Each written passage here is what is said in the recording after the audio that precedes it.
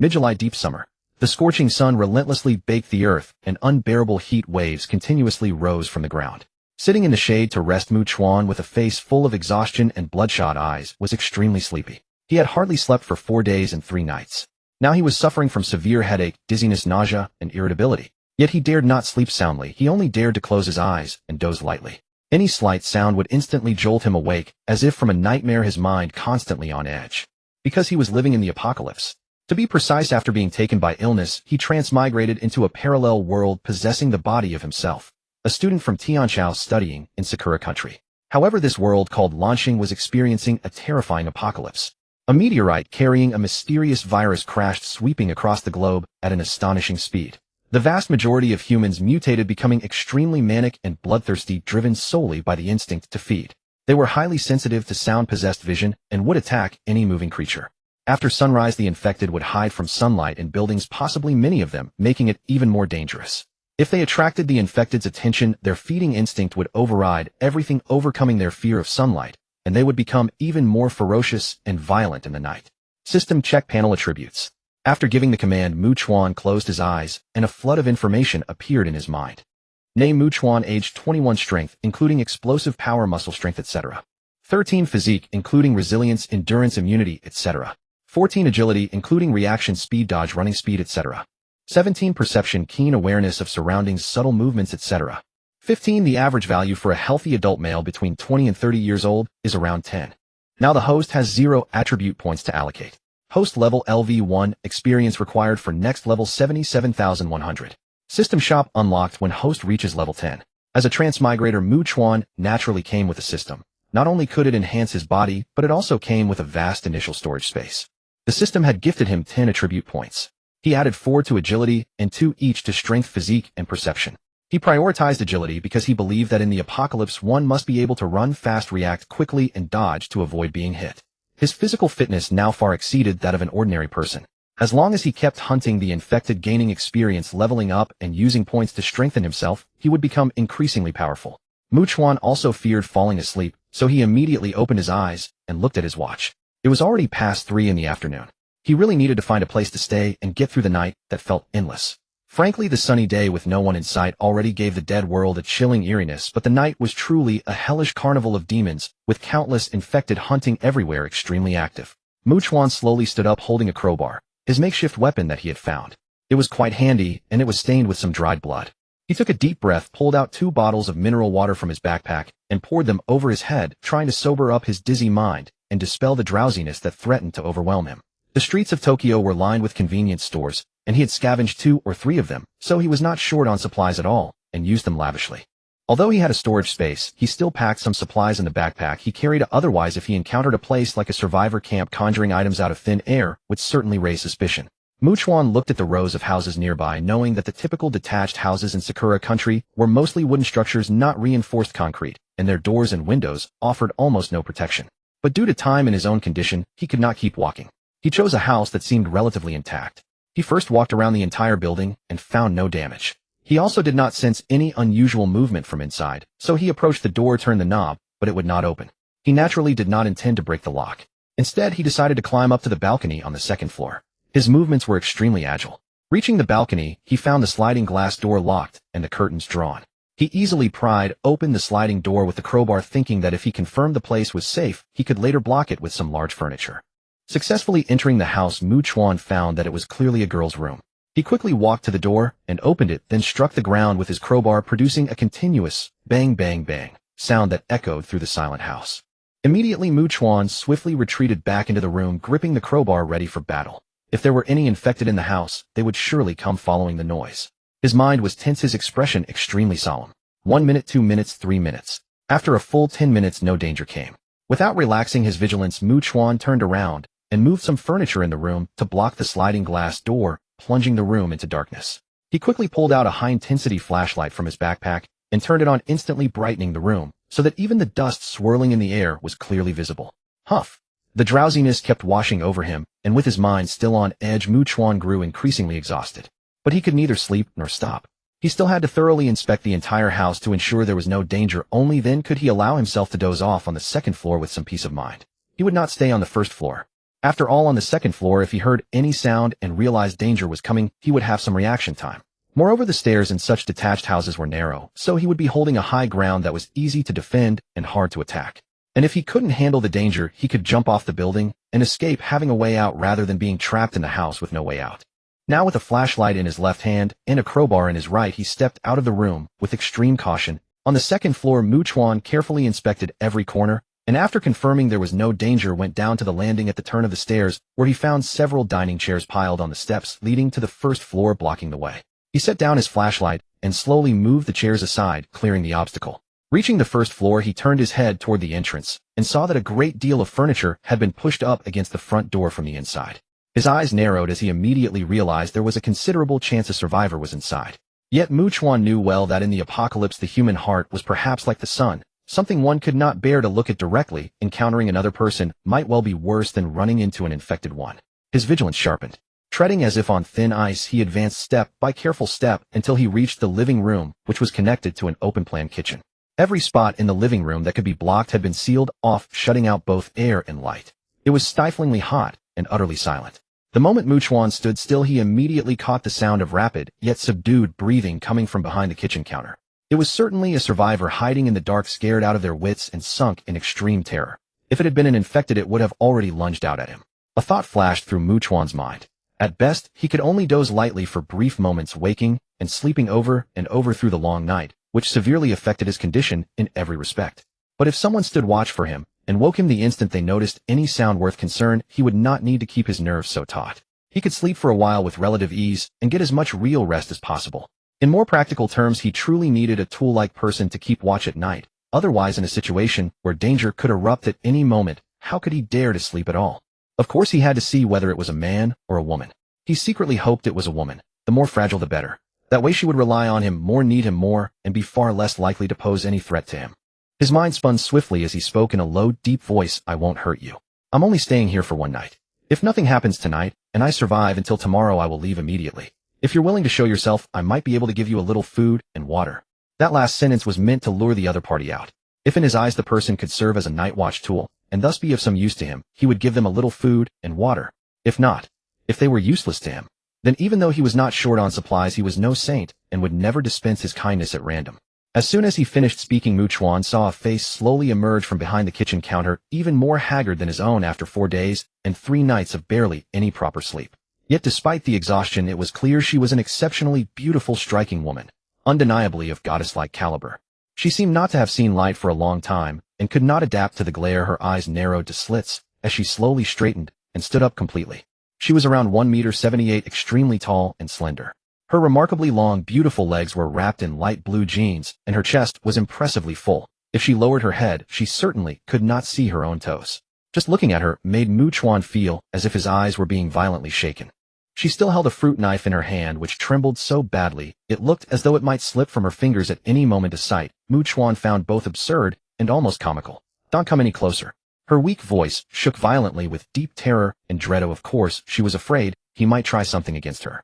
If he truly intended to do that, she would either submit without resistance or at the first opportunity use the fruit knife in her hand to kill herself. Chuan meanwhile studied her for a moment in silence, then took a bottle of mineral water and a bag of vacuum-packed bread from his backpack, placed them on the dining table, and turned away without looking back, heading to sit at the stairway to the second floor, where he switched off his flashlight. Not long after, from the still, suffocating darkness, came the woman's voice. Sir, hello, may I borrow your flashlight for a bit? Two can't see. She dared to approach because in a world no longer bound by law or morality, the fact that this man had not forced himself on her already marked him as someone who still held to a bottom line. Hearing her, Chuan turned on the flashlight and saw her coming up with the food and mineral water in hand, sitting down a short distance away beside him. She did not speak to him, merely sat there and ate in small, careful bites. At some point she realized that Chuan had already fallen asleep. Chuan was of course only feigning sleep. There was no way he would trust this woman outright. He at least had to see whether, when he appeared completely defenseless, she would try anything. He needed to test her with utmost caution. The woman hesitated, then rose, walked over to him, switched off the flashlight, and then obediently curled up to one side. Time seeped by. Night seemed to have completely swallowed the day, and from outside came all kinds of sounds from time to time, as if hordes of infected were roaming wantonly everywhere. Shrill, wretched howls rose again and again, making one's heart pound violently in their chest. Unable to sleep and forced to keep his nerves taut, he felt time crawl unbearably slowly. In this darkness where one could not see their own outstretched hand, any sudden tiny sound could magnify the fear and oppression in one's heart beyond all proportion. They endured like this until dawn of the following day. The moment Chuan switched on the flashlight, he saw the woman's eyes fly wide open only for her to clamp them shut again, unable to bear the sudden light. Having gone yet another night without sleep, Chuan's head felt even more swollen and muzzy, as though he were nearing his limits.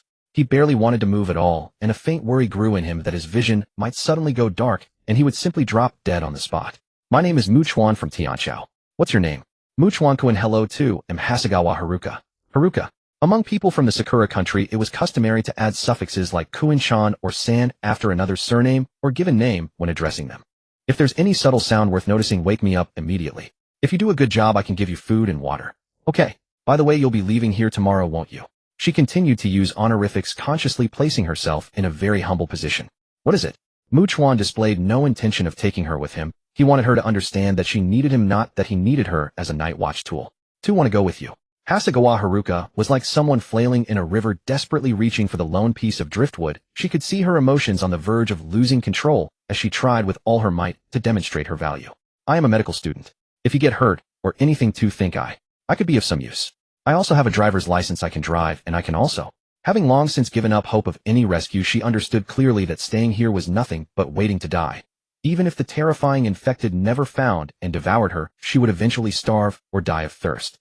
Upon hearing that she was a medical student, Chuan's first thought was that he could learn many basic medical techniques from her and master them himself, thus gaining another useful skill. After all medical equipment and diagnostic tools were now practically unusable, there was no need for him to study anything too advanced. Chuan gazed at Hasegawa Haruka, who seemed to serve more than just a night watch, and said flatly, "You can walk out this door with me, but I won't protect you. If danger arises and I can't handle it, I'll leave directly." He wouldn't run from one or two infected. He needed to kill them for experience points to level up and gain more attribute points, constantly strengthening himself to become stronger. But if he couldn't handle it, he'd flee without hesitation. Hasegawa Haruka swallowed hard upon hearing this, then stammered nervously, Chuan, "Are the monsters outside really that terrifying?" Chuan nodded and laid his cards on the table. "You must overcome your fear. If you start screaming in terror upon seeing an infected, I'll leave just as quickly." Of course, saying overcome fear was easy, just a matter of words, but actually doing it was far from simple. For instance, some people are terrified of cockroaches or rats and recoil from them, let alone facing infected beings far more horrifying than zombies. Moreover, unlike zombies, these infected didn't move slowly or rot. They could run at a speed comparable to a normal person, possessed inexplicably superior strength and resilience, and felt no pain, fear, or hesitation. Hasegawa Haruka clenched her fists tightly, nodded obediently, and said, "To understand. I won't let you down, Chuan." She genuinely comprehended his bluntness. In this dangerous apocalypse where no one could be sure of tomorrow, it was already a feat to protect oneself. Who had the leisure to look after others? What did she have to offer Chuan in return? Simply because she was a beautiful woman with a good figure. Honestly, she thought that the fact he hadn't taken advantage of her at first sight showed he had some principles. Being with someone like him meant she might survive with a shred of dignity. Seeing he wasn't speaking, she asked sweetly, "Chuan, are you planning to leave Tokyo and head to a sparsely populated area?" That was obvious. Even though Chuan was Chinese and not very familiar with Sakura country, he knew Tokyo's population density was staggering. How many infected were there here? He couldn't even imagine. However, many rural areas in Sakura country were nearly deserted, offering relatively safer zones. Of course, he couldn't go there yet. He needed to keep leveling up, strengthening himself, and upgrading his storage space to stockpile a lifetime's worth of supplies, since in the storage space they would never expire. Despite Tokyo's danger, it was a treasure trove of resources. He would have to stay here for a long time. "Do you have a bicycle at home?" Chuan asked. Cars and motorcycles were useless now. Roads were blocked by piled-up vehicles, and the noise would attract the infected. Using such vehicles was like deliberately gathering monsters, which was basically suicide. So since he wasn't planning a long-distance journey, yet he decided to get a bicycle. It was quiet and didn't need gas. "Yes, but it's a women's model I used for school. It has a back seat, can carry someone." After she answered, Chuan took out some food and water from his backpack, handed them to her as a brunch, and said, "When you're done, turn off the flashlight." Then he closed his eyes and fell asleep within seconds. Hasegawa Haruka ate and drank. She had actually managed to sleep a little during the night. Though surrounded by darkness, she wasn't alone anymore, and her fear and pressure eased slightly. Now she secretly observed Chuan. He was handsome, decent, and capable, traveling alone and still securing supplies. As everyone knew, people in Sakura country inherently admired the strong, and most women around the world were drawn to powerful and handsome men. Moreover, she understood that if she stepped out of her house, she would have no means of self-defense and would have to rely on this man. If she wanted to live decently and have him try to save her when danger struck, she would need to win his heart. So after finishing her meal, Hakusegawa Haruka slowly moved closer. But Chuan seemed extremely sensitive to movement. He instantly opened his eyes, burst up, and thrust the crowbar at her. So after finishing her meal, Hakusegawa Haruka slowly moved closer. But Chuan seemed extremely sensitive to movement. He instantly opened his eyes, burst up, and thrust the crowbar at her. If he hadn't stopped in time, it would have pierced her eye and come out the back of her skull, killing her on the spot. This startled her greatly. What do you want? Chuan asked coldly. She hesitated, too embarrassed to speak. Speak. She trembled, then blushed deeply, pointing at her lips, and then at a certain part of his body, the meaning unmistakable. She hurriedly added, I swear, I've never been in a relationship. I attended all-girls schools from middle school through university. But I'm not completely ignorant, and this wouldn't make any noticeable noise. I just want to do something to make you happy. She was indeed a virgin. Before the apocalypse, she had been traditional and conservative, focusing on her studies to become outstanding, so that after graduation, she could meet a similarly excellent man worthy of her lifelong commitment. She wanted to give the best of herself to the man who would be her husband. After all, in every country there are both conservative and open-minded women. But the apocalypse had struck suddenly. Now for her, having a man who treated her like a person, gave her food and drink, and would protect her as much as possible, was enough to make her follow him forever. Hearing this, Chuan withdrew the crowbar and said, Don't disturb my rest. Next time I might not be able to stop. If they were in a relatively safe place, and she was willing, he wouldn't mind indulging. After all, with no guarantee of tomorrow, living day by day, his nerves were always taut, and he could use the release. But after so long without sleep, he just wanted to rest, not anything else. Watching Chuan close his eyes, a frightened Hakusegawa Haruka dared not try again. She turned off the flashlight and sat still, not moving a muscle. But she silently resolved to try again when he was well-rested and in a good mood. Mokawa slept deeply and long, and after this full and effective rest his condition was markedly better than before. He looked refreshed and spirited. Of course, upon waking he immediately noticed that Harukawa Haruka had changed clothes while he slept. They were on the second floor, after all, quite close to her room. She now wore a fashionable outfit that elegantly accentuated her graceful curves, her stunning long legs sheathed in black stockings. It was quite a pleasing sight, one that made it hard to look away. A charming smile graced Harukawa Haruka's beautiful face as she asked softly and meekly, Mukawakan, is this outfit suitable for moving around? I suppose so, Mokawa replied with a dismissive nod. Harukawa Haruka then picked up the backpack she had quickly packed while he slept. As she was about to put it on, Mokawa said directly, You carry my bag. Mokawa caught glimpses of stockings in various colors and other women's garments. After she finished, Haruka slung on the backpack and followed Mokawa downstairs. At the entrance, she took out a pair of running shoes suited for sprinting from the shoe cabinet, and after putting them on Mokawa caught glimpses of stockings in various colors and other women's garments. After she finished, Haruka slung on the backpack and followed Mokawa downstairs. At the entrance, she took out a pair of running shoes suited for sprinting from the shoe cabinet, and after putting them on, Mokawa opened the door and stepped outside. Outside the sun was bright, and the sky was a clear, cloudless blue. Gazing out the door, a sudden, overwhelming sense of dread surged through every corner of Haruka's being. Her long legs clad in black stockings trembled visibly, and she seemed utterly unable to take a step forward. You'll wait 10 seconds, came Mokawa's somewhat indifferent voice. Clenching her hands into tight fists, Haruka hurriedly rushed out. Then, without needing any instruction from him, she walked over, unlocked the bicycle, and wheeled it over. Mokawa got on the bike, and Haruka settled onto the rear seat, raising her arms to tightly embrace his waist. He immediately felt her hold him firmly, and an inexplicable intense sensation washed over him. In any case, it was something a man would find deeply pleasurable. As they rode out, Haruka saw various vehicles crashed into one another on the street, blocking the road in chaotic disarray. Many were tilted or overturned, and some cars had plowed halfway into houses, leaving only their rear ends visible. Bloodstains were splattered across the ground and walls, and dismembered limbs were not uncommon. A truly horrifying, ghastly sight. Under the bright, blazing sunlight, it somehow seemed even more desolate and eerie, a scene that struck terror into the heart. Haruka felt a chill run through her entire body, her heart pounding wildly, yet holding on to Mokawa gave her a semblance of safety. She then asked in a strained, trembling voice, Mukawakan, can we use things like guns? Unless you're certain there are no other infected nearby, or unless you have something like a silencer firing a gun, we'll just draw them all in. Mokawa retorted bluntly. Besides, can you even guarantee a headshot every time? This wasn't a game. Without proper training, landing a shot on the head of a fast-moving infected was incredibly difficult. When she remained silent, Mokawa took the initiative to ask, You know this area pretty well, right? Are there any sturdy buildings around? He was looking for reinforced concrete structures once he could board up the windows on and reinforce thoroughly to serve as temporary safe houses. From there he would use them as a base during the day to hunt down nearby infected, leveling up and growing stronger, and at night, he would have a relatively secure place to sleep. Of course, he needed to set up several temporary safe houses close to one another. That way if one came under attack and couldn't be held, he would know exactly where to retreat and flee. He had a plan in his mind and knew exactly what he needed to do. Mukawakan, I had a good female friend in high school. Her family was quite wealthy, and they lived in a big villa with tall walls. I've been to her house before and I know where it is. It's about 10+ kilometers from my place. Would that meet your requirements? After she finished asking, she not only received no reply from Mikawa, but also noticed he had stopped pedaling. Looking around, she spotted a convenience store not far away. Keep an eye on the surroundings here. I'm going inside to gather supplies. If you notice anything, come find me immediately. Mikawa gestured as he naturally planned to store everything in the convenience store into his inventory space, so he couldn't bring Haruko along. After handing him the backpack she was carrying, she watched as he walked over, crowbar in hand.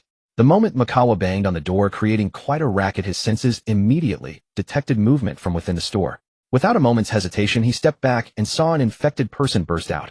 Clad in a convenience store uniform, eyes blood red and bulging, so wide they seemed ready to pop from their sockets, face covered in bulging veins, lips blackened. A truly hideous and terrifying sight. Only one came charging out with no others following. Mikawa figured he was in luck. Given Tokyo's incredibly dense population, running into a lone infected was an extremely rare occurrence. Meanwhile, Haruka, who was nervously glancing around in every direction, saw the infected for the first time. Her graceful body gave a violent shudder, and she instinctively wanted to scream, but she quickly clamped both hands over her mouth. She then watched as Mikawa, wielding his crowbar, fearlessly approached the creature. The infected, occasionally letting out blood-curdling, grating growls, lunged forward like a ravenous beast driven purely by instinct, flailing wildly.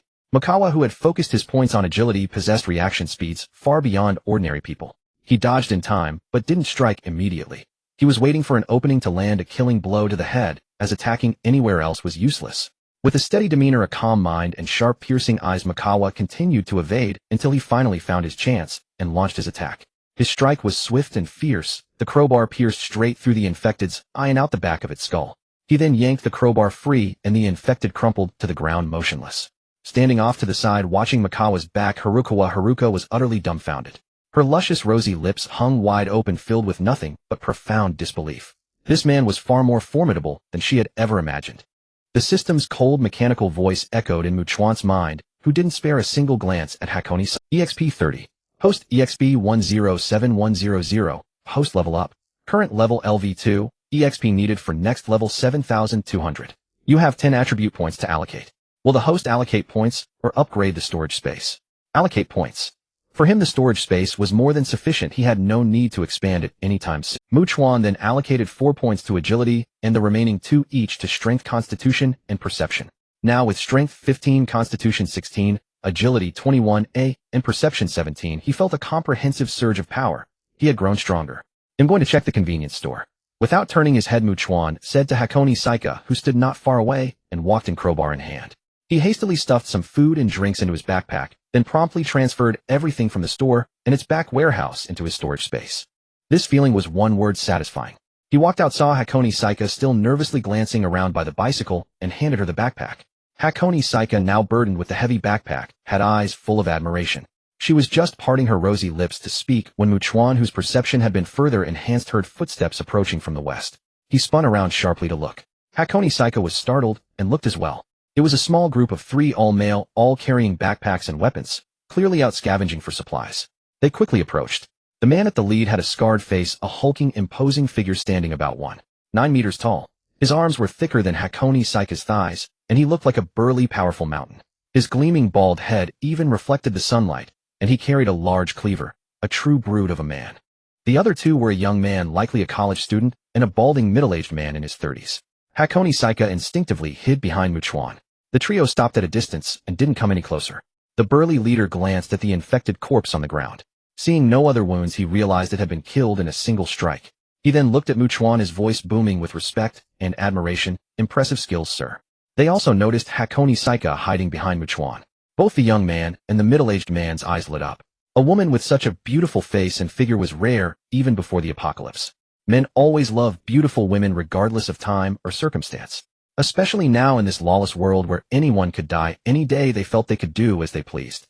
They immediately thought about killing the handsome young man before them, believing the woman would then naturally belong to them. My name is Fukunaga Yusuke. What might your name be? The tall, sturdy man asked. He in contrast paid no attention to Hakone Saika. A pretty young woman was useless for his survival in this world. She was nothing compared to a powerful man with impressive skills. Fukunaga Yusuke wasn't foolish. He knew that if he wanted to do more than just survive day by day, he had to cooperate with strong allies. So he wouldn't give up the chance to recruit a man who could take down an infected in one hit just for a woman. Chuan, your name? Are you from Tianqiao? Fukunaga Yusuke's words hung in the air as Chuan nodded without hesitation. A flicker of surprise crossed Fukunaga Yusuke's face. The reason was simple. Even before the apocalypse, Fukunaga Yusuke harbored a deep-seated dislike and disgust for people from Tianqiao. This entrenched feeling built over the years wouldn't change just because the world had ended. In fact, it wasn't just him. Most people from Sakura country harbored a similar animosity, even if they didn't show it. Therefore, the idea of recruiting Chuan quickly vanished due to his personal bias. He stood there hefting his cleaver and said in a condescending tone, "Leave the woman and the backpack, then get lost." He truly didn't consider Chuan a threat. If a fight broke out, he was confident that with his superior size, strength, and weapon, the worst he'd suffer was a minor injury, but Chuan would certainly die. However, living in this apocalypse, Fukunaga Yusuke was unwilling to risk any injury. So he didn't verbally express his intention to kill Chuan. But if Chuan actually turned to leave showing his back, he would immediately seize that opportunity to strike. Since he had already made an enemy, taken the man's woman and supplies, why let him go and risk future revenge? Wouldn't that be the height of foolishness? His thoughts also revealed that he had no expectation of help from the two men with him in a fight. He kept them around only as a contingency to distract any infected he couldn't handle so he could escape. Hearing this, a look of alarm spread across Hakone Saika's beautiful face. "Don't make me repeat myself," Fukunaga Yusuke said menacingly, his voice thick with murderous intent. "I'm giving you a chance to live. Don't squander it." The two men beside him, seemingly emboldened by his presence, chimed in. "Didn't you hear what Fukunaga-sama said, you Tianqiao man? You should be thanking him for his mercy, and then get the hell out of here." They were completely confident and arrogant, looking at Hakone Saika with undisguised greed in their eyes. After all, Fukunaga Yusuke was formidable, and they were all armed. How could three armed men possibly lose to Chuan? Hakone Saika bit her lip anxiously, her heart filled with dread. Even just Fukunaga Yusuke alone was a threat with his size and weapon, clearly a tough opponent. With two more armed helpers, it was 3 against 1. She felt that if it came to a fight, Chuan would certainly die unless a miracle happened. And if she didn't want to become a pathetic plaything, she would have no choice but to kill herself. The two men beside Yusuke Fukunaga were stunned. Did this Makawa truly believe he was so audacious as to think he could take on 3 at once? Who did he think he was? Superman. You two go. Yusuke Fukunaga bellowed, intending for these two worthless men to charge first, while he followed closely behind, forcing Makawa to engage them first. The young man and the middle-aged man naturally dared not disobey Yusuke Fukunaga's orders. Coupled with their own greed, they too wished to cut down Makawa and seize Haruka Asegawa. Blinded by lust, they truly charged forward with reckless abandon, their strides widening. Yusuke Fukunaga followed a meter behind them, his large cleaver gleaming blindingly in the sunlight. He planned to strike swiftly when Makawa attacked one of the two, seizing that perfect opportunity. That brat Makawa would never react in time. Haruka Asegawa's heart was in her throat, her watery, beautiful eyes filled with worry, her lovely face etched with anxiety. She prayed fervently in her heart, "Makawa-can, please don't get hurt." In that instant, when the young man swung his weapon with a vicious expression, attacking Makawa with wild, unorthodox strikes, Yusuke Fukunaga immediately noticed that Makawa's evasive speed was abnormally fast, seeming to transcend human limits. Makawa's offense was equally swift and ferocious. The crowbar pierced cleanly through the young man's eye and out the back of his head. Fluid and seamless, one fluid motion. The young man dropped dead on the spot. So fast, like thunder and lightning, it left Yusuke Fukunaga momentarily dazed, a deep shock stirring within him. The bald, middle-aged man, weapon in hand, was terrified. He instinctively turned to flee, but immediately felt a soul-rending agony. His face pale with terror, he looked down and saw the crowbar protruding from his chest, having pierced straight through his heart. Yusuke Fukunaga snapped back to reality, his cleaver slashing swiftly at Makawa, who had yet to retrieve his crowbar. The blade tore through the air with a whistling howl. To his horror, Makawa dodged the strike with ease, appearing utterly composed and unhurried. Yusuke Fukunaga's expression shifted considerably. Even witnessing it with his own eyes, he found it hard to believe a person could react so fast. Honestly, the pressure was mounting within him. No matter how strong he was, if he couldn't land a hit on the incredibly agile Makawa, all his effort would be in vain. Haruka Asegawa meanwhile stared wide-eyed at Makawa's back in disbelief. She knew he was formidable, but to take on 3 at once, and swiftly dispatch 2 in the blink of an eye. She no longer saw anything wrong with killing now, as she had cast aside the moral codes of the pre-apocalyptic world. After all, if Makawa didn't kill them now, they would surely kill him, and she wouldn't fare any better. Of course Yusuke Fukunaga was still standing, so Haruka Asegawa couldn't truly breathe a sigh of relief. Still anxious, she watched Fukunaga swing his cleaver again, but Makawa, holding his crowbar, moved with remarkable grace, dodging the strike with the same incredible ease. Makawa did not underestimate Yusuke Fukunaga. This burly bear-like man was no weakling to be easily dispatched like the previous two. Missed again. Yusuke Fukunaga realized he had made a grave error, greatly underestimating Makawa. And because he knew this, his movements became faster and more ferocious. The cleaver came down in relentless chops and horizontal slashes. Relying on his sturdy build and the reach of his weapon, he launched attack after attack, determined to give Makawa no opening to strike back. But every swing missed, and Yusuke Fukunaga's anxiety grew. His heart pounded violently, refusing to settle. Cold sweat beaded across his face. He was wavering between continuing the fight and turning to flee at full speed when suddenly Makawa made his move. It was no exaggeration to say the speed was so fast Yusuke Fukunaga could barely react, truly swift as a thunderbolt. Thud! The crowbar pierced straight through the arm holding the cleaver, emitting a dull, heavy sound. A surge of excruciating pain flooded Yusuke Fukunaga's mind like a tidal wave. Unable to bear it, his hand went limp and the cleaver clattered to the ground. His face contorted in agony, he let out a pained howl. Makawa moved again, his fist slamming into Fukunaga's chest. He wanted to see just how much raw power his fists could unleash without a weapon. Bang! Another impact resounded. Yusuke Fukunaga felt his bones snap under the immense force. He couldn't believe it. Was this brat even human? How could he be this strong? And so fast? He couldn't comprehend it, couldn't withstand the force. He was driven back, stumbling with chaotic steps, but his eyes, fixed on Makawa, now held a glimmer of awe and fear. Deep within he was racked with regret. If only he hadn't provoked Makawa. Yusuke Fukunaga's remorse was overwhelming. The scent of death was closing and suffocating, and his primal survival instinct took over. In sheer terror he begged, "Don't kill." His plea was answered by the incoming crowbar, which pierced through his chin and out the top of his skull. Yusuke Fukunaga, his eyes wide open, lost his life. Haruka Asegawa watched dumbfounded as Makawa picked up the cleaver and walked into the convenience store, his figure briefly disappearing. He was of course storing the cleaver in his spatial storage. Standing there in a daze, Haruka Asegawa's heart pounded like a frantic deer. She seriously wondered if she had encountered the most powerful man of the apocalypse. 1 against 3, and he had eliminated them all in such a short time, leaving none alive. If there was any place in this world that was safe for her, it had to be by Makawa's side. As her heart swelled with emotion, Makawa walked back over to her. Haruka Asegawa felt an overwhelming sense of security envelop her, something a woman could not refuse from the very core of her being, something she would deeply seek, adore, and lose herself in. Makawa looked at her and said calmly, "Let's go check out the villa belonging to your high school classmate's family." Haruka Asegawa nodded eagerly. They got into the car, and she clung to Makawa's waist, even tighter, pressing her cheek against his back, secretly breathing in his scent. Barely 300 meters from the convenience store, a book flew out from a residential building and landed on the street. Makikawa glanced around and quickly spotted a young man and woman standing by a second-floor window waving at them. The pair soon emerged and approached them on the street. They didn't look particularly malnourished. "Hello, I'm Yuji Yuki, and this is my wife Yuri Yuki." The man wore a fawning smile, speaking humbly. "We saw you fight those monsters earlier. We know you're incredibly powerful, a true master. We'd be honored to follow you. We can do anything, and... He coughed, a flicker of hesitation crossing his face before he continued, "My wife is quite attractive, you see. Following a man of such strength meant safety and a better chance of survival." Makikawa and Haruka Hanagawa understood his implication immediately. Haruka even noticed Yuri looking at her with an indescribable gleam in her eyes, as if envious of her for having such a powerful man. For some reason Haruka felt a strange surge of vanity and instinctively tightened her hold on Makikawa's waist. "You two should go back," Makikawa said. He had no use for followers nor any intention of building a faction. With his physical abilities far surpassing ordinary men, a storage space, and no shortage of supplies, he had no need for manpower. What would be the point of forming a faction? To save every person in this country. He wasn't that noble. Hearing this, the couple's faces fell. Yuji lowered his head, a shadow of gloom passing over his features, then dropped to his knees. A gesture considered less shameful here than in other cultures. "Please take us with you. I beg you." Yuji pleaded, his voice trembling. Makikawa ignored him and pedaled forward. Seeing Haruka's bulging backpack, Yuri quickly asked, "We're out of food and water. Could you spare some?"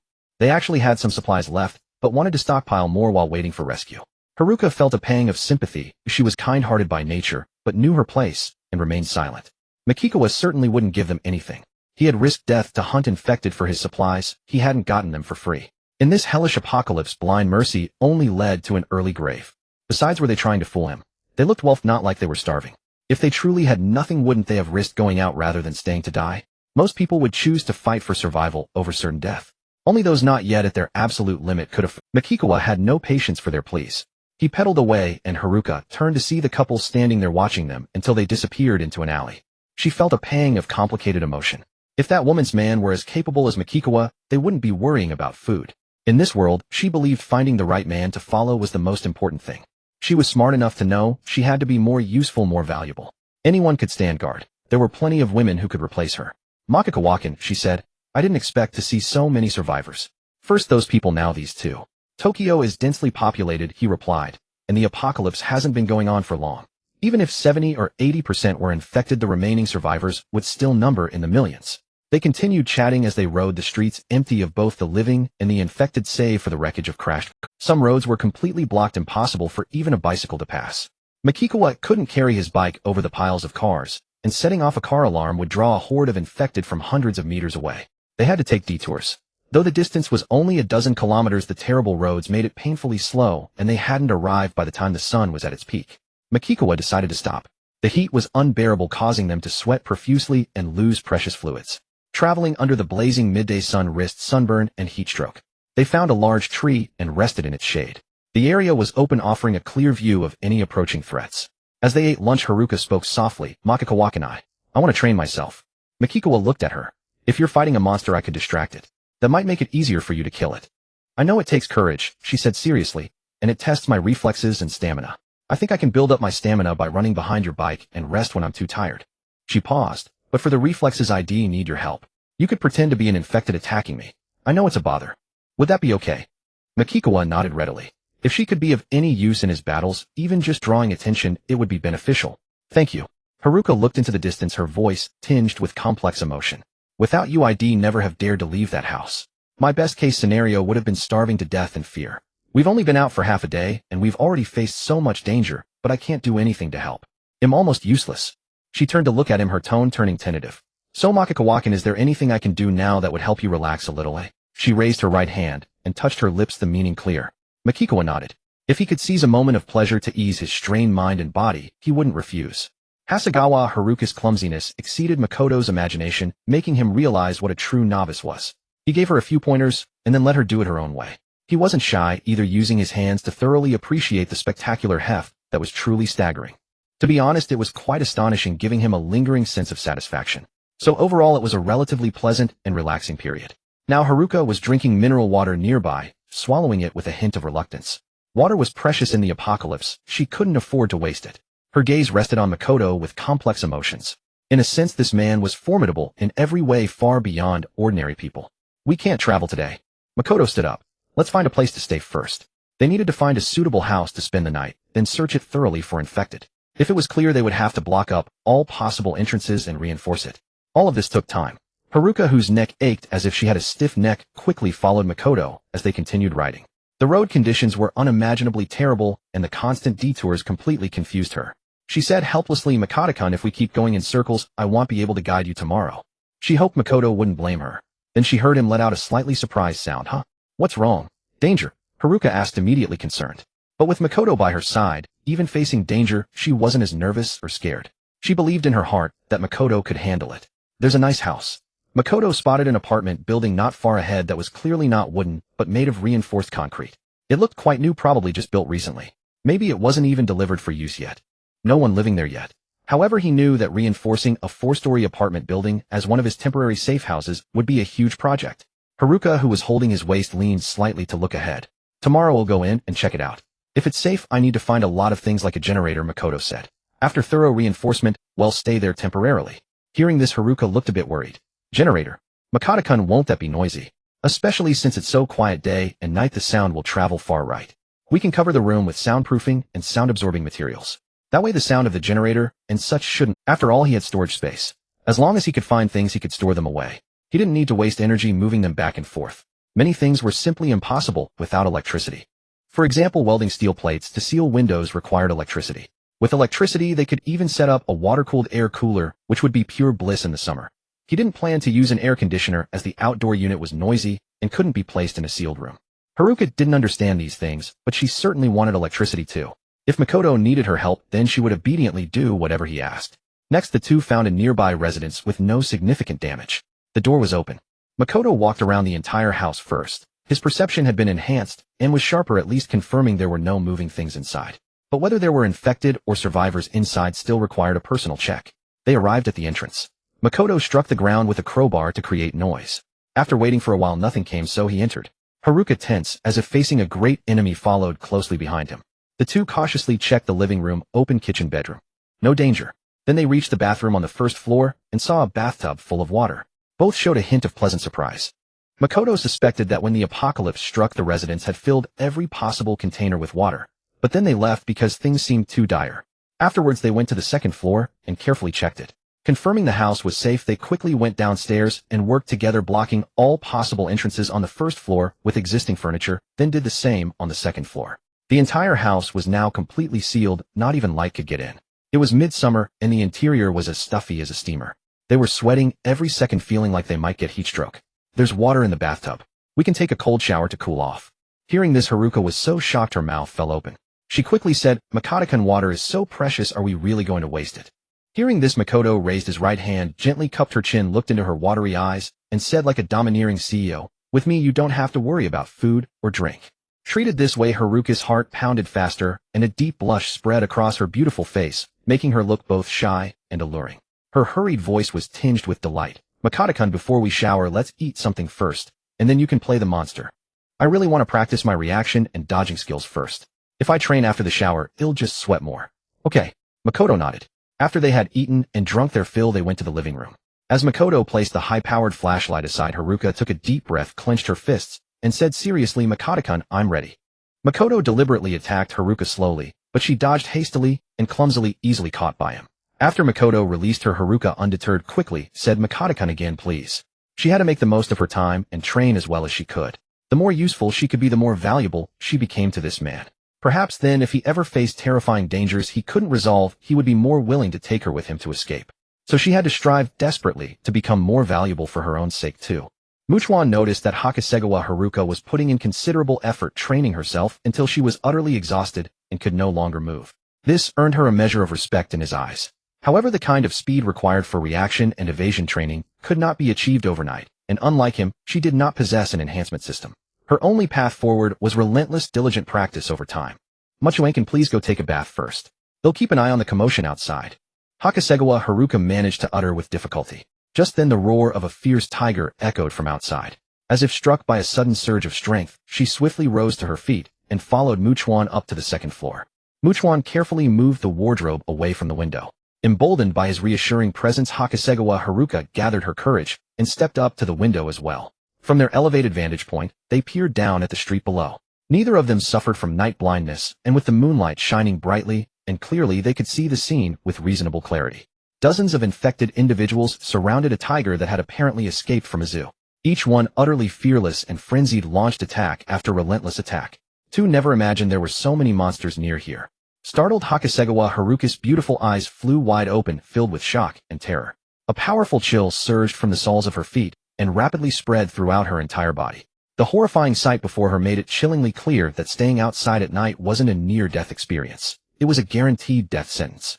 And if they were foolish enough to engage in any activities, and she lost control and screamed hysterically, how far would the sound travel in this dead silent night? Caught in such a perilous situation, one misstep would be akin to actively attracting a horde and courting their own destruction. If they truly wished to conduct their business, their best bet was to do it in a relatively safe place, a room equipped with soundproofing and sound-absorbing materials. Hakusegawa Haruka turned her head to look at Chuan. His face showed neither fear nor worry. It was as calm as still water. She proactively moved closer to him, reaching out to intertwine her hand with his. Chuan's attention, however, wasn't on her. He was fixated on the scene outside. Although the tiger was the king of beasts, it was utterly overwhelmed by the relentless siege of dozens of infected. It was gravely wounded, lying on the ground, barely breathing. Then, as if partaking in a grand feast, the infected eagerly descended upon the tiger, voraciously devouring it on the spot. The gruesome sight churned her stomach violently. Hakusegawa Haruka quickly raised her other hand to cover her mouth, turning her face away, unable to watch any longer. She was afraid she might vomit. While Chuan maintained his composure, the cold, mechanical voice of the enhancement system echoed in his mind. Host, please note under the influence of the mysterious virus, the infected will undergo gradual changes in their physique and other aspects over time. Hearing this, Chuan's mind tightened. Different changes. Did that mean they would become even less human? More like unimaginable, unspeakable horrors. Furthermore, if the infected consume all living creatures, including survivors, the infected tigers, lions, elephants, monkeys, cats, dogs, rats, cockroaches, and so on, there is a small probability that the mysterious virus will undergo a more terrifying and dreadful mutation. A grave expression settled on Chuan's face. Both pieces of information from the system were extremely bad news. He then watched as the infected that had eaten the most tiger meat seemed to be sated.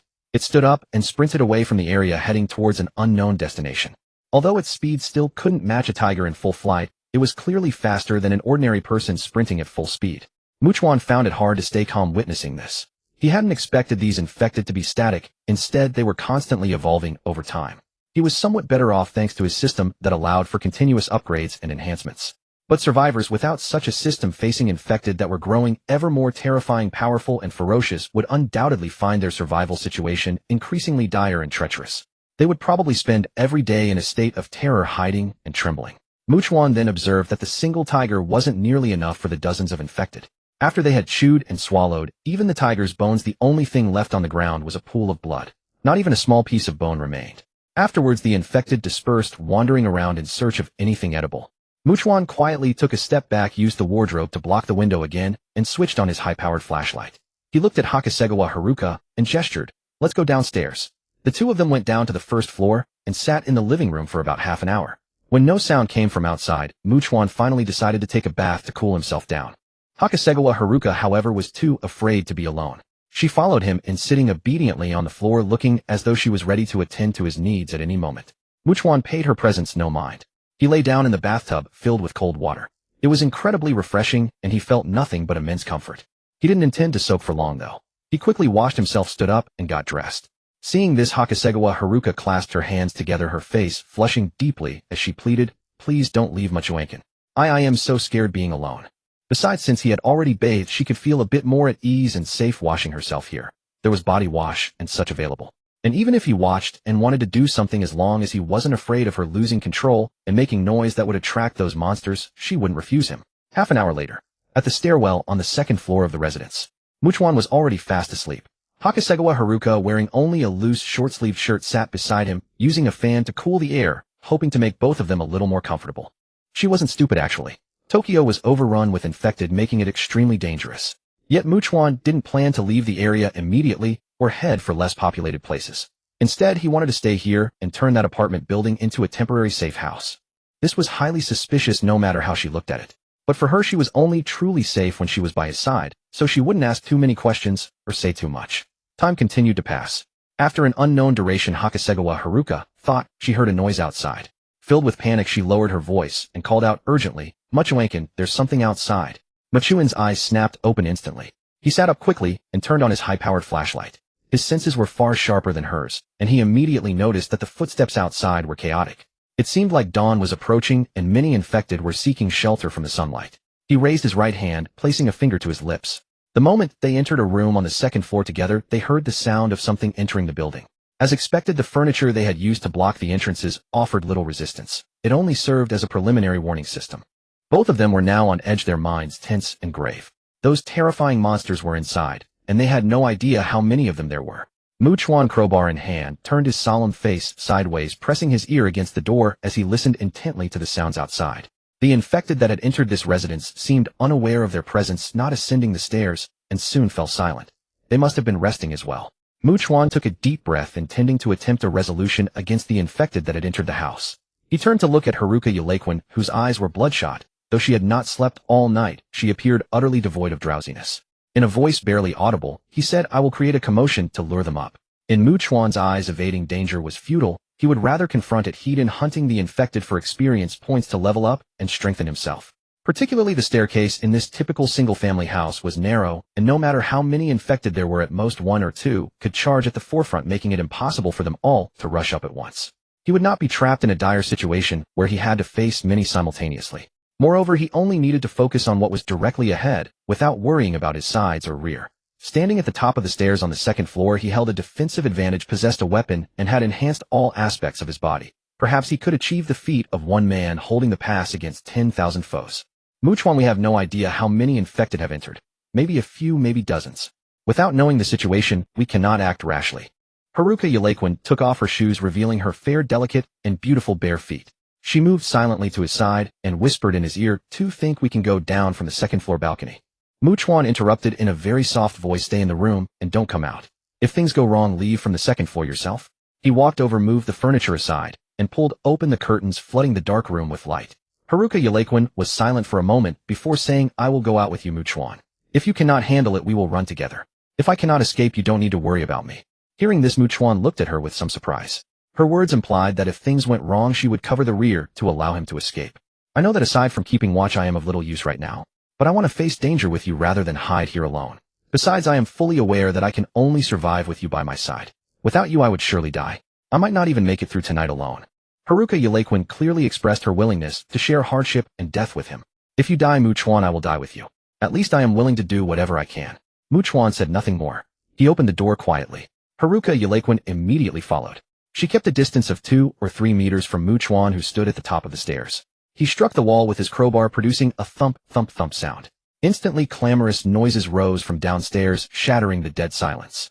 The infected seemed to be frantically searching for a way up, accompanied by terrifying shrill and low roars. Just hearing the sounds, Haruka Yalaquin's heart churned with immense waves of fear, dread, unease, and worry, causing her body to stiffen, her face to pale, and her breathing to become involuntarily rapid and heavy. Bang! Chuan saw an infected find the way up, sprinting straight up the stairs, only to crash into the wall at the landing. It fell, but feeling no pain, driven solely by a maddening urge to feed, it scrambled up with a terrifying, ferocious expression, charging upward like a starving tiger, spotting a fat sheep, intent on pouncing on Chuan and devouring him. Chuan remained calm and unflappable. When the infected entered his striking range, he swiftly and ferociously drove the crowbar through its head from above. The moment he pulled the crowbar free, the infected collapsed. He kicked it, sending it sliding down the stairs to the landing, where it lay still. Experience points, 35. The system's prompt sounded. Chuan immediately noticed that the experience gained from hunting the infected had increased slightly today, which strongly indicated that the infected were indeed growing stronger each day. Soon a second infected charged up, but tripped over the corpse of the first, then scrambled up on all fours like a spider. Chuan dispatched it in the same manner. Experience points, 35. Then a third, fourth, and fifth infected came one after another, relentlessly surging forward. Thanks to his various advantages, Chuan killed them with relative ease. However, the number of infected that had taken refuge in this house from the sunlight was somewhat beyond his imagination. There were 11 in total. Now the stairs leading to the first floor were piled high with the bodies of the infected, and he had gained 385 experience points, leveling up directly. He allocated the points to his attributes: Strength 17, Constitution 18, Agility 25, Perception 19. Host's current level LV30, experience required for next level 192,300. I will go downstairs to check. If there is no danger, I will come back. We'll have something to eat and drink, then you sleep while I go to check that apartment building. Chuan looked at Haruka Yalaquin. During the day, the infected won't come out unless they are attracted by noise, so this house is relatively safe. Having not slept all night, and with the crisis resolved, Haruka Yalaquin, now relaxed in mind, naturally felt sleepiness washing over her. But in her heart, she still wanted to be with him. For her, without Chuan by her side, she felt no sense of security. She had already begun to rely on him emotionally. However, she also had to be very obedient, doing whatever Chuan said. Chuan temporarily left, went downstairs to conduct a thorough check, found no danger, sealed the breaches with overturned furniture, and circled the house outside before returning to the second floor. After they ate and drank their fill, Haruka Yalaquin lay on the floor and closed her eyes while Chuan stood up, intending to act quickly. He first threw all the infected bodies from the stairs out onto the street, then immediately arrived at the front of the new apartment building. However, before he could enter, he sensed numerous footsteps, not the chaotic steps of the infected, but those of survivors. He was somewhat surprised. There were people here. He stopped and did not enter. Before long, he saw a middle-aged man in a loose kimono exuding an imposing aura step out, holding a cherry blossom sword. Chuan was certain that this middle-aged man was far more formidable than the tall and burly Yusuke Fukunaga. He was a true martial artist, whereas Fukunaga was merely large and imposing in appearance.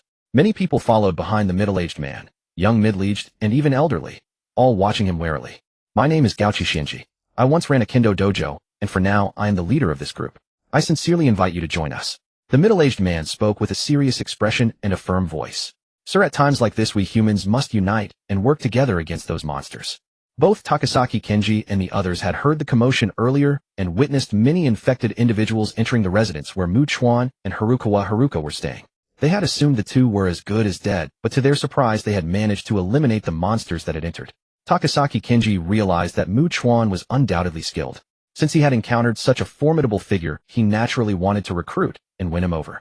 He needed to gather all kinds of talents and elites to continuously strengthen his team, and only then could he better protect his daughter. Chuan, however, shook his head in clear refusal. He had absolutely no interest in joining any faction. Inwardly, he felt a bit regretful that the house he had his eye on was already occupied, and by quite a few people at that. Takasaki Kenji seemed unwilling to give up, speaking with a serious tone and countering without answering directly. Sir, no matter how powerful you are, you can fight a few monsters, perhaps even a dozen or so, if you have the advantage of terrain, but can you fight dozens or even hundreds? Not only he but everyone understood the principle that no matter how strong an individual is, there is a limit. They were unaware that Chuan was a man with a system. So let me put it bluntly, your stamina is not infinite.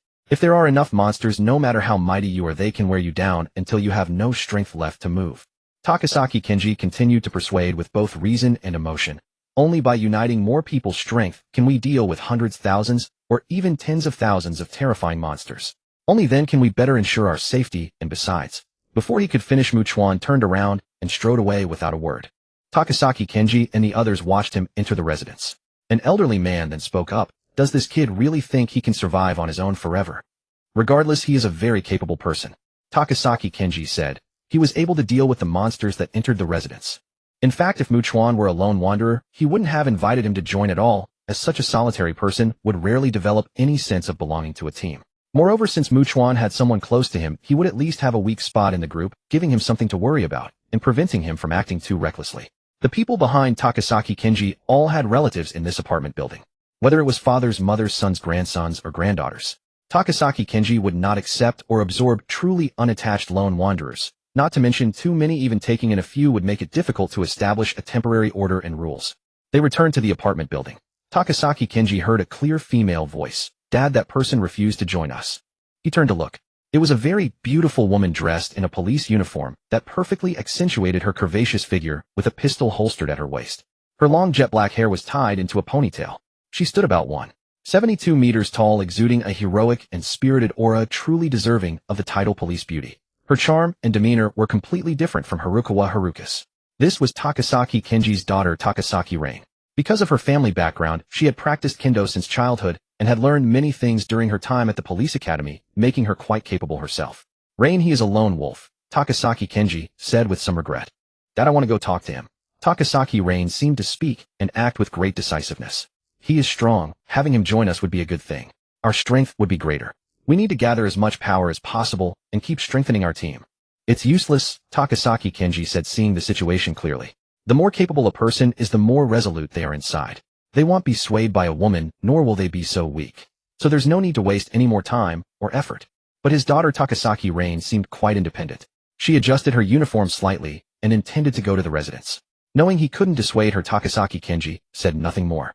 After she left, Takasaki Kenji looked at the people present and assigned tasks. Like a leader, we can't just sit around and wait for our resources to run out. They'll lead a team to search for supplies. When we return, another team will continue to look for things to reinforce the apartment building and make it safer. Takasaki Rain arrived outside the residence. Seeing the infected corpses scattered on the street, emitting a pungent stench, her heart tightened. Each one had no extra wounds. They had all been killed by a single precise headshot. That man was incredibly powerful. She then came to the door, grasped the handle, and found it locked. She had to knock. Not long after the door opened, Chuan looked at the beautiful woman in the police uniform and immediately guessed her intention. Takasaki Rain was neither shy nor reserved. She took the initiative with poise. Hello, my name is Takasaki Rain. You can guess my former profession from my attire. This isn't a good place to talk. May we go inside and have a chat? I won't join you, Chuan said without any intention of inviting her in. That's fine, we can still be friends. Takasaki Rain replied straightforwardly. The world is sometimes small. If we ever run into each other somewhere, we can say hello, chat a bit, and even trade some things. Chuan thought for a moment and asked, does your gun have a silencer? Yes, it does. I want to trade for your pistol. He got straight to the point, as a gun, no matter what, was better than having none. Of course, but I have to tell you, ammunition is very scarce. Only 4 rounds left. Takasaki Rain was willing to trade. In her view, a gun was for shooting people. Against infected, you needed a headshot. Shooting the knee or such wouldn't hinder their movement. But even for someone with her training, honestly speaking, she couldn't guarantee a headshot every time. And now with only 4 bullets left, even if she could hit every headshot, she would at most take down 4 infected. Without a way to replenish ammunition, the gun would become useless, completely worthless. Thus trading a pistol with only 4 bullets, though still somewhat valuable, to forge a friendship with a strong man and obtain what she wanted, she felt it was not a loss. Since he was willing to trade, Chuan could invite her in to sit. Takasaki Rain followed him into the house and closed the door. As they headed to the living room, she asked curiously, "Where's the woman who was with you?" "She's sleeping." Hearing this, Takasaki Rain wasn't foolish if she understood that the woman beside him might primarily serve as a lookout, so he could sleep well. She naturally had no intention of recruiting Haruka, as that would surely offend Chuan. In the apocalypse, offending a formidable figure over a woman would be nothing short of foolish. Following one after another, they entered the living room. Because of the oppressive heat, Chuan had to move the furniture blocking the glass sliding door and pull open the curtains to let the room air out. Only then did it feel slightly cooler. Her face already glistening with sweat, Takasaki Susan tugged at her collar and said bluntly, "If you have any medicine, cold medicine, fever reducers, antidiarrheals, or even vitamin tablets, he'll trade my gun for them." In the apocalypse, food mattered, but medicine mattered just as much. Chuan naturally had some medication on hand and replied without hesitation, 2 boxes of fever reducers. To him, those 2 boxes were practically worthless. If he raided a pharmacy, he could stockpile a mountain of various medicines, and storing them in his dimensional space meant they'd never expire. They could be kept forever. Takasaki Susan contemplated in silence for a moment, then refrained from haggling and nodded in agreement. "You're certainly formidable, but I believe if you had even more advanced skills, you could better harness your strength and become even more powerful. For instance," she continued, "my father is a renowned master in the kendo circle, and I learned a great deal at the police academy. Close quarters combat baton techniques and more. We could even teach the woman with you so she could better protect herself. Perhaps later when you leave this place, she could prove to be a great asset to you." Takasaki Susan believed that if Chuan was willing to bring Hanasawa Haruka into this larger community, he might eventually decide to stay. Humans were, after all, social creatures who gradually integrated into groups. No one could remain isolated forever. Otherwise, wouldn't they be no better than savages? "Especially since we have a generator there," she added. "The new apartment building has solar panels, so we have electricity. There are water tanks on the roof, and we have a sizable group. We actively search for materials to reinforce the doors and windows. With more hands, we can haul back more supplies. We also gather more survivors. The more people we have, the safer our base becomes." The human psyche was curious. Being among crowds naturally bred a sense of security. A lone person facing a tiger would surely be terrified, but would a dozen or dozens of people still fear it? They'd probably just want to kill the tiger and taste its meat. "They'll say this one last time," Chuan declared bluntly. "I have no interest in joining you." He turned and headed upstairs, retrieving 2 boxes of fever reducers from his dimensional space. After a brief wait, he came back down and exchanged them with Takasaki Susan. Takasaki Susan made no move to leave. Instead, she spoke up, "When the woman with you wakes up, I plan to get to know her and make a friend." Since she couldn't get through to Chuan directly, perhaps approaching the woman by his side was another avenue. She might as well keep trying. If it worked, great. If not, what did she have to lose? Takasaki Kenji led the way with his Sakura sword, followed by 7 others. A mix of young men and middle-aged men, each carrying a backpack. They formed a small scavenging party, aiming to gather as many supplies as possible to bring back. But supplies weren't lying out on the streets. They had to be searched for inside buildings, which carried considerable danger. Everyone behind Takasaki Kenji seemed extremely tense, casting suspicious glances around them, their eyes gleaming with fear. They were ordinary people with no extraordinary abilities, constantly facing terrifying and ferocious infected beings. How could anyone not feel nervous and afraid? "The roads are a nightmare," someone suggested. "Everything's blocked. Why don't we just climb over the cars?" "No," Takasaki Kenji said sternly. "If we step on a vehicle and its alarm goes off, the monsters hiding in the buildings will swarm out and surround us." They had no choice but to take detours. Though to be fair, convenience stores were scattered all over Tokyo's streets and alleys. There was no shortage of places to scavenge. After walking for only about 10 minutes, they came across a convenience store. The group stopped at a distance, no one daring to get close. They exchanged glances, each seemingly hoping someone else would take the lead while they followed behind. Takasaki Kenji observed, sighing inwardly. If there were few infected, just 1 or 2, let his men handle them to build their courage. If they couldn't manage, he'd step in. With that plan in mind, he walked over alone and made noise at the convenience store's entrance. Soon Takasaki Kenji heard movement inside the store. He immediately retreated. Then both he and the others watched as infected beings looking like ferocious beasts burst out at breakneck speed, letting out blood-curdling shrieks. There were a lot of them. A quick scan revealed nearly 20. Everyone was startled, including Takasaki Kenji. The infected now held an overwhelming numerical advantage, and the impact of being outnumbered needed no elaboration. Even setting that aside, even if they could kill this many infected, could they all survive? Absolutely not. But no one wanted to die. Everyone wanted to live. Coupled with the infected's grotesque, terrifying appearance and their frantic charge, the psychological pressure and shock were immense. Though Takasaki Kenji remained composed, the others' faces contorted with sheer terror, their legs trembling and going weak. They simply couldn't overcome their overwhelming fear. There are too many. We can't handle this. Run. A middle-aged man, his face pale, let out a desperate wail, as if his soul had already fled, turned around, and bolted in panic. When danger strikes, and one person runs, the consequences are severe. It can easily sway and drag others along. Another ran. Then another, one after another. Takasaki Kenji was furious. These people were truly useless, good for nothing, but making things worse.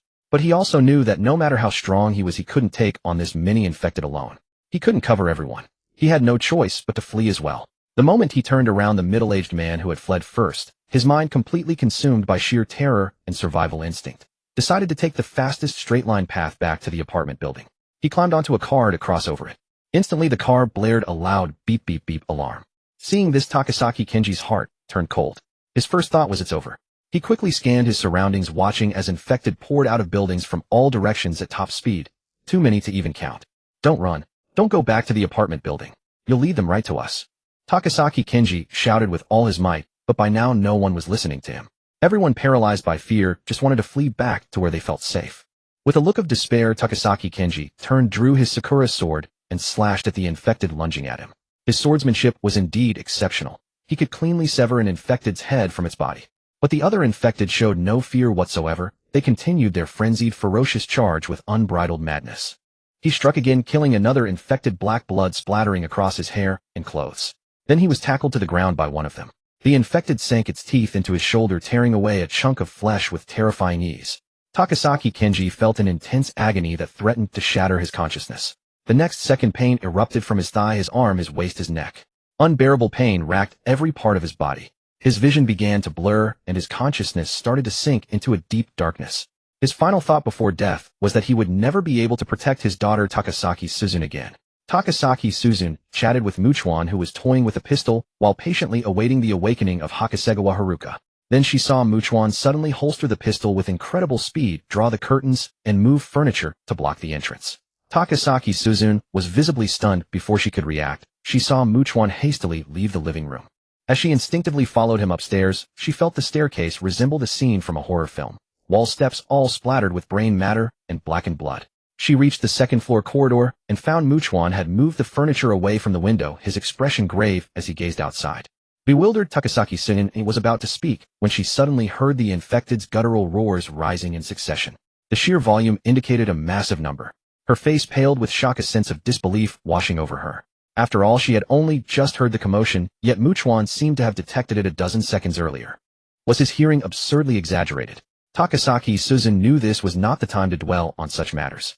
She hurried to Chuan's side and saw a torrent of infected like a terrifying tidal wave, furiously chasing two people who were sprinting desperately. Was his hearing absurdly exaggerated? Takasaki Suzune knew this was not the time to dwell on such matters. She hurried to Chuan's side and saw a torrent of infected like a terrifying tidal. Takasaki Suzune recognized them, of course, and knew something must have gone wrong while they were out gathering supplies. What was most horrifying was that the horde of infected like vicious wolves, following a few fat sheep returning to the fold, had pinpointed the flock and spotted a feast. Their low growls hinted at a sinister excitement. A chill ran through Takasaki Suzune's heart as she realized the survivors in that apartment building were doomed, all because of those two fools. Chuan also took a few deep breaths, visibly moved. Even with his body now far surpassing ordinary humans, he could not handle such a multitude. Soon chaotic and piercing screams for help erupted from the apartment building. Chuan and Takasaki Suzune saw someone cornered with no escape choose to jump from a window, but several infected followed, landing in twisted, grotesque poses before crawling over to devour the fallen. A relatively small survivor camp had been overrun so easily with no power to resist the infected's assault. What happened? Came Hakusegawa Haruka's slightly panicked voice. She had been awakened by the noise and crept to the door, opening it to find Chuan and a woman in a police uniform standing by the corridor window. Don't speak, Chuan whispered. We're right under their noses now. We must not be noticed. Hakusegawa Haruka obediently nodded. Barefoot, she hurried to Chuan's side and took his hand, finding some comfort. She too stared at the apartment building.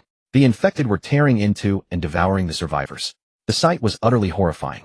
Hakusegawa Haruka seemed to forget to breathe, completely frozen. Takasaki Suzune stood pale as a stone statue. After an unknown stretch of time, the noise gradually subsided. The world fell back into a silence so profound it was terrifying. Chuan moved the furniture to block the window, then turned on a flashlight. Those in the apartment building are surely dead. Now it's swarming with infected. He also believed that by nightfall all the infected would leave the building to roam. Although some would return to seek shelter from the sun tomorrow, the number would be far less than now. He would go at sunrise when the risk was minimized. Hearing this, Hakasegawa Haruka finally looked at the uniformed Takasaki Suzune and asked softly, "Muchawaken who? Who is she?" "Her name is Takasaki Suzune.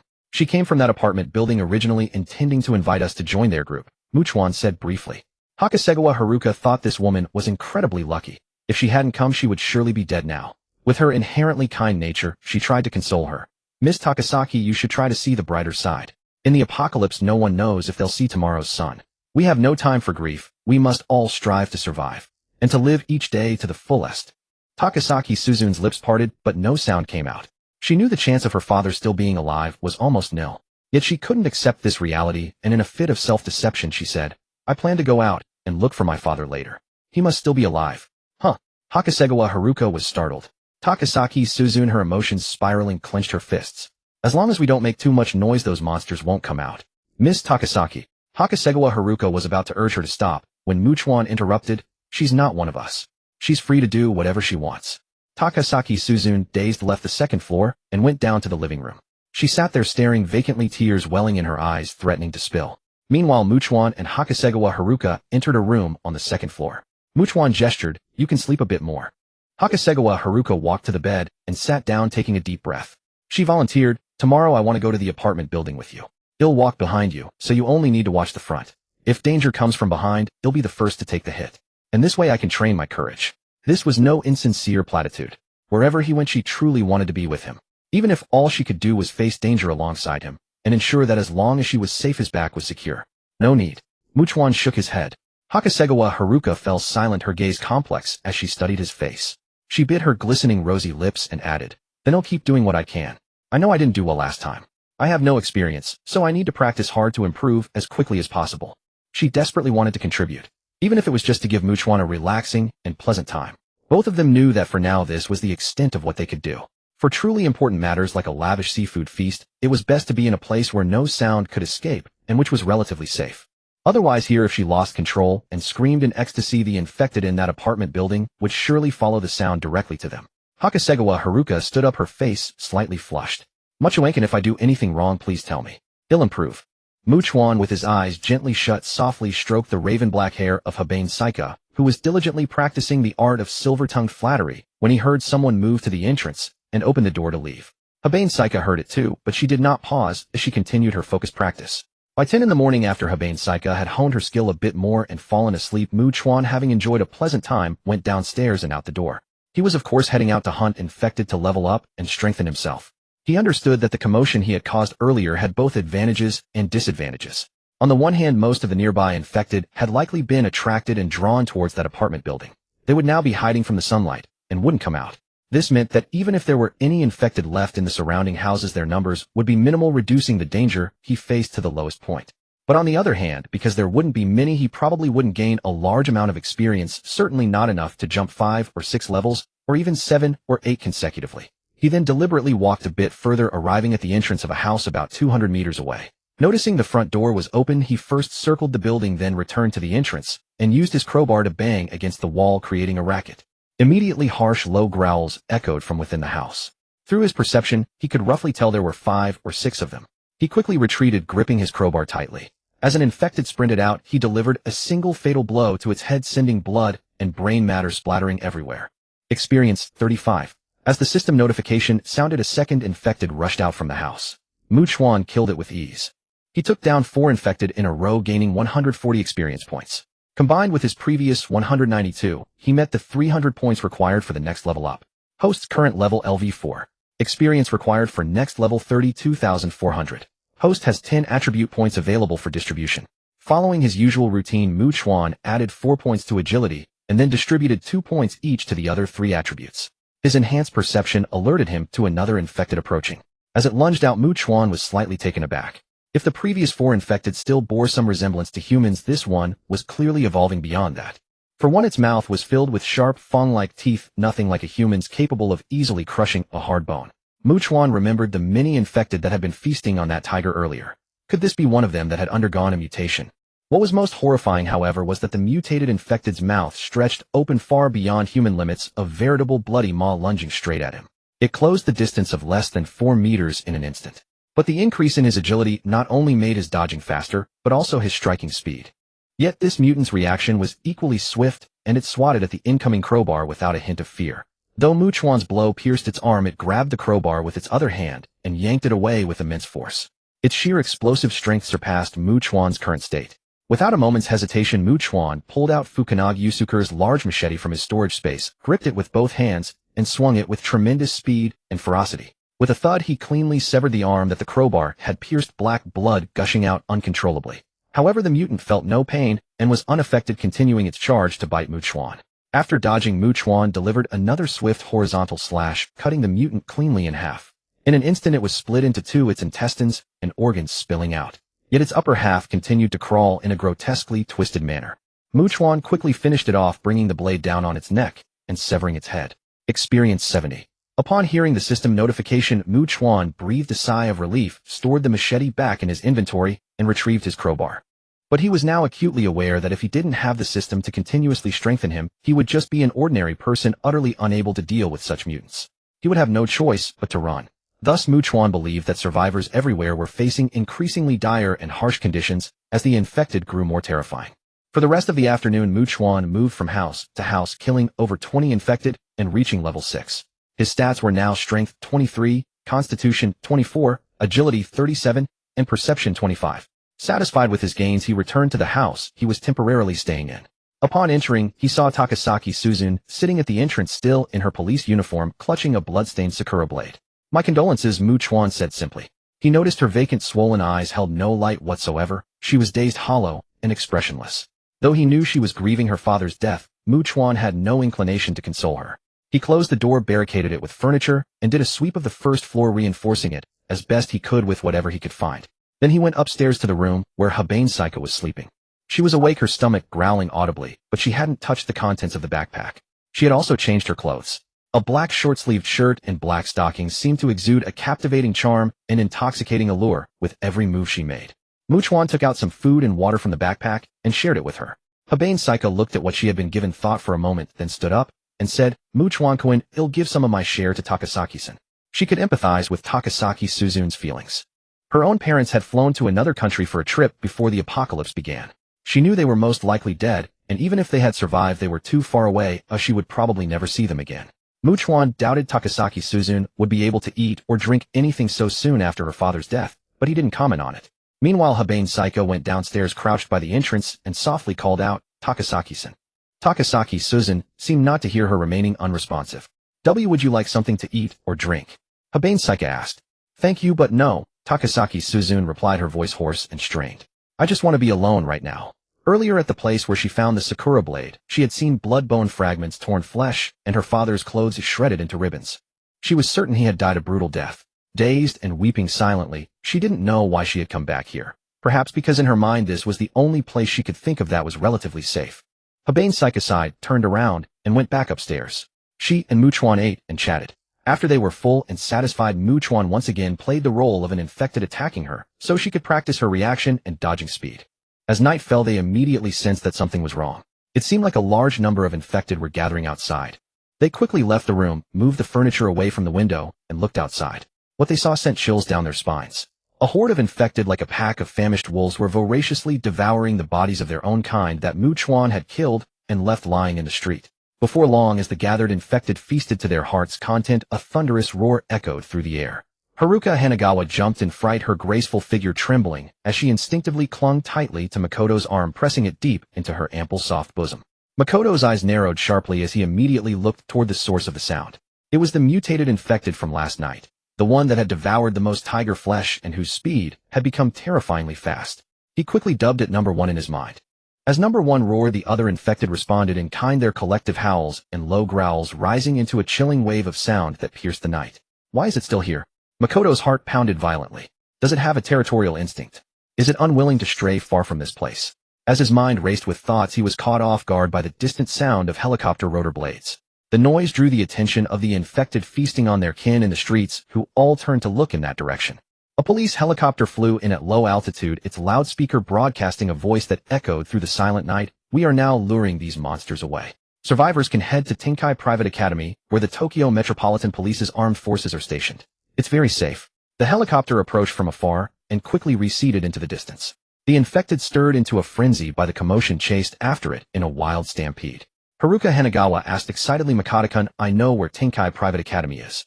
It's less than 3 kilometers from here. Should we go?" "No," Makoto replied flatly.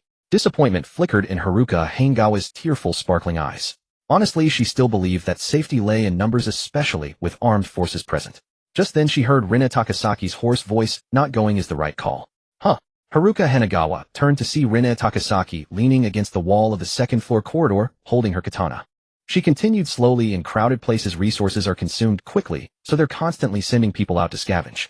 But as long as there are a few cowardly fools who at the first sign of danger flee mindlessly toward what they think is safe, they'll just lead those monsters straight to the camp, offering them a bountiful feast." As Haruka Hanegawa fell into thought, Rina Takasaki went on, "Remember, even with just 100 people, not everyone is smart. I'm certain there will be cowards and idiots. And the more people there are, the more internal conflicts arise. Fights over authority, decision-making, resource distribution." In essence, her point was simple. Where there are people, there is conflict. Grudges, hatred, interests, and contradictions abound. "Miss Takasaki, you've come out." Makoto asked. "I just think I need to live on properly. My father wouldn't want me to join him, he'd want me to live well." Rina Takasaki lowered her gaze. "I've realized that in a world like this, my only chance of survival is to cooperate with the strong and capable." She had genuinely stopped believing that numbers meant safety. She had often thought that if it had just been her and her father, he might still be alive. She had even witnessed 2 cowardly idiots in a desperate bid to save themselves lure a horde of infected to their apartment building. That incident had profoundly changed her perspective, still fresh in the wake of her father's death. It wasn't that she had moved on or found closure, she simply understood that wallowing in sorrow wouldn't bring him back. She had to pull herself together, even if it was just a facade. Otherwise it would affect how Makoto, this formidable man, perceived her, making it difficult to travel with him. "Cooperate. I know how to fly a helicopter. If you're thinking of escaping the Tokyo metropolis of over 10 million people, or even the greater metropolitan area of nearly 40 million, by car or on foot, I can tell you it's absolutely impossible. The best way is to take a helicopter. I can even teach you how to fly one." Rina Takasaki cut straight to the chase. "I also know where we can find a helicopter. There's a heliport not far from Maihama Station in Chiba Prefecture." Makoto and Haruka Hanegawa both stared at her in astonishment. Makoto didn't hesitate and nodded. In this apocalypse, learning new skills could only be beneficial. Besides, if he ever found a helicopter, it would be far safer than traveling by land. Infected certainly couldn't fly. They all went inside the room. Makoto lay down and Haruka Hanegawa picked up a fan, gently cooling him. He fell asleep quickly. "Your boyfriend is quite impressive," Rina Takasaki whispered, her eyes still red and swollen. "I wish I had a boyfriend like that, or even a husband." Haruka Hanegawa gave a bitter smile and shook her head, then tried to change the subject with a compliment. "I'm surprised you can fly a helicopter, Miss Takasaki. That's amazing. I was interested in it, and my family was well off, so I learned." Rina Takasaki's voice was devoid of emotion, as if talking about something unrelated to her. Watching her, Haruka Hanegawa felt a pang of unease. Rina Takasaki was skilled in swordsmanship and was a police officer, far more capable in a fight. She also had other useful skills like flying a helicopter. No matter how she looked at it, she was more useful than Haruka. Even the task of keeping watch, which Haruka was doing now, Rina could easily handle. And in terms of beauty, Rina was her equal. A bit anxious, she probed Miss Takasaki, "Do you have a lover?" "No, I've never dated anyone," she answered nonchalantly. "Huh." Haruka Hanegawa was taken aback. She found it hard to believe. Rina Takasaki was a stunningly beautiful woman, a goddess in her own right. Especially in her police uniform, she exuded an air of heroic charm mixed with a certain allure. She must have had plenty of admirers. "My family was very strict with me. Throughout my school years, they constantly emphasized that I must not date. And because of my background, I could never see myself with a man weaker than me," Rina Takasaki explained calmly. "But I've never met a man stronger than me." "Oh, I see." Haruka Hanegawa nodded, and then locked eyes with Rina Takasaki. They weren't close, and she didn't know what else to say, the silence growing awkward. Rina Takasaki seemed to find a topic and asked, "You're still a student, aren't you?" "Yes, I'm a university student studying medicine," Haruka Hanegawa nodded. "I'm in my 3rd year now." Hearing this, Rina Takasaki said softly, "Someone with your medical skills is a valuable asset. You should go to a survivor camp. You'd be valued and well protected there." As a joke idea, but even a vet would be treated like a doctor in those places. "If Makoto-kun goes, I'll go. If he doesn't, I won't either," Haruka Hanegawa replied with absolute certainty. From the day I left my home, I decided that wherever Makoto-kun goes, as long as he's willing to take me, I'll follow him. Rinna Takasaki simply looked at her, then gestured, deciding not to prolong the conversation. I won't be able to sleep anyway. You can get some rest. If I hear anything, I'll wake you. No need, Miss Takasaki. I can't help Makoto-kun much right now, so I want to do my best at whatever I can manage. Haruka Hanagawa shook her head firmly. Rinna Takasaki seemed to realize something, belatedly stood up, and said, "I'll rest outside." She then picked up her katana and left the room, closing the door behind her. Haruka Hanagawa remained seated, her senses on high alert, listening for any sound outside. I need to be able to help Makoto-kun in battle as soon as possible. Haruka Hanagawa thought to herself, then looked at the sleeping Makoto, resolving that when dawn broke, if no infected came inside, to escape the sunlight, and Makoto was still asleep, well, any man would understand what happens in the morning. She could give him a morning treat, and continue diligently practicing her silver tongue techniques. The next morning, Makawa was awakened by Hanaka Hankawa in a gentle, yet deliberate manner. He had to admit this way of waking him up was truly delightful. He didn't hold back, either, letting his hands freely appreciate that awe-inspiring volume that was simply breathtaking, savoring the exhilarating satisfaction and bliss that invigorated his spirit. Neither of them spoke for a while. After more than 10 minutes, Hankawa sat up with a smile and greeted him, "Good morning, Makawa-kun." Makawa sat up and returned the greeting, then took out some food and drink from his backpack. They had breakfast together, and Hankawa, who had been up all night and exerted herself considerably, was utterly exhausted and fell asleep almost the moment she lay down. Makawa packed some food and water into his backpack, picked up his crowbar, and walked out the door. He found Takasaki Suzune sleeping on the corridor outside, clutching her sakura blade. He woke her up. As she groggily opened her eyes, Makawa said, "I'm heading out. Keep an eye on things. There's food and drink in the room." "Okay." Suzune nodded readily. Makawa then quietly descended the stairs, opened the front door, and stepped out, moving cautiously until he reached the apartment building. Although the helicopter that had flown by last night must have drawn away many infected, he didn't let his guard down in the slightest. He entered slowly, first making some noise to test the waters. He waited for several minutes, but no danger came. Only then did he quicken his pace, exploring with extreme care. The place was littered with scraps of flesh and bone and torn clothing. Blood was splattered across the floor and walls, filling the air with a nauseating stench of gore, making the scene feel both eerie and sinister. Makawa inspected the first floor thoroughly. There were 4 single rooms, each equipped with a kitchen, bathroom, a modest living room, and a bedroom. They seemed ready for immediate occupancy, furnished with brand new furniture and appliances. He tried the lights and found they actually worked thanks to the solar panels. Afterwards, Makawa checked the second, third, and fourth floors. They were structurally similar to the first. Not only did he not encounter a single infected, but he also found a generator that ran on gasoline. With abandoned cars everywhere and numerous gas stations, finding fuel wouldn't be a problem. What surprised him most was discovering that the southern side of the apartment building faced a fairly wide railway track, making it impossible for infected to approach from that direction. The east and west sides were flanked by 2-story detached houses with some gaps between them, which also served as a natural barrier. He made his way up to the rooftop, where he found several large solar panels and a sizable water tank. "Once I reinforce this place, I'll need to set up a few temporary safe houses not too far from here," he thought to himself. He also made a mental note to check out the home of a female classmate who had been close to Hankawa during high school and lived in a large house. After all, having an extra safe refuge for emergencies could very well mean the difference between life and death in a critical moment. Makawa then descended from the rooftop to the first floor and climbed back up again, meticulously checking every floor several times over. Confirming there was no danger, he used the new furniture to block every possible entry point in each room. He swiftly exited the building and hauled over furniture like wardrobes from nearby houses to barricade the entrance. With that done, he planned to head out to find a construction site. There was bound to be plenty of building steel there. Things like steel plates, rebar, and steel pipes could all be used to seal up doors and windows. But Makawa wasn't familiar with Tokyo, so he decided to go back and ask Suzune if she knew where any construction sites were. He quickly returned to the second floor of the residence and asked Suzune, who was leaning against the wall with her sakura blade in her arms, "Do you know where the nearest construction site is?" She answered directly, "About 2 kilometers east. I saw one on the way here with my father." Having guessed his intention, she added, "But you don't have a vehicle. You won't be able to bring anything back." That wasn't a problem for Makawa at all. He had his storage space. "We'll go take a look," he said. As he was about to leave, Suzune called out, "Wait." Makawa stopped and turned around, seeing her offer the sakura blade to him. "No need," he said, shaking his head. Whether it was a dagger, a kitchen knife, or a sakura blade, they weren't meant for splitting skulls. In terms of practicality, nothing beat a crowbar, a pointed hammer, or an axe.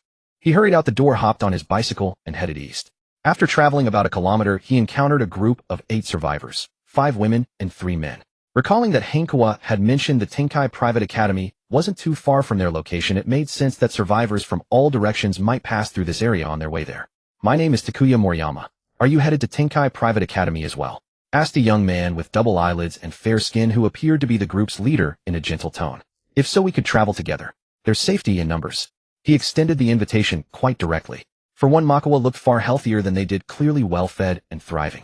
Secondly, anyone bold enough to travel alone must possess considerable courage and capability. Bringing Makawa along would not only make their journey safer, but if he truly proved to be highly capable, he would naturally stand out and become someone of significance. After all, in any gathering where people congregate and a clear leader emerges, wouldn't it be foolish not to try to recruit and win over a formidable individual?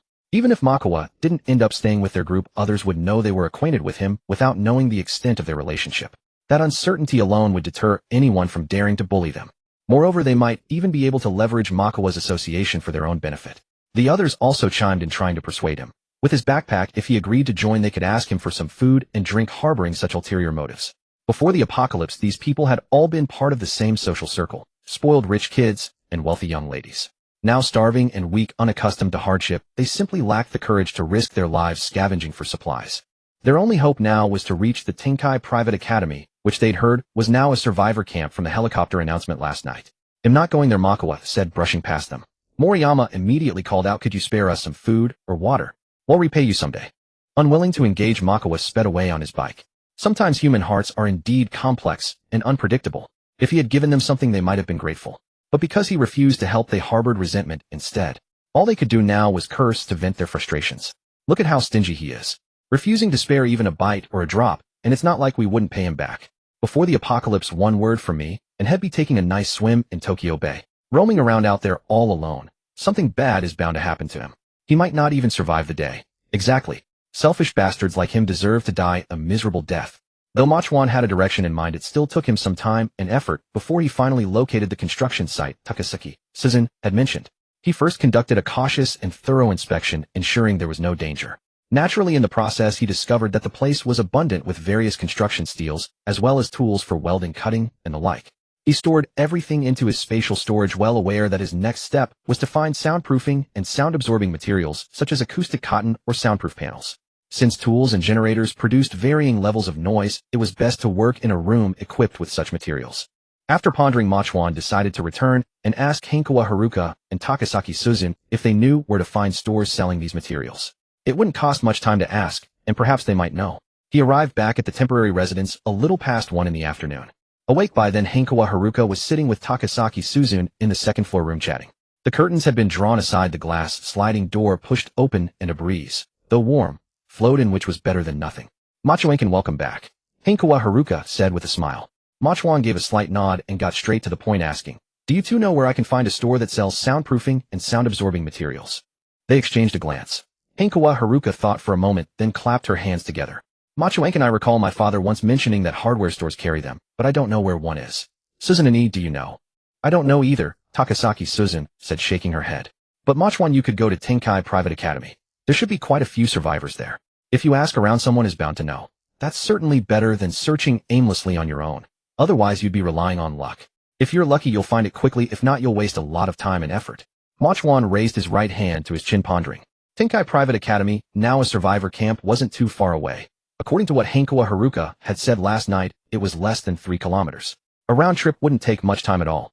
If he could obtain useful information, he could gather all the materials he wanted tomorrow and begin fully reinforcing that apartment building. "Haruka, you're coming with me." Machuan gestured, intending for her to give him precise directions so they could go and return quickly. Hankawa Haruka was taken aback. Was this perhaps the first time Machuan had called her by name? A faint blush crept across her cheeks, and she nodded enthusiastically. With Takasaki Suzun staying behind, Machuan rode off on his bicycle with Hankawa Haruka. She wrapped her arms tightly around his waist, yet she was quite restless, deliberately shifting and fidgeting with a mischievous intent. Machuan said nothing about it. After all, he rather enjoyed it too. As they drew closer to the academy, they could see numerous small groups of survivors. These were certainly the ones nearest to the academy. Those farther away, even much farther, couldn't possibly have arrived by today. Machuan didn't ride straight in. Instead, he parked the bicycle in the courtyard of a residence some distance from the academy, and while Hankawa Haruka wasn't paying attention, slipped the crowbar into his spatial storage. He didn't believe he could openly carry a weapon into a safe zone. Then they arrived not far from the academy gate, where 4 fully armed guards stood watch, their firearms fitted with silencers.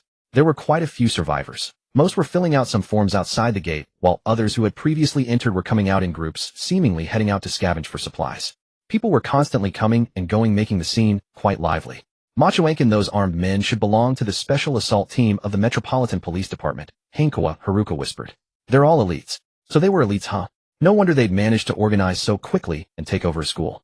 The two of them also arrived at the academy gate. Write down your name, occupation, age, and whether you have any infectious diseases, serious illnesses, and so on.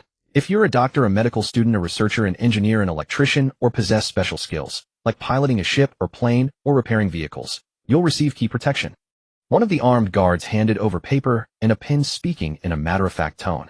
Of course, make sure it's all true. If we find out you're lying, you'll understand the consequences. Taking the paper and pen, Chuan stepped aside to write down his name, age, and occupation. After handing the pen to Hankawa Haruka, he noticed she deliberately wrote false information, listing her occupation as a student of the literature department at Sakura Women's University rather than the medical department. Afterwards, they returned the paper and pen to the armed guard. He glanced at it, then raised his head to fix his gaze on Chuan. Let me check if you're hiding any weapons on you. Hankawa Haruka's brows furrowed. Given the sweltering heat, they were wearing very little. It was obvious they had nowhere to conceal a weapon. Chuan knew full well that the man was deliberately singling him out because he was from Tianqiao. He felt a surge of resentment, but in such a public setting he couldn't afford to act rashly. The armed guard then conducted a thorough search of Chuan. Finding no weapons, he finally said, I must warn you, this international student from Tianqiao. This place has its rules, and you'd better behave. If you dare do anything out of line, you'll be shot on the spot. Hearing this, Hankawa Haruka was absolutely furious. This guard hadn't said such things to any of the other survivors entering the academy. It was plainly because Chuan was from Tianqiao that he was being given this special treatment. Then the armed guard let them through. Giving the guard a deliberate look, Chuan took Hankawa Haruka's hand and walked in, noticing that there were quite a lot of survivors.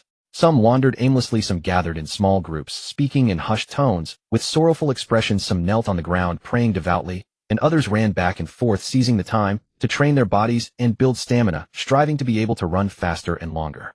Here one could witness the many faces of humanity. Numerous armed guards stood atop the teaching building, administrative building, gymnasium, and other high points, keeping a vigilant watch over their surroundings. It made one feel as though they'd stepped into a heavily guarded prison. Chuan withdrew his gaze. He was here to gather information, so he approached people and asked around. And indeed, with so many people around, and given that hardware stores weren't exactly rare, obtaining the intel he needed was quite simple and easy. He learned that there was a large hardware store to the west of Tenkai Private Academy. Just as he was about to take Hankawa Haruka and leave, he heard Moriyama Takuya's voice laced with sarcasm. Well, isn't this the selfish and stingy guy we ran into before? Oh right, I recall you saying you weren't coming here, weren't you? Oh right, I remember you said you weren't coming here, didn't you? Haruka immediately turned toward the sound, her gaze settling on the 3 men and 5 women approaching. She knew these people had not come with good intentions. Earlier, when Moriyama Takuya and the others had asked Makawa for food and drink, his refusal had already kindled a deep resentment within them. They had cursed him vehemently after he left, and now seeing him here despite his warning not to come. Claiming he wouldn't come here. What a lie. This proved that Makawa looked down on them from the bottom of his heart, which was why he didn't want to be with them.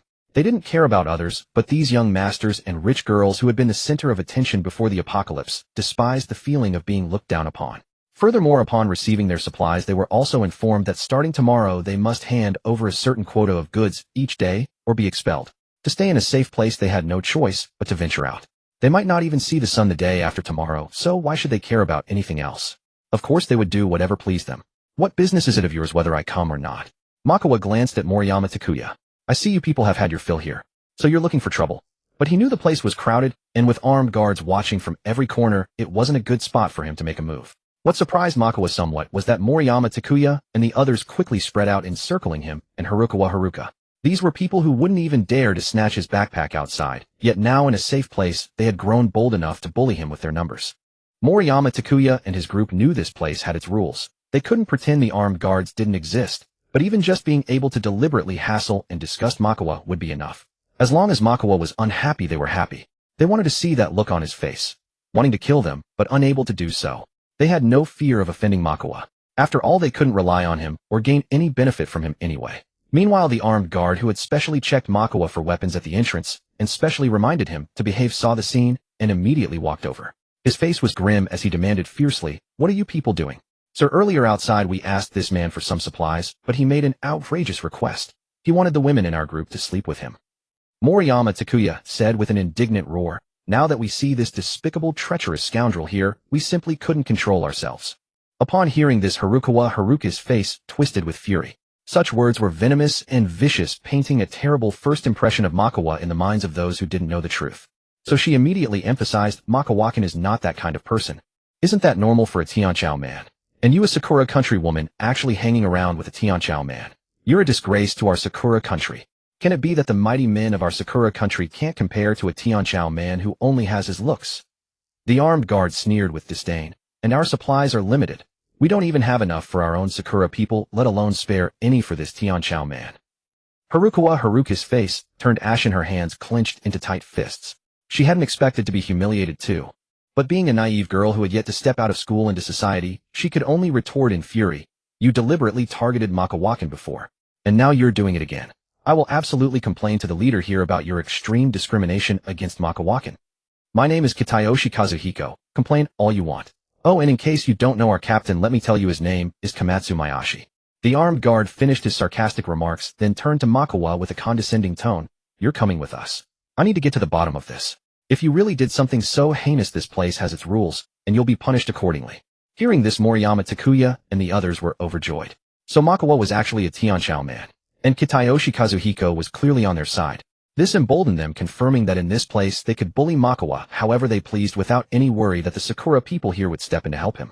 Moriyama Takuya laughed heartily with glee. So the man who used food to blackmail the women in our group into sleeping with him is actually a Tianqiao man. No wonder he's so despicable.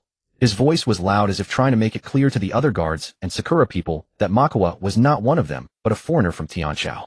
Many people heard his words and turned to look, murmuring amongst themselves. The place became noisy. Haruka was shocked to find that not a single armed guard approached. They all stood by coldly, showing no intention of intervening. She wasn't stupid. She understood that when a conflict arose between the Sakura people and Makawa, they would unhesitatingly side with their own kind and would never stop them from teaching Makawa a lesson. Soon many began to jeer and egg them on, eager to watch a spectacle. Meanwhile, Moriyama Takuya's companions kept hurling sarcastic remarks, spewing all kinds of harsh and grating words. Just listening to them made Haruka's blood boil. She seemed to lose her composure, her body trembling violently, her face flushed with anger as she demanded in a shaky, shrill voice, "Why are you lying? Why are you slandering Makawakan?" She was also extremely nervous and worried. After all, everyone was living through the apocalypse, and the psychological pressure on everyone was immense. What if they used Makawa as a punching bag to vent their frustrations? Then Makawa would surely be beaten to death. Makawa remained expressionless, staring at Moriyama Takuya and the armed guard Kitayoshi Kazuhiko, a fierce, murderous intent surging within him. He turned to glance at Haruka and whispered in her ear, "Haruka, leave this place first. He'll go with them." Haruka looked at Makawa with deep worry, but ultimately nodded. She watched anxiously as Makawa followed Moriyama Takuya, Kitayoshi Kazuhiko, and the others into the teaching building, then quickly left the area. Makawa and his group arrived at the student consultation room on the 3rd floor, and Kitayoshi Kazuhiko closed the door. Moriyama Takuya and the others all wore smug expressions, cracking their knuckles with an air of arrogance, as if Makawa was beneath their notice. Kitayoshi Kazuhiko immediately raised his firearm, intending to shoot Makawa in the knee first. But to his shock, Makawa snatched the gun from his hands with lightning speed. Even a trained elite like him had no time to react. Kitayoshi Kazuhiko instantly realized something was terribly wrong. In that split second of terror, Makawa with icy cold eyes aimed the muzzle at his head and pulled the trigger. Thanks to the silencer, the sound was barely a whisper, and the bullet tore through Kitayoshi Kazuhiko's skull. A single shot to the head. Watching Kitayoshi Kazuhiko collapse with his eyes wide open, lying still like a dead dog, Moriyama Takuya and the others were struck with sheer terror, their souls nearly fleeing their bodies. When Chuan, now holding a firearm, turned around from behind the door, Moriyama Takuya and the others trembled violently, as if plunged into a dizzying whirl, stepping back in suffocating fear. They knew Chuan must be formidable, otherwise he would never have dared to wander alone, but they never expected Kitayoshi Kazuhiko to be utterly crushed before Chuan, defeated without any suspense. Their inner terror, regret, and dread collided fiercely, stirring up towering waves that seemed to drag them into the abyss of despair. After all, Chuan was so skilled in combat, and now armed with a gun, they dared not even entertain the thought of rushing at him desperately. Trembling all over, Moriyama Takuya reacted the fastest, dropping to his knees and frantically kowtowing, his head hitting the ground with a loud thud, blood streaming from the wound. Yet his pale face twisted into a fawning smile as he begged, "Brother Chuan, I know I was wrong. Please spare me." The others also knelt without hesitation, and a woman even hurriedly offered herself. "Brother Chuan, I'll do anything, I can be your dog eye." Chuan didn't waste a word, he gave each of them a bullet, blowing their brains out. He acted decisively, killing without hesitation. Then Chuan patted down Kitayoshi Kazuhiko's body, retrieving 8 magazines, 3 grenades, a pistol, a dagger, and other items. He stored everything in his personal storage space, then took out a fresh set of clothes to change into altering his appearance. He donned a black baseball cap, walked out, quickly closed the door, and left the teaching building.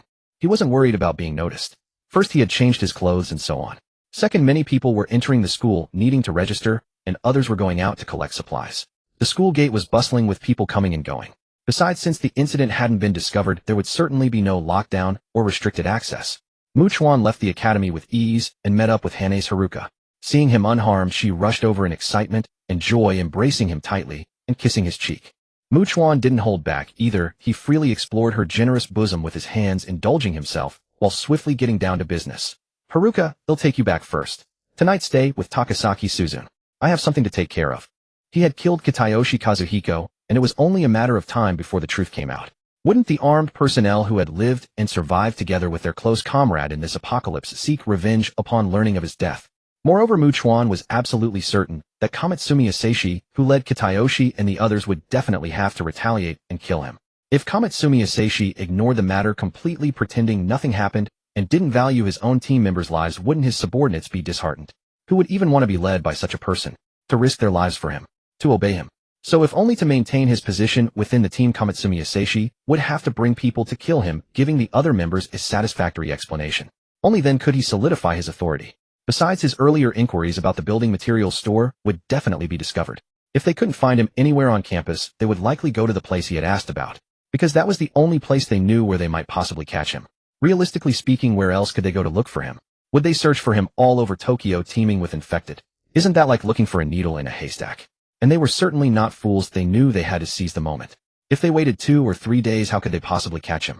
So if they couldn't find him on campus, they would likely act immediately. Therefore, Chuan had to go ahead of them, seize the initiative. Hane's Haruka didn't ask what had happened for her. It was enough that Chuan was alive before her eyes. Meanwhile, an armed personnel, unable to contact his teammate Kitayoshi Kazuhiko via radio, searched everywhere and discovered Kitayoshi Moriyama Takuya and the others shot dead in the student consultation room. They immediately reported the incident. Soon a middle-aged man who seemed to be their leader walked over with steady, powerful steps. The 2 armed personnel guarding the door saluted in unison, chanting, "Captain Kamitsumiya." Kamitsumi Asashi, 33 years old, stood about 165 centimeters tall, but his eyes were as sharp and sinister as an eagle's. He was the commander of this group.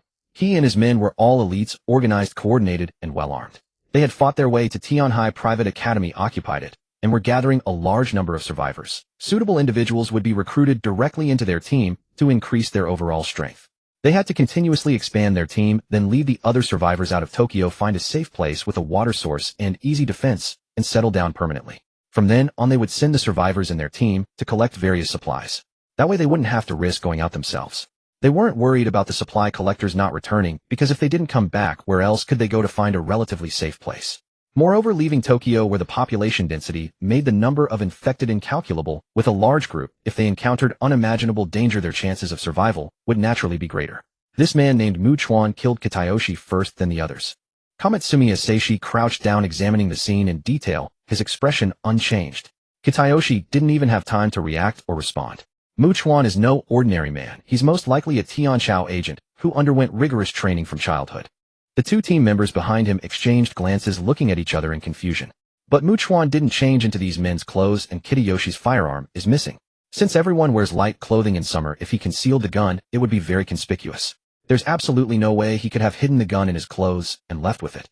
Kamitsumi Asashi said thoughtfully, and because of what happened earlier with so many eyes on him, and he didn't change clothes when he left the teaching building, he would surely have been seen by the civilians and our people stationed at high vantage points watching the surroundings. If their people had spotted him, they would have reported it on the radio. If the civilians had seen Chuan, who had followed Kitayoshi and the others walking out unscathed, wouldn't the news have spread? Wouldn't it have caused a sensation? But there was no commotion outside, which meant the civilians hadn't noticed Chuan either. "Captain Kamitsumiya, should we search the entire school first?" someone asked. "We should mobilize the civilians. That will be the most efficient. And if Chuan is still on campus with people searching for him everywhere, it will be difficult for him to change his hiding spot." Kamitsumi Asashi said slowly, "Anyway, if Kitayoshi's firearm can't be found anywhere, then it must be in the hands of this man named Chuan. And since he couldn't have left with Kitayoshi's gun without being noticed, he must still be here." "Yes." The armed personnel standing there were about to move, but Kamitsumi Asashi continued with a grave expression, "Chuan came here specifically for some purpose. We need to find out what that is.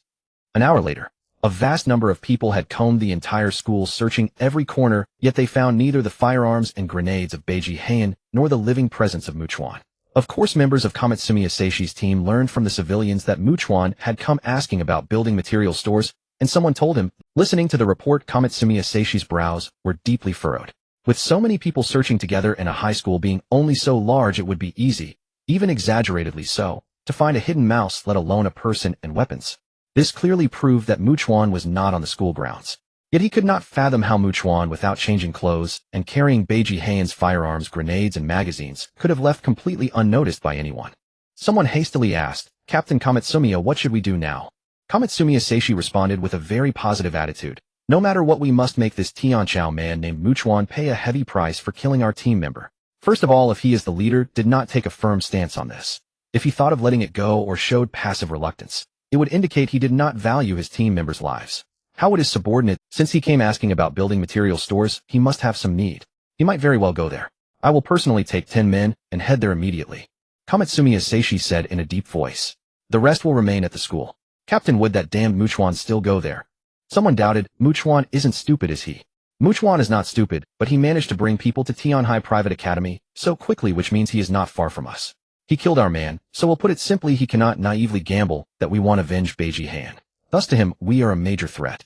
Komatsumi Asaishi said with great calmness, "Especially since Chuan is a strong man. When a strong man faces an imminent major threat, does he choose to eliminate it or flee like a coward? Need I say more?" All present were lost in thought. Chuan must also know that we will definitely find out about his visit to the building material store.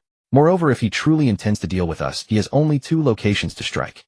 Komatsumi Asaishi continued, "First, this school. Second, the place we can learn about. Even for us who cannot find him in the school, if we don't go there, where else can we look for him?"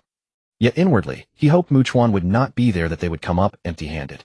Despite their numerical advantage facing Chuan, who now possessed firearms, grenades, and was no ordinary person, each of them might lose their life. Honestly, Komatsumi Asaishi was reluctant to risk further losses among his precious men for the sake of a dead man. However, his subordinates could say they would not seek revenge, but he as the leader could never utter such words. As long as no one objected, he had to grit his teeth and proceed.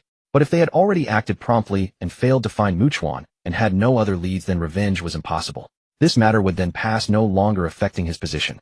Of course, if he ever saw Chuan in the future, he would kill him without a word. His subordinates nodded and quickly left, communicating via walkie-talkie. 15 minutes later, Komatsumi Asaishi arrived at the back of the school. 10 armed personnel fully equipped with helmets and loaded weapons were ready to follow him. These men naturally wanted revenge.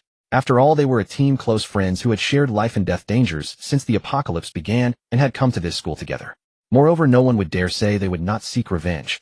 The reason was simple: if anyone said such a thing, could others entrust their backs to someone unwilling to avenge a fallen comrade? Could they ever trust him fully? Komatsumi Asaishi declared in a resounding voice, "No matter the reason, since someone dares to openly kill a member of our team, that person deserves death. He must go to hell." However, he suddenly changed his tone. Chuan has obtained Beiji's firearms and has powerful weapons.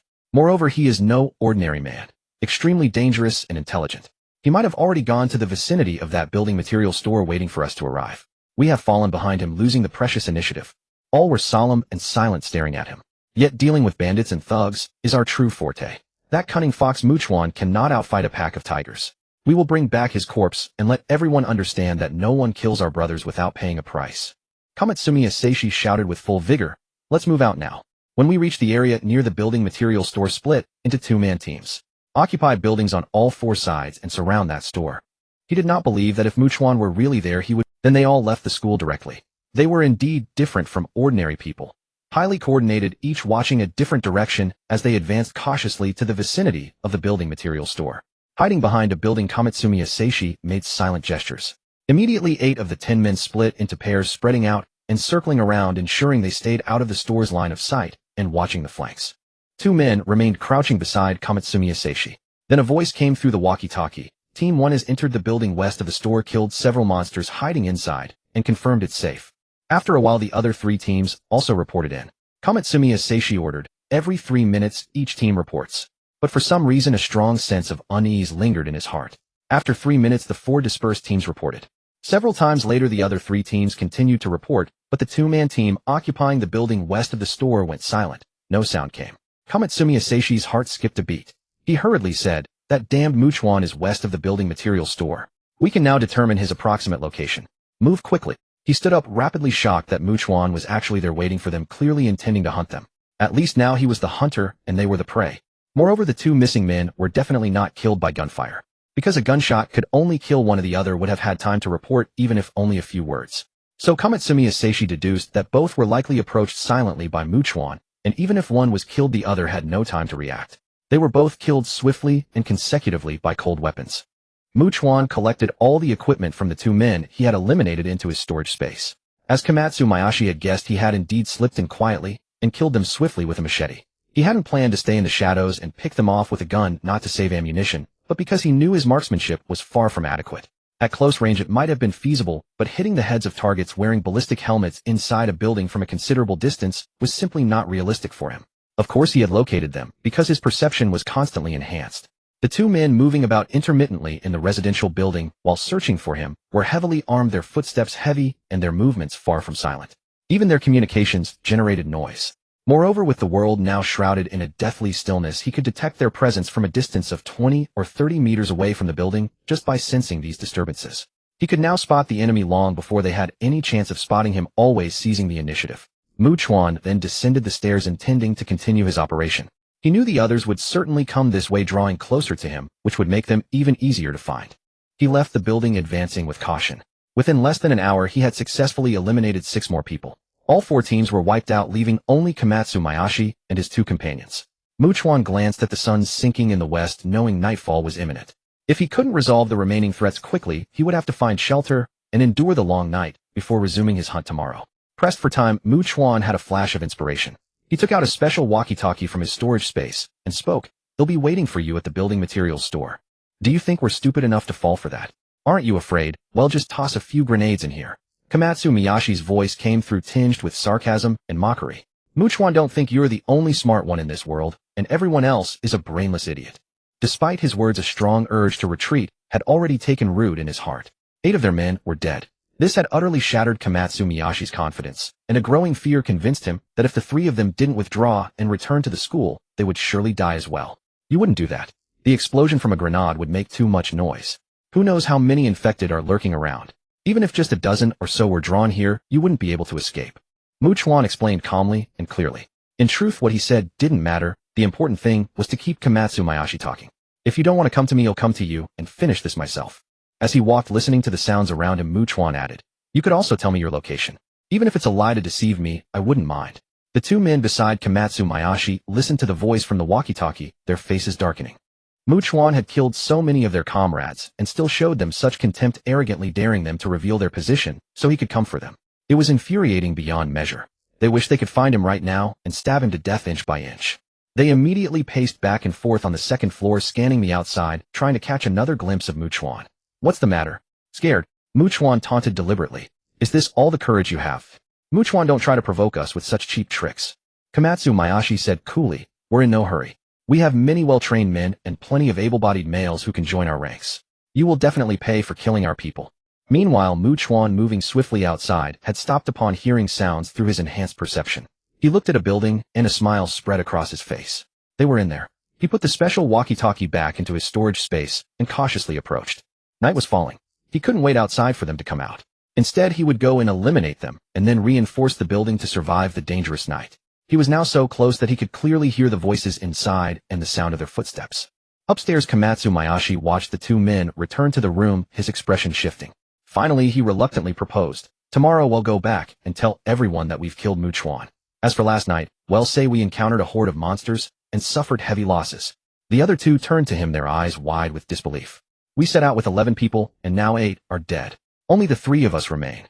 If we don't retreat now, we'll be killed by Chuan too." Komatsu Miyashi reasoned with them, appealing to their logic and emotions. "Once we're back, no matter how bold Chuan is, he wouldn't dare come to Tianhai Private Academy looking for us. As long as he stays hidden, no one will know he's still alive." As the 2 exchanged glances, Komatsu Miyashi pressed on, his voice low. "Do you 2 really want to die here like the others? Most people fear death. Besides, Chuan's strength needed no further proof. With 8 men gone, even these 2 fools knew he was a formidable opponent they couldn't easily handle. Moreover, this way they would all share a common secret, and these 2 might even become his trusted confidants. No matter what, staying alive is what matters most. Komatsu Mayashi declared, "This decision is mine. You two were just following orders. Now let's split up and reinforce this house. We'll get through tonight and head back at dawn." The two men nodded, their emotions mixed, and went downstairs to seal off the entire first floor. As one of them entered a room to move furniture against the window, Chuan burst out from the wardrobe. He clamped a hand over the man's mouth, and as the man struggled violently, he slit his throat with a dagger in his other hand. Blood gushed out immediately. The man's struggles grew weaker until he was completely still. Chuan gently lowered him, then moved swiftly and quietly to the living room, repeating the tactic to eliminate the other armed man who was moving the sofa. Without a moment's pause, he headed upstairs. There he found Komatsu Mayashi, who had just finished blocking the second-floor window with a wardrobe, and turned around. Their eyes met. Komatsu Mayashi saw the bloodstained dagger in Chuan's hand and knew the other two were dead. His face expressionless, he quickly drew his own dagger and assumed a professional knife-fighting stance. Then his voice laced with curiosity and a hint of fear he couldn't hide, he asked, "I can't figure out how you managed to leave the school with Kitayoshi Kazuhiko's gun and gear. And how have you been able to pinpoint our location every single time?" He didn't resort to his gun because they were too close, a mere 3 or 4 meters apart. By the time he drew it and released the safety, Chuan would already be upon him. "I don't waste words on the dead," Chuan said dismissively. Komatsu Mayashi struck first, closing the distance with a swift slash of his dagger. But he found Chuan's evasive speed to be unnaturally fast. He was certain that no amount of rigorous training could produce such speed. Was Chuan some kind of superhuman? The thought flashed through Komatsu Miyashi's mind, his eyes bulging in that instant, and he saw Chuan make his move. He instinctively tried to defend, but the moment he raised his hand, Chuan's dagger had already pierced his throat with ease. After Chuan eliminated Komuro Mayashi on the other side at Tenkai Private Academy, night had fully descended, and a horde of infected began to roam about aimlessly, their shrill, piercing, and spine-chilling howls echoing incessantly. The civilians huddled together in the school gymnasium, trembling in sheer terror, not daring to utter a sound, as if the slightest noise might draw the attention of the infected. The remaining armed personnel who had not followed Komuro Mayashi were on high alert, their senses sharply attuned to the movements around them. They were well aware that the night was infinitely more perilous than the day, and it was highly likely that many infected would wander nearby. "Captain Komuro and the others haven't returned yet." One armed guard began to speak to his comrade, but was cut off by a voice from the walkie-talkie. "Attention, all units. I see a monster approaching the school from the rooftop of the teaching building. Direction east." Instantly, the 3 armed guards defending the school's eastern flank tensed up, gripping their rifles tightly, as a lone infected appeared within their line of sight.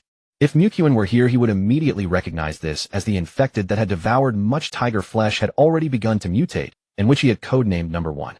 Number 1's running speed was already extraordinarily fast, far surpassing that of a normal human, but these men, unaware, treated it as an ordinary infected. When Number 1 was still 100 meters away, the guards on the eastern flank held their fire. They were deliberately letting it approach. They waited until it was a mere 10 meters away, close enough for a precise shot, and with 3 men and 3 guns they were confident of landing a headshot, eliminating the threat with minimal ammunition. They had no choice, every bullet was precious and hard to replenish, so they had to conserve. However, when Number 1 was 15 meters away, it unexpectedly surged forward with incredible speed, charging like a ferocious tiger at full pelt. Moreover, it wasn't running in a foolish straight line, but weaving erratically with astonishing agility, making it difficult for the 3 guards to aim at its head. How can this monster run so fast? It's definitely not an ordinary monster. Fire. Quickly. Now. The 3 guards hadn't anticipated this. Though taken aback, they raised their guns in unison, desperately, trying to aim at Number 1. But a distance of a dozen meters was almost nothing for a mutating infected like Number 1. It could cross it in an instant. The 3 guards suppressed their rising fear and held their ground, knowing that shooting elsewhere would be futile. To conserve ammunition, they still tried to aim for its head before firing. But Number 1's palm, striking down like a tiger's paw, slammed directly into one guard's face. A sickening crack of bone breaking echoed instantly. The stricken guard's head was severed from his body, effortlessly swatted off. It tumbled to the ground, shattering upon impact. Number 1 possessed incredible strength. The other 2 guards, witnessing this, turned pale with terror. They fired wildly, but their bullets only struck Number 1's body. Unfazed, it attacked them with the ferocity of a starving tiger pouncing on its prey. Seconds later, the other armed personnel heard their heart-wrenching screams over the walkie-talkie, sending chills down their spines. They couldn't comprehend it. 3 highly trained elite soldiers with 3 guns had been neutralized by a single monster. "Let's move. We must kill that monster now." As the armed personnel from other parts of the school mobilized to respond to the threat, a roar reminiscent of a tiger standing atop a mountain peak suddenly erupted from the eastern side of the academy. It echoed far into the night. Number 1 seemed to be deliberately using its booming voice to attract other infected. Both the armed guards and the civilians in the gymnasium felt a sense of impending doom. The voice of the guard on the rooftop came through the walkie-talkie, frantic and terrified. Hordes of monsters are converging on our location from all directions, drawn by the sound. A chill ran down the spines of all the armed personnel, their faces turning ashen. Then a despairing and frantic cry came through the radio. There are too many. We can't hold this position. We need to regroup, scatter the civilians to draw the monsters away, and then break through in one direction. Otherwise we are all doomed. The deep, guttural growls of the countless infected converging from all sides merged into a terrifying tide, threatening to overwhelm everyone's sanity. Each person knew they were surrounded, trapped in an inescapable predicament. The armed personnel, with their better psychological resilience, managed to maintain some composure, but most civilians were on the verge of a mental breakdown, their emotions spiraling completely out of control. The crowd erupted into chaos. Panic, anxiety, despair, and terror spread like wildfire through the crowd. Soon a majority of the people rushed outside. They refused to remain trapped in the gymnasium, knowing that if the infected did break, panic, anxiety, despair, and terror spread like wildfire through the crowd. Soon a majority of the people rushed outside. They refused to remain trapped in the gymnasium, knowing that if the infected did break in, there would be nowhere to run. Meanwhile, battles had broken out on the western, southern, and northern fronts of the academy. The eastern flank had already fallen. Number 1, leading dozens of infected, was heading directly for the gymnasium with unnerving accuracy. It seemed to possess an incredibly keen sense of smell, able to detect the scent of the numerous survivors huddled together. It appeared to be purposefully heading there, not just wandering aimlessly. A surviving guard shouted into his walkie-talkie in despair, "The west side is lost. There are too many of them, we can't." His words were cut short by a scream. From his vantage point on the rooftop, the guard witnessed the scene below, a tableau of hell on earth. He knew he would never leave this place alive. He slowly drew his pistol, raised a trembling hand, and pressed the muzzle against his temple. Without a moment's hesitation, he pulled the trigger and crumpled to the ground. Soon the night was filled with a cacophony of sounds: sporadic gunfire, the muffled explosions of grenades, hysterical cries for help, the sickening thuds of bodies hitting the ground, desperate sobs, and the relentless snarling of the infected. Time passed, and eventually only the sounds of the infected frenziedly gnawing and chewing echoed through the school. Not a single living soul remained. Under the gentle silvery moonlight, the scene appeared even more gruesome and terrifying. The next day, having spent a sleepless night in high-strung tension, having survived that long and perilous night, Chuan finally took the time to thoroughly inspect everything he had acquired. Including the gear from Bei Jihayan, he now had 12 firearms equipped with suppressors. Along with 97 magazines, his ammunition was quite abundant.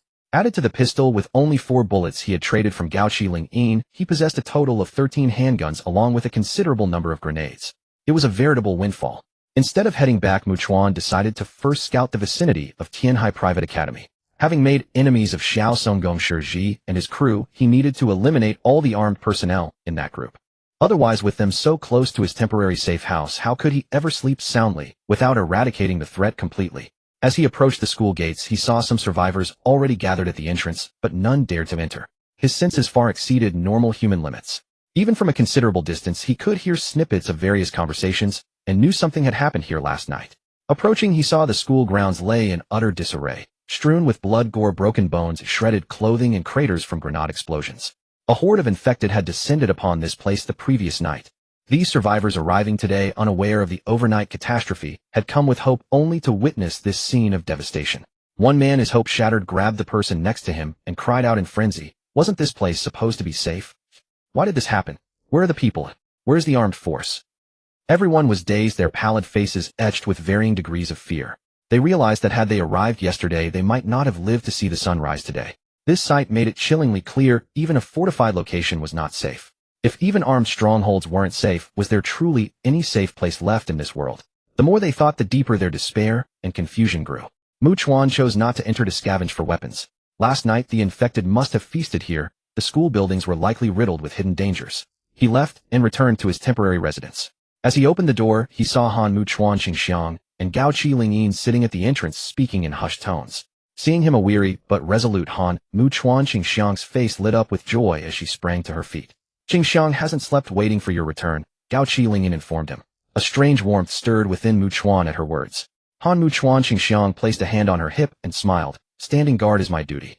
"Welcome back, unharmed Chuan." Neither of them asked where he had been. Chuan proactively shared the news. Tianhai Private Academy has fallen. Only survivors who arrived today remain there. Both women's beautiful faces showed varied degrees of shock. Han Chuan Qingxiang felt a wave of terror. Had Chuan listened to her earlier, and they had gone to that survivor camp, she would have led them all to their deaths.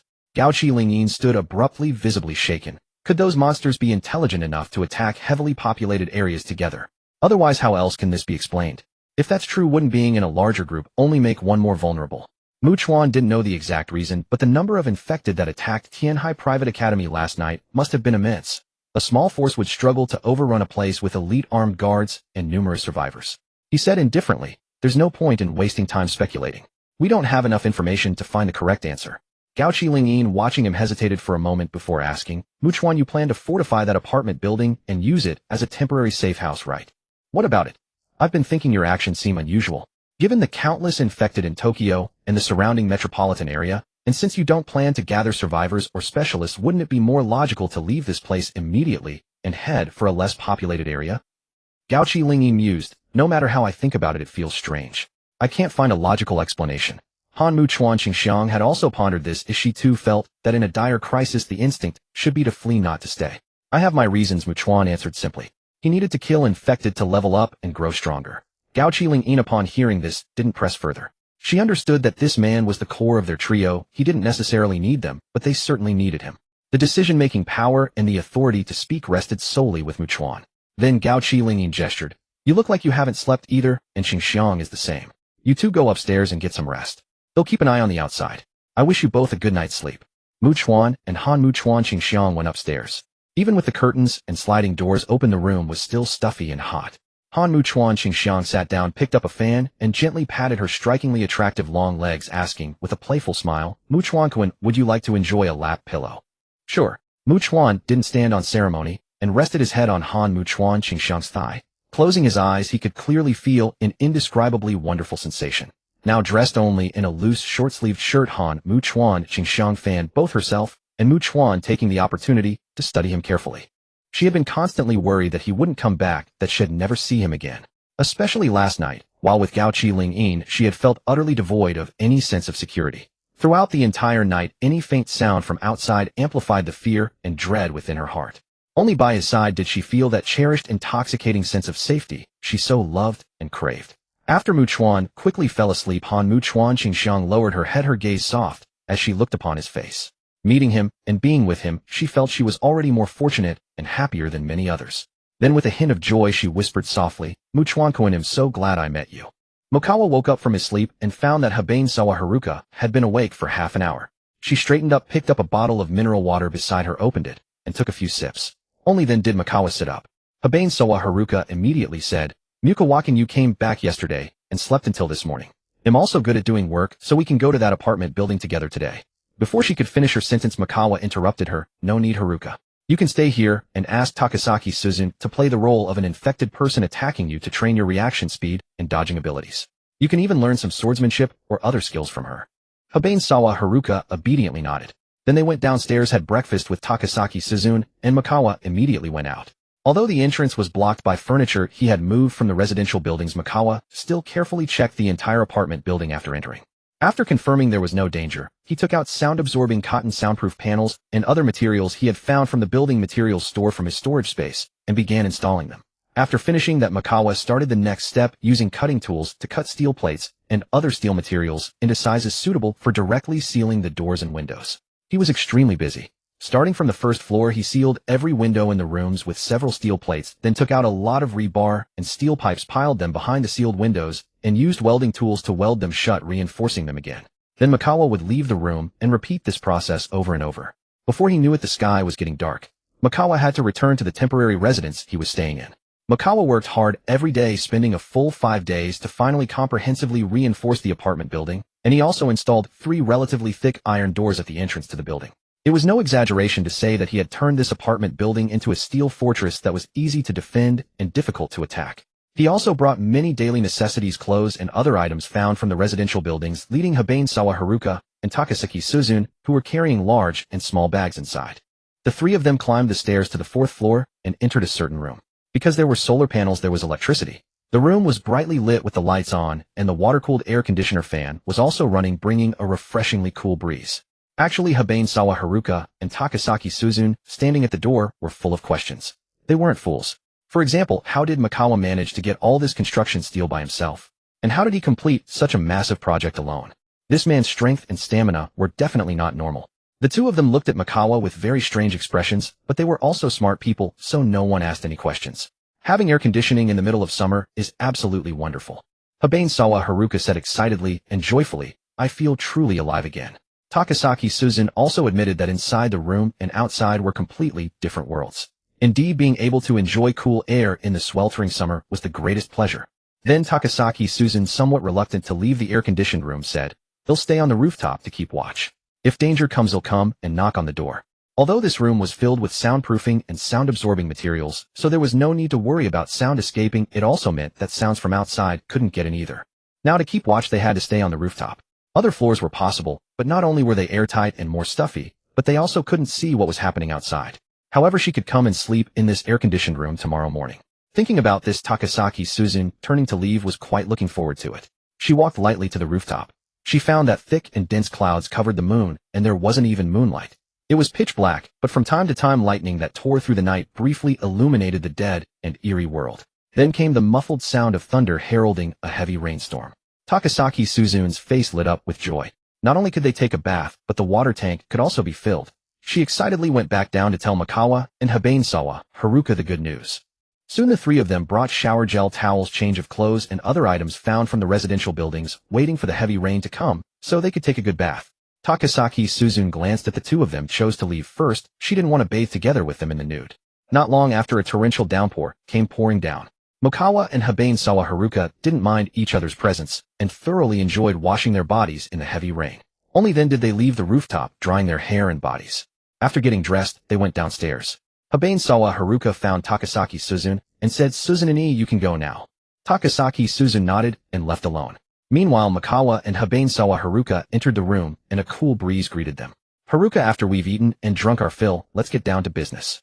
Mikawa said bluntly. He was a normal man, and now that it was safe here and Takasaki Suzun would be keeping watch, the implications of a full stomach and warm feelings were clear to everyone. Hearing this, Habane-sawa Haruka felt a bit nervous inside.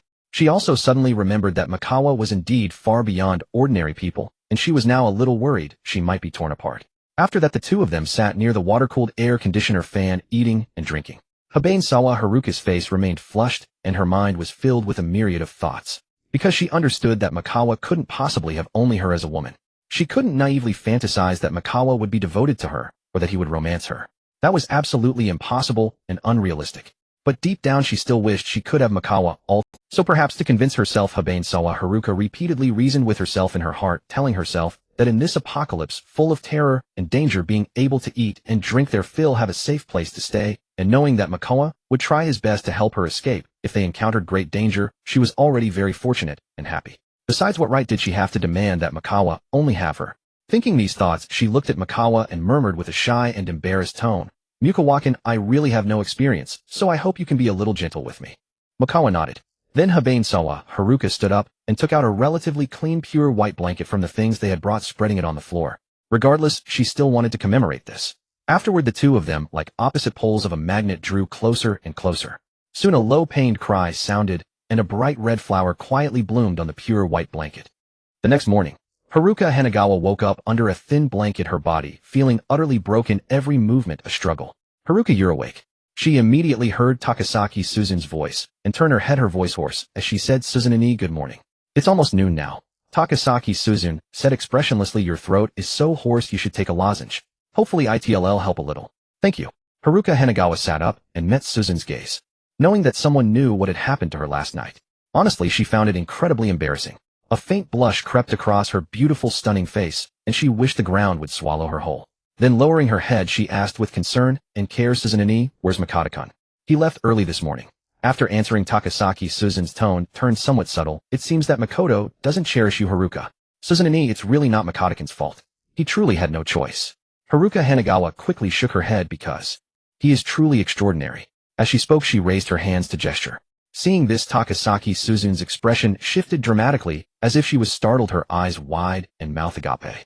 Then her face reddened slightly, and she turned away, awkwardly chiding softly with annoyance, Haruka, some things you don't need to tell me, and I absolutely don't want to know.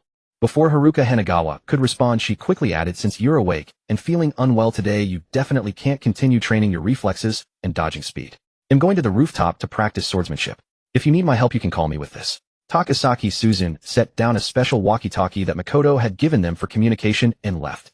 Meanwhile, Haruka Hanegawa found herself lost in thought, recalling the events of the previous night one after another. It was painful, but there were other feelings she couldn't quite articulate. She even remembered that in response to Makoto's diligent efforts, despite it being her first time, she had rewarded him in abundance. As a medical student, she understood the reason perfectly. Blushing furiously at the thought, she nevertheless found it a memory she could savor endlessly. 2 kilometers away from his apartment, Makoto was relentlessly hunting infected. Tokyo's population was incredibly dense, so infected were plentiful and easy to find. In just one morning, Makoto was already close to leveling up to level 10 and unlocking the system shop, needing only a bit more experience. Of course, he also saw survivor groups who had headed to Tenkai Private Academy with hope, only to realize the situation was dire and be forced to leave. For instance, now an old man seemed to want to join a survivor team, but was being driven away. He could only curse in fury. "You're supposed to be my daughter and son-in-law, yet you want to abandon your own father. Are you even human? You're worse than beasts. We truly have no choice. We went to Tenkai Private Academy before and found it was already overrun. Now we must travel a long distance to leave Tokyo and head for sparsely populated rural areas. You're old, your stamina and strength are failing. You need to rest constantly, and we'd have to carry you." A middle-aged man shouted, "And although our team doesn't require us to turn in found supplies, having you means I need to find enough for 3 people. I'd have to spend more time and take more risks every day to find more supplies, which increases my own risk of dying." The man speaking was clearly the son-in-law, and he continued unceremoniously, "Besides, your legs are weak, you can't go out to scavenge, and you can't do any heavy labor. You need us to take care of you. You are just a burden to us." "Sugimoto Yoda," the old man roared, somewhat losing his composure. Sugimoto Yoda, however, retorted with righteous indignation, "You're old, you've lived long enough. Why do you have to selfishly increase our burden and pressure? Why can't you let us have it just a little bit easier?" The old man's daughter didn't say a word throughout, remaining completely silent, clearly also thinking her father was a burden and determined to abandon him. "You beasts deserve divine punishment." The old man could only continue to curse helplessly, watching his daughter and son-in-law leave with the others. Struggling to survive, he was left alone, trailing forlornly behind the group. Makoto knew this was just a microcosm. He estimated similar or identical events were unfolding all over the world. After all, in the apocalypse, without the constraints of morality, law, and order, the dark side of human nature would only reveal itself more vividly. He averted his gaze, continuing his search for infected. He entered over a dozen more buildings, hunting down quite a few until he finally reached level 10. Makoto immediately allocated 4 points to agility and 2 points each to constitution, strength, and perception, receiving a comprehensive enhancement. Now his stats were strength 31, constitution 32, agility 53, perception 33. The system's cold mechanical voice echoed in his mind. Host level has reached 10. System shop unlocked. All items in the system shop are purchased with points. Point sources: normal infected and mutated infected. Each time an infected is killed, the system will not notify you of the points gained, only the experience. Host can enter the system shop to check points. Would the host like to open the shop to browse? This wasn't a safe place, so Makoto had no intention of checking here. He quickly returned to his safe house, securing 3 iron doors behind him before he felt at ease enough to say, "System, open the shop." Instantly, an image materialized in Makoto's mind. At the same time, the system's cold mechanical voice sounded again. Items currently sold in the system shop are divided into permanent and rotating items. Rotating items refresh every 15 days. Item grades are divided into 7 levels: S, A, B, C, D, E, F. Currently, the host can purchase grade items. As the host level increases, permission to purchase higher grade items will be unlocked. Host's current points 15. Makoto was a bit surprised. He thought he had killed quite a few infected, but he only had this many points. Then he began to browse in detail. Enhancement stone, permanent item. Can slightly enhance any non-living object. Effects are stackable. Price 20 points. Invisibility potion, rotating item. Upon drinking, grants invisibility for 10 minutes. Note: does not negate physical collision, cannot become intangible, like air cannot pass through walls. It only makes you unseen, but you can still be touched or felt. Price 20 points. Contract badge, permanent item. When worn by others, killing infected grants the host experience. Price 20 points. Vehicle repair technique, basic, permanent item. Upon use, allows repair of relatively simple vehicle malfunctions. Price 30 points. There were quite a few permanent and rotating items, a dazzling array. Just then Makoto thought of something and immediately asked system, "Do I only get 10 attribute points every time I level up?" 10 points each time felt far too few. Even at level 100, how much would that be? No. The amount increases every 10 levels. For example, now leveling from level 10 to level 11 grants 20 attribute points, and leveling from level 20 to 21 grants 30 attribute points. Level 30 to 31 grants 40 attribute points, and so on. Hearing this, Makoto breathed a sigh of relief and pondered what to buy with his points. Skills like electrical vehicle repair and firearms proficiency would certainly be useful, but they didn't seem essential for him right now. He thought it over and decided to save points whenever possible unless there was an emergency. He would conserve his points, keep leveling up, and once he unlocked the ability to buy better items, he would go straight for the best. After that, Makoto closed the system shop, took out several cans of food drinks and canned beer from his storage space, packed them into his backpack, and carrying 2 bags of rice, he went up to the 4th floor and entered a room that was cool and comfortable with air conditioning. Haruka, who was chatting with Takasaki Suzune, saw Makikawa return and immediately broke into a joyful smile, calling out in a sweet voice, "Makikawa-kun." She honestly thought it was quite nice having Takasaki Suzune around. When Makikawa had stepped out, she wasn't left alone. There was someone to chat and talk with her. That was certainly better than being by herself. Takasaki Suzune, on the other hand, gave Makikawa a calm nod of acknowledgement. But the moment he returned, she felt like a third wheel, instinctively wanting to leave and head up to the rooftop to continue her sword practice. "He'll go take a shower first." Setting down his bulging backpack and 2 bags of rice, Makikawa headed for the bathroom. Fortunately, last night's torrential downpour had left the water tank completely full. He didn't really need to conserve water anyway. His storage space was stocked with plenty of mineral water and drinks. "Makikawa-kun, please don't drain the bathwater after you're done. I'd like to bathe tonight as well." As Haruka hastily spoke, Takasaki Suzune raised her right hand to her chin. If given the chance, she truly wanted to spar with the remarkably skilled Makikawa to sharpen her own abilities. After all, only through constant bouts with powerful and formidable opponents could she make noticeable progress in a short span of time. So after a moment's hesitation, she asked, "Haruka, do you two have any plans for this afternoon? If not, she might be able to request something of Makikawa." "Suzune, if Makikawa-kun wants to do something then." Haruka's face flushed crimson, her words trailing off as if she wanted to say more. She suddenly recalled that sensation of repaying a debt of gratitude and found herself longing to experience it once more, to savor it again. Almost unconsciously, she murmured, "Anyway, that feeling was quite nice. Too liked it. I've rested enough. I'm going back to practice my sword." As she spoke, Takasaki Suzune caught the look on Haruka's face, the anticipation, the spoken admission that it felt good, and her heart gave a heavy, violent thump. Her curiosity seemed to be piqued, and her thoughts involuntarily drifted far away, wondering what that act truly felt like. In truth, living in an apocalypse where no one was guaranteed to see tomorrow's sun, Takasaki Suzune genuinely wished to experience things she had never had the chance to try. That way, if she were to meet an unfortunate end, she would have fewer regrets.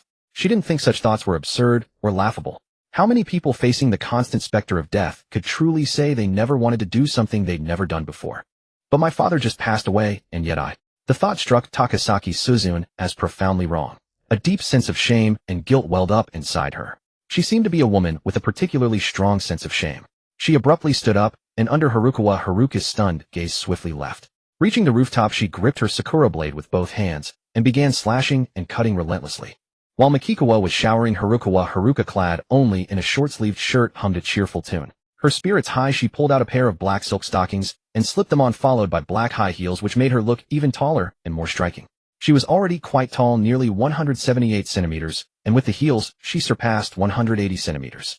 Not only were her long legs wrapped in black silk incredibly eye-catching, but she now exuded an irresistible, captivating allure. Makikawa emerged, towel drying his hair, and wrapped in a bath towel. Seeing Haruka in this attire, he had to admit she was indeed a stunning beauty capable of captivating any man. With Takasaki Suzune gone, he now asked, "Haruka, how are you feeling?" "I'm doing all right." Haruka's cheeks flushed slightly as she gave a charming smile. "Makikawa-kun, don't worry so much. As they say in your heavenly dynasty, it's always the ox that gets exhausted, never the field that gets plowed dry." She knew perfectly well she had no experience, and as long as Makikawa was considerate of her, he couldn't have been completely unrestrained. He certainly hadn't been fully satisfied last night. Even if he were to use her without restraint, she wouldn't break or die, but the experience would have been dreadful. So she was actually quite pleased. Regardless, as the night she became a true woman, she felt it had been good, tasting something wonderful, something worth recalling fondly in the future. Perhaps having this intimate bond had opened a direct shortcut to her heart. The way she looked at Makikawa now held unmistakable affection and adoration.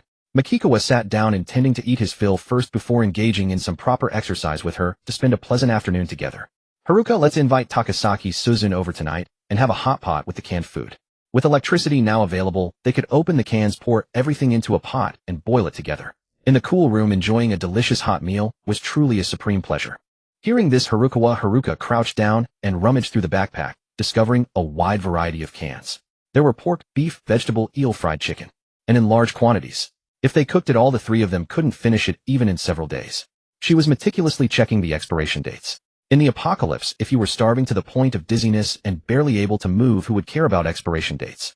But if one had the luxury to be concerned, it was wise to pay attention, lest they get a stomach ache, which would be a troublesome hassle. After putting some drinks and canned beer into the refrigerator, she turned around and said, "Makakawakan, if we had fresh ingredients, I could really show off my skills. I'm not bragging, but I have great confidence in my cooking." Capturing a man's heart by first capturing his stomach, that was also a viable strategy. "I'm sure I'll get the chance to taste your cooking someday, Haruka." Makikawa, now full and satisfied, stood up and teased, "Let's get some proper exercise too." Hearing this, Haruka blushed furiously and coughed awkwardly, saying with some embarrassment, "Then you'll have to go easy, Makikawakan. If I can't move by tonight, they'll be mortified in front of Suzune." Makikawa immediately walked over, wrapping one arm around her waist while the other roamed freely. Her generous bosom was truly a delight he couldn't get enough of. By the afternoon, Haruka Hanegawa had requited kindness 9 times over. Now she felt as though her very soul had left her body, drifting into paradise, soaring freely. It was ultimately the alluring aroma of hot food that drew her spirit back, for she had expended tremendous energy and was ravenous. Seeming utterly drained, Haruka Hanegawa sat up with a languid grace, slipped on a loose t-shirt, and swallowed hard. It had been an eternity since she had tasted cooked food. Before meeting Makoto, she had survived on raw rice and whatever else she could find, and after joining him, they had only eaten Rieditoa provisions. Makoto, who was poking at the pot with his chopsticks, stood up. "Haruka, I'll go fetch Susan Takasaki." After he left, Haruka Hanegawa tried to stand, but her legs felt weak as water, utterly devoid of strength. She slowly shuffled to the table and waited for the meal. Before long, Susan Takasaki, her hair tied up, face flushed from intense kendo practice, and glistening with sweat, followed Makoto into the room. The delicious scent hit her, and her stomach traitorously let out a loud growl. A deep blush flooded her cheeks, and she looked utterly mortified. Seeing this, Haruka Hanegawa quickly said, "Makoto-kun, Suzune, I'm absolutely starving too." Susan Takasaki shot her a grateful look, and only then noticed with surprise how radiant and beautiful Haruka looked, exuding an indescribable aura of allure. To put it simply, she was full of a captivating charm. Seeing Haruka looking so content and radiant, as if she had spent a wonderfully pleasant afternoon, Susan's curiosity was piqued. Could it be that they were? She quickly shook her head to dispel the thought, walked over stiffly, and sat down with perfect posture. Haruka Hanegawa was utterly baffled by this display. Makoto, however, paid it no mind. He brought over the electric rice cooker and opened it.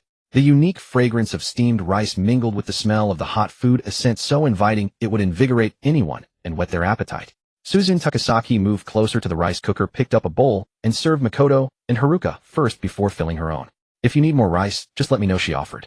"Suzune, there are drinks and beer too. I put them in the fridge to chill," Haruka Hanegawa said, clasping her hands together in a plea. "I'd like a drink if you don't mind."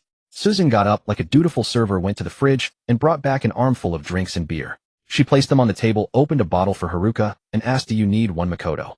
Makoto shook his head, picked up a piece of tender beef with his chopsticks, and took a couple of big mouthfuls of rice, savoring the incredible taste. The two women, however, felt the need to say a polite, "Let's eat," before they finally picked up their bowls and chopsticks. Haruka ate with refined grace, taking a bite of food, then rice, then a sip of her drink. Even when she had first met Makoto, starving as she was, she had chewed slowly and deliberately. Susan, in contrast, was far more unrestrained, eating heartily without a care for her image. None of them spoke, all focused on their meal, thoroughly enjoying a feast that was lavish by apocalypse standards. Makoto devoured 7 large bowls of rice. Susan, despite her slim figure, had a surprisingly hearty appetite, polishing off 4 bowls. Haruka ate the least, managing only 1.5. Finally, Makoto opened a chilled drink, downed it in one go, let out a long, satisfied burp, and declared, "Now, that's what I call living." This was the life. Susan opened a can of beer and drank half of it as well. Enjoying the cool air conditioning on a hot summer's day, eating hot pot to her heart's content, and finishing with an ice-cold beer felt like a blissful dream to her. But she felt a nagging guilt about freeloading, a subtle sense of owing Makoto something. Without resting, she stood up and said, "I'll clear the table." She immediately busied herself washing the dishes with a conservative amount of water. Meanwhile, Haruka Hanegawa looked at Makoto, her moist, beautiful eyes blinking. A slight blush colored her cheeks as she whispered furtively, "Makoto-kun, shall we continue tonight? Can you handle it?" Makoto asked. He was confident in his fully enhanced body, and with a full stomach his stamina and strength were still formidable. Besides, for a man, such activities were always an entertaining way to pass the time. Haruka smiled and nodded. "Don't underestimate me, Makoto-kun." With that, she lay down on the spot, finding the most comfortable position to rest and gather her strength for the battle to come. Makoto stood up, stretched, and left the room. Armed with a gun and plenty of ammunition, he intended to practice his marksmanship on the infected wandering in the night, and perhaps gain some experience points along the way. He made his way up to the rooftop. The night was clear with a bright moon and sparse stars, but the eerie, piercing shrieks of the infected still echoed through the air. Makoto produced a silenced firearm from his storage space. Bathed in the moonlight, he moved with caution, scanning the surroundings from his vantage point. To his utter astonishment, he spotted the mutated infected he had dubbed Number 1, the one that had consumed so much tiger meat. His brow arched. Did Number 1 have territorial instincts? Even if lured away by the helicopter's noise, did it always return to roam this area? Moreover, Number 1's physique had changed noticeably. Its height had surpassed 2 meters, its frame had expanded significantly, and a grotesque growth, like a giant eyeball the size of a man's fist, had appeared on its left shoulder. Number 1 was becoming less human and more monstrous by the day. But what shocked Makoto most was the horde of infected gathered around it, at least 200 strong. Number 1 was like the alpha wolf leading its pack to hunt through the dark, lifeless urban jungle. Could it be that leaders are emerging among them? Are they developing organization and acting collectively? Makoto immediately grasped the gravity of the situation. Infected that could coordinate and combine their strength were far more terrifying and dangerous. This was certainly not unique to Number 1, as similar scenarios were likely unfolding elsewhere. As he was pondering this, Makoto suddenly noticed Number 1 jerk its head up, its gaze locking directly onto him on the rooftop. It seemed Number 1 possessed a powerful sense of smell rivaling that of a tiger, and had caught the scent of a living human, easily detecting his presence. Seeing this, Chuan's heart leaped into his throat. As he raised his gun with lightning speed, attempting to pull the trigger and shoot Number 1, he saw Number 1 move, darting swiftly toward the apartment building. It was nearly impossible for him to aim at Number 1's head. A massive horde of infected followed closely behind. The scene was spectacular and awe-inspiring. Chuan was not overly worried. The apartment building had been thoroughly reinforced by his own hands, making it an impregnable steel fortress. After all, these infected were still made of flesh and blood.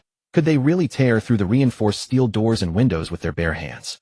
Or smash through the thick walls of reinforced concrete? Still, Chuan felt he needed to prepare several temporary safe houses as soon as possible. Better safe than sorry. If this place were ever breached, and he managed to fight his way out, he would at least know where to flee, avoiding a deadened situation.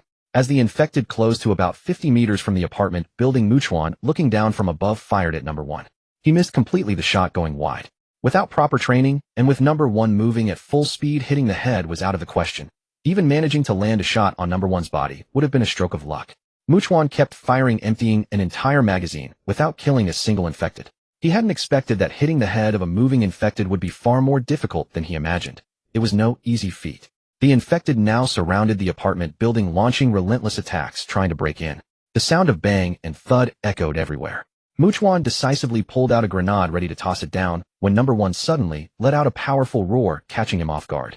The other infected, as if receiving some kind of signal, turned their heads toward Number 1. Seeing Number 1 retreating, they began to back away as well. Chuan frowned. What was going on? Could they actually give up on fresh prey? That was impossible. Yet watching Number 1 lead the horde away, a restless Chuan immediately speculated, could Number 1 have sensed that there were only 3 people in this entire building? So for Number 1 and the massive horde, even if they conquered this place and devoured them, it would be like expending tremendous effort at a great cost, only to gain a pitifully small amount of food, nowhere near enough to share among so many. Was it not mercy, but the realization that the cost outweighed the reward? After all, it was simple logic. Like how a group of people would team up to hunt a large animal, but would they really dig 3 feet into the ground, spending great effort and resources just to kill 3 or 4 rats?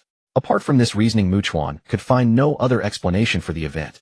He stowed his weapons and quickly went back inside, intending to discuss the matter with the 2 of them to hear their perspectives. Neither of them was foolish. They were both intelligent.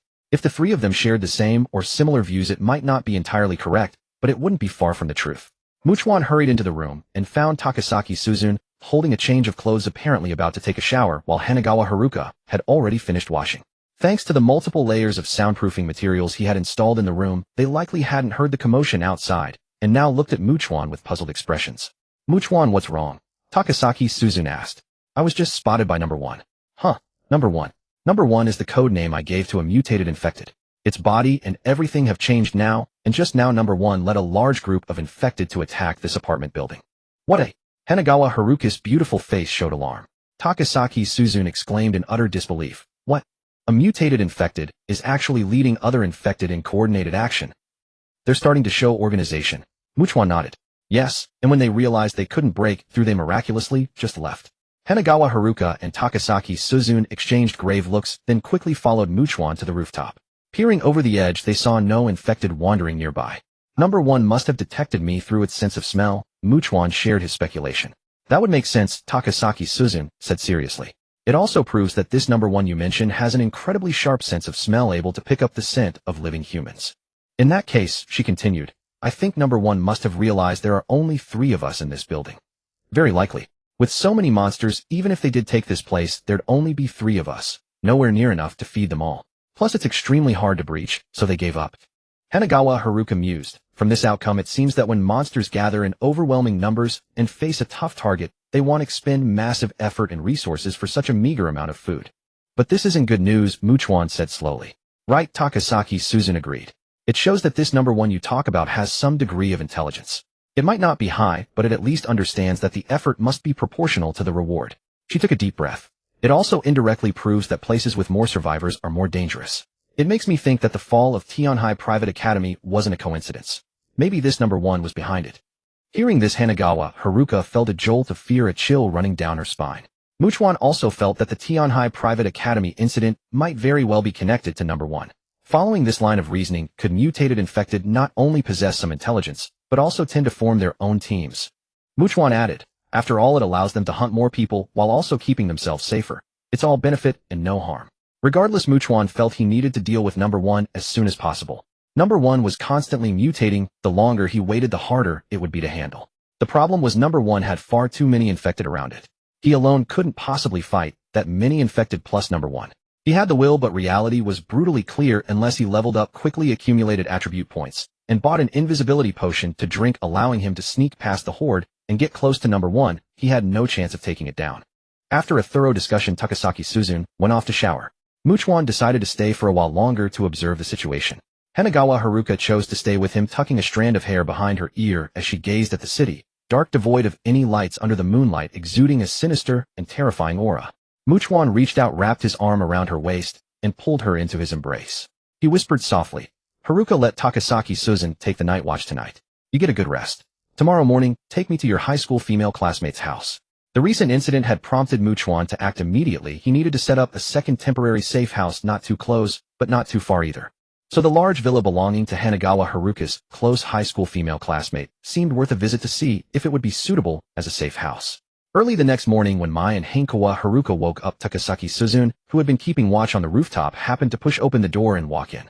She approached them and handed her father's cherry blossom sword to Hanagawa Haruka. They had naturally informed her the night before that they planned to go out today. Seeing this, Hanagawa Haruka hastily shook her head and waved her hand, saying, but this is Suzunani's father's keepsake. This cherry blossom sword held a special significance for Takasaki Susan. It was not merely a weapon. If she took it, and it got damaged, she would feel terribly sorry and burdened with guilt. Haruka, don't worry about it so much. If it breaks, it breaks. I keep my father here. Takasaki Susan raised her hand and pointed to her heart, speaking earnestly. Besides, this is a truly fine blade, exceptionally sharp, and it won't break easily. So it's perfect for you, Haruka, who has no martial arts foundation to use for self-defense. Hanagawa Haruka hesitated and looked at Mai, seeking his opinion. Mai studied Takasaki Susan for a moment, then nodded and said, Haruka, accepted. Okay. She obediently took it and expressed her sincere gratitude to Takasaki Susan.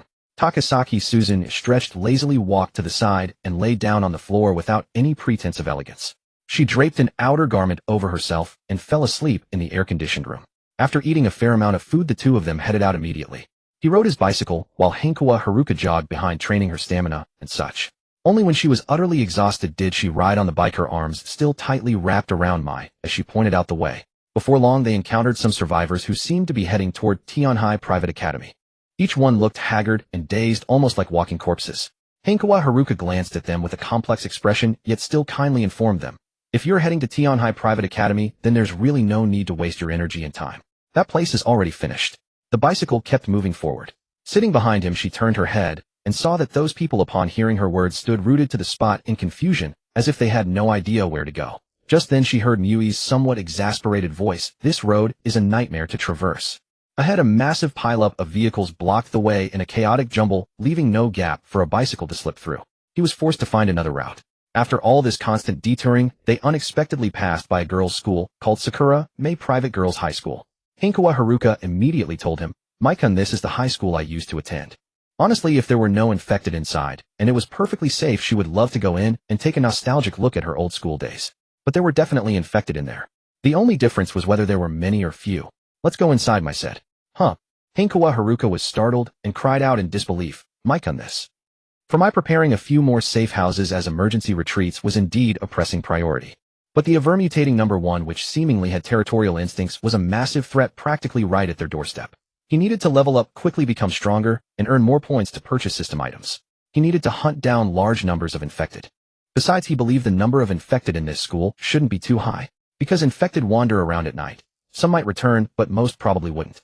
And even if there were many, as long as he made a commotion, his perception far exceeded ordinary people. He would detect them, and his agility was the highest of all his stats anyway. He could definitely react in time to grab Hankawa Haruka and make a quick escape. Moreover, if they encountered an isolated infected, he could let Hankawa Haruka fight it alone, giving her a chance to be tempered and grow. If she couldn't finish it off, he would step in. Haruka, if you're scared, you can wait here for me.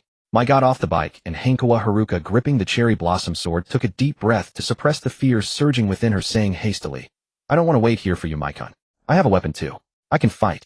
He'll definitely be able to help when you battle those monsters. Hearing this, Mai pulled her into his arms and kissed her freely. Hankawa Haruka's face flushed crimson. For her, such sudden kisses were a delightful surprise. But this was indeed not the place for a leisurely duel of lips and tongues. Then the two of them walked inside. The school seemed abandoned, devoid of any soul. Even in broad daylight, it radiated a bone-chilling sense of desolation and dread. Hankawa Haruka's heart pounded rapidly as she kept glancing around, sticking close to Mai, never straying a single step away. Only by getting closer to him could she feel a sense of safety. Then Mai led Hankawa Haruka all the way into the teaching building. What met their eyes were rows upon rows of toppled shoe lockers. In Sakura Country's high school, students must change into indoor shoes when entering the building, which is why scenes of love letters being placed in shoe lockers are so common in anime. Girls' shoes were strewn everywhere, and on the ground lay torn uniforms, shreds of flesh-bone fragments, and other human remains. Blood was splattered all over. Dust visibly floated in the air. It painted a picture that was both eerily silent and utterly horrifying. Pale-faced Hankawa Haruka thought of something and whispered, Mai-kun, the school infirmary is on the first floor. There are medical supplies in there. Mai naturally wanted to grab them. When it came to medicine, the more the better. To put it bluntly, who in this world could go their whole life without getting sick? And by removing the boxes, they could pack more medicine into their backpacks. With Hankawa Haruka present, he couldn't conveniently stow things directly into his storage space. The two of them crept along cautiously, arrived at the infirmary, opened the door, and found the place in complete disarray. Mai remained expressionless, but Hankawa Haruka's face showed grief. She still remembered the school nurse as a gentle, meticulous, middle-aged woman. If she hadn't turned into an infected, she had likely long since perished without a trace. They quickly packed the medical supplies into their backpacks. Mai carried the pack and led Hankawa Haruka upstairs, peering into the classrooms. Every classroom looked much the same. Overturned desks and chairs, textbooks scattered across the floor, blackboards with writing, shattered doors, and windows, blood everywhere. It truly resembled a haunted school. They made their way up to the third floor, where Mai seemed to sense something and abruptly halted. He said, there's movement ahead. A fight might break out. Hankawa Haruka immediately drew the cherry blossom sword, gripping it with both hands, staring ahead with utmost vigilance. Soon an infected emerged from one of the classrooms, clad in a blood-stained uniform. Its hair was disheveled, its blood-red eyes bulging, so wide they looked ready to pop out of their sockets. Its mouth was split open from ear to ear, revealing every single tooth, and tattered black knee-high socks clung to its legs. The two of them stood face to face with what seemed like a ferocious, malevolent female ghost. Chuan scrutinized the scene with an utter lack of fear, as if it were nothing out of the ordinary. This was clearly another mutated infected like number 1, its left arm having undergone a horrific and unimaginable transformation. If it hung down, even with the infected standing perfectly straight, its fingers would surely touch the ground. The length of the left arm was astonishing. The mutated infected seemed to be evolving in a direction away from humanity. Chuan's heart sank. How much time had passed to have already mutated to such an extent? What about in a month, 2 months, or even a year or two? What kind of indescribable, horrifying form would these creatures eventually take? Yet it appeared this mutated infected, unlike number 1, did not actively gather other infected. At the same time, a tremor ran through Hankawa Haruka's delicate frame as she felt a chilling force so intense it seemed to freeze her, blood spreading to every corner of her body. Her face and body were drenched in layers of cold sweat. She had seen infected before, but this one was far too unsettling. Just looking at it made her scalp feel as if it were splitting, and instinctively a desire to flee surged within her. Chuan gestured and said, Haruka, stay farther away from me. Clutching her Sakura blade, Hankawa Haruka obediently stepped back. Meanwhile, Chuan decisively pulled out the gun with 4 bullets he had obtained from Takasaki Sisen. The mutated infected had already begun charging forward. Like a wild bull, its speed rapidly increased. The heavy, forceful footsteps echoed through the eerie corridor of the girls' school building, powerfully striking the hearts of the living, effortlessly evoking fear and terror. When the mutated infected was 5 meters away, Chuan raised his gun with lightning speed. At such close range, he could easily aim at its head and blow it away with a single shot. Just as he was about to pull the trigger, he was caught off guard as the mutated infected leaped into the air as if about to pounce. He quickly retreated and fired a shot. The bullet struck its body, but as it landed, the infected missed its target. However, the bullet that had penetrated its skin was forced out, seemingly squeezed out, and fell to the ground with a crisp sound. Chuan was startled, but he quickly holstered the gun, grabbed the crowbar, and charged straight at it. The mutated infected swung its abnormally long left arm, producing a whistling sound as it tore through the air. Chuan dodged. The strike hit the classroom door. The mutated infected's strength was considerable. It smashed the door into countless fragments that flew and tumbled through the air. It let out a deafening, piercing shriek and attacked again.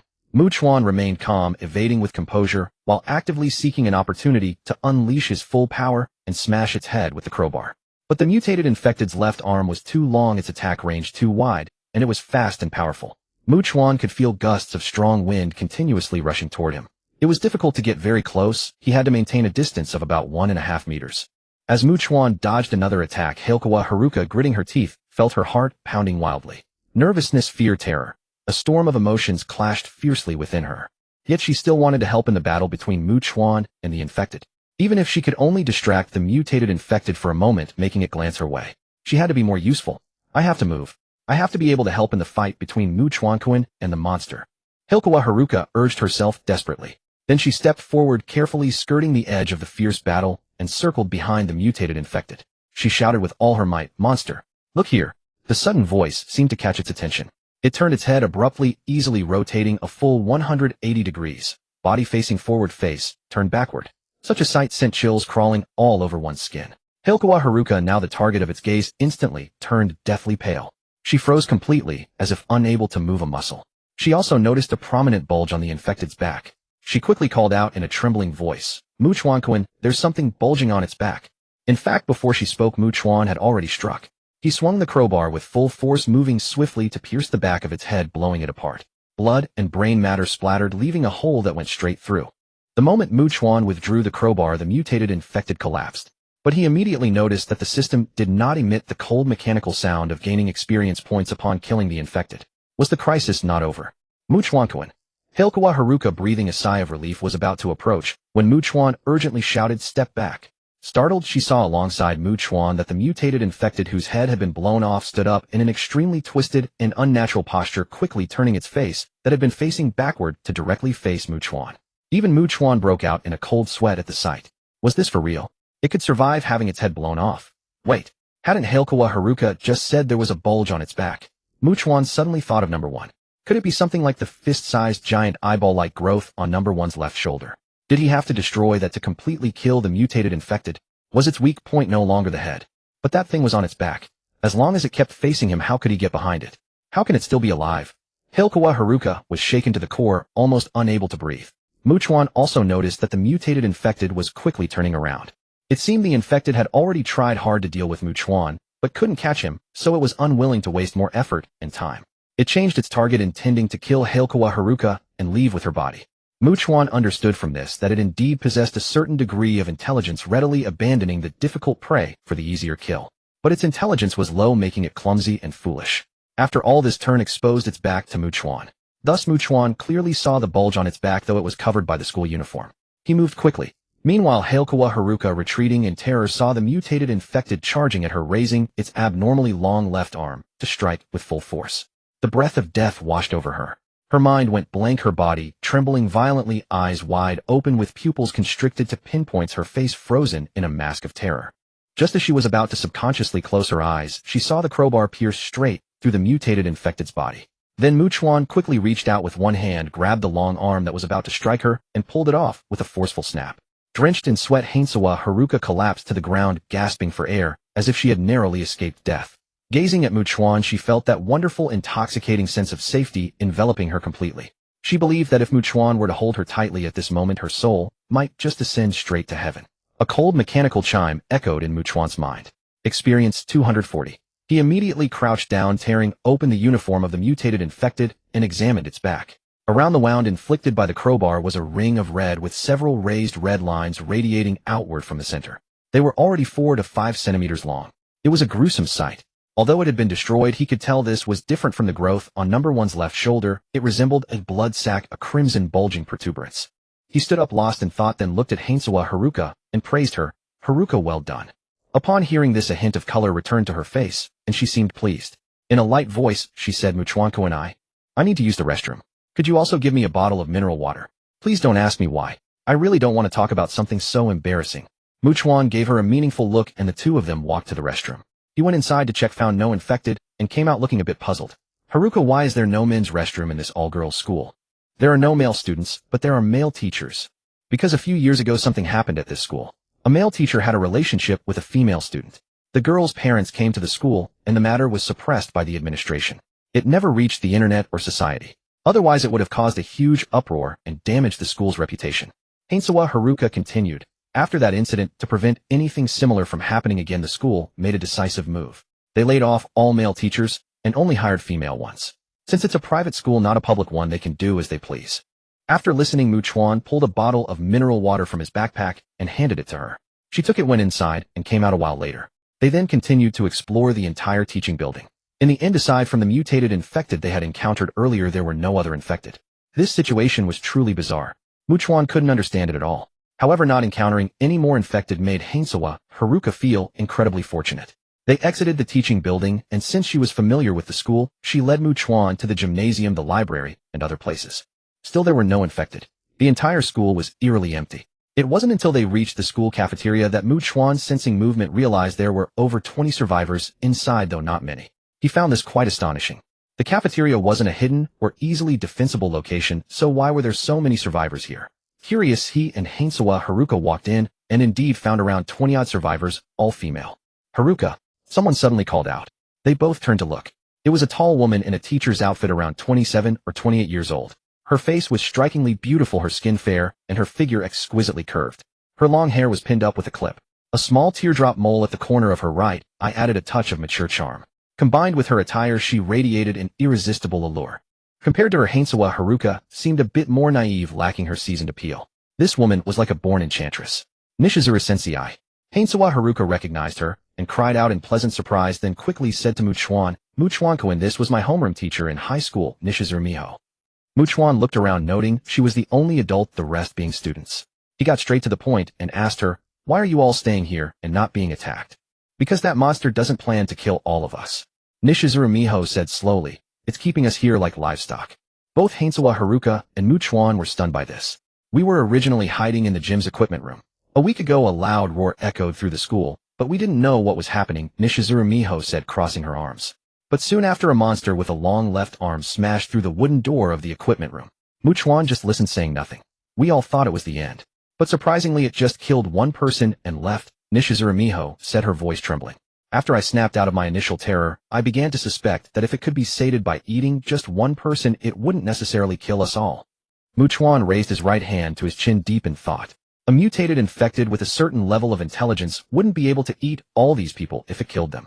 This suggested that these infected creatures actually preferred fresh living prey over rotting corpses. We were starving, so we eventually plucked up the courage to leave the equipment room. To our surprise, there were no other monsters on the school grounds, Nishizuru Miho said with a despairing, bitter smile. Anyway, the cafeteria has plenty of food and water. At least we can eat and drink our fill before we die. That's a small mercy. Chuan now understood why there were no other infected here.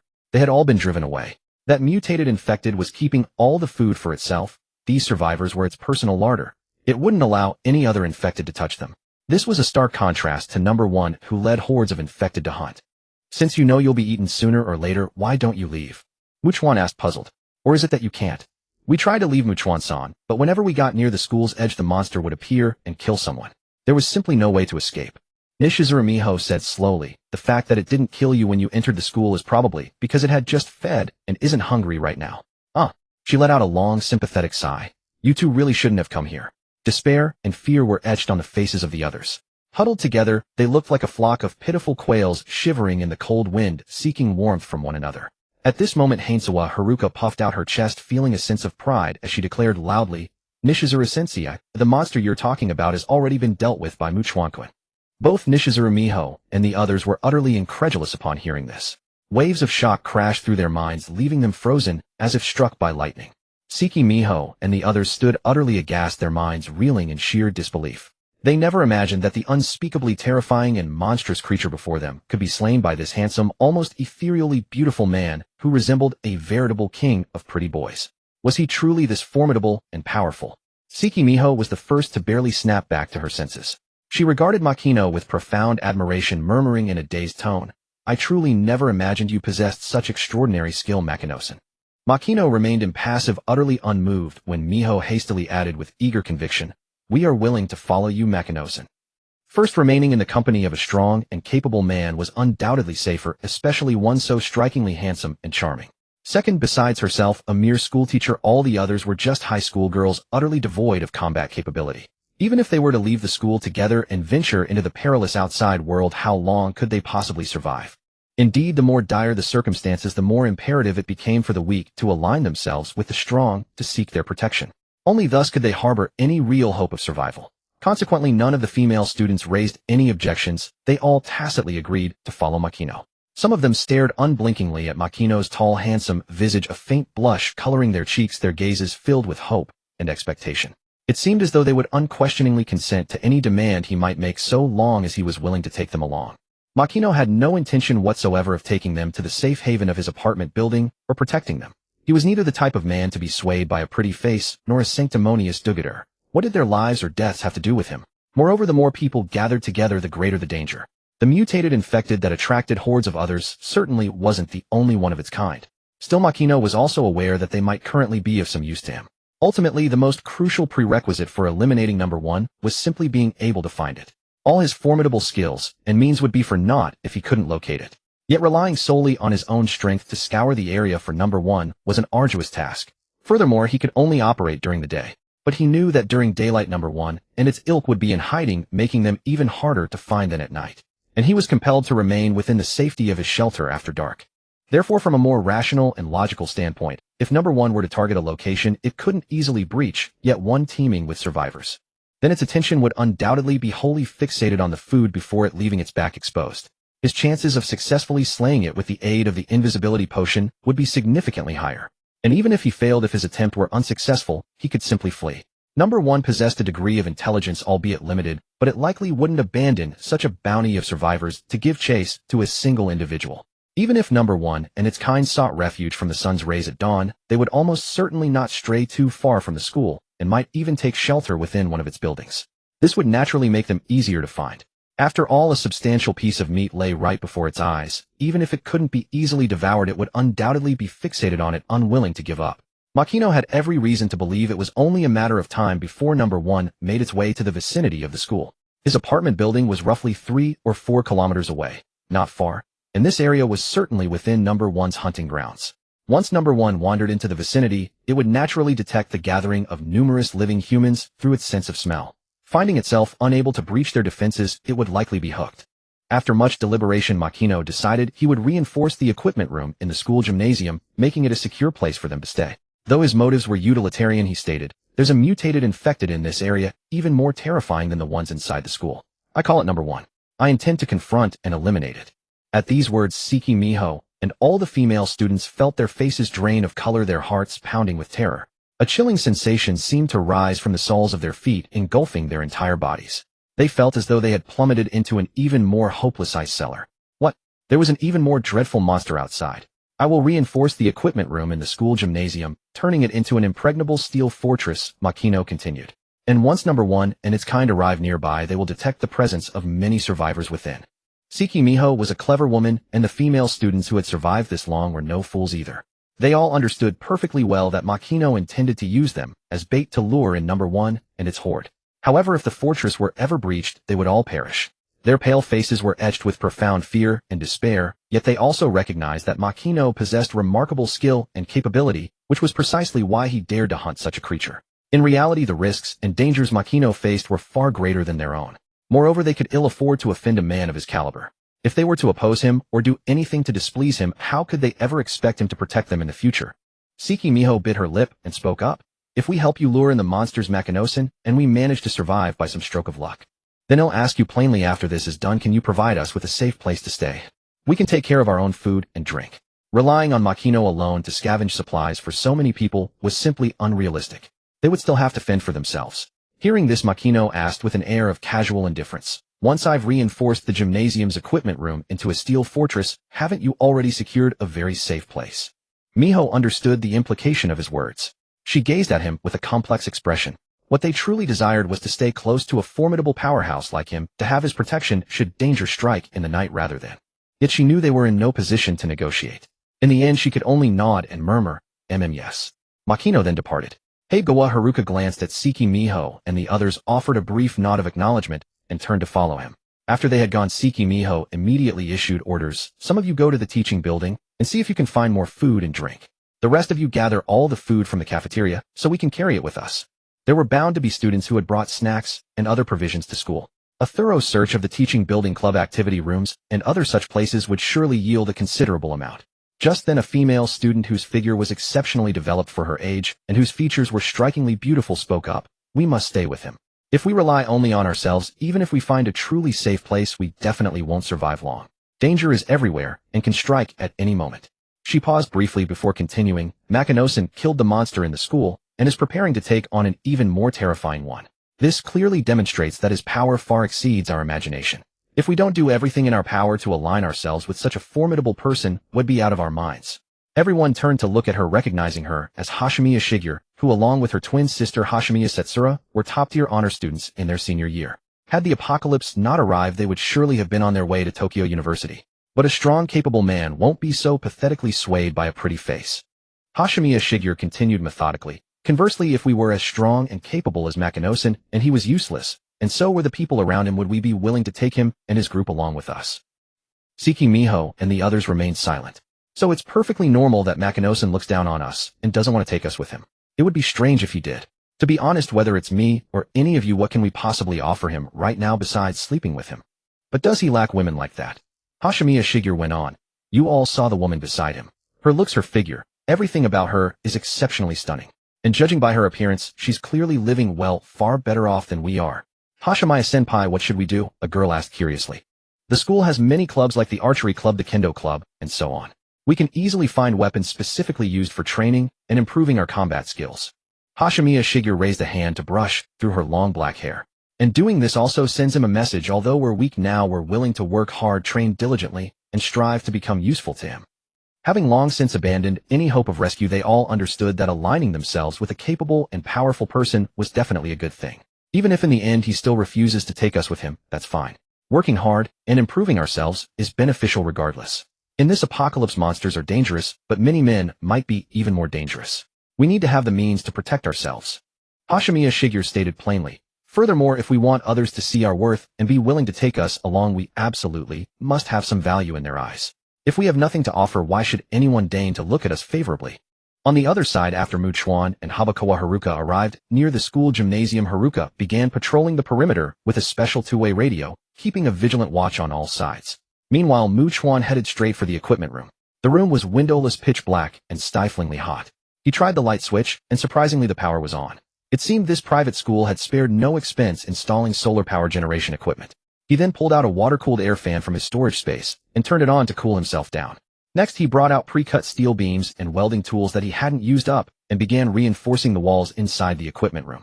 Having just recently fortified an entire 4-story apartment building by himself, he had accumulated substantial experience in such massive undertakings. Moreover, the equipment room wasn't very large. Even after welding layer upon layer of steel plates to the exterior walls, he finished everything by midday. However, after working so hard in the scorching midsummer sun, Chuan was exhausted and drenched in sweat. He sat down to rest, and when Haruka came over, he noticed she was also drenched in sweat, looking as if she had just crawled out of a river. The two of them ate food and drank beverages from their backpacks. Turning to look at Chuan, Haruka asked, "Chuan, when you plan to stay here, right? Until we kill number 1. Chuan nodded. Not just number 1, but any mutated infected with a certain level of intelligence. If he couldn't encounter them, fine, but if he saw them, he'd find a way to eliminate them as fast as possible. So today he couldn't go back to check out that big villa. There was a chance number 1 might lead a horde of infected near this area tonight, catching the scent of living humans like Nishizuru Miho and others, and realizing there was a decent meal to be had here.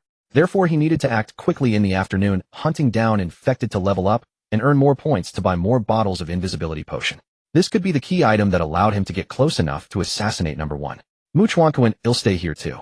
Haruka suggested, blinking her bright moist eyes, and joked. In that case, Suzune might have to endure a lonely period, whether short or long. Chuan had no interest in small talk and got down to business. Haruka, if number 1 doesn't pass by here tonight, we'll head to that big villa tomorrow. Also, after I eat and rest for a bit, I'll go out. If nothing unexpected happens, I'll be back before nightfall. If I'm not back, I'll contact you via the radio. Keep it on you at all times. Haruka nodded gently. She knew that there was no real danger here, at least until nightfall. Infected didn't roam during the day, and survivors wouldn't come to a school either. It wasn't a place to gather many supplies. Besides, everyone knew that schools had many people, so it was a given that there would be plenty of infected, making it extremely dangerous and likely to harbor terrifying ones. Just like that mutated one earlier. If it weren't for Chuan, who could have dealt with it, any other survivor team would have been wiped out. Moreover, Chuan had also fortified a safe house, making it secure to stay inside. Having eaten her fill, as well, Haruka clapped her hands and asked curiously, "How long do you plan to rest before you set out, Chuan?" "Half an hour. Then I can use the time to practice my skills more," Haruka said with a gentle smile. "You saved my life again earlier, Chuan. I really want to repay you sincerely." Chuan nodded lightly in response. He had worked hard all morning, so a brief moment of relaxation was a good balance of work and rest. Then, while Haruka was diligently practicing her silver tongue techniques, Chuan, having nothing else to do, took out the special two-way radios that Kamamiya Seishi and the others had worn. He intended to contact Takasaki Suzune. Although Chuan wasn't sure about the actual communication range of the radios, he knew that these special police-grade devices had a much greater range than civilian ones. A few kilometers shouldn't be a problem, right? Waking from her sleep, Takasaki Suzune sat up. Honestly, this reversed day-night schedule left her feeling like she wasn't getting good quality rest, and she still felt tired upon waking. She'd need to take a good nap in the afternoon to stay alert for the night watch, enduring the long nights filled with low, harsh growls. However, she also wanted to contact Chuan first to ask about their situation. She quickly left her room and went up to the rooftop terrace, fumbling with the radio. A moment later, Chuan's voice came through. "Takasaki, just letting you know, Haruka and I won't be coming back tonight." "I understand." Takasaki Suzune nodded gently, but a subtle, complicated feeling stirred within her. After the apocalypse suddenly struck, she and her father had come to this apartment building, gathering some survivors who were active during the day. Though the building was soon overrun by infected, she later ended up with Chuan and Habakawa Haruka. Yet tonight she would truly have to spend a dangerous night alone in this apocalyptic world. Thinking about it, a strong sense of loneliness washed over Takasaki Suzune. Not only that, but she also felt unsafe and uneasy. This made her quite restless. But she didn't ask why they weren't coming back. Instead, she asked with concern, "Chuan, did you find that villa? Is it suitable to be turned into a second safe house?" "We haven't reached it yet," Chuan replied, then briefly explained the situation. Listening, Takasaki Suzune felt deeply conflicted. If she could, she still didn't want to be alone. So taking a deep breath, she tentatively suggested, "Chuan, it's not that far anyway. I think you could bring Haruka back first. That way I can pretend to be an infected and attack her to train her reaction and dodging speed, and also teach her swordsmanship to help her improve." As she finished speaking, she heard a coughing sound over the radio, as if someone next to Chuan was eating something delicious and had accidentally choked. Just as she was wondering about it, Habakawa Haruka's somewhat muffled voice came through the radio. "Suzune, we might be back tomorrow." Feeling a pang of disappointment, she also heard another sound, and a sudden realization dawned on her. Her face flushed red as she quickly said, "Well, let's not chat for too long. They'll hang up now. You two go ahead and do what you need to do." She hung up quickly, her heart pounding rapidly. At 12:30, Chuan left Sakura Private Girls High School under the scorching sun. He walked instead of cycling, as the area around the school was not deserted. Residential buildings began to appear within 500 or 600 meters. As if utterly devoid of fear or dread, Chuan raced against time, darting in and out of buildings to hunt down infected. Finally, at 3:47 p.m., he reached level 11. Without exaggeration, in Tokyo, a metropolis teeming with over 10 million souls, his greatly enhanced perception made finding infected far easier than scavenging supplies. Leveling up granted him 20 attribute points. After allocating 4 points each to perception, strength, and physique, and 8 to agility, he opened the system store and used his points to purchase a bottle of invisibility potion. He felt something materialize within his storage space. He retrieved it and inspected it. The vial resembled a sample tube about 4 to 5 centimeters long, with a seal that opened easily, containing clear water. Suddenly a question struck him, and he asked with concern, "System, does invisibility mask my scent?" For number 1's sense of smell was incredibly acute. If invisibility couldn't conceal his scent, number 1 might detect him by odor alone. No, it is mere invisibility. You become unseen, but you can still be touched and smelled. Chuan raised his right hand to his chin, his mind racing. He could attach infected tissue to his body, though it wouldn't completely mask his living scent or fool them into thinking he was one of them. But if number 1 did roam near the school, the living scent radiating from Nishihizumi Miho Hashimiya Shigeru and the others would be far more potent.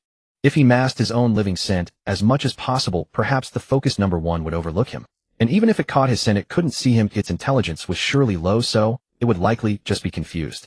Next, Chuan tried to store an infected corpse in his storage space, but found it impossible. He decided to return to the school and observe from the rooftop of the main building. Just as he was about to leave, he heard hurried footsteps from the street outside, which stopped right across from his building. He crept to the window and saw 2 thuggish men with crew cuts sitting there. One had dyed his hair red, the other green. Clearly they were out scavenging for supplies, and now they pulled a considerable amount from their bulging backpacks, seemingly intent on eating their fill before bringing the rest back. With his sharp perception, Chuan could hear their chatter over the sounds of them eating and drinking, their eyes constantly darting around. "We should head to Tianhai Private Academy too," said the green-haired man. "They have armed forces there, it's very safe. But we escaped from prison. What if they find out we're criminals? Forget the police, would any ordinary people even let a bunch of convicts join them?" The red-haired man took a few gulps of his drink. "Besides, Brother Kimura said it himself. In this dangerous world without weapons, you are helpless, just waiting to be slaughtered. Since we've got guns, we can build our own crew." He then pulled out a walkie-talkie and contacted them. "Brother Kimura, we've gathered a lot of supplies and are heading back. Unfortunately, we didn't run into any survivor groups. It's like they've all died out. They must have heard the helicopters the other day and headed to the safe haven at Tianhai Private Academy." A deep, powerful voice came from the radio. "That's why I took some men there today." "Huh?" The green-haired man was startled and quickly spoke into the walkie-talkie. "Brother Kimura, what do you mean? Survivors gather there. We want to see if we could pick up some people, especially women." Brother Kimura continued slowly, "But when we got there, we realized Tianhai Private Academy was already done for. We didn't find any survivors, but we did make an unexpected discovery." "Unexpected discovery?" the red-haired man asked, intrigued. "There's a heavily fortified apartment building, looks like an unbreakable steel fortress. Way safer than where we are now." Brother Kimura chuckled. "But such a massive undertaking must be the work of a fairly large survivor group. So there are definitely women there, and probably quite a few." Hearing this, both the green and red-haired men's faces lit up with excitement. Brother Kimura's eager voice crackled through again. "Well, pretend to join them, then use our guns to kill all the men, take all the women, and use that place as a base to gather more survivors." "Brother Kimura, I really don't get it. Why don't we just leave Tokyo? Go somewhere less populated?" the green-haired man asked, puzzled. "The number of monsters in Tokyo is so huge we can't even estimate it. Staying here is incredibly dangerous. We should leave while we still can." "You idiot. We need to make our group stronger. If just 30-something of us flee Tokyo, who are we going to send out to risk their lives gathering supplies?" Brother Kimura said sternly. "So we don't just need pretty women, we also need men with kids. We control their children, and with our guns we can force them to go out and gather supplies for us. We won't have to take any risks, and we'll live a life of leisure with women and plenty of food." "Brilliant, Brother Kimura." The red-haired man immediately flattered. This Brother Kimura, whose full name was Kimura Kengo, was a ruthless man. A serial killer who had murdered 4 people before the apocalypse, a name that inspired terror. And those who shared a prison cell with such a monstrous criminal weren't exactly saints either. Being the same cold-blooded criminals, they had seized the guns of the dead prison guards, fought their way out of jail, and claimed a safe place as their own. Chuan stood by the window, his eyes cold and sharp as he watched the 2 men. He realized that in this apocalypse the infected were dangerous, but survivors could be just as perilous. Especially as time went on, not just men, but even the elderly, children, and women who managed to survive would be cunning and ruthless. He would have to be wary of everyone, always assume the worst. Since these men were plotting against his safe house and planning to kill him, he had to strike first and eliminate them. If he could get their guns, even better. It would bolster his ammunition supply. But there were over 30 of them. They were all armed. Even with his body far exceeding human limits, without the invisibility potion, taking on so many well-armed and vicious criminals would be extremely difficult. Then a plan suddenly struck him. He could secretly follow these 2, find their hideout, and at night lob a grenade over. The explosion would echo through the darkness, attracting a horde of infected to their doorstep. The green-haired and red-haired crew-cut men were unaware that Chuan was secretly following them. They arrived at an underground parking lot. The exit was blocked by numerous vehicles, forming a barrier. With a few more durable items added, it could easily be sealed off. Moreover, the underground parking lot was quite spacious with multiple exits. If things went wrong, they wouldn't be trapped inside without an escape, as there were vehicles present. They could enjoy the cool air from the car's air conditioning. Even if infected individuals did come down, they could hide behind the vehicles and shoot at them or run them over with the cars. Now the green-haired and red-haired crew-cut men noticed that some people who had gone out to gather supplies had returned, casually smoking, playing cards, and occasionally sipping on drinks. Some were even casually generating electricity against the wall. They approached a middle-aged man with tattoos, a fierce demeanor, and a glint of ruthlessness in his eyes, sitting in a luxury car enjoying the air conditioning, saying respectfully, "Brother Gene Village. We had a very good harvest today. After Jean Village Kenji gave a slight nod, the two of them put down their backpacks and left quickly, finding a car to sit in and enjoy the cool air. Jean Village Kenji pulled out a cigarette, lit it, took a deep drag, and his eyes sparkled with a manic gleam. The apocalypse is truly amazing. I can do whatever I want. This is the paradise I've always dreamed of. While most people feared the dangers of the apocalypse, he relished it. A new world without order, morality, or laws was simply marvelous. Thinking about it made him feel the blood in his veins quickening. Chuan stood on the 5th floor of a building across the street from the underground parking lot overlooking an exit. He took out his walkie-talkie to try to contact Chuan. It seemed she had been attentive to the walkie-talkie, as she immediately got in touch. "Ching, I have something to do tonight, and won't be back. Stay in the sports hall's equipment room." After Chuan finished speaking, simply Chuan obediently responded without asking questions. He put away the walkie-talkie and stayed by the window. Until the sun began to set, he saw several groups of people returning here with bulging backpacks. He held a hand grenade, patiently waiting. As night fell, and another 2 hours passed, he decided to act when he was sure that everyone who could come back had returned. His strength was considerable. With a full force throw, the grenade would travel at an incredibly fast speed and should not explode midway. Meanwhile, in the underground parking lot, Jean Village Kenji counted the number of people. 2 groups had gone out for supplies and had not returned, leaving only 29 people and 4 firearms missing. "It's time for the guards at the underground parking lot exit to take their positions quickly." Jean Village Kenji laughed heartily. As long as everyone keeps quiet, they can do whatever they want. This world was meant to be like this. The red-haired and green-haired crew-cut men, armed, hurried to the south exit of the parking lot. It was tightly blocked, allowing not a sliver of moonlight to enter. They both remained extremely tense, paying close attention to the outside. The green-haired crew-cut man whispered, "Damn, it's unbearably hot." "Don't talk," the red-haired crew-cut man hissed. "There are monsters outside. If we're heard, we're done for." Just as he finished speaking, they heard the sound of something shattering the glass of the vehicles blocking the exit with a crisp noise. They had no time to react before a loud bang erupted, enough to burst eardrums, and they were thrown back as if hit by a terrible shock. The grenade exploded, igniting the vehicle's fuel tanks, and the cars began to burn. Upon hearing the explosion, Jean Village Kenji and the others immediately grabbed their weapons and rushed over, finding the green-haired and red-haired crew-cut men covered in blood, battered and bruised, lying there in a pitiful state, their lives uncertain. The exit was not only blown open with a significant gap, but also engulfed in flames with scorching heat and thick black smoke billowing. The loud noise instantly attracted a multitude of infected individuals nearby. Some were in shock, trembling. How could there suddenly be such a big explosion? Jean Village Kenji decisively shouted, "We retreat to the second line of defense and use materials to block and reinforce it. The monsters definitely won't get through." However, Jean Village Kenji couldn't help but suspect whether this explosion was truly an accident. He thought this while retreating with the others to the second line of defense. Everyone frantically searched for anything they could find, racing against time to reinforce their defenses. They quickly retreated, maintaining a safe distance and hiding behind vehicles, aiming their firearms forward. Every person was incredibly tense and terrified, their faces pale, sweating profusely, holding their breath, completely still. They could clearly hear the sound of many infected individuals approaching, their chaotic steps resembling numerous terrifying demons emerging from hell to the human world. They were right outside, very close to them. The sounds of flesh being gnawed and bones being crushed soon followed. Everyone was engulfed in profound fear, hearing the pounding of their own hearts. Meanwhile, Chuan, standing in the building, looked down and took out another grenade. Since the blockage had been blown open, he wanted to see if he could directly throw it into the underground parking lot. He had plenty of grenades, so he could try slowly. He threw with all his strength. The grenade flew down rapidly over the infected individuals, gnawing on the bodies of the green-haired and red-haired crew-cut men, landing outside the second line of defense set up by Jean Village Kenji and the others. Bang! Another explosion occurred, creating a shockwave that made Jean Village Kenji and the others' ears ring in an instant, with debris flying everywhere in a chaotic manner. They looked on in despair as a large gap was blown open in the second line of defense, realizing they had no time to repair it. To Chuan's surprise, several infected individuals were killed in the explosion, granting him some experience points. Damn it, someone is definitely targeting us. Deliberately setting us up. Intentionally using the explosion to lure those monsters here.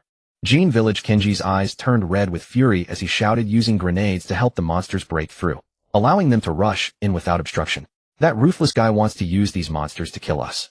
As he finished speaking, numerous infected individuals had already crossed through the gap blown open, entering the underground parking lot like a stream, discovering them and charging towards them.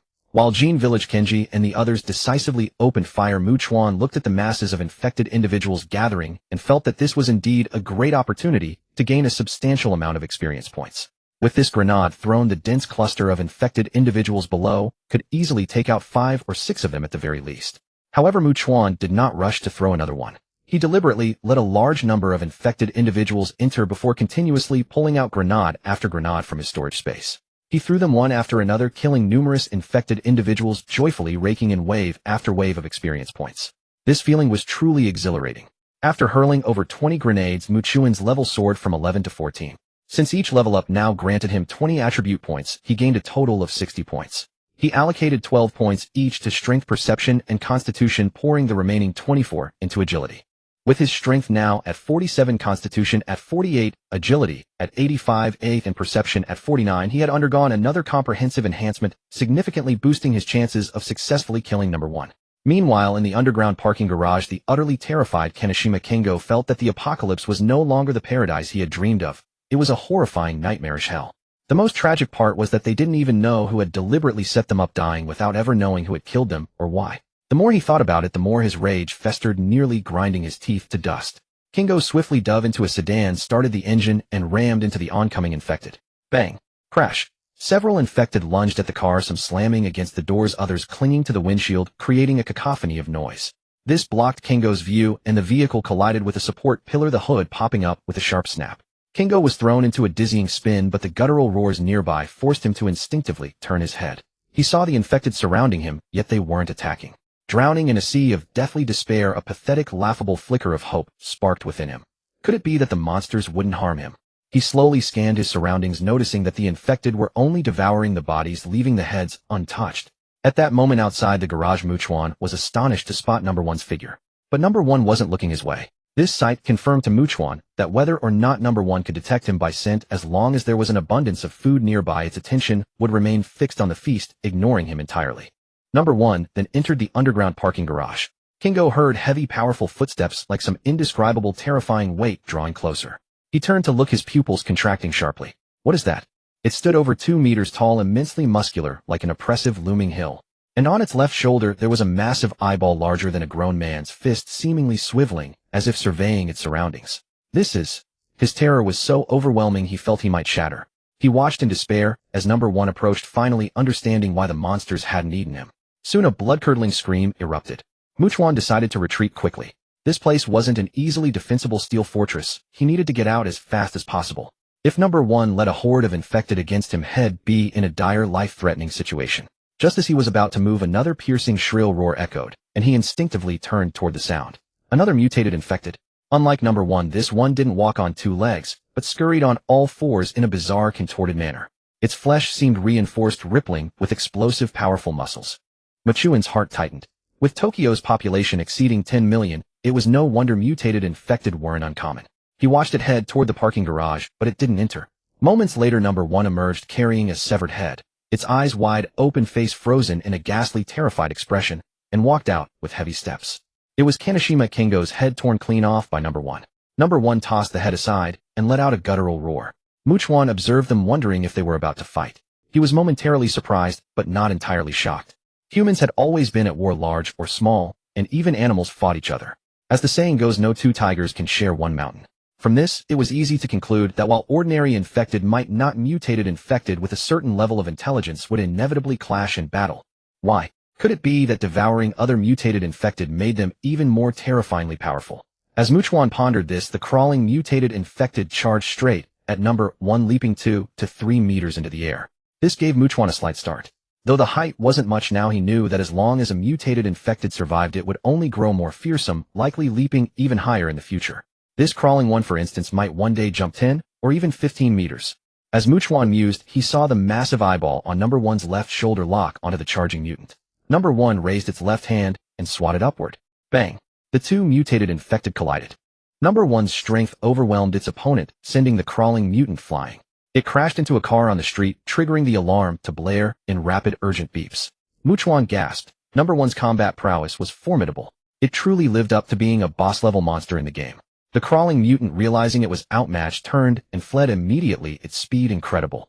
The massive eyeball on number 1's shoulder tracked it relentlessly, and in an instant number 1 burst into a full-speed chase. Chuan watched in disbelief as number 1 effortlessly plowed through the tangled wreck of cars piled haphazardly on the street. This scene made it clear to him, even if number 1 couldn't breach his temporary safe house, now given time to keep mutating and growing more terrifying, maybe half a year, maybe a year, it would eventually smash its way in. Just as number one was about to grab the crawling mutant, it leaped up, crashing through a second-floor window of a building, tearing through the interior and bursting out the other side, with a sharp shatter of glass escaping.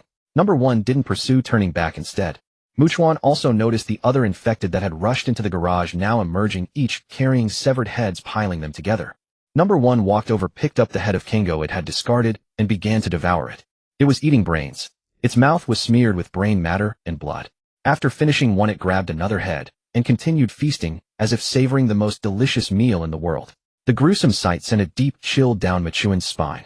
He mused that while number one was occupied eating, he still had plenty of grenades. If he hurled them with all his might, number one would find it hard to dodge. Besides, no matter what, number one was still made of flesh and blood. Even if it didn't kill it, it would definitely gravely wound it, making it far easier to slay. Moreover, if he downed an invisibility potion, only number one could detect him by scent. All other infected would be utterly blind to him. Even if number one commanded them, they couldn't see or smell him, so they'd have no idea where to strike, posing no threat to him. Chuan swallowed hard, his heart racing. Though he had a plan, he couldn't pass up this golden opportunity to severely wound number one and attempt to kill. After all, no plan, no matter how perfect, could ever keep pace with reality's unpredictability. If he stuck rigidly to his plan without adapting or seizing opportunities, he wouldn't survive long. Chuan didn't dwell on it. He was never one to be indecisive or overly cautious. With bold resolve, he acted swiftly, pulling out a grenade and hurling it with full force at number one as it feasted on a survivor's brain. Without a moment's pause, he grabbed another and threw it. At that moment, number one, who was savoring the delectable brain, seemed to sense something amiss. It abruptly turned its head and saw an object hurtling diagonally through the air at high speed. It appeared deeply perplexed, yet clearly witnessed the object crash to the ground with a thunderous boom and explode instantly. Some infected individuals were blasted into the air, landing motionless on the ground, granting Chuan some experience points. Number one was evidently dumbfounded. The other infected nearby remained utterly still, as if they too could not comprehend the situation. Yet one grenade after another streaked through the air with relentless speed. Boom, boom, boom. Explosions erupted all around number one, deafening roars echoing without cease, shrapnel and debris splattering incessantly against number one and the other infected, causing them excruciating pain. Number one seemed enraged, unleashing a terrifying roar that pierced the night. Its oversized eyeball on the left shoulder spotted a grenade about to collide with it. In a swift motion, number one raised its right hand and caught it directly. Boom. The grenade obliterated its right hand entirely, and number one was hurled sideways, battered and bloody from the close-range blast. Chuan was overjoyed at the sight, but when he saw number one rise again, he felt a wave of disbelief. Number one was a creature of flesh and blood. How could it survive a grenade blast at such close range without being torn apart or killed? Instead, it stood up, its face utterly contorted, glaring at the building where he was hiding. Wasn't this absurdly exaggerated? Truth be told, number one had indeed caught the scent of a living human on Chuan earlier, but the abundance of delicious food before it had drawn its attention, so it ignored him. Now, however, this man had inflicted grievous wounds upon it, even tearing off its right hand.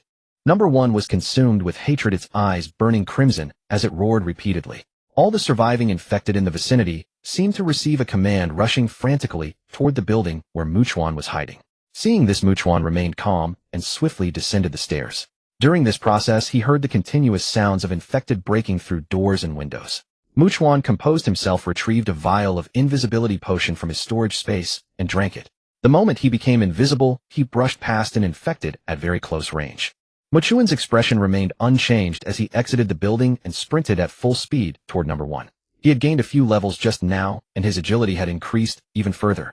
Without exaggeration, covering 100 meters took him only 3 or 4 seconds. If his agility continued to rise, running 100 meters in 1 second would not be a fantasy. Chuan held another grenade in his left hand and threw it decisively. Although his grenades were dwindling, he still wanted to continue bombarding number one. The more severely number one was injured, the better it was for him. The heavily wounded number one had naturally learned that these high-speed projectiles would explode and were dangerous. It instinctively tried to move away, but the previous damage had severely hindered its movements, making them sluggish. The grenade detonated again, sending number one flying once more. Parts of number one's body were stripped of flesh, exposing stark white bones, and it was drenched in blood, making it look even more ferocious and terrifying. Yet despite being blasted even more severely, number one rose again, still alive. It let out a thunderous roar like a fierce tiger. Chuan felt his eardrums nearly deafened. Many infected, hearing the sound, rushed out of the building and emitted low growls, converging toward number one with desperate speed. Since the distance was short, Chuan decisively retrieved a large cleaver and a crowbar from his storage space, holding one in each hand as he charged toward number one. He was completely unconcerned about the swarm of infected behind him. After all, he was now less than 10 meters from number one. He could cover the distance in an instant and launch an attack in the next second. But his heart was pounding wildly. He knew that if he failed to land a killing blow on the severely wounded number one, he would likely have no second chance. The other infected would immediately surround and protect number one in layers. Number one, through scent, knew Chuan was drawing closer. Yet it could not see Chuan at all, appearing confused, as if without a target. At that moment, the invisible Chuan arrived before it and moved both hands simultaneously. The large cleaver slashed at number one's neck. With Chuan's not inconsiderable strength, no skill was needed to easily sever number one's head. Number one's head and body were separated. But no system notification of experience gain came. Then the crowbar pierced through the giant eyeball-like thing on number one's left shoulder, still no notification. Clearly, even without its head, and with the giant eyeball pierced, number one had not died yet. Especially considering that number one had been blasted by grenades more than once. Its vitality was so tenacious as to be appalling, so difficult to kill. Chuan withdrew the crowbar, hesitated not a moment, and took out another grenade from his storage space. He forced it with full power into the eyeball-like thing on number one's left shoulder, then immediately dashed forward. After running more than 10 meters, he stopped and turned to look. Ahead, a massive wave of infected surged like a flood, a spectacular and stirring sight. At that moment, the grenade exploded, completely knocking number one down. Experience 600. Current host experience 1409-1400. Host level up. Current host level LV15. Experience required for next level 91,500. Chuan immediately allocated 4 points each to physique, strength, and perception, and 8 points to agility. Then he checked his stats. Strength 51, physique 52, agility 93, perception 53. If his invisibility wore off before he returned to the girls' school, and he encountered danger, he would use points to buy another invisibility potion. He also breathed a huge sigh of relief. This time he had seized the opportunity decisively, using several grenades to first severely wound number one, then leveraging the invisibility potion so that number one could only smell his scent, but not see him, without worrying about other infected getting in the way. Coupled with his comprehensively enhanced body, speed, and strength alike, he was able to successfully eliminate number one, which was surrounded by a horde of infected. Therefore, if others did not possess as many advantages as him, they would have no way to deal with such a mutated infected. Upon encountering it, they would have to flee at full speed, and if they couldn't escape, death was certain. Of course, Chuan did not ignore number one's corpse. He intended to dispose of it. Otherwise, if other infected devoured the corpse of this constantly mutating infected, the likelihood of further mutation might increase. He rushed over, seizing the moment, grabbed number one's corpse, lifted it, and flung it onto the burning vehicle at the entrance of the underground parking garage, intending to cremate it. Then, while his invisibility had not yet worn off, Chuan swiftly turned and strode away with casual elegance. Meanwhile, inside the equipment room of the Sakura May Private Girls High School gymnasium. Since Chuan had not taken away the water-cooled air conditioner, the space, though relatively enclosed and not particularly large, was not overly stuffy despite the number of people. Now Shingong Shiyu and her identical twin sister Shingong Shualai, along with others, were seated around Hankawa Haruka. The sisters gave off completely different impressions. Shingong Shiyu appeared calm and assertive, while her twin sister, Shingong Shualai, seemed timid and shy, the kind of girl who blushed easily. Everyone listened as Hankawa Haruka spoke. When she mentioned having eaten a delicious canned hot pot, their faces lit up with longing and envy, their eyes gleaming with admiration, and they swallowed hard as saliva gathered in their mouths. Then Shingong Shiyu asked curiously, "Hanakawa-senpai, how formidable is Mr. Chuan? I don't mean against the monsters outside, but in certain aspects." Earlier, Hankawa Haruka had introduced Shiha Meisui to Chuan as her homeroom teacher, so naturally, they knew Hankawa Haruka was also a graduate of this school, thus they could address her as senior. Shiha Meisui, leaning against the wall, raised her right hand to her forehead and said with embarrassment, "Shingong, what are you randomly asking? Teacher Shiha, please don't find this shameful. In our current situation, as surviving human, survival is indeed the—" Shiha Meisui, leaning against the wall, raised her right hand to her forehead and said with embarrassment, "Shingong, what are you randomly asking? Teacher Shiha, please don't find this shameful. In our current situation, as surviving human, survival is indeed the top priority, but if we can survive, well, we should consider reproduction." Shingong Shiyu said calmly. Or perhaps reproduction isn't the most urgent matter now, but the ultimate goal of survival is still reproduction. It even concerns the true survival of humanity. Everyone exchanged bewildered glances. "I genuinely find Mr. Chuan very handsome and tall. As a capable and powerful man, he must be intelligent. His genes are exceptional." Shingong Shiyu continued, "And in more dangerous environments, we must choose strong, outstanding men as the fathers of our children." Many girls inwardly agreed. Chuan was strong and capable, able to handle the terrifying mutated infected on campus, and even daring enough to hunt more dangerous ones. He was also very handsome. In their eyes such a man was indeed charming and stirring. Sister. Shingong Shualai tugged at her sister's arm, whispering worriedly, such words aren't appropriate. After all, Hankawa Haruka was involved with Mu Chuan. Unless he had no interest in beautiful, well-figured women, they surely had that kind of relationship. Wouldn't that be openly cuckolding Hankawa Haruka? Wouldn't Hankawa Haruka be angry? Moreover, she could whisper in his ears speaking ill of them, which could definitely influence Mu Chuan's opinion of them. And basically only those who attended girls' middle schools would choose to continue in girls' high schools. At our age, attending prestigious girls' schools with high admission rates means spending a lot of time studying. I think it's not an exaggeration to say that none of us here has ever been in love. Shingong Shiyu continued unperturbed, but I with my hand on my heart fearing I might never see tomorrow's sun, don't want to die, without having experienced certain things. Does Teacher Shiha, or anyone else want to remain? Shingong. Shiha Meisui interrupted, seemingly annoyed and embarrassed. She looked at Hankawa Haruka and said apologetically, Haruka-shi. Teacher Shiha, it's fine. If Mu Chuan is interested, I have no right to object. If he's not, even if I were to offer, he would never take advantage. Hankawa Haruka smiled unconcernedly. And I rather agree with Xingong's words.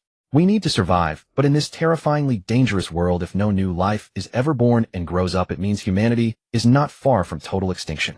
Some girls sat with their arms around their knees lost in thought, while others whispered among themselves. At that moment, Shingong Shiyu asked again, so Hanakawa-senpai, I still want to ask, what does doing that kind of thing actually feel like? Shingong. Shiha Meisui scolded again. Teacher Shiha, this question is also important. In this dangerous and terrifying world, everyone is under immense mental pressure. We need outlets for stress relief, or we'll eventually be crushed and suffer a mental breakdown. Shingong Shiyu said, but there are very few entertainment activities left to relieve mental pressure. Besides, whether it's truly a stress-relieving thing, Hanakawa-senpai must know very well now. How formidable Mu Chuan is, I'm not quite sure. Hankawa Haruka coughed first, answering Shingong Shiyu's first question. Not quite sure. Not only Shingong Shiyu, but even Shiha Meisui, Shingong Shualai, and the others looked at her in surprise. Anyway, Mu Chuan can keep fighting for an entire afternoon, and I feel that's not his limit. Everyone was stunned, mouths agape, when Hankawa Haruka added with certainty, but it's definitely a stress-relieving thing. It makes you forget all troubles, happily feeling like you've gone to a wonderful paradise. Hearing this, Shiha Meisui, Shingong Shiyu, and many girls trembled inwardly. Gone to paradise? Was it really that wonderful? Just as Shingong Shiyu was about to continue asking, a hurried voice came from the walkie-talkie. They'll be at the school gym equipment room in about 2 minutes. Okay. Hankawa Haruka responded immediately. Hearing that Mu Chuan was returning, not only she, but also the others felt a sense of relief, as if they had found their backbone. Mu Chuan made his way back through the eerie moonlit school, knocked on the equipment room door, and when it opened, he quickly entered and sat down. Hankawa Haruka hastily took out food and water from her backpack and handed them to Mu Chuan, while Shiha Meisui moved the water-cooled air conditioner closer to him. Covered in sweat, Mu Chuan ate and drank a fair amount before noticing that Shingong Shiyu, Shiha Meisui, and the others were looking at him with ambiguous glints in their eyes. It was as if they were gazing at an incredibly extraordinary being. Shiha Meisui, both mature and alluring, asked, Mr. Mu Chuan, why did you suddenly come back? I killed number 1. Mu Chuan answered, then turned to Hankawa Haruka and said, Haruka, we're leaving here tomorrow. Upon hearing this, Shiha Meisui, Shingong Shiyu, and the others' faces changed completely, their hearts filled with anxiety. They weren't stupid, they knew that once the two left they wouldn't return. And if they had to rely solely on themselves, these women would find it extremely difficult to survive in this apocalypse. So Shingong Shiyu said hurriedly, Mr. Mu Chuan, I want to take you with me. Mu Chuan cut her off bluntly. I know and I understand that, Mr. Mu Chuan looks down on us. After all, we have no combat ability now nor any notable skills. Shingong Shiyu took a deep breath. But I know where there is a very safe place. It's countless times safer and much larger than this safe house. Hearing this, everyone stared at her and upon hearing this, Mu Chuan looked Hashimiya Shigeru up and down. From her description, he had already guessed she was referring to large cargo ships or cruise liners. Yet he still asked knowingly where. Both Tokyo Port and Yokohama Port have massive ocean-going cargo ships and large cruise liners. If we could seize one and sail a short distance from the harbor. Hashimiya Shigeru spoke up. Even if we just move 100 or 200 meters away, no matter how many monsters there are, if they can't swim, they'll all drown if they fall into the water. And even those that can swim would never be able to climb back aboard. Hashimiya, the journey to the port is quite long. Even before the apocalypse, the harbor was crowded with people, so there are bound to be plenty of monsters there, especially on the cruise ships and cargo vessels. As Habara Haruka spoke, Hashimiya Shigeru interrupted. Habara-senpai, even if we could escape Tokyo, with its overwhelming number of monsters, no matter where we go, we'd still end up on land. No matter how formidable a safe house we build, it can't move. When a terrifying danger comes, we can only cower inside it. Everyone understood her point. Staying on a cargo ship or cruise liner was in a way a means of distancing themselves from the infested, perilous land. Cruise ships in particular could even move around. At least so far only we humans turn into monsters. So personally I think it's safer on a cargo ship or cruise liner than on land. Hashimiya Shigeru continued. Not only can we store plenty of supplies, but we can also go wherever we want. It's like a mobile fortress. After all, a safe house that can move and hold lots of supplies is better than one that's stationary, right? By saying this, she was also showcasing her intelligence to Chuan. In the apocalypse, everyone would surely prefer to have smart people around them, not a bunch of fools. Moreover, if Chuan was genuinely tempted by this idea, she knew she had no idea how many people it would take to operate a large cargo ship or cruise liner. But it was certainly not a task that 2 or 3 people could handle. That meant Chuan would definitely need manpower. Plus, since they were a group of women, Chuan would surely be more at ease with them than with a group of men. Hashimiya Shigeru understood that begging Chuan in a servile manner, even offering to sleep with him, would only make him see their incompetence, making him realize they were good for nothing else, and he would only look down on them even more. Hearing this, Chuan fell into deep thought. He was actually quite tempted by the idea of acquiring a large cruise ship. After all, the number of mutated infected in Tokyo was undoubtedly immense. He knew he couldn't possibly kill them all, especially since he had personally witnessed number 1 ramming through cars earlier. He knew that if number 1 hadn't died and had been given more time to evolve into something even more terrifying, it would eventually have smashed through the apartment building he had reinforced into a steel fortress. Although he had killed number 1, he absolutely refused to believe there wasn't another mutated infected with similar immense strength lurking somewhere in Tokyo. Furthermore, take that crawling mutant for example. It could already leap quite high. Given time, who's to say it wouldn't be able to jump onto the roof of the apartment building? Therefore, Chuan now felt that a stationary safe house on land would over time become less and less safe, as the living mutated infected grew more terrifying and powerful. However, whether it was a cruise ship or a cargo ship, they were on the water, providing a natural formidable barrier. And compared to an apartment building, they could not only move, but also serve as a landing pad for helicopters. Even in the worst-case scenario, he would have ample time to fly away gracefully in a helicopter. Chuan thought it best to acquire a large cruise ship or cargo ship as his safe house as quickly as possible. After all, having one was definitely better than not having one. But currently there was no practical way to put this plan into action. The reason was simple: walking to the port was extremely perilous, and upon arrival, they would face an unknown number of infected. The best approach would be to fly there in a helicopter first at low altitude, circling around to lure away as many infected from the port as possible. Then another team would hurry aboard a large cruise ship or cargo ship, confirm it was safe, and immediately sail away from the port. But aside from Takasaki Rina, who knew how to fly a helicopter, and who among them knew how to operate a large cargo ship or cruise liner? He would definitely need to find a large library first, bring back a lot of relevant professional books, and study the theoretical knowledge carefully to understand how to operate them. However, Chuan had to be honest with himself. He really had no intention of learning how to sail a ship. For him, who only had so much time in a day, the most important task was still hunting infected, leveling up, and growing stronger. So the task of studying and learning would have to be left to others. If I ever decide to get a cargo ship or cruise liner in the future, and if you're still alive by then. Chuan trailed off, his meaning unmistakable. Hashimiya Shigeru and the others exchanged glances, all letting out sighs of relief. Then Hashimiya Shigeru asked with a faint smile, "Mr. Chuan, are there many monsters and survivors in this area?" "There are naturally many monsters, but there shouldn't be any survivors left," Chuan informed them. Today he had only discovered Kanamura Kengo's group in the vicinity. He hadn't found any other survivors. And the reason Kanamura Kengo and his men were staying here was that these armed criminals were unwilling to go to Tenkai Private Academy. If they had been willing to go, they wouldn't have been lurking around here. But if they had gone and discovered the academy was destroyed, they would have realized that even places with strong armed forces weren't safe. Then if they had any brains at all, they would have focused on leaving Tokyo and heading for less populated areas. Therefore, Chuan couldn't speak for all survivors, but the vast majority of them were probably currently on long journeys away from the infected-filled Tokyo.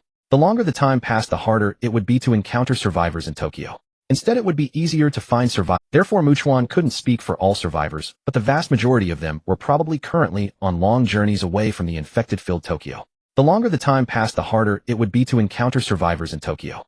Instead, it would be easier to find survivors in rural areas that were originally sparsely populated. And we've learned from Habara-senpai that the more crowded a place is, the more dangerous it is. So I think you could set up a safe house for us not too far from where you live, Mr. Chuan, Hashimiya Shigeru suggested. This way, if danger truly comes, we would be the first to bear the brunt of it, not you. If you think you can't handle it, you'll have time to escape and won't be trapped in a dire situation. Don't you agree? Chuan squinted, sizing up Hashimiya Shigeru, who met his gaze with composure. Because what she proposed aligned with Chuan's interests, not hers. Chuan didn't give a direct answer but said, "I'm tired.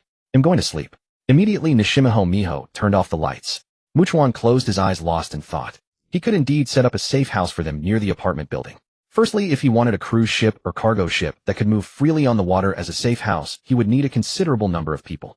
So as long as they were alive, they were useful and valuable to him, and he could ensure their safety within his means.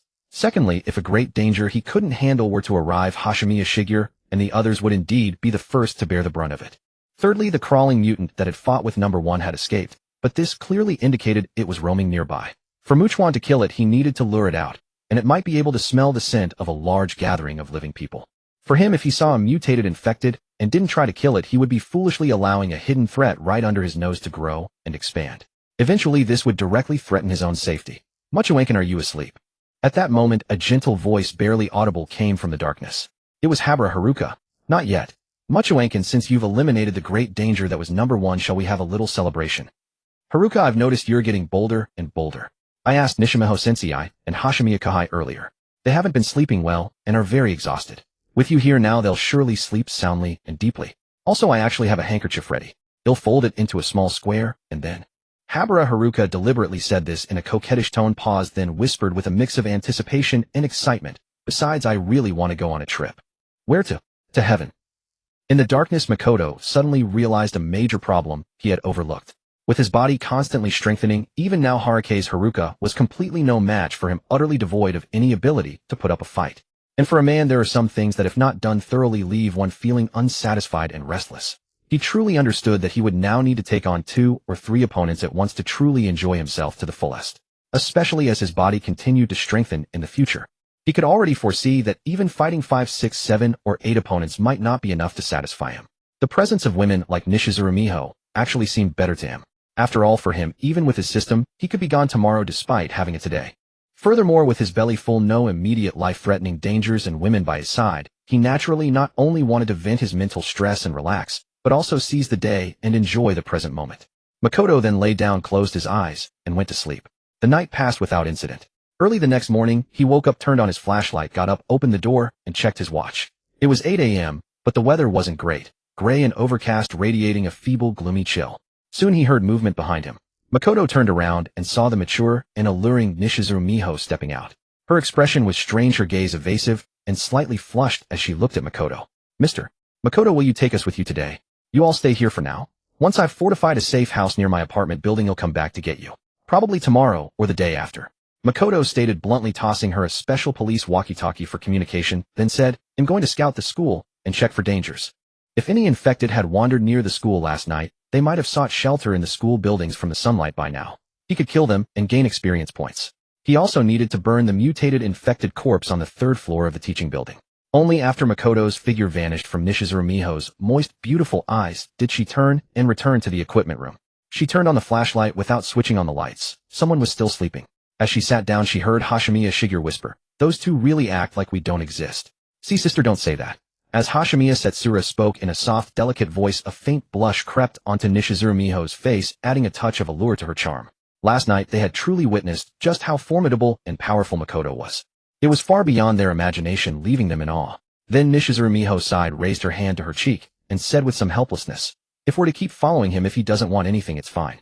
But if he does and we refuse, we'd probably have to leave his group." Everyone understood deep down that if they wanted to stay aboard Makoto's ship, they had to give whatever he truly asked for. "Teacher Nishizuru, is it possible to follow a powerful and capable strong one, gain his protection, yet give nothing in return?" Hashimiya Shigeru crossed her arms and said with stark realism, "And I think having that kind of relationship is a good thing for us. Without it, we definitely won't be valued by Mr. Makoto, but with it we might be."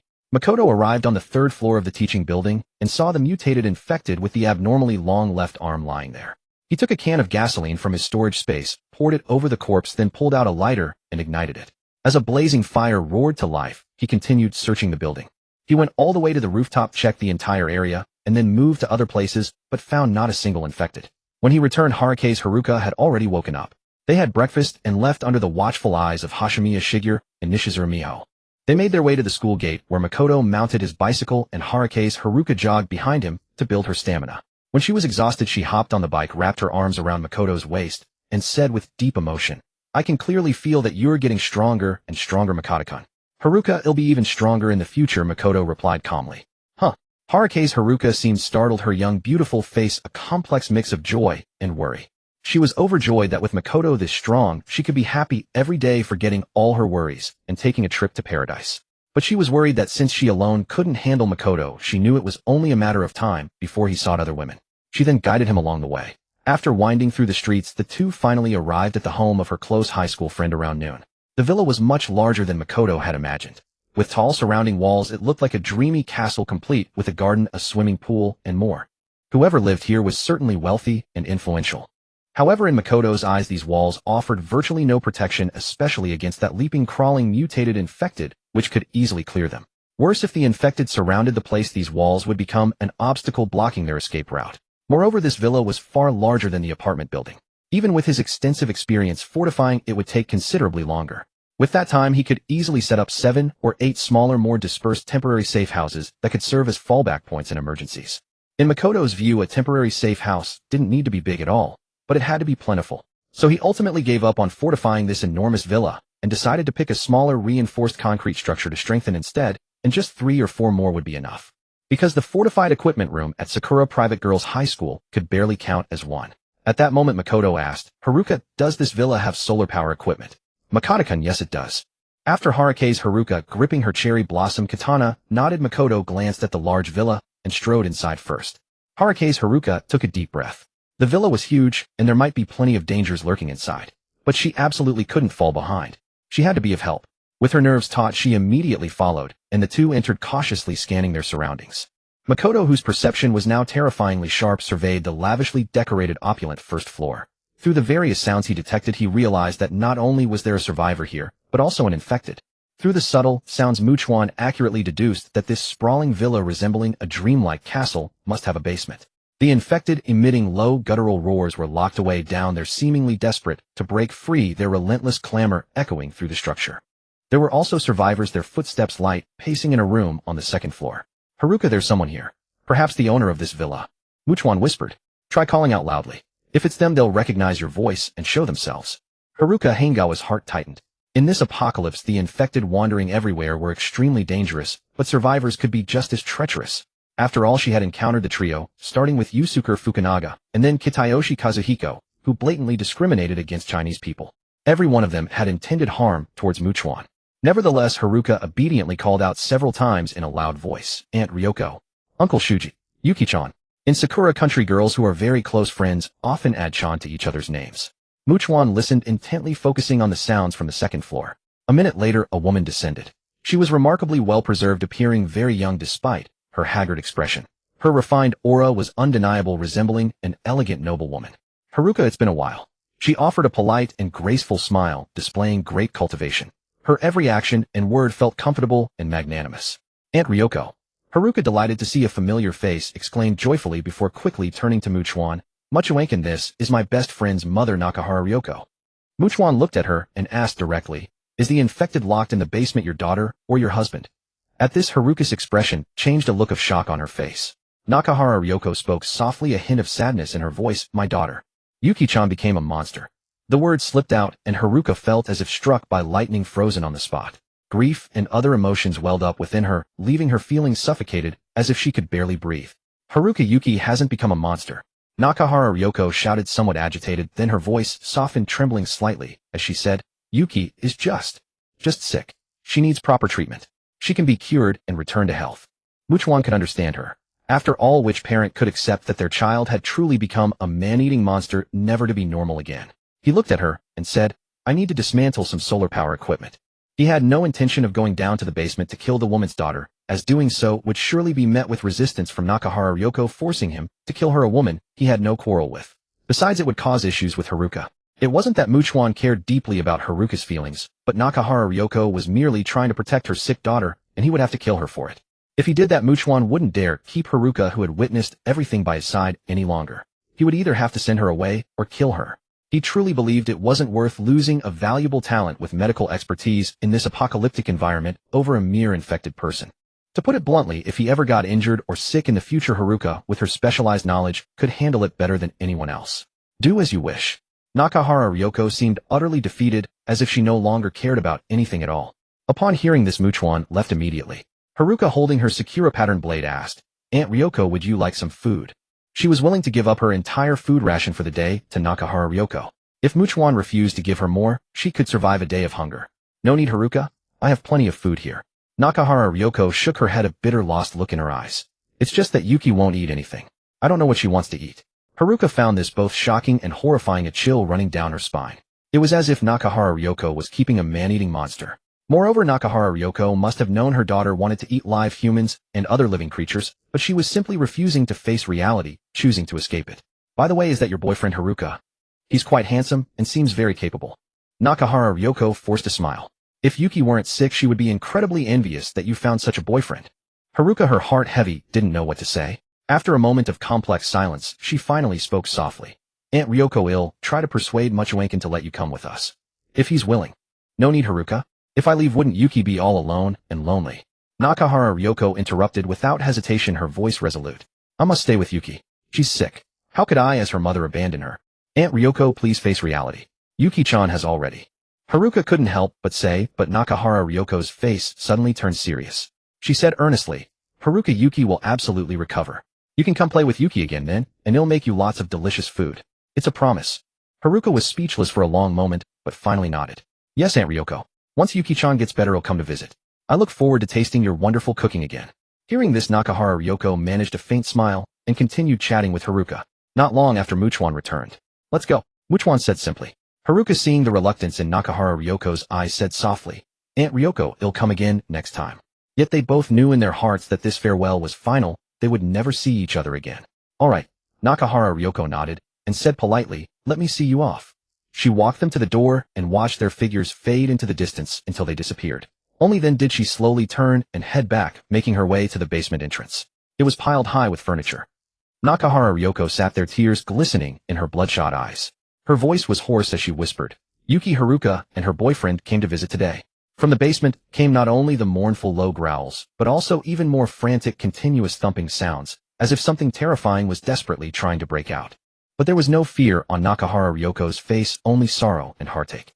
It's a pity you're sick, Yuki, and can't see Haruka, so you need to get better soon. Nakahara Ryoko murmured softly to herself. Haruka has already promised Mama that she'll come play with you once you're healthy. And Mama will always be here with you. Until you recover. Her voice grew hoarser with each word, tears welling up and streaming down her face like a broken dam. She raised her hands, clutched her hair, and whispered in utter anguish, why did it have to be you? Yuki is still so young with a bright future ahead. Why isn't it me instead? Haruka Hanagawa was visibly shaken by the news that her close friend had become an infected, and she remained silent all the way back to the apartment building. Makoto also said nothing, allowing her the space to process her thoughts. Fortunately, the return trip was relatively quick. On the way there, the poor road conditions had forced them to take a winding exploratory path. But now that they knew the route, they made it back to the apartment building swiftly on the bike. Passing through 3 iron gates and sealing them shut, they reached their 4th floor room. Rina Takasaki wasn't there, so they headed up to the rooftop, where they found her wholly absorbed in practicing with her cherry blossom blade, swinging it with intense focus and diligence. Having been trained in kendo from a young age, due to her family background, her strikes and slashes were both powerful and swift, at least in Makoto's eyes. Takasaki, Makoto called out. Rina immediately sheathed her sword in one fluid, practiced motion, revealing her solid foundation in martial arts. It was clear that teaching Haruka would be well within her considerable abilities. Turning around, Rina's beautiful, sweat-glistening face lit up with pure joy upon seeing them. Makoto, Haruka, welcome back, she said cheerfully. Having spent her first night in this post-apocalyptic world alone, she had come to realize that solitude brought not only loneliness, but also a profound sense of insecurity. But she quickly noticed that Haruka seemed off her mind, elsewhere, her spirit unsettled. Concerned, Rina asked Makoto what's wrong with Haruka. Her close friend turned into an infected one that can never return to normal. Makoto informed her. Rina understood immediately and was about to offer some words of comfort when Haruka gave a gentle smile and said, Sister Rina, I'm fine. I'm just feeling a bit sad and upset. You'll be okay in a little while. I have things to do, Makoto said. He needed to scout the nearby area for a suitable location to convert into a safe house for Miho Nishizuru and the others.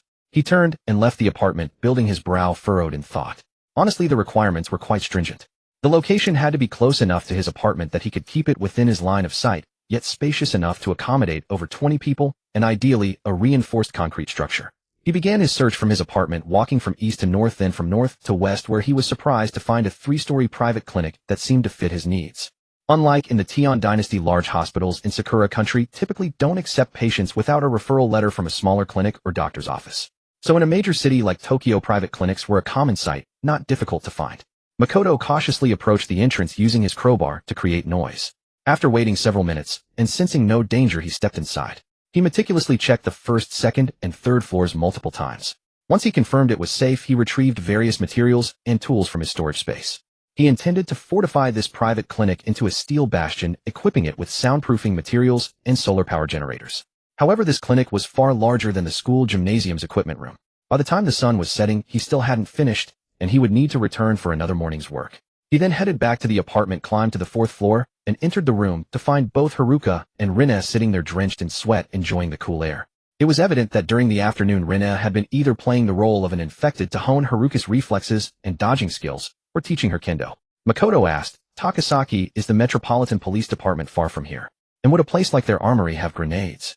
He had indeed tasted the great benefit of using grenades against clustered infected before and was eager to acquire more.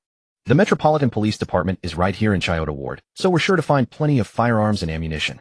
But as for grenades, I can't guarantee it, as police typically don't carry such equipment. Rina spoke up. Of course the JGSDF Eastern Army Station in Naruma Ward would definitely have grenades, but that's quite far from here. Even if we could go in a straight line, we'd have to cross Shinjuku and Nakano wards, facing many dangers along the way. And with night falling, we wouldn't have a safe house like this to stay in. Makoto cupped his chin with his right hand, deep in thought. Even just getting access to firearms and a large amount of ammunition from the Metropolitan Police Department would be a significant gain. This way he could practice every night to hone his shooting skills. Becoming a marksman through his own efforts would save him precious points from buying firearms proficiency basic, allowing him to use them for other enhancements. And if he could find a good number of grenades, that would be a welcome bonus. Rina added more directly, "Makoto, the Metropolitan Police Department is huge, and there will be no shortage of infected. I think if just the few of us go, not only will we fail to secure anything, but we might not even make it back." Makoto responded, "Takasaki, are you familiar with the internal layout of the Metropolitan Police Department? If so, draw me a detailed floor plan for each level. You'll lead me there, then wait outside while I go in alone." Of course, he didn't plan to act the very next day. After fully reinforcing the private clinic, he still had to set out to find a large library. He couldn't be in two places at once, he had to tackle things one at a time. Thinking of this, Makoto immediately asked, "Haruka, Takasaki, do you know where the nearest large library is?" "I don't know," Haruka said, shaking her head. It was then that Rina spoke up. "I know, but it's a bit far from here, probably over 10 kilometers. Speaking of which, Makoto, what do you want with a library?" "To find professional books on ships, learn the theoretical knowledge, and then build a safe house on water where I can move around far away from the infected-ridden land. Anyway, having one is definitely better than not having one." With that, Makoto sat down. "Tonight we'll have hot pot with rice." He still preferred hot food with rice. Hearing this, Haruka and Rina's faces lit up with delight, and they both got up to start preparing. About an hour later, after enjoying their second hot meal in the apocalypse, Rina left the room to stand watch on the rooftop. Makoto glanced at Haruka, who fidgeted for a moment before her cheeks flushed slightly. "I wanted to tell you, Makoto-kun, that my time of the month has come, but if you don't mind, I'm still willing." There were of course a few days each month when she wasn't able to engage in intimate activities with Makoto.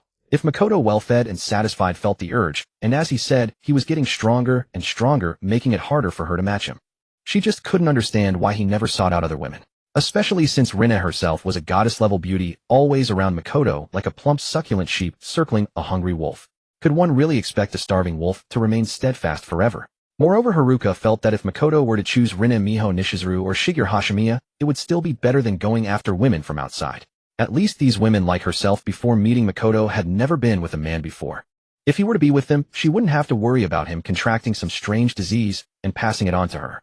Hearing this, Makoto was reminded of the previous night. His body was constantly strengthening, and now he wanted to indulge himself to the fullest. "Haruka, I'm going to ask Takasaki if she's willing to be my woman," Makoto declared. Even if Rina refused, he wouldn't care. It wasn't as if she was the only option.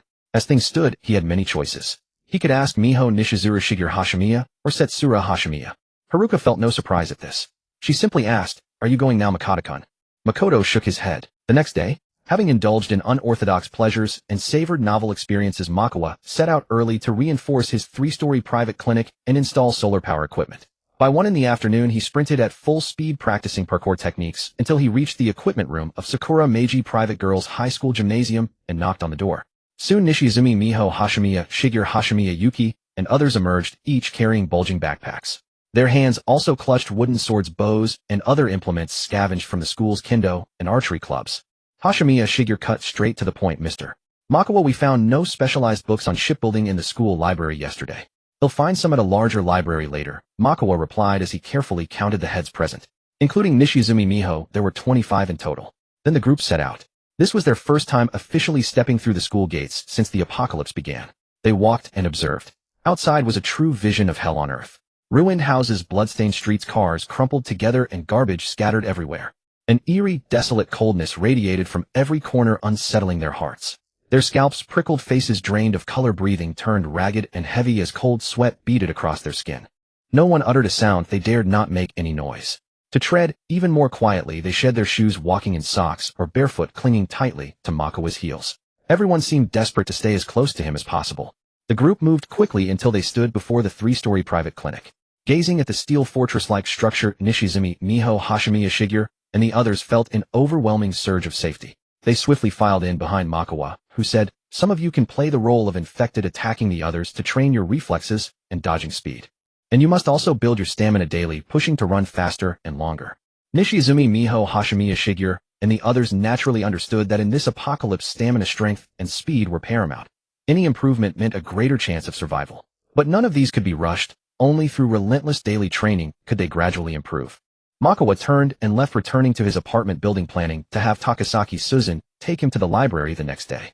He climbed to the rooftop, where he saw Takasaki Suzun playing the role of an infected, relentlessly attacking Hanagawa Haruka.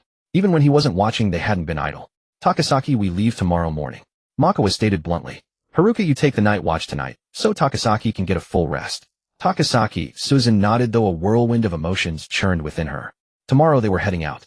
They needed to go to the library and then to the Metropolitan Police Department. She and Makawa would face countless unimaginable horrors along the way. There was a real chance she might never return.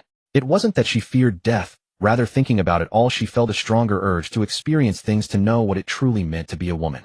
If she did die, at least she'd have fewer regrets. Makawa glanced at his watch. It was just past 2 in the afternoon. In midsummer, darkness came late, so he still had ample time. He didn't want to waste it. He planned to practice parkour on his way to the underground parking garage, hunt infected, collect the firearms of Kimura Kingo and his crew, and scout nearby buildings that might be suitable to fortify as safe houses. He turned to leave, but paused, remembering something. "Takasaki, I have something to discuss with you. Come with me." Hanagawa Haruka stayed behind on the rooftop, practicing her swordsmanship alone. Takasaki Suzun followed Makawa to a cooler, air-conditioned room, and asked curiously, "Makawa, what do you need to say that's so private?" "I want you." Makawa was no shy boy, and especially in this apocalypse where anyone could die tomorrow, he had no patience for games of courtship. First, business later. Takasaki Suzun's eyes flew wide, staring at him in disbelief. Was he for real? So direct. Couldn't he be a little more subtle? Seeing her silent, Makawa added, "If you're not willing, I won't force you." Silent Takasaki Suzun raised her right hand and gripped her left arm. Honestly, Makawa was handsome, a total heartthrob, and capable too. Even before the apocalypse, if had genuinely pursued her, she would have gladly given him a chance. Moreover, she knew that refusing him wasn't just a matter of future awkwardness, it was about whether she'd even have a place here.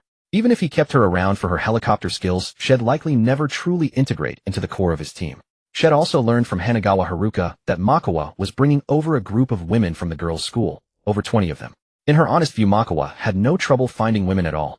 There were bound to be plenty willing, not just 1 or 2. In a world like this, those who knew their own worth and still refused to cling to the strong were a rare minority. Besides, she knew that if she wanted to experience certain things, she had no choice but Makawa. Even if she did, he was the only one she'd ever consider. The reason was simple: in this apocalypse, what woman wouldn't want a man who was both handsome and powerful, skilled and capable? Yet, remembering her father's recent death, she felt it was inappropriate to engage in such acts with a man. A storm of conflicting emotions raged within her. "Takasaki, you have reservations?" Makawa asked. Given her straightforward nature, if she truly didn't want this, she wouldn't hide it.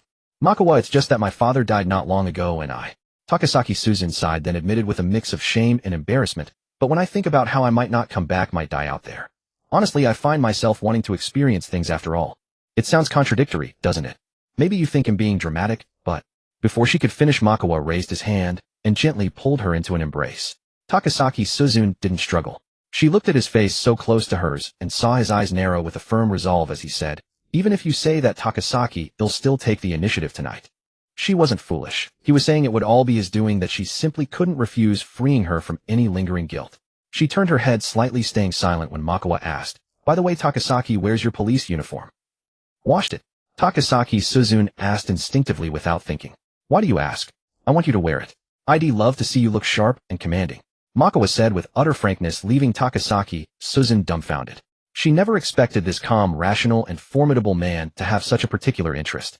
Then her face flushed crimson, and she gritted her teeth with a soft, exasperated huff. Fine, I got it. Afterwards, seizing the remaining time, Chuan left the apartment building and procured his way to the underground parking lot. He found that the infected corpses killed by the grenade outside had been devoured by other infected. Aside from pools of blood and scattered scraps of flesh-bone fragments and skin, little else remained on the ground. Chuan entered the underground parking lot with great caution. He picked up and inspected every firearm he found, only to discover all the magazines were empty, rendering them useless. Nevertheless, Kengo Kanamura and his group had amassed a considerable stockpile of supplies. Chuan swept them all into his storage space, conducted a thorough search of the area, and finding nothing else of value, he exited and checked his watch while standing on the street. It was already 4:01 p.m. He needed to hurry back. Just then he suddenly detected movement. Something had leaped down from a height about 100 meters behind him. His perception range was now vast, so any subtle disturbance within 100 meters would be instantly detected, giving him ample time to decide whether to fight or flee. As he turned, something landed on a car roof with a loud thud, followed by the shattering of the windshield and windows. Chuan immediately saw it was the crawling mutant infected. He hadn't expected it to still be lurking nearby, but night hadn't fallen and he hadn't made much noise. So why had it come out? It was clear, however, that it could smell his scent. Given that both number one and this one possessed such abilities, Chuan could now believe that the vast majority of mutant infected had exceptionally keen olfactory senses. And as long as the distance wasn't too great, they could surely find any hidden living person. However, what struck Chuan as strange was that the crawling mutant infected merely stared at him without charging. This was highly unusual. Yet Chuan didn't hesitate. He retrieved his crowbar from his storage space and moved to eliminate it. To be honest, if number one hadn't been surrounded by a horde of regular infected, and it had been a pure unknown duel, Chuan was confident that even without the invisibility potion or grenades he could have won. It would have just taken longer. So why would he fear this mutant infected, which was clearly weaker than number one, having been forced to flee in a direct confrontation? In his eyes, this was just a significant amount of experience points. Chuan took a step forward and was astonished to see the crawling mutant infected recoil, as if facing a great peril, letting out a blustering roar while backing away. Is it afraid of me? Chuan found this deeply unbelievable, but he immediately suspected that this crawling mutant infected might know that he had killed number one, a being far more powerful and terrifying than itself. How else could it be explained? But he had been invisible at the time. This mutant infected couldn't have seen him. He quickly thought of his scent. This also indicated that its intelligence was slightly higher than number one's. At the very least, it wouldn't be foolish enough to attack someone capable of killing a stronger infected, nor would it just stand there dumbly. Therefore, Chuan speculated that it had only revealed itself because it couldn't suppress its feeding instinct. If it could control that instinct and was truly terrified of him, it would have stayed hidden upon seeing him. Since it was afraid of him, he recalled the mutant infected he had encountered at Sakura Meiji Private Girls' School, how bullets were pushed out of its body. Could this one be the same? He could test it. He drew his firearm from his storage space, quickly aimed at the snarling mutant infected, and fired over a dozen rounds. But given the distance and his novice-level marksmanship, his accuracy was terrible. Only one bullet managed to hit its body. He clearly saw the bullet being pushed out, falling to the ground with a sharp clatter. Chuan confirmed that while regular infected could be dealt with by a well-placed headshot, firearms were completely useless against the mutant infected. After all, even a perfect headshot wouldn't kill it. He'd have to destroy the growths on its body, like the one on the back of the mutant at the school, or the one on number one's left shoulder. He holstered his weapon and dashed forward. The crawling mutant infected, like a timid sheep facing a charging tiger, was seized with terror. It frantically leaped from one car roof to another, letting out panicked thuds as it fled. Then with incredible agility it sprang up, smashed through a building's window, and disappeared inside. Chuan followed, but sensing it was already gone, didn't know where it had fled. It seems its fear of me completely overrides its feeding instinct. Chuan stopped, and once that fear takes root, it's hard to shake. So despite its escape, he wasn't worried it would soon find the courage to attack him recklessly. He also realized that this type of mutant infected, less powerful but faster and more agile, would be far harder to kill than number one unless he could actually catch it, since it would always choose to flee rather than fight. They'll call it number two. Chuan mused. Number one was clearly a strength type, but number two is an agility type. There are probably other types of mutant infected as well. He left the building and headed back towards his apartment, only to encounter two men walking together halfway. They were both in rags, disheveled and haggard, a stark contrast to Chuan's clean and healthy appearance. Chuan approached them and asked, "Where are you from?" "Bunkyo Ward. We're both students at Tokyo University." One of the young men said slowly, "The self-defense forces stationed in Narama Ward sent out a few small teams to try and rescue us, but there's a terrifying monster there." The other, still trembling with fear, said, "It's huge, a full 3 meters tall, and very fat. It has human heads fused into its body. On its torso, legs, and back. Each head roars and has its own gaze. That's right. It can even command other monsters. It has over 1,000 of them following it. It's like a king among monsters." From their descriptions, Chuan could picture a terrifying monstrous figure. This mutant infected they described was definitely far more dangerous than number 1 and infinitely harder to kill. After all, one would have to destroy all those heads first. Chuan's mind grew heavy with dread. He hadn't expected such a horrifying mutant infected to be active in Bunkyo Ward, so close to Chiyoda Ward. This was terrible news for him. If that monstrous head-covered mutant infected ever made its way to Chiyoda Ward, an encounter was only a matter of time. He needed to secure a large cruise ship or cargo ship as a mobile safe haven as soon as possible to escape the infected mainland. "Would be honored to follow you, we." The two men began, but Chuan turned and walked away. He had no intention of taking them with him. Instead, he planned to secretly tail them to see if number 2 would appear and attack them. They tried to shamelessly follow him, but Chuan had already vanished from their sight.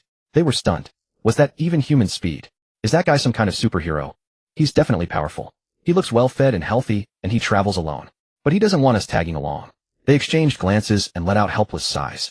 They continued their slow, cautious journey, constantly scanning their surroundings. A few minutes later, they heard something land on a car roof.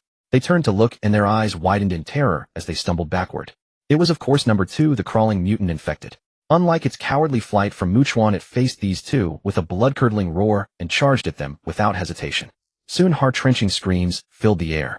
At that moment, Chuan stood by the window of a building, his expression unchanged as he watched the crawling mutant infected that had attacked the two individuals. It took a bite of the brain, then lifted its head with extreme vigilance, staring in his direction. After chewing and swallowing, it swiftly lowered its head to take another bite, then immediately raised it again. Chuan sank into contemplation. He hadn't expected that both number 2 and number 1 relished the brains of survivors, considering them the most exquisite delicacy. Then the other mutant infected would likely also devour brains. Its vigilance far exceeds number 1's, Chuan muttered to himself. And unexpectedly, even from this distance, it can still scent my presence and knows where I am. Then number 2, with a headless corpse in its mouth and another clutched in its right hand, effortlessly dragged both away, leaving no clue as to where it intended to haul the bodies for a hearty feast. Witnessing this, Chuan narrowed his eyes. It seemed that number 2 was merely weaker compared to number 1, yet its strength was still 3 or 4 times greater than that of an ordinary person. Moreover, despite number 2's heightened vigilance, its intelligence remained quite low. As it dragged the two bleeding bodies, the blood continuously dripping from them could indeed help him locate the hiding place where number 2 rested during the day. If he could find it, even if number 2 ultimately escaped, it would definitely possess a sense of territory, otherwise it wouldn't prowl around this area. Would it return to its daytime hiding spot? After all, number 2 was not an ordinary infected, it possessed a certain degree of intelligence. It would surely prioritize the most suitable refuge, and probably wouldn't easily abandon it, right? By then he could smear himself with the blood of the infected to mask his living scent as much as possible, then approach to see if he could catch number 2. Of course, even if it didn't return, he could deduce what kind of place number 2 would choose as its lair. During the day, he could search similar locations. This would increase the odds of finding number 2 while it was resting and sleeping. But time was running short. Should he attempt to track it, or give up and go back? Opportunity knocks but once. Chuan made a decision instantly. He would take the risk. Perhaps every man's bones and blood harbor an inherent adventurous nature. Chuan felt neither fear nor worry, but rather excitement and exhilaration. He didn't rush out of the building, but waited for a moment before stepping out, maintaining a distance, and slowly following the trail of blood on the ground. After 800 meters, he discovered that number 2 had abandoned the two headless corpses. He looked around, realizing that number 2 was not as foolish as he had thought, and its fear of him likely exceeded his imagination. Judging by the situation, as soon as he had left the building and approached ever so slightly, number 2 had immediately fled without hesitation. Having lost the target, Chuan had no way to continue the pursuit, so he could only return. Arriving near the apartment building, he retrieved a backpack from his storage space, filled it with items that women absolutely needed during certain times, and went to deliver them to Shiha, Meihue, Shingong Shiyu, and the others. Moreover, time constraints were pressing. Chuan truly needed to quickly find professional books on ships so that Shiha, Meihue, and the others could concentrate on studying and master the theoretical knowledge of operating large cruise ships and freighters as swiftly as possible. Thus, upon entering their safe house, he said to them, "I will set out tomorrow to retrieve the books. Then you will focus on studying, and I can temporarily take care of your food and drink." Shiha Meihue Shingong Shiyu Shingong Shualai and the others were utterly stunned, amazed that he could sustain so many people on his own. Could it be that he wanted them to dedicate all their time to reading? They were not foolish. They understood that the situation must be extremely dire and urgent for Mu Chuan to hope they could master everything as quickly as possible.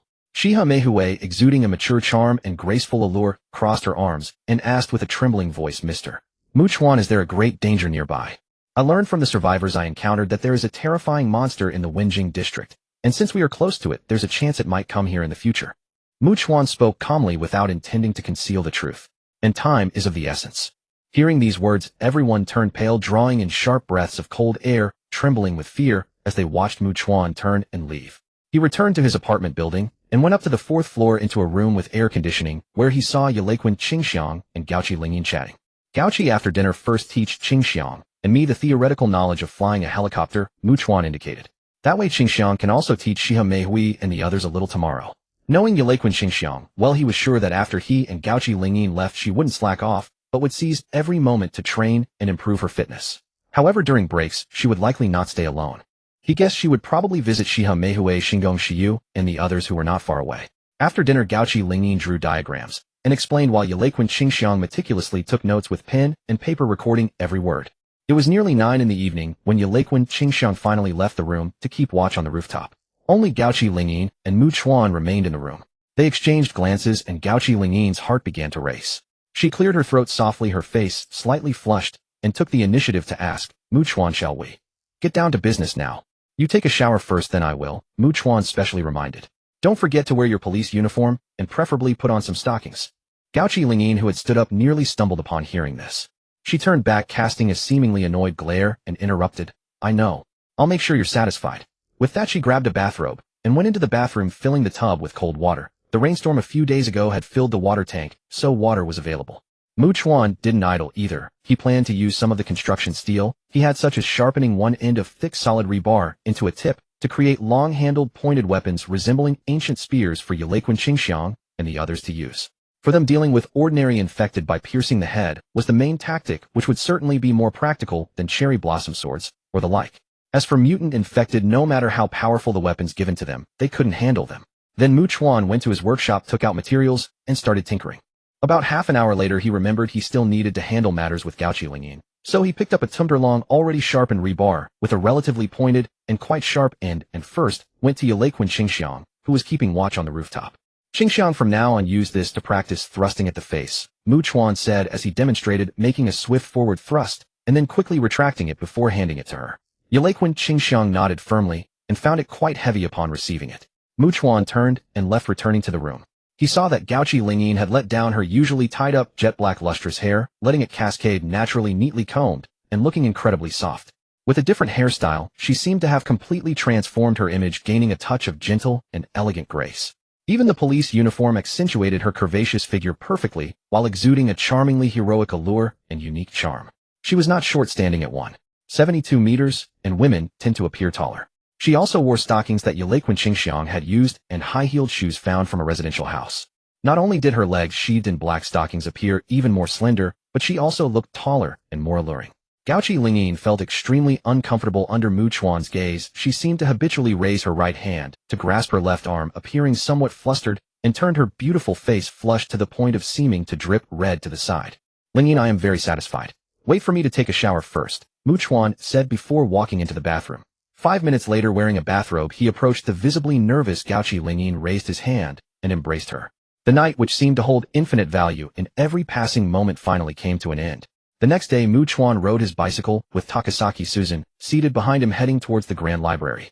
Clinging to his waist, the backpack filled with provisions on her shoulders, she recalled the events of the previous night, which felt like being caught in a ferocious, unrelenting storm.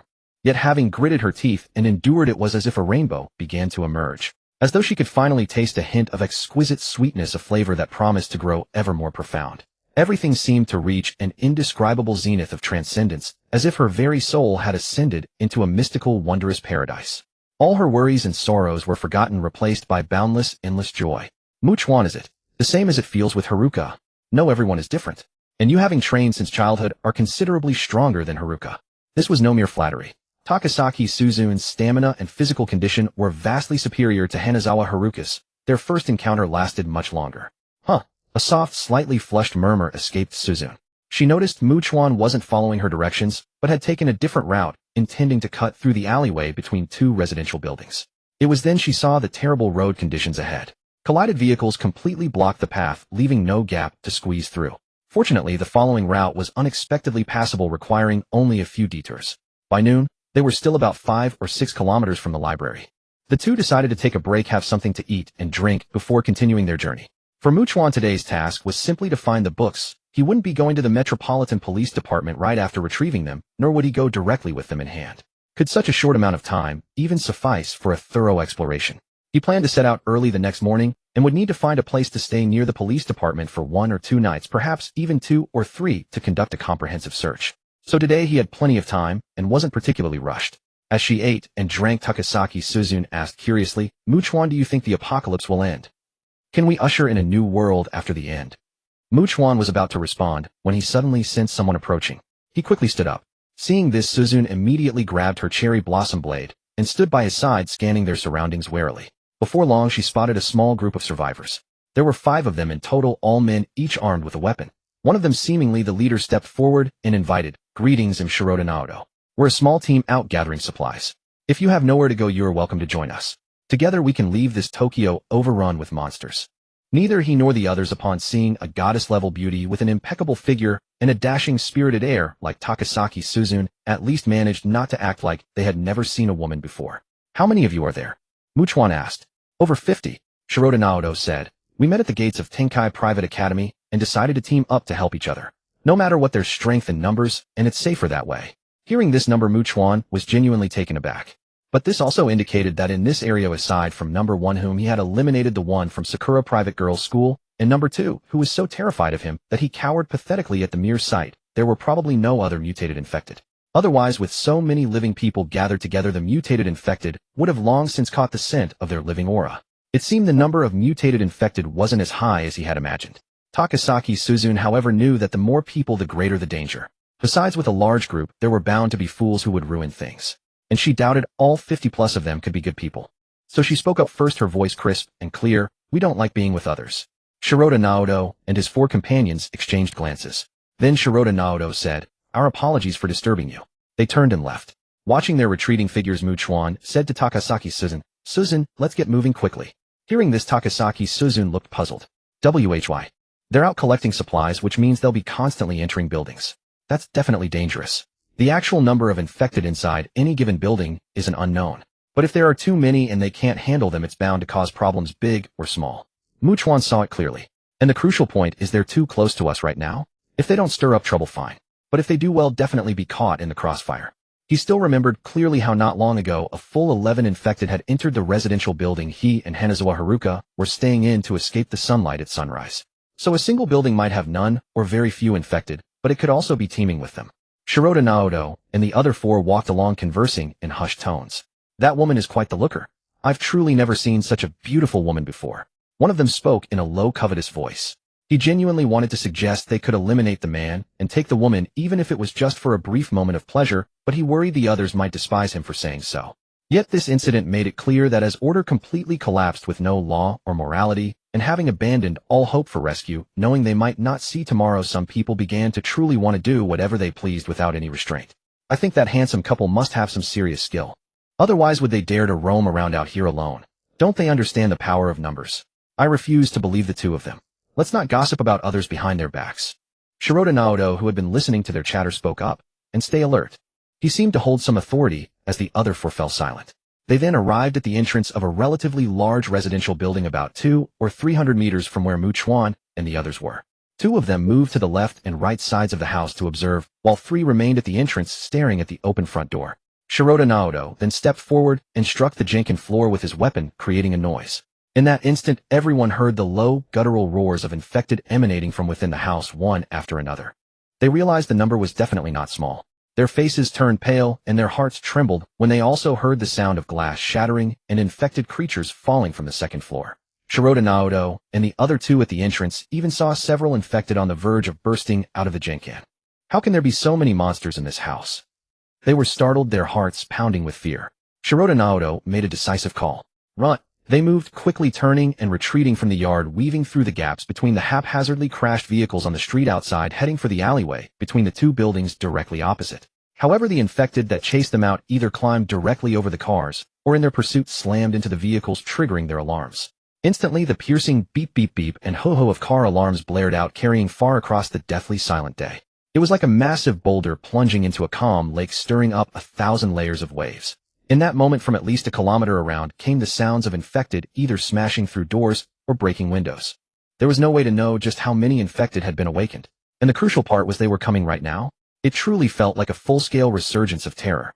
Not only did the faces of Shirota Naoto and his group change drastically, but Takasaki Suzune, sitting on the back of the bicycle and clutching tightly to Chuan's waist, was also drenched in sweat, her heart pounding violently in her chest, a look of sheer despair on her face. Takasaki Suzune was now caught in a dizzying whirl, her face pale, as she felt an invisible vice grip her throat, suffocating her completely.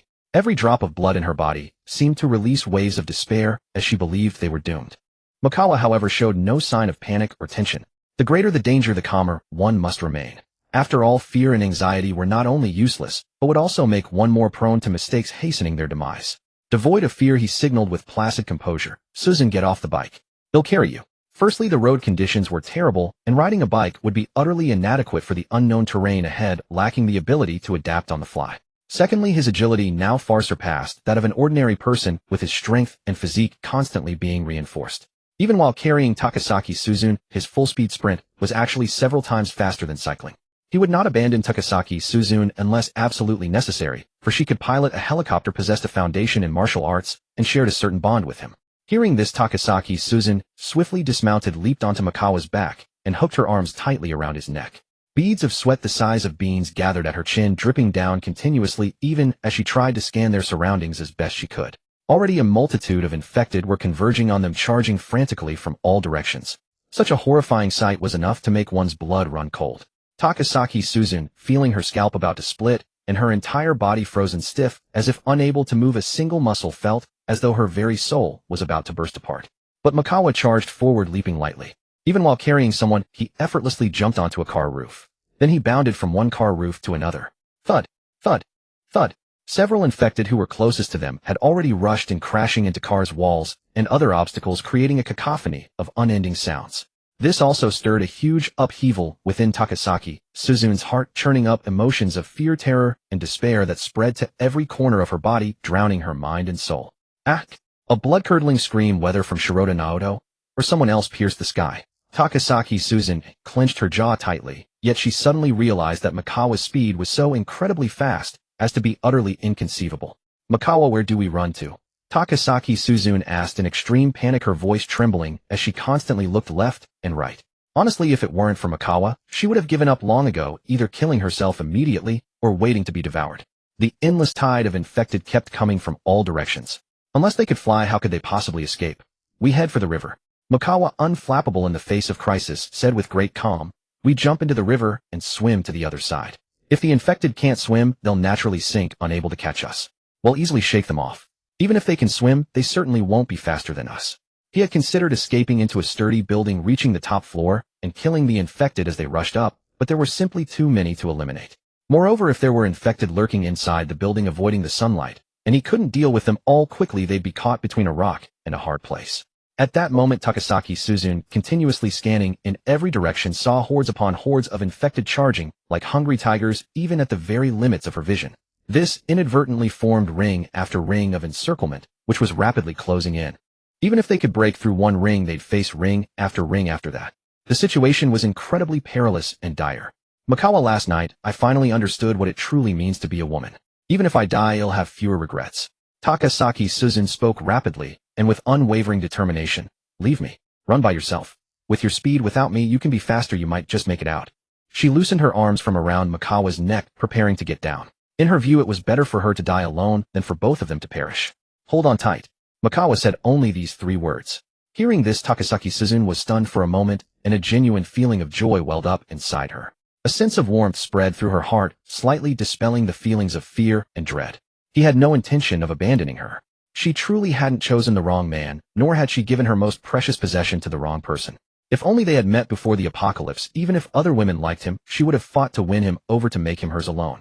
No need. Makawa, you quickly. She started to speak urgently, but Makawa leaped up again. Instinctively, Takasaki Susan tightened her grip around his neck as he carried her onto the roof of a car that had crashed into the wall of a two-story residence. He then jumped onto the garage roof of that house and swiftly ascended to the rooftop of the residence itself. It was done in one fluid motion without a single pause. Takasaki Susan was utterly stunned, completely unable to process what had just happened. What was wrong with Makawa's body? How could he jump so high and so far while carrying someone? How was this so absurdly exaggerated? She was unaware that all aspects of Makawa's body had been significantly enhanced. What was impossible for others he could now easily accomplish, and he could no longer be judged by common sense. Makawa then began leaping from the roof of one residence to the next, choosing to travel along the heights rather than the ground. A massive wave of infected chased them frantically below, showing no sign of letting them go, but they couldn't reach them even if they wanted to. Within a few short seconds, Makawa had already vaulted over the rooftops of 3 residences, landing on the roof of a 4th. With her long jet black and beautiful hair flying continuously, Takasaki Susan felt as if she were in a dream, experiencing a profound sense of unreality. No one would probably believe this if she told them. She then tried to turn her head to look behind her. The mass of infected resembled a raging tide that seemed to engulf everything, but she no longer felt as panicked or afraid. Carried by Makawa, her arms wrapped around his neck, she felt an unprecedented sense of intense security. It was truly wonderful, leaving her utterly mesmerized and enchanted. There's a river ahead, Makawa announced, moving towards it immediately. Takasaki Susan quickly turned her head to look ahead. There was indeed a river, but when they reached the roof of the residence closest to it, she was shocked to see that the roof was at least 6 or 7 meters above the ground. Although she knew Makawa's body was likely far stronger than an average person's, she still believed that jumping down from this height, while carrying her, would be too much for his legs and feet to bear. Makawa, let me get down first, and then I'll jump down by myself, executing a tumbling breakfall. Takasaki Susan began to speak in a frantic hurry, but Makawa had already leaped off with her on his back. In that instant, Takasaki Susan's watery, beautiful eyes widened to their absolute limit, yet her pretty, gorgeous face was etched with deep concern. In just a second or two, Chuan had already landed on the ground. Takasaki Susan felt as if her entire being had been struck, her delicate body jolting violently, yet she heard no sound of bones breaking. She noticed that Chuan was running forward as if nothing had happened at all. While Takasaki Susan, her heart churning with shock, was too stunned to close her glossy lips, Chuan had already reached the riverbank. He pulled her into the river, dragging her along as they swam swiftly. The river was about 15 meters wide. When they clambered out onto the opposite bank, drenched like drowned rats, they turned to see the infected throwing themselves into the river in waves. But clearly they couldn't swim, thrashing desperately in the water. The river served as a natural barrier against danger, and witnessing this firsthand further convinced Chuan that securing a large cruise ship or cargo vessel was an endeavor of immense benefit and no harm. Huff, huff, huff. Takasaki Susan breathed in great, greedy gulps of air as if she had narrowly escaped death. The sheer joy and excitement of survival brought a faint, flushed glow to her beautiful, delicate face, adding a touch of enchanting allure. As you'd say in your Tianqiao saying, Chuan, one who survives a great calamity is blessed with future fortune.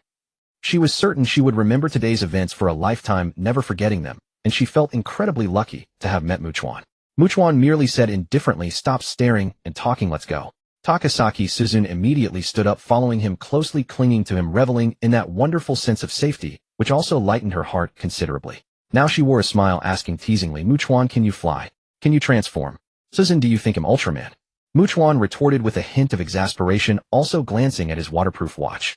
It was just past noon. Susan, let's get a bit further from the river, rest for an hour, and at 1 o'clock, we'll head back to the library, find the books, and then return. After Chuan said this, he noticed Takasaki Susan remained silent. He turned to look at her, asking with slight curiosity, is there a problem? It's embarrassing to say, but when you left from the rooftop, I couldn't tell which direction you ran, and am not very familiar with this area. Honestly, I don't know how to get back to that large library I know of now. Looking around, Takasaki Susan said with some shame, unless we cross the river again to get back to that side. But she knew in her heart that crossing was impossible. The river was dangerous now, with so many infected having fallen, and they'd be scattered all over the water. What if they hadn't drowned? That would be tantamount to swimming across a river teeming with ferocious monsters.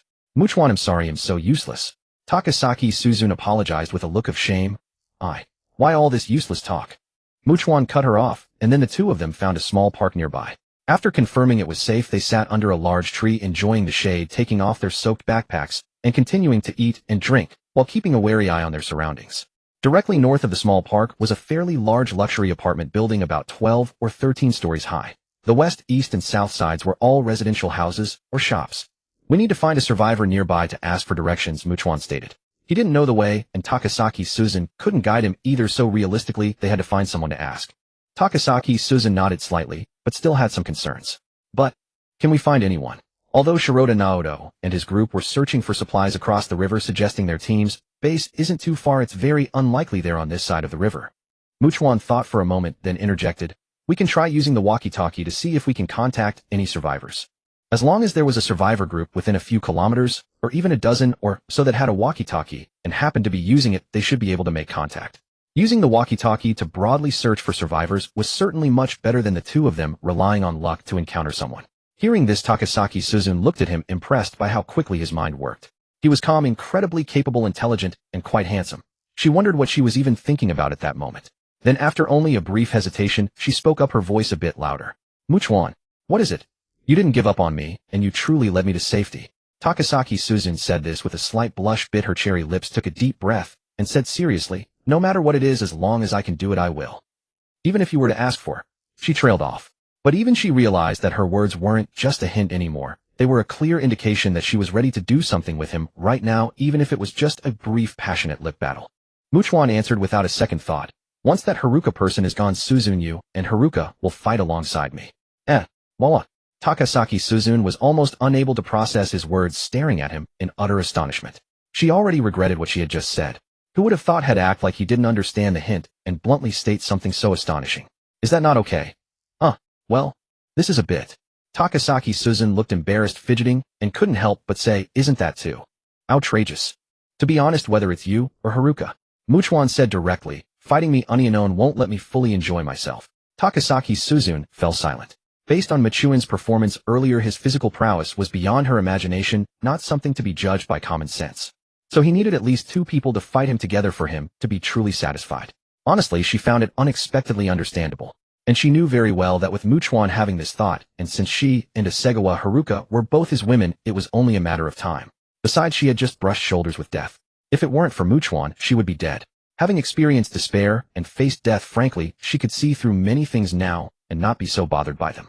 Then with a flushed face, Takasaki Susan sighed helplessly. I said all that with such boldness earlier, I have to own it, even if I do it with tears in my eyes. Otherwise you'd look down on me thinking I'm a woman who says things but can't follow through. After saying this, she finished eating and drinking, leaned back against the tree, and closed her eyes to rest. Chuan used his backpack as cover, took out the walkie-talkie from his storage space, and first tried to contact Asegawa Haruka. He found that it was likely too far, and he couldn't reach her. Then he started switching channels, hoping to get in touch with other survivors who had walkie-talkies to obtain the information he needed.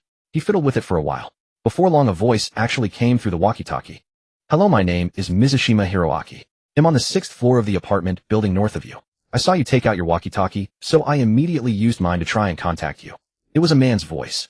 Chuan turned to look at the luxury apartment building, and Takasaki Susan, who had been resting with her eyes closed, immediately opened them. If you don't mind, you can come into the apartment building. It's safe here, no monsters, and we have a substantial amount of supplies. Mizushima Hiroaki's voice came through again. We would also welcome you to join us. You're still staying in Tokyo, which is full of monsters. Chuan asked curiously. Why not leave? Leave? Where would we go? We should head straight through Chua Ward to the Tokyo port in Koto Ward and get our hands on a large cargo ship. Getting away from the dangerous land is the wisest choice. Mizushima Hiroaki chuckled lightly. That way we can also come ashore in a small boat during the day to collect supplies. So we want to strengthen our team and have more people on board.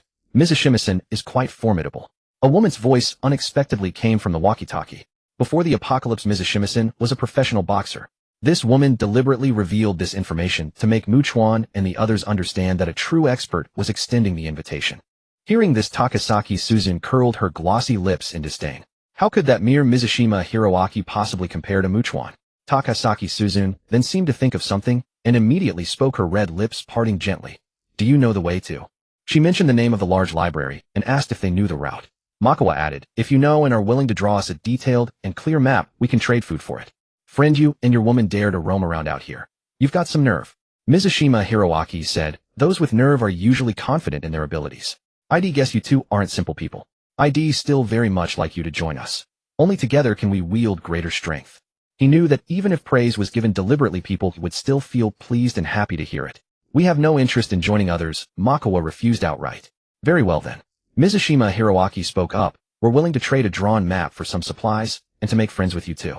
They'll bring it down shortly. He ended the walkie-talkie call and looked down at Makawa and Takasaki Suzune, but fell into thought. He only had adult men and women around him. There were no elderly and no children.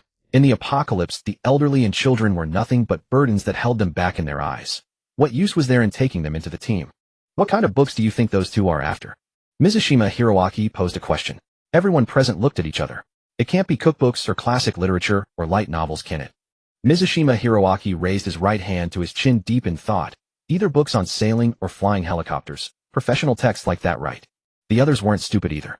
They had risked death to travel all this way specifically to find a large library. What kind of books they wanted to take away was worth thinking about. It was a limited range of possibilities, hardly difficult to guess. And they might not just be two people. Since they have walkie-talkies to communicate, they probably have a team behind them. I invited them to join as a gesture of goodwill. I stated my purpose because I thought if their goals aligned with ours, they'd be willing to join forces. Mizushima Hiroaki said slowly. Even if they didn't have that idea, hearing me say it would probably plant the thought and make them willing to cooperate. But unexpectedly, they refused so bluntly. This is troublesome now. Mizushima Tokyo Port doesn't have just one large cargo ship, does it? What's the trouble? A woman of decent looks said with considerable surprise. It's not like we have to fight over a single boat and have a direct conflict of interest.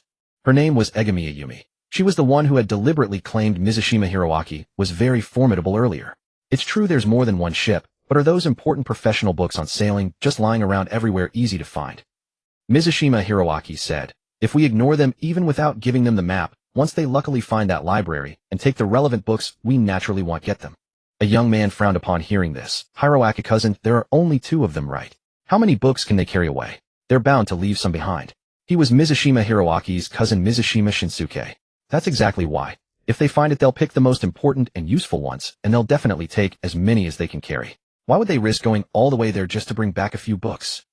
Mizushima Hiroaki said flatly. And honestly, even if they weren't originally after the same books as us, after hearing what I just said, they'd definitely want to get a cargo ship or cruise ship to get off the land.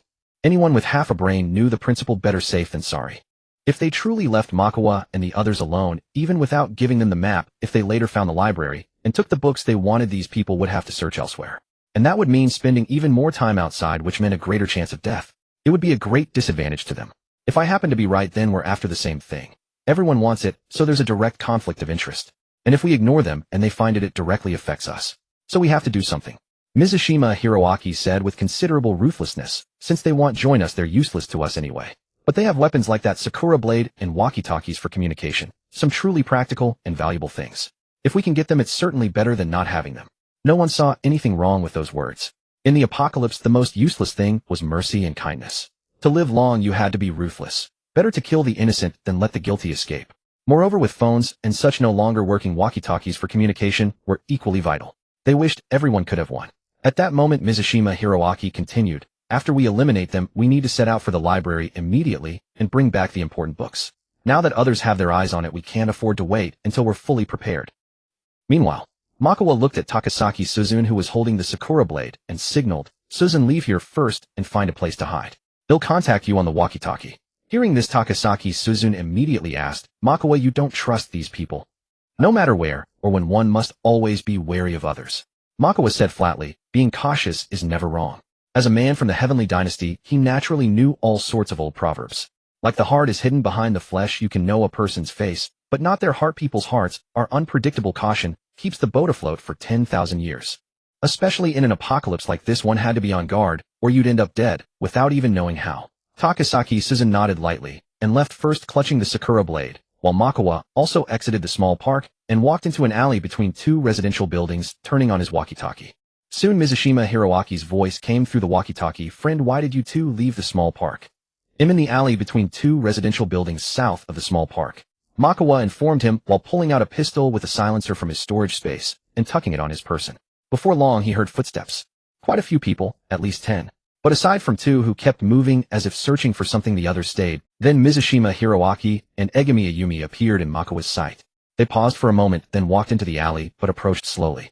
Makawa's perception was extremely sharp, and he sensed others taking a detour to block his rear. Mizushima Hiroaki brought Egami Ayumi not to lower Makawa's guard, but because if Takasaki Suzune was pretty enough and knew her place, they could spare her life and have Egami Ayumi persuade her to join them.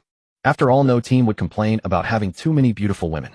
Though he inwardly knew that if Makawa dared to roam around with a woman who would believe Makawa had no skill, who would dare to? But he was a professional boxer, quite confident, and he wasn't the type to think others were better than him or that he was weaker. His mentality wasn't so fragile. And they even had strength in numbers. "Friend, where's the woman who was with you?"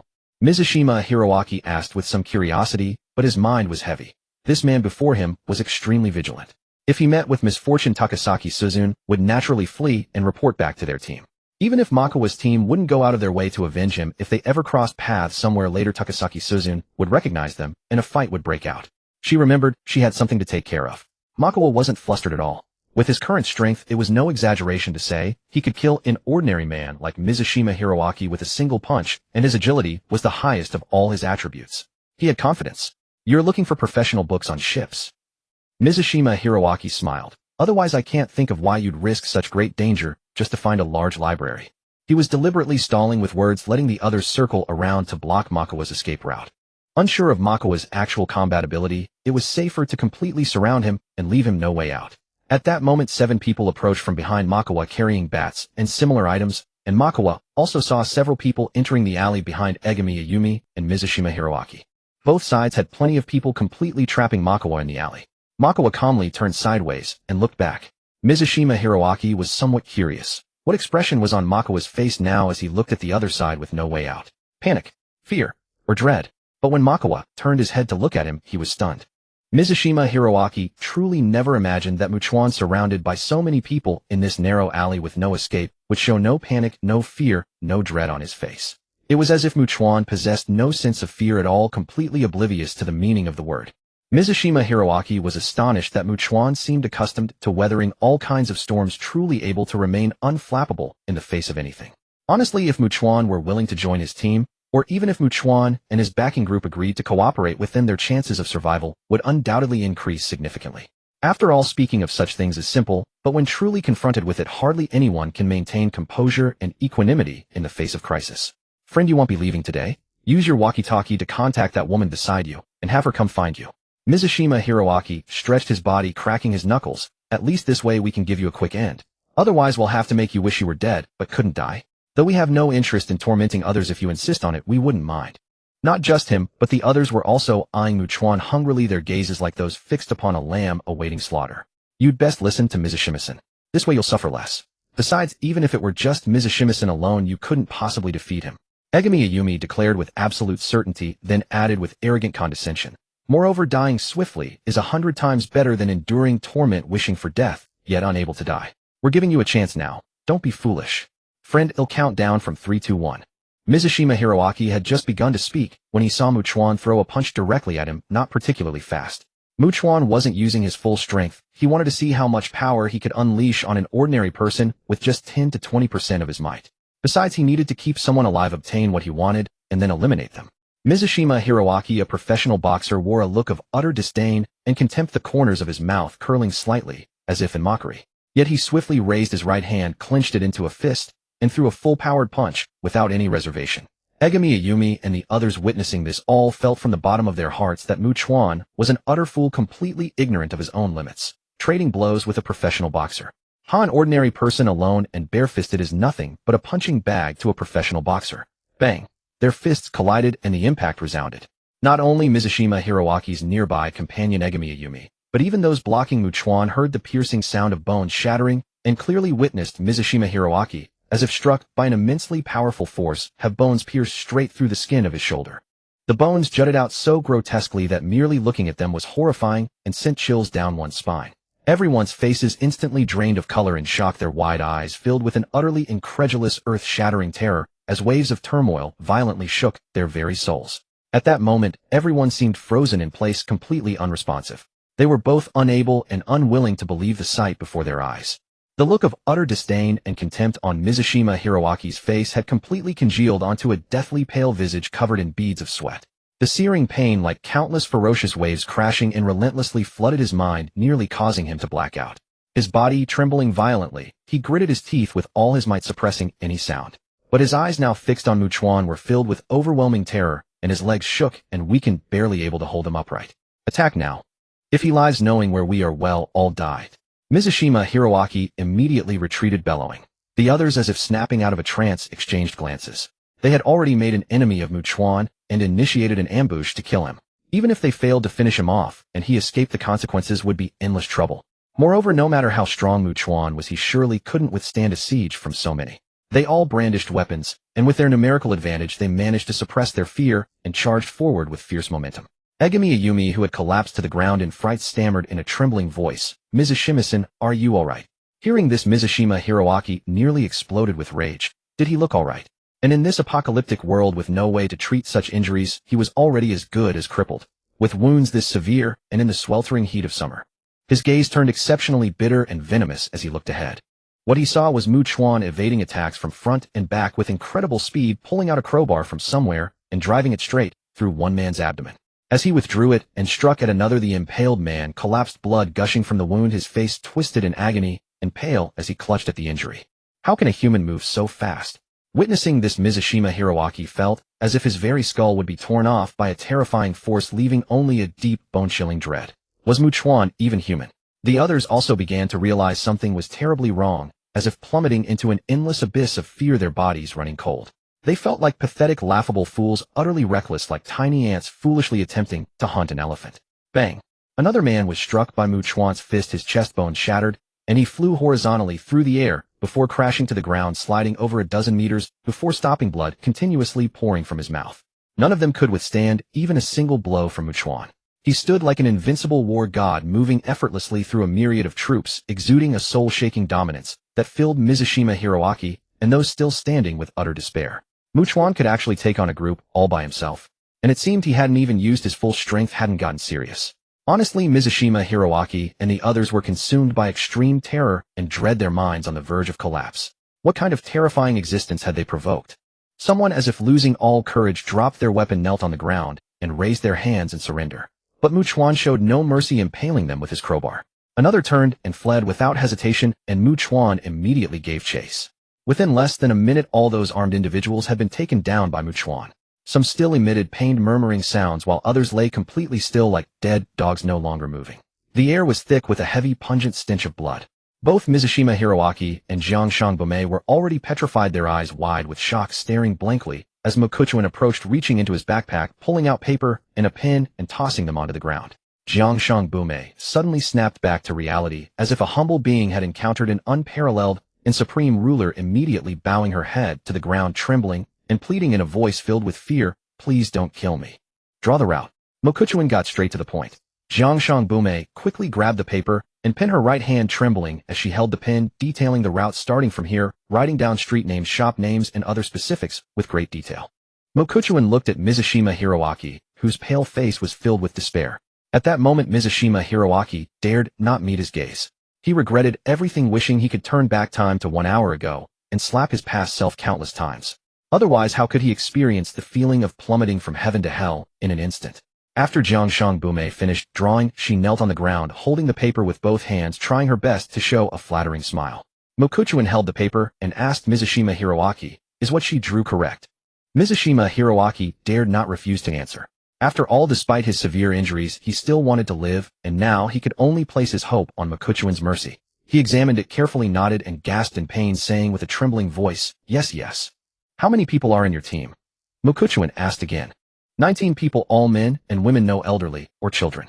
"We do not accept such burdens in our team, and Mizushima Hiroaki's cousin, the scum who deserves to be tortured, is in that luxurious apartment building.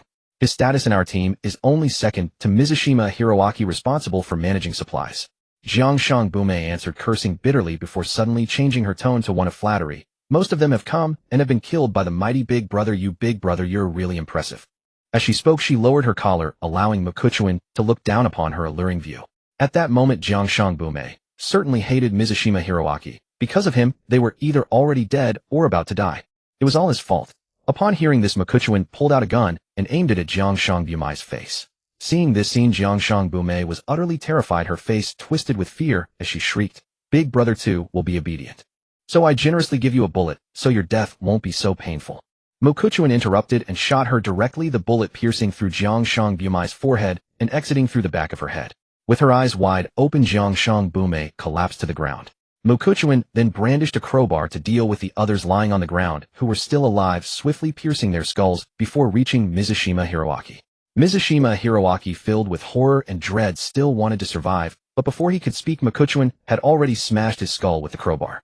Mokuchuan did not leave, but took out a barrel of gasoline from his storage space. He wouldn't pry open the gas tank of a car to get gasoline, but what if the alarm went off? He naturally had to burn these corpses. Otherwise, if the infected wandered over at night and devoured them, mutations might occur, and he certainly wouldn't leave food for the infected. As for the other members of Mizushima Hiroaki's team, Mokuchuan lifted his head, his gaze icy as he glanced at the luxurious apartment building. He certainly wanted to eliminate all threats, and he had to deal with Mizushima Hiroaki's cousin. Mizushima Jinkai was pacing anxiously by the window on the 7th floor. Of course, there were plenty of supplies here, all collected through their hard work and stored here. After all, they had decided that once they officially set out, everyone would carry ample supplies and rush to the port at full speed, not wasting time and energy gathering food and drink on the road. Now Mizushima Jinkai stopped, his brows furrowed. He couldn't shake off the ominous feeling in his heart. Why hadn't his cousin and the others returned after such a long time? Could something have happened? It couldn't be right. With so many people armed with melee weapons, especially since his cousin was a skilled professional boxer, even if that person had a gun, they couldn't possibly deal with so many. Unless the opponent was truly a superhuman, they would undoubtedly die. While Mizushima Jinkai was lost in thought, he suddenly saw thick black smoke rising. He froze. What was burning? Not long after, he heard the sound of a door opening behind him, and he turned around suddenly. It was a stranger holding a crowbar stained with blood. Mizushima Jinkai's face changed dramatically, and he immediately realized that his cousin and the others could not handle this man, who had taken them all out single-handedly. This made Mizushima Jinkai completely lose the thought of fighting back. The fear on his face seemed to freeze, and as he watched Mokuchuan approach, he stumbled back and shouted in a trembling voice, "Don't come any closer." Mokuchuan, closing in on him, acted decisively, and swiftly the crowbar piercing through Mizushima Jinkai's skull, killing him instantly as he collapsed. Only then did Mokuchuan look around. There were almost all supplies, a vast amount far exceeding what Kimura Kengo and his group had collected. Moreover, he saw 2 modern compound bows and several arrows that looked very high-tech. Although Mokuchuan was not familiar with bows and arrows, he knew that modern compound bows had considerable power and range, and he felt that drawing the bowstring should not be too strenuous nor particularly difficult to master. If someone could use them skillfully with enough accuracy to provide him with range support, his battles against the mutated infected would naturally be a bit easier. Furthermore, arrows could be recovered after the battle. They weren't one-time use. He could even use some materials at hand to craft some rough arrows. Mokuchuan thought carefully. Yuzukikawa Haruka was the only valuable special talent among them, who understood some professional medical skills. Compared to her becoming a dedicated combat personnel, Mokuchuan actually hoped she could read more medical books to improve her medical level. And Takasaki Sujuin, who excelled with a cherry blossom blade, saw no need for her to switch weapons. He could go back and ask Nishike's Miho Hashimiya Shiki and the others. If any of them had participated in a Kyudo club in middle or high school, they would indeed have some archery basics, and he could give the compound bows to them for practice, enhancing their proficiency. So even though there were only 2 bows, it was still a small, unexpected joy for Mokuchuan. He felt quite good storing the compound bow's arrows and all the supplies into his storage space, leaving the room empty. After leaving the luxurious apartment building, Mokuchuan contacted Takasaki Sujuin via intercom. The two met smoothly, and upon seeing Mokuchuan unharmed, Takasaki Sujuin let out a sigh of relief, joyfully and excitedly embracing him. Mokuchuan also did not hold back, freely enjoying the warmth of her ample embrace. Then they naturally began a verbal duel. After 10 minutes, the two separated. Takasaki Suzuin and Makawa set off, her cheeks flushed, but she seemed utterly unable to calm down. It was as if a blazing fire raged within her heart. "Suzuin, I'll carry you on my back and run." The moment Makawa finished speaking, Takasaki Suzuin leaped onto his back. Thanks to the route map, combined with Makawa's incredible speed and boundless stamina, they arrived well before 2:30 p.m. "They'll go inside and take a look." Makawa gestured. "Suzuin, patrol the perimeter. If you sense any danger, contact me immediately and come find me." Nodding, Takasaki Suzuin watched him enter, then clutching a walkie-talkie in one hand and her Sakura blade in the other, she began a cautious patrol around the library, keenly alert to every sound and movement. Inside the library, Makawa deliberately made some noise and sensed no moving entities within 100 meters. The interior was dark and stiflingly hot. He switched on his high-powered flashlight, scanned the books, and without a second glance stored any that weren't marine engineering manuals into his storage space. Of course, he also wanted other books. If he ever had leisure time, reading and acquiring knowledge could only be beneficial. If he lacked the time, he could simply hand them over to Nishihori Miho Hashimiya Shigeru or Hanagawa Haruka to study. In the apocalypse, all kinds of knowledge are a formidable power. Nearly an hour later, Makawa emerged with a bulging backpack filled with maritime books, rejoined Takasaki Suzune, and found a bicycle with a passenger seat in the library's bike rack for the ride back. As dusk approached near 5 o'clock, they returned to their fourth-floor apartment and found Hanagawa Haruka absent. It was obvious she had gone to see Nishihori Miho Hashimiya Shigeru and the others. Takasaki Suzune asked, "Makawa, should we head over too?" "Suzune'll grab something from my workshop first. Wait for me downstairs." After he spoke, Takasaki Suzune departed, and he went to his workshop, retrieving a compound bow and several arrows from his storage space. He slung the backpack full of technical books over his shoulder and headed downstairs. Takasaki Suzune was surprised to see him carrying a weapon, but didn't question it. Once outside, she contacted Hanagawa Haruka on the walkie-talkie. "Haruka, we're back safe and sound. We're on our way to you now, we'll be there soon." "Roger that." After hearing Hanagawa Haruka's voice from the walkie-talkie, the two hurried along chatting. Before they even got close, they could see Hanagawa Haruka waiting for them at the door. As they reached the entrance of the 3-story private clinic, Hanagawa Haruka smiled. "Makawa and Suzune, I'm so glad you're both safe." She then happily gave Makawa a warm hug. The three entered the safe house and saw Nishihori Miho Hashimiya Shigeru and the others all gathered on the first floor. It looked quite crowded. Honestly, seeing so many women together was quite a spectacle, giving Makawa the odd impression of being outnumbered. "Makawa-san, what's with the modern compound bow?" Hashimiya Shigeru immediately asked. "If any of you were in a Kudo club or know how to shoot." As Makawa trailed off, Nishihori Miho Hashimiya Shigeru Hashimiya Sherry and the others exchanged glances. Then a rather tall and pretty girl raised her hand, her voice soft and gentle. "Makawa-san, my name is Kamiyama Maki. I was in the Kudo club in middle school, but I stopped after entering high school.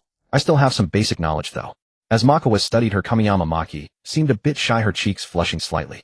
Yet she seemed to deliberately place her hands behind her back, interlacing her fingers to accentuate her figure. If she could, she would very much like to live in that apartment building. Hashimiya Shigeru then asked, sounding a bit concerned, "May I ask if Makawa-san intends for us to use these for self-defense or to provide ranged support while you fight the monsters? These are two very different matters. If it were ranged support, it would involve aiming at moving targets, requiring not just high proficiency, but also a strong mental fortitude and ideally the ability to predict movements. What if they accidentally shot Makawa?" "Ranged support." After answering, Makawa asked, "Who wants to use the other one?" "Makawa-san, I will," Hashimiya Shigeru declared decisively. "Even though I have no experience, I can practice diligently and hard." Her twin sister Hashimiya Sherry watched her with a complex expression, unable to comprehend why her sister would step forward. If she did well, it would be expected, but if she failed, it would be hard to explain. However, now wasn't the time to ask. "Makawa-san, did you and Suzune run into any trouble out there?" Hanagawa Haruka asked with concern. "Of course we did," Takasaki Suzune said, her voice filled with lingering fear, "like when we were surrounded by countless monsters from all directions closing in to devour us. That scene. I'll never forget it for the rest of my life. Without Makawa-san, I would have died long ago."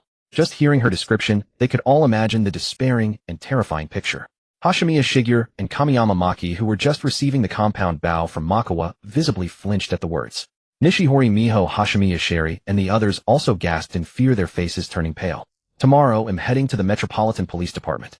I estimate I'll be gone for at least 2 or 3 days." Makawa stated calmly. "Tomorrow morning, they'll also bring enough supplies for you all for several days. In the meantime, I want you to read and study as fast as you can. Memorize the relevant theoretical knowledge so there are no problems when it comes to actual operation. You can rest assured on that point, Makawa-san," the mature and alluring Nishihori Miho said with a grave expression. "Every one of us wants to get away from this land teeming with monsters. No one will be lazy." Makawa turned around and said, "Well then, Suzune, Haruka, let's head back." After the three left, Hashimiya Sherry pulled her sister into a room on the 3rd floor, closed the door, and whispered, "Sister, earlier you, Sherry, if we each excel in different areas, one in academics, one in combat, we'll become more indispensable to this team.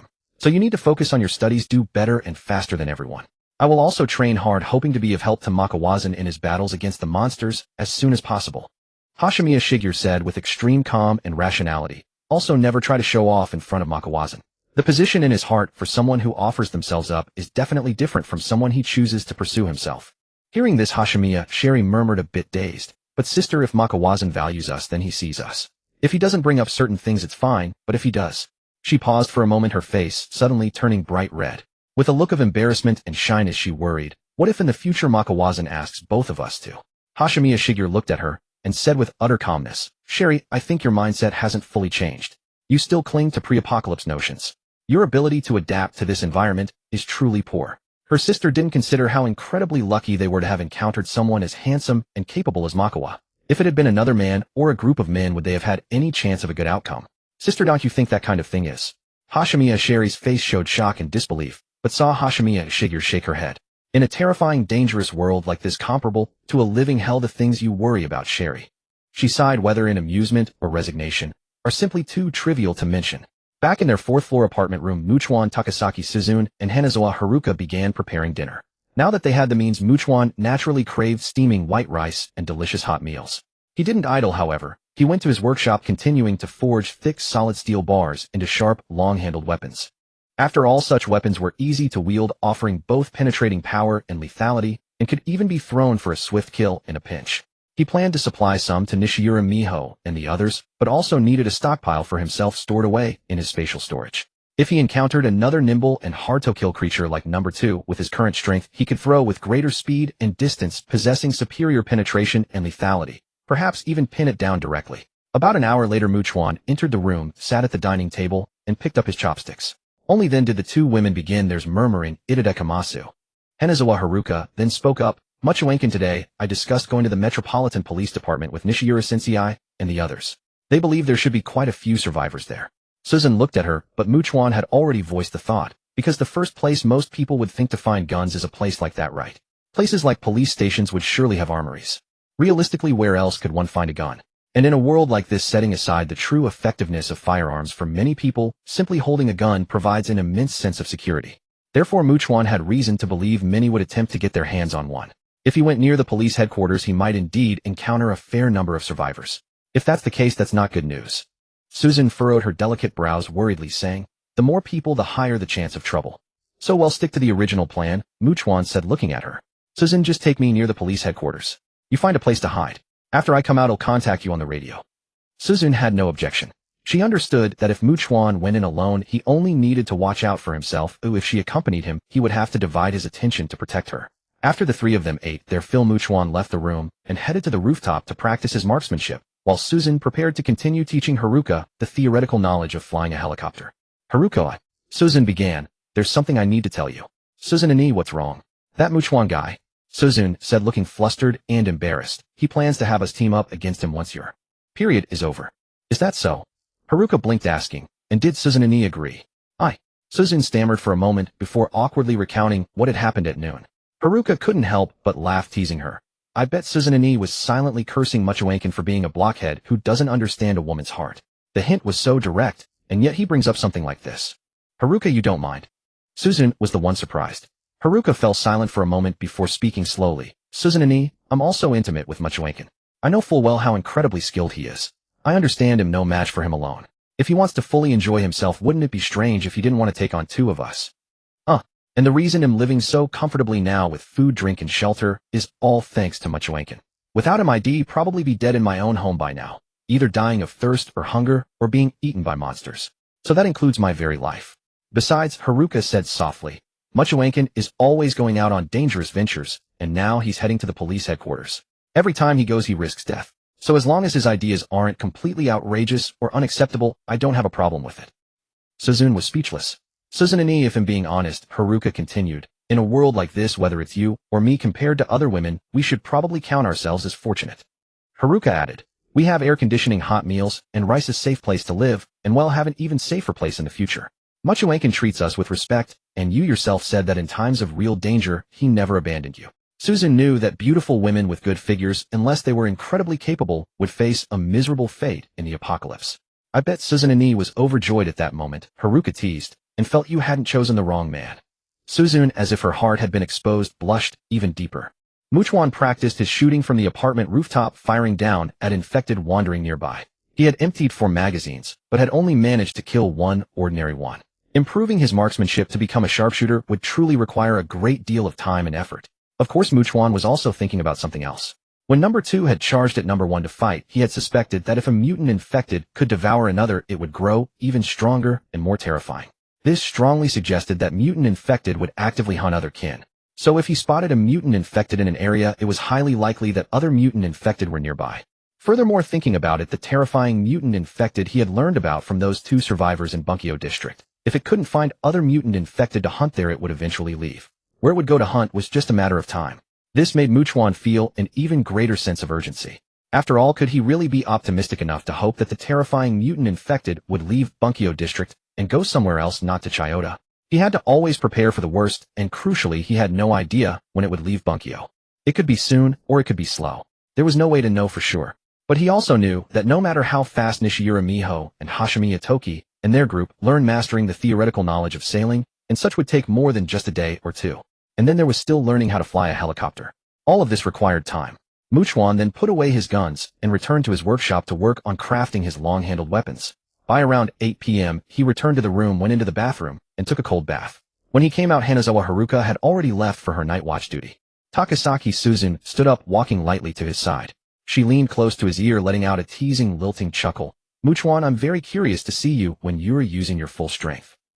Early the next morning, Haruka Hanagawa hurried into the room, finding Makoto already awake, while Suzun Takasaki was still in a deep sleep, murmuring incomprehensible dream words.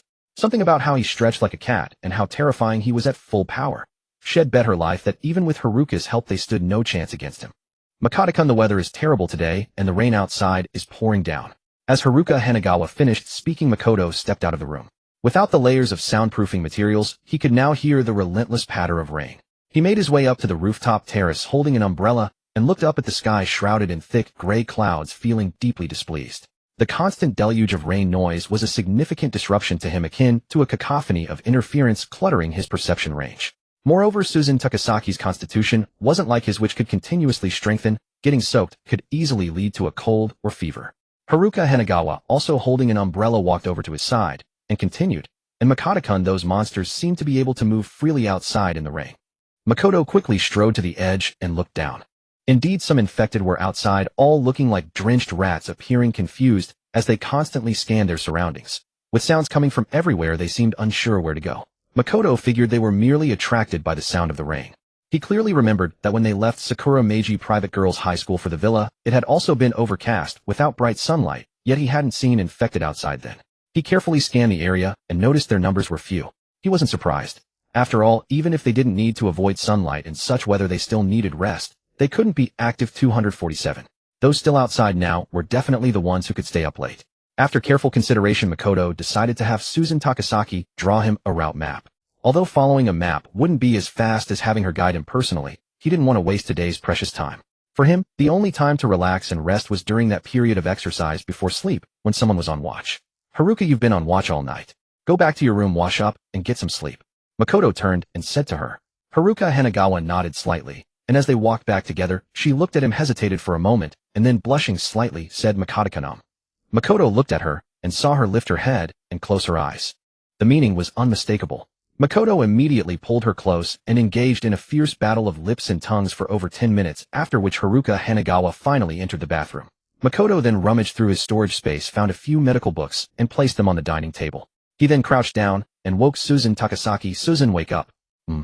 Suzun Takasaki let out a groggy sound, struggled to open her eyes, sat up, and asked with sleepy eyes, Makoto, what's wrong? Suzun, it's raining heavily today. You don't need to come with me to the Metropolitan Police Department. Draw me a route map, and I'll go alone. Makoto stated bluntly. Suzun Takasaki seemed to snap awake and immediately asked, Makoto, can't you wait for the rain to stop and take me with you? If possible, she still wanted to go with him, even if she could only observe the situation from outside the police department. It might rain again tomorrow. The weather is completely unpredictable right now. Besides, time is extremely critical. I truly can't afford to waste even a single day. Makoto said with a serious tone, Suzun, during the day you can go to Miho Nishizura's place and teach some of them theoretical knowledge, like how to fly a helicopter. Suzun Takasaki nodded. Makoto continued, they'll go deliver some supplies to Miho Nishizuru and the others first. Oh, and when Haruka finishes her bath, tell her I found some medical books and put them on the dining table. She can read them if she has time. He then stood up, left the room, went downstairs, and pulled 6 large hiking backpacks from his storage space, filling them with food and drinks. Afterwards, he put on a disposable raincoat, easily carried the bags, and braved the torrential rain to reach the door of their 3-story private clinic, where he knocked. Soon Miho Nishizuru opened the door. Makoto walked in and set down the bulging backpacks. They'll go back and bring some more. Makoto said, combined with the supplies you brought yourselves, this should be enough to feed you for a week without any problems. Of course, the time I've allotted you in my mind is limited, so don't disappoint me. He also noticed some girls were sleeping while others looked his way dutifully, calling out Makoto-san, before immediately returning their focused attention to the books Head brought, diligently taking notes on key points. Makoto-san, I didn't expect the rain outside to be this heavy. Miho Nishizuru was somewhat surprised as their place was also fitted with layers of soundproofing materials rendering them oblivious to the storm. You can take advantage of the rain to shower on the rooftop terrace. Makoto said, "He'll also bring over some body wash shampoo and things like that in a bit." "That would be much appreciated, Makoto-san." The mature and beautiful Miho Nishizuru thanked him with a smile. Makoto emptied the contents of the backpacks onto the floor, which when piled up almost resembled a small hill. But with so many of them, even if girls generally ate less than boys, their daily consumption was still significant. After Makoto left, Miho Nishizuru immediately crouched down to organize the supplies, sorting out the food and drinks. 2 girls proactively came over to help. As they sorted through the items, one whispered with longing and aspiration, "If I could become Makoto-san's woman like Hanagawa-senpai, would I get to eat lots of good things every day? And I'd definitely eat my fill every single day, right?" Their food and drink here had to be rationed, and no one could eat to their heart's content. No one ever got to eat until they were completely full to the point of not being able to take another bite. "I'm so envious of Hanagawa-senpai and that Miss Takasaki." Another girl fantasized, her mouth watering, rich broth poured over steaming rice mixed with the food from a heated can. "I bet one bite would make the taste of happiness explode in your mouth. And if there were some drinks or dessert after the meal, that would be even better." The other girls who weren't sleeping and were reading heard this and began to swallow hard as well. "Stop it, you two," Miho Nishizuru said in a low voice. Their talk was making her crave it too. After all, in the apocalypse, who wouldn't want to eat delicious hot meals and fragrant rice? An hour later, donned in a raincoat with a backpack of supplies and the route map to the Metropolitan Police Department that Takasaki Suzune had drawn, Chuan braved the downpour, moving with parkour-like agility. His full-speed movement wasn't just swift, it was remarkably enduring. By around 11 o'clock, he had arrived near the police headquarters, observing it carefully. The building was vast in area and towering in height. He planned to circle it at a brisk pace, both to survey the terrain and through his heightened senses to detect any signs of movement within or nearby. As he reached the southern side, Chuan abruptly halted. The sound of shattering glass cut through the rain, unmistakably distinct. He could easily tell something had burst out from within the building. He snapped his head up and was astonished to see number 2, the crawling mutated infected, crashing through a window and leaping out. Number 2 was in a horrifying state. Flesh torn away in numerous places, exposing stark, white bones. 2 other battered infected followed closely behind it. They looked as if they had just fought their way out of a deadly siege, leaping over Chuan's head and landing dozens of meters away. Turning to look, Chuan saw those 2 were also crawling infected, clinging to number 2 as they fled without looking back. Soon a torrent of other infected, at least 100, poured out in pursuit. Chuan retreated swiftly. So number 2 has learned to gather minions like number 1 did. But it's recruiting those that crawl like itself. And there's definitely a mutated infected inside the police HQ. Number 2 must have brought its pack to hunt and devour it to grow stronger. As he ran, he mused, but given their battered state, number 2's minions are down to just 2 and it's severely wounded. That mutated infected must be at least as powerful as number 1, just slower, otherwise number 2 wouldn't have escaped. Moving further away, Chuan realized the police HQ was far more perilous than he had imagined, a veritable den of horrors. He couldn't enter recklessly. He needed to secure at least 2 bottles of invisibility potion first. That way ordinary infected couldn't see him or smell him, only mutated ones could. Then only the mutated infected within would accurately and swiftly head his way.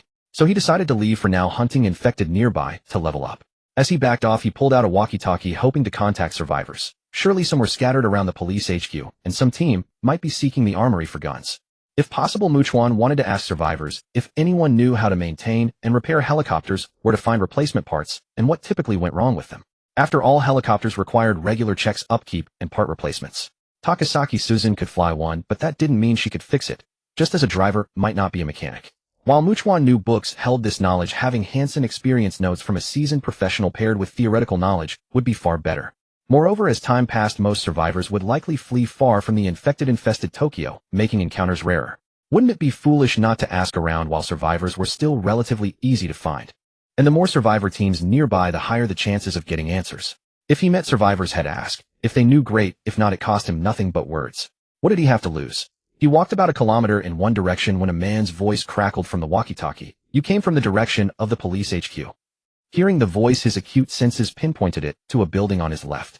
Without turning his head, he kept walking and replied, yes. How many are you? Or are you alone? A lone wolf. I'm alone. You must be quite capable, huh? Just average. The man chuckled teasingly, huh? An average guy daring to roam outside alone, looking so calm, without nervously glancing around. If your goal is the police armory, I'd advise you to give up. Don't go to your death. Chuan raised an eyebrow, but asked, where are you? In the residential building to your left. I'm coming over. With that, he moved quickly. He wasn't afraid. If they posed a threat, he'd eliminate them all, just as he had with Mizushima Hiroaki's group. No survivors. Soon at the doorstep, a middle-aged man with a rugged complexion and bold brows dressed in a short-sleeved shirt and trousers opened the door. He sized Chuan up with a grin. I'm Kuzuhara Daisuke. My profession is one you rarely encounter. I'm a helicopter mechanic. Chuan, an international student from Tianshao. As he spoke, Chuan felt an eerie sense of disbelief. He had just been thinking of finding someone like this, and here one was. Even he found the coincidence almost impossible to believe. Much awakened yesterday, our teams each sent one person, all elderly with children, to form a small squad and scout the police HQ. Kuzuhara Daisuke said gravely. The last words from their walkie-talkie were, "My God, what is that?" Followed by screams. Chuan propped his chin with his right hand, understanding that for these groups, the elderly served as cannon fodder to test danger. We're planning to retreat now, Kuzuhara said regretfully. It looks like the police HQ is a monster's nest. There's no way to get the guns. Chuan finally asked, Mr. Kuzuhara, how many people do you have? 15 here, he said bluntly, and 23 more at our temporary base. The numbers matched what Chuan sensed. At least this man seemed honest, but in this apocalypse, he'd rather assume everyone was a villain than naively trust a good person. He would remain wary of Kuzuhara Daisuke and everyone else. If we could lure the monsters out of the police HQ, it'd be easier to act, Kuzuhara added with a sigh. Chuan cut to the chase, but no team is willing to be the bait. Kuzuhara nodded at that, then asked warmly, speaking of which, Muchoankin, since you're alone, how about joining our team? In this dangerous world, a lone wanderer wasn't necessarily strong, but someone like Chuan who looked so well off and composed certainly had real skills. They had to recruit and absorb such talent. Chuan shook his head, clearly refusing. As Kuzuhara tried to persuade him further, Chuan spoke up. I'd like to make a deal with you, Mr. Kuzuhara. A deal, eh? I want your knowledge on helicopter maintenance and repair, and whether you know where to find replacement parts, among other things. So the handsome Muchoankin is a man with plans, huh? Kuzuhara narrowed his eyes, studying Chuan with curiosity. What do you have to offer for this deal? Supplies, Chuan said flatly. Enough to fill a small truck. Kuzuhara was inwardly stunned. The way this man spoke made it seem like gathering a truckload of supplies was a trivial task, utterly effortless. Just how capable was he? All right. Kuzuhara laughed heartily. In a world like this, not befriending a strong person would be true foolishness. He extended his hand, and Chuan shook it. Then Kuzuhara said, come with us to our temporary base for now. You don't have to stay if you don't wanna. You can return in a few days for what you need. You'll need time to write everything down in detail. After that, Chuan followed Guiyuan Dafu and his group to temporarily leave the Metropolitan Police Department, winding through alleys and arriving at their temporary lodging around 4 in the afternoon. It was quite unexpected to Chuan. It turned out to be a RV campground with sparse surrounding buildings, relatively few people, and a wide open view. He scanned the area and counted 10 RVs, each with solar panels installed on the roof. Chuan, when we stay here, if things go wrong, at least we can drive the RVs to run over those monsters. Guiyuan Dafu spoke up. Besides, it's near the river, so we have a water source. As long as we boil the water, we'll be fine. In extreme danger, we can jump into the river and swim away. We also have plenty of medicine here. He was still trying to persuade Chuan to join them, enumerating the advantages of this place and the skills each member of their team possessed. For example, they had a chef, an auto mechanic, a welder, and so on. As Chuan listened, he noticed some elderly people and women coming out in the heavy rain, apparently having heard the commotion of Guiyuan Dafu and his group returning. The fact that they were still alive meant there were no mutated infected nearby, who otherwise they would have been finished long ago. This was also good news for Chuan. He could hunt infected in the vicinity to level up, which would also make the area safer. After all, at this moment, Guiyuan Dafu could die, but only after Chuan had obtained what he wanted from him. Chuan Cohen, even though the world has turned into this godforsaken mess, if you decide to stay, we still have rules. Guiyuan Dafu said earnestly, you must never force anyone. If you have certain needs, you can use food to ask a woman if she's willing to trade with you. Usually they'll agree, because those who don't dare to go out and collect supplies have no choice but to exchange what they have with those who do. Chuan was just here to scout the place. He had no intention of staying long. He turned to Guiyuan Dafu and said, Mr. Guiyuan, I'll come pick it up in 2 days, all right? Chuan, no problem. Guiyuan Dafu nodded, then said with some surprise, but it's already this late. Are you really planning to leave here? You should know that night is more dangerous than day, right? See you later. With that, Chuan picked up his crowbar and turned to leave. The other men gathered around Guiyuan. Someone murmured in admiration, Brother Guiyuan, let's not even talk about this Chinese guy. Chuan's skills. His guts are incredible. Going out alone at a time like this. It's like he's a man with guts growing on top of him. Brother Guiyuan, what if he doesn't survive 2 days? Then you'd have written all that for nothing. Another asked. Others chimed in. Guiyuan Dafu remained silent for a moment, then said with awe, this man is definitely formidable. I'd bet that even if all of us die, he'll still be alive and well. Brother Guiyuan, aren't you exaggerating? Someone asked, baffled. How can one man compare to our entire team? To put it bluntly, he's not Superman. Even if he can fight 2, 3, even 4 or 5 people, that's already superhuman, right? In truth, they all respected Gu Yuan Dafu deeply because he was meticulous, calm, and had a strategic vision, a fine leader. In the apocalypse, what a team needs most is a leader who can allocate tasks, leverage collective strength, and think long-term. He's definitely not a fool who trusts others easily. But on the way here, I secretly observed him dozens of times, and he never once seemed worried that we might harm him. Gu Yuan Dafu said with a grave expression that only means that in his eyes all of us combined pose no threat. Everyone exchanged glances, finding it hard to believe. Was Gu Yuan Dafu's evaluation of Chuan too exaggerated? No matter what, we must do everything we can to recruit this man into our team. Gu Yuan Dafu's eyes gleamed with determination. In the apocalypse, the more strong members we have, the greater our chances of survival. Find some of the prettier women in our team. When he comes to pick up what he wants, have them try to win him over. Chuan wandered around the area. But because thick, dark clouds filled the sky and the rain was pouring heavily, darkness fell earlier than usual. He happened to pass by a private clinic, so he decided to go in and scavenge for medicine. The more the merrier. He walked in with his crowbar, made some noise on the first floor, and when no danger came, he turned on a high-intensity flashlight and searched thoroughly. All the medicine had already been looted.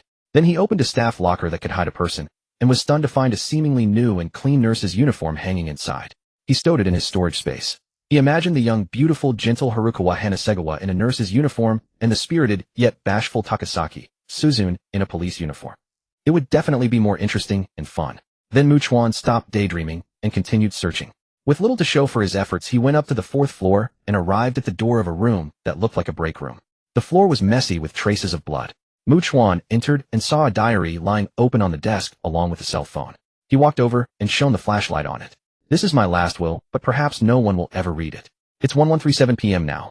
I'm not sleepy at all, only terrified. The whole world changed today. The nurse who worked for me, Tamamura Yuka, was attacked on her way to work this morning. According to her, there were crazy people everywhere outside, and she was bitten by one of them. I checked her wound. It wasn't serious, just a bite. But her condition seemed terrible. I decided to take her to a big hospital. But before we could leave, Yuka had already died. I checked again and again, but I couldn't believe it. How could a simple bite kill her? I also found that my phone and landline were completely dead. The outside seemed chaotic. Remembering what Yuka said before she died, I realized the severity of the situation. I immediately barricaded everything I could on the 1st floor, searched for any food I had, and waited for rescue. Wait, I think I forgot to bring my hamster up from the 1st floor. Oh well, food is scarce. I can't share it with a hamster.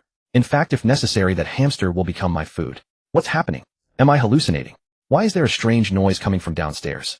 Could Yuka still be alive? No, she's been dead for so long. How could she come back? But if Yuka isn't alive, then who is moving? I can only use things to block the door of this break room. After blocking it tightly, I finally feel a little safer. But my hand is shaking so badly as I hold the pen that I can barely write. I've decided to record a video with my phone. That was the end of the text. Chuan looked at the phone, picked it up, and found it dead. He immediately took out a generator from his storage space, found a charger, and plugged in the phone. The rain was pouring so heavily with raindrops drumming everywhere that it could largely mask the noise of the generator running. He then turned on the phone and found it had no password. He went straight to the gallery and found the most recent video. The phone must have been set up vertically, pointing at a woman. She looked like she was on the verge of a mental breakdown. Her face pale, her teeth chattering in terror, her voice trembling with sobs. I hear something coming up the stairs. There's nowhere to hide here. Chuan immediately understood that the one called Tamamura Yuka, after eating the hamster the phone owner had mutated and developed a sense of smell. She had sniffed out the living human scent and tracked her down. And her mutation time was definitely much earlier than No. Once so, she was bound to be even more terrifying. The longer the mutation time, the higher the intelligence. If the mutated infected in the Metropolitan Police Department was this Tamamura Yuka, Chuan found the thought headache-inducing. Something is hitting the door outside. The woman in the phone was speaking in a trembling voice, and Chuan could hear the repeated thumping sound echoing. Not only that, but there was also a sound like sharp knives repeatedly scraping against the door. It was extremely piercing and blood-curdling. Listening to it made one's heart fill with endless horror and fear, as if drowning, barely able to breathe. Chuan could clearly see the woman on the phone screen, her face deathly pale, her expression twisted with abject terror. She kept glancing back in a panic, her words becoming incoherent. Yet the pounding on the door and the scraping against it never ceased. It was as if a vengeful spirit outside was trying to get in.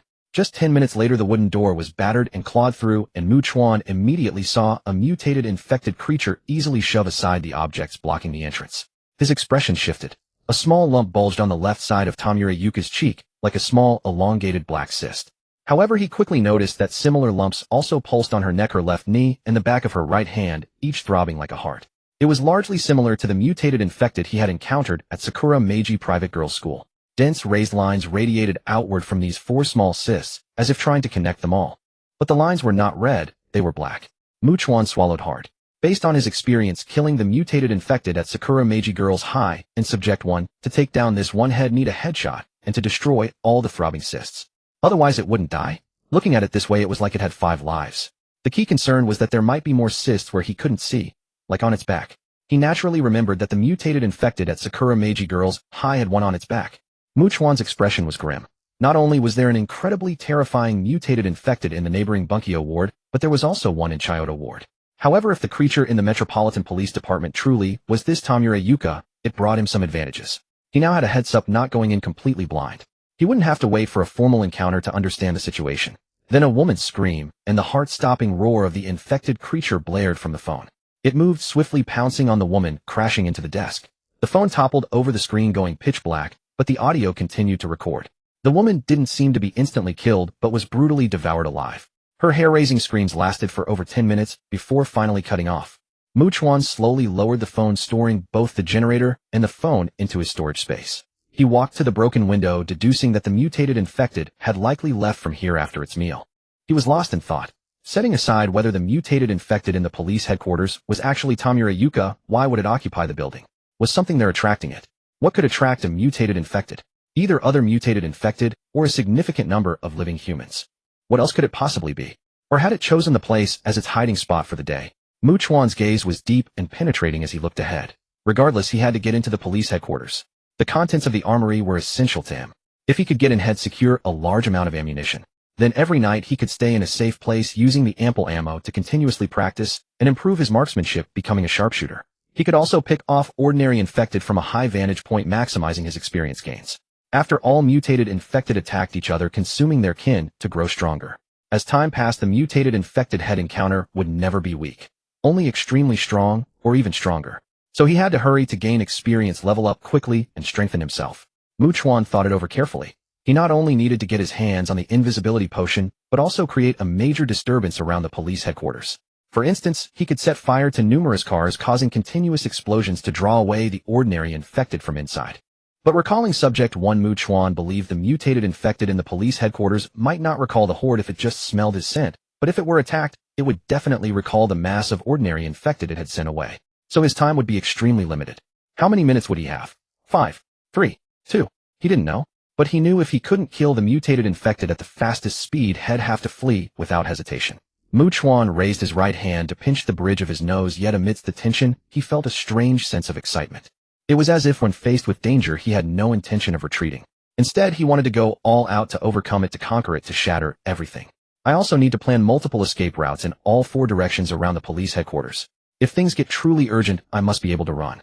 That way, no matter which direction I head, it'll have a path. In short, I need to prepare my escape routes before the operation begins. Chuan thought to himself. And last time I jumped from a height of 6 or 7 meters with Susan on my back, without any problem. So without carrying anyone, jumping from 10 meters, no, even from 11 or 12 meters, should be fine. Even if he had to run, he didn't need to go down to the 1st or 2nd floor. He could jump straight out a window from the 3rd or 4th, or even the 5th floor. Meanwhile, at the apartment building, at the entrance to the rooftop, Hanagawa Haruka, who was on night watch, sat with a flashlight, carefully and intently reading the medical book Chuan had left in the morning. She wasn't foolish. Chuan had clearly designated her as the team's doctor. She couldn't let his expectations down. Just then, Hanagawa Haruka heard footsteps and turned to look. Takasaki Suzune, wearing a loose short-sleeve shirt and slippers, had her long black hair casually tied into a bun, looking somewhat cute as she approached. Without closing the book, Hanagawa Haruka turned and asked softly, "Suzune, can't sleep?" "I'm really worried about Chuan," Takasaki Suzune said, her brows furrowed with concern. "I keep tossing and turning, just can't fall asleep." She sat down as she spoke, her sparkling eyes filled with a complex light as she looked outside. Dense clouds obscured the moon, plunging everything into a darkness that stirred inexplicable fear. Hanagawa Haruka was silent for a moment before forcing a smile to comfort her. "Don't worry too much, Suzune. Chuan is incredibly capable." Takasaki Suzune looked at her and pursed her lips, saying, "Haruka, isn't it because you couldn't sleep either that you suggested taking the night watch tonight?" Hanagawa Haruka hesitated, as if she wanted to say something.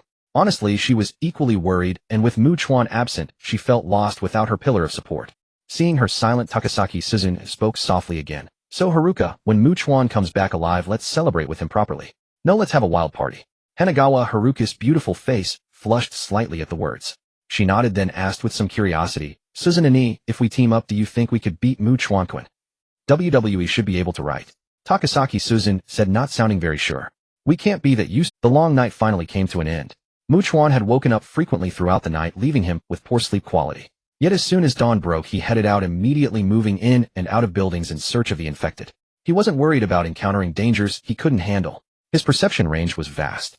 If his movements stirred any noise and he sensed that a building was teeming with too many infected, he wouldn't risk his life to fight them. Instead, he would turn tail and flee. If there were only a few, a dozen or so, he would go in and hunt them down, reaping experience points. Thus, in a relatively safe manner that never truly threatened his life, he continuously gathered experience points, collected supplies along the way, and even siphoned gasoline from gas stations he encountered. This continued until 3 in the afternoon 2 days later. After Mu Chuan slew an ordinary infected, the system's notification chimed. Experience 80. Current host experience 19451900. Host level up. Host current level LV20. Experience needed for next level 452000. Mu Chuan had been relentlessly hunting ordinary infected, rapidly climbing from level 15 to level 20. Moreover, he now received 20 attribute points for each level gained. He had already allocated all points from previous levels, only the 20 points from this recent level up remained. He also heard the system's prompt. Host has reached level 20. System store unlocks A-rank item purchase permission. A-rank random items and permanent items have been added for purchase. Would the host like to open and view the store? Mu Chuan opened it immediately, hoping to find something useful. The A-rank random and permanent items were listed above the frank items, naturally boasting better quality and effects. Hunter's Badge beginner permanent item. Upon wearing, each infected killed yields bonus experience. Price 120 credits. Weapon proficiency intermediate permanent item. Upon use, significantly improves firearm handling skills. Price 60 credits. Scent eliminating bracelet random item. Upon wearing, conceals the wearer's scent. Usable 3 times, each lasting 10 minutes. Price 50 credits. Seeing this, Mu Chuan's face lit up with surprise. With the scent eliminating bracelet, even a mutant infected wouldn't be able to detect him. If he also remained invisible, he could stealthily approach the mutant infected within the police headquarters and directly strike all of its weak points. After deliberating, Mu Chuan decided to purchase just 1 bottle of invisibility potion instead of 2. If he truly needed more later, he could simply buy another. After the purchase, he allocated the 20 points from his latest level up 4 into Strength 4, into Constitution 4, into Perception, and 8 into Agility. He then reviewed his level 20 status panel. His current stats were Strength 71, Constitution 72, Agility 133, Perception 73. Mu Chuan took a deep breath. Once he eliminated the mutant infected in the police headquarters, the greatest threat would be removed. As for the remaining ordinary infected devoid of a keen sense of smell, throwing a grenade would surely lure them away. So he decided to get a full night of rest, ensuring he was in peak mental condition. Tomorrow he would plan his escape route at the police headquarters and then enter immediately. But he was troubled. Although Katsura Daisuke and his group surely had someone keeping watch, and he could stay there, he simply couldn't trust them. His instincts remained wary of them. After much thought, Mu Chuan decided to find a place of his own and reinforce it thoroughly. He arrived at a residential house nearest to the RV camp. From his storage space, he brought out a third of the supplies collected by Kanamura Kengo and the others. After piling them in the living room, he tried contacting Katsura Daisuke via walkie-talkie. Katsura Daisuke was clearly keeping his walkie-talkie on. Upon hearing his voice, Mu Chuan said, Mr. Katsura, I am in a house east of your RV camp, about a 10-minute walk. I've prepared the supplies and placed them here. Have you prepared what I asked for? Done. Katsura Daisuke's laughter came through. My hand is sore from all that writing. In the end, I just dictated and had someone else write it down. He'll be right over. Ending the call, Mu Chuan went upstairs and stood by the window watching. About 10 odd minutes later, he saw Katsura Daisuke approaching with a backpack accompanied by only 2 women. Mu Chuan went downstairs, stepped outside, and waved them over. The trio immediately headed towards him. Looking at Mu Chuan before him, Katsura Daisuke raised his right hand and gave a thumbs up, deliberately praising. Impressive Mu Chuan-kun. Truly a capable man, never worries about supplies, always enjoying the best of everything. The 2 women stared at Mu Chuan in astonishment, not expecting him to live up to Katsura Daisuke's description. Initially, when he had told them about this tall, handsome, and capable man, they had been skeptical, thinking he was spinning tales. But now, seeing it with their own eyes, they were naturally more than willing to follow such a man. Who wouldn't be drawn to a man who is both handsome and capable? Mu Chuan glanced at the 2 women, They were decent-looking, but nowhere near the goddess-level beauty of Hainsawa, Haruka Takasaki Rina, or Nishizuru Miho. He then led the trio into the living room. Seeing the substantial pile of supplies, Katsura Daisuke took off his backpack and handed Chuan a notebook. Chuan took it and flipped through it, discovering that Katsura Daisuke had excellent drafting skills. He had even specifically detailed how to determine whether a helicopter uses gasoline or aviation kerosene by inspecting the engine. Chuan was quite surprised that honestly he had assumed helicopters, like airplanes, all ran on aviation kerosene. The notebook also specified where aviation kerosene could be found. The heliport had a dedicated refueling station, but it was small with limited reserves. However, both Narita Airport and Haneda Airport had dedicated refueling stations for airplanes holding vast quantities of aviation kerosene. It also listed locations in Tokyo where helicopter replacement parts could be found, among other things. Katsura Daisuke had written down everything he knew. A true professional indeed, his knowledge was deep and his notes were meticulously detailed. Does this knowledge I possess justify the supplies you've provided, Chuan-kun? Katsura Daisuke asked with a sly grin. Chuan didn't read it page by page. He quickly skimmed from start to finish, finding the pages filled with dense text. He then carefully examined the last few pages. They were still detailed. He flipped to the middle and spot-checked. It remained thorough and well-written. He could tell Katsura Daisuke hadn't cheated him. Chuan nodded in satisfaction. This knowledge of helicopter maintenance and repair might be worthless to others, but to him it was a treasure. Katsura Daisuke then raised his right hand and patted Chuan's shoulder, grinning shamelessly. Chuan-kun, if you're willing to join our team, and these two are willing to be with you, wouldn't that make me a matchmaker? It wasn't that he disliked beautiful women, but in his eyes their value wasn't for personal pleasure. They were tools to attract talented individuals to his team. Even as a team leader, any man with a shred of capability wouldn't be so easily distracted by a pretty face so foolishly led by lust. So he knew the odds of Chuan joining because of women were slim, but he still wanted to try. Mr. Katsura, perhaps we'll meet again if fate allows. With that, Chuan turned and walked away with a graceful stride. Katsura Daisuke wasn't surprised or disappointed, he just felt a tinge of regret. But the two women who came with him wore expressions of clear disappointment, craning their necks, staring wistfully at Chuan's retreating figure until he vanished from sight. It was only then that Katsura Daisuke sighed with a hint of emotion, seeing him reminded of a saying. The two women turned to look at him and asked in unison, "Brother Katsura, what's saying?"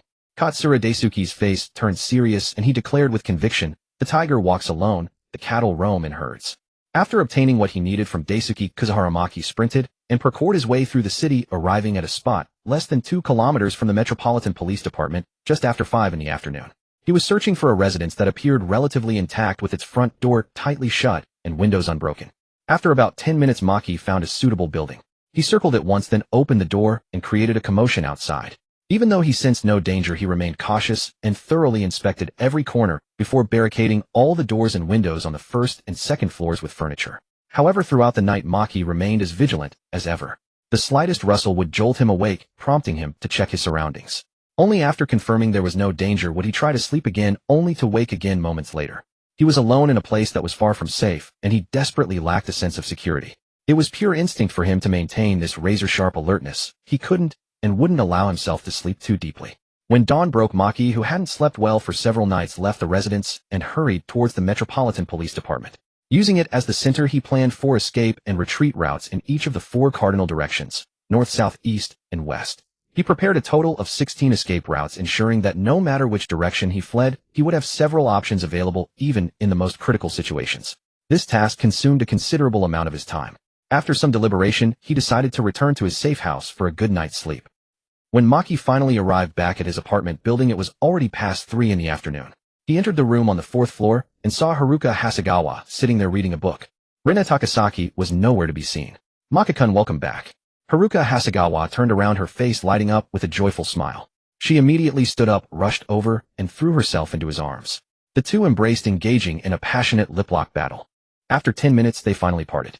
Haruka Hasegawa's cheeks were flushed, her shimmering eyes seemed to hold a myriad of unquenchable mysterious lights, and even her voice had become somewhat seductive. "I used the walkie-talkie to contact Rinani, who's over at Nishitsuru-sensei's place, teaching them swordsmanship and helicopter theory. I told her you're back."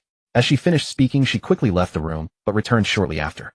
Not long later, Rina Takasaki came rushing back, drenched in sweat and with a flushed face. She bent over, hands on her knees, panting heavily as she asked, "Maki, are you hurt?" "No." "Was it dangerous at the police headquarters?" "Hey, I haven't gone in yet." As soon as Maki said this, both Haruka Hasegawa and Rina Takasaki, who had straightened up, were stunned. Before they could say anything, Maki continued, Actually, I just came back to get a good night's sleep. Hearing this, Rina Takasaki swallowed hard, her heart pounding. She asked in a grave tone, "It's very dangerous, isn't it?" Both she and Haruka Hasegawa were intelligent. If Maki hadn't gone in all this time, had he just been idling around outside? Absolutely not. This proved that the Metropolitan Police Department must be extremely dangerous, requiring even someone as formidable as Maki to be fully prepared before entering. There's suspected to be a terrifying mutated infected inside, Maki stated truthfully. The risk this time might indeed be very high. Worry creased Haruka Hasegawa's brow as she looked at him with complex emotions. Her luscious red lips parted slightly, as if she wanted to persuade him not to go, but the words caught in her throat. Meanwhile, Maki picked up his backpack, and under their watchful eyes pulled out a notebook. "Maki-kun, what's this?" Haruka Hasegawa asked. "I got lucky and met a helicopter mechanic near the police headquarters. I traded supplies for his knowledge on helicopter maintenance and repair," Maki explained as he handed the notebook over. Haruka Hasegawa took it and began flipping through the pages, with Rina Takasaki leaning in to read the contents as well. Maki then retrieved a nurse's uniform from his storage space, pretending to pull it out of his backpack. Rina Takasaki, who happened to look up at that moment, froze, her expression turning rather odd. "Maki, where did you get that from?" Hearing this, Haruka Hasegawa also looked up, her face flushing deeply. She had a feeling that this outfit was meant for her, right? Because Rina Takasaki already had a police uniform. Looking at Maki, she suspected that in the future she and Rina might end up wearing maid outfits, teacher outfits, and other such costumes. "A private clinic," Maki replied. "I brought it for Haruka. You know, sometimes you can be so." Rina Takasaki raised her right hand to her forehead, exasperated. Haruka Hasegawa, blushing furiously, tried to change the subject. "Maki-kun, I think the contents of this notebook are incredibly valuable. This isn't just theoretical knowledge, it's practical experience and know-how. For them who were looking for a helicopter, this was truly invaluable. So, I need to take this to Miho Nishitsuru and the others so they can each make a copy," Maki said. "You two can run my bathwater. He'll be back soon for a cold soak, then he'll eat something and immediately sleep until tomorrow morning." This kind of information couldn't exist as a single copy. What if it got lost? It was best to have at least 10 copies. Maki then left, heading over to where Miho Nishitsuru, Toki Hashimiya, and the others were staying. Upon entering, he saw that some of the girls who seemed to be planning on studying late into the night were currently sleeping, while the others were reading books or the notebook and writing something down. The mature and beautiful teacher Miho Nishitsuru smiled and said, "Maki-san, we heard from Takasaki-san that you were back. We're all very happy." She was well aware that Maki was the core of their group. As long as he was alive, and well, everything was fine. If something happened to him, everything would be lost. Maki was in no mood for pleasantries. He took out the notebook written by Daisuke Kuzuhara and gestured with it. "I need you all to copy all the important knowledge related to helicopters from this. I need at least 10 copies. Miho Nishitsuru nodded and took the notebook. She then informed him, "Maki-san, actually we've discovered from our reading that figuring out how to operate a ship isn't as difficult as we thought. It's like a car. If you don't aim to be a great driver and aren't worried about crashing, you just need to understand the accelerator, the brakes, the gears, and how to steer." Maki watched her as she continued. "For a ship, understanding the specific functions of the various buttons on the bridge console and knowing how to control the rudder is enough to get it moving. Of course, just like a novice driver, you won't be very good at it initially. We hope you can understand that, Maki-san." Maki certainly didn't expect a group of people with only theoretical knowledge to sail a ship as skillfully as an experienced captain. As long as they could get it moving and out of the harbor, that would suffice. "Anyway, once you've finished learning the theoretical knowledge about sailing and helicopters and are ready, just let me know." Maki thought to himself that if he wanted others to be highly loyal and for them to genuinely do what he asked while exceeding his expectations, then rewards or incentives, whether big or small, were definitely necessary. Honestly, if he couldn't even do that and still fantasized about others being loyal to him, wouldn't that just be a pipe dream? Whether it was managing people or cultivating loyalty, it was a profound art. Moreover, his body would continue to strengthen. It was only a matter of time before Haruka Hasegawa and Rina Takasaki, even fighting together, couldn't defeat him. So in his eyes, Miho Nishitsuru and the others would eventually become his women. They probably knew this too. Since they had chosen to follow him, some things were just waiting for him to bring them up. Everyone knew it, but no one would say it out loud, as if bringing things into the open was unnecessary. "If you master the theoretical knowledge of ships and helicopters well before the deadline I have in mind," Maki said calmly, "they'll treat you all to a hearty meal of hot food and rice." At these words, Miho Nishitsuru and many of the girls displayed looks of pleasant surprise.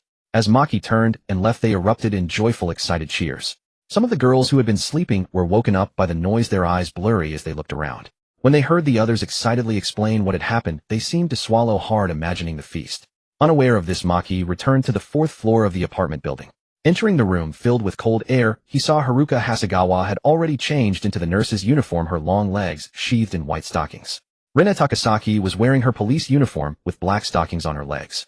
They stood before him like two blooming exquisite flowers, each radiating a unique and alluring charm. Chuan had a fierce battle with Takasaki Suzune and Hasegawa Haruka before going to sleep. Even when outnumbered 2-1, he displayed his dominance, like an invincible war god galloping across the battlefield, making them deeply understand what true invincibility meant. The next day at 5 in the morning, Chuan woke up feeling refreshed and energetic. The beauty of last night was truly something that could only be experienced, not expressed in words. He glanced at Hasegawa Haruka and Takasaki Suzune, who were still sleeping soundly, and did not wake them. After getting up, he ate and drank his fill, slung his backpack on, left the room, went downstairs, passed through a series of iron doors that he closed one by one, and stepped outside, immediately dashing at full speed. By 8:30 m. Chuan arrived near the Metropolitan Police Department, approximately 100 meters in a straight line from its southern side. He took out bucket after bucket of gasoline from his storage space and poured them onto the cars that had crashed together on the street. Then he stepped back a bit, took out a lighter to ignite a solid alcohol block, threw it over, and quickly distanced himself. When he was less than 30 meters from the Metropolitan Police Department, many of the burning cars' fuel tanks exploded with a great roar, sending billowing thick black smoke continuously rising into the sky. Not only from inside the police department, but from all directions came the low growls of infected, all converging toward this location at the first moment. Chuan calmly took the invisibility potion but did not immediately use the odor-eliminating wristband. The reason was simple.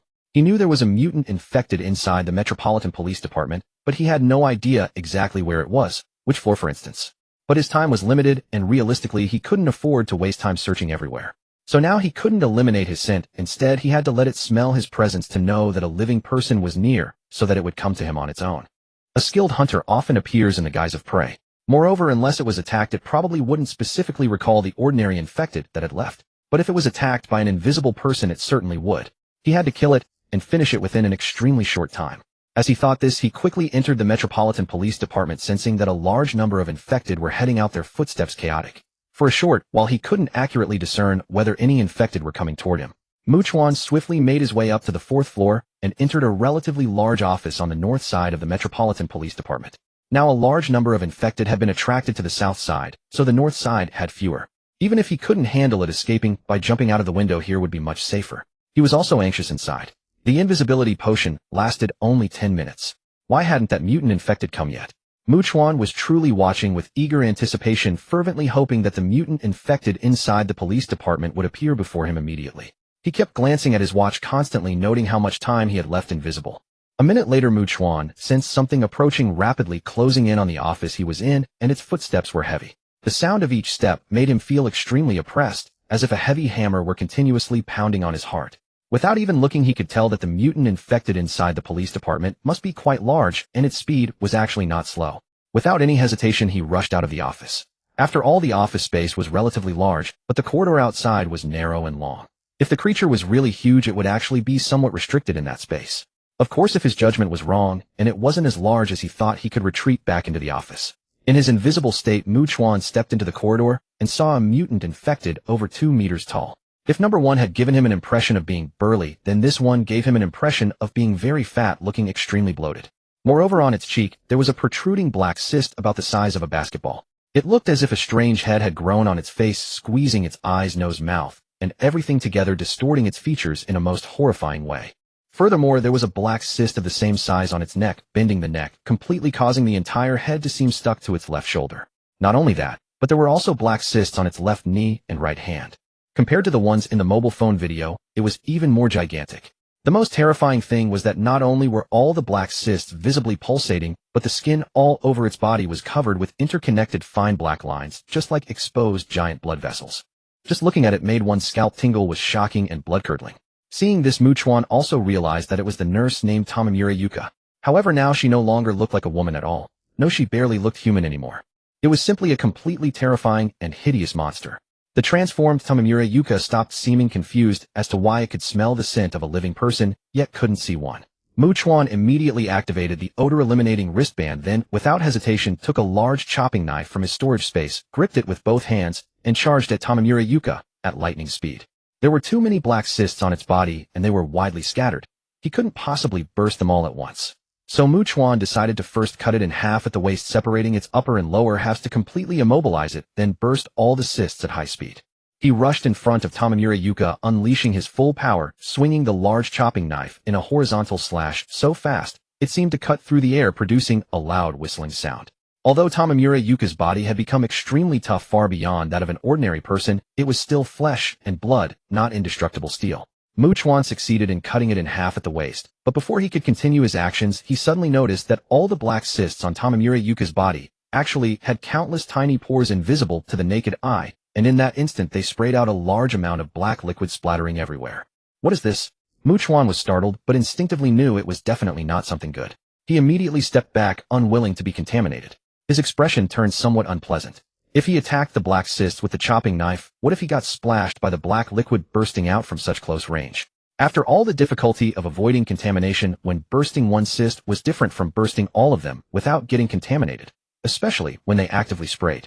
As Chuan was thinking about this, he suddenly saw that the fine black lines like countless blood vessels on Tamamura Yuka's body were rapidly extending, as if frantically searching for each other's existence.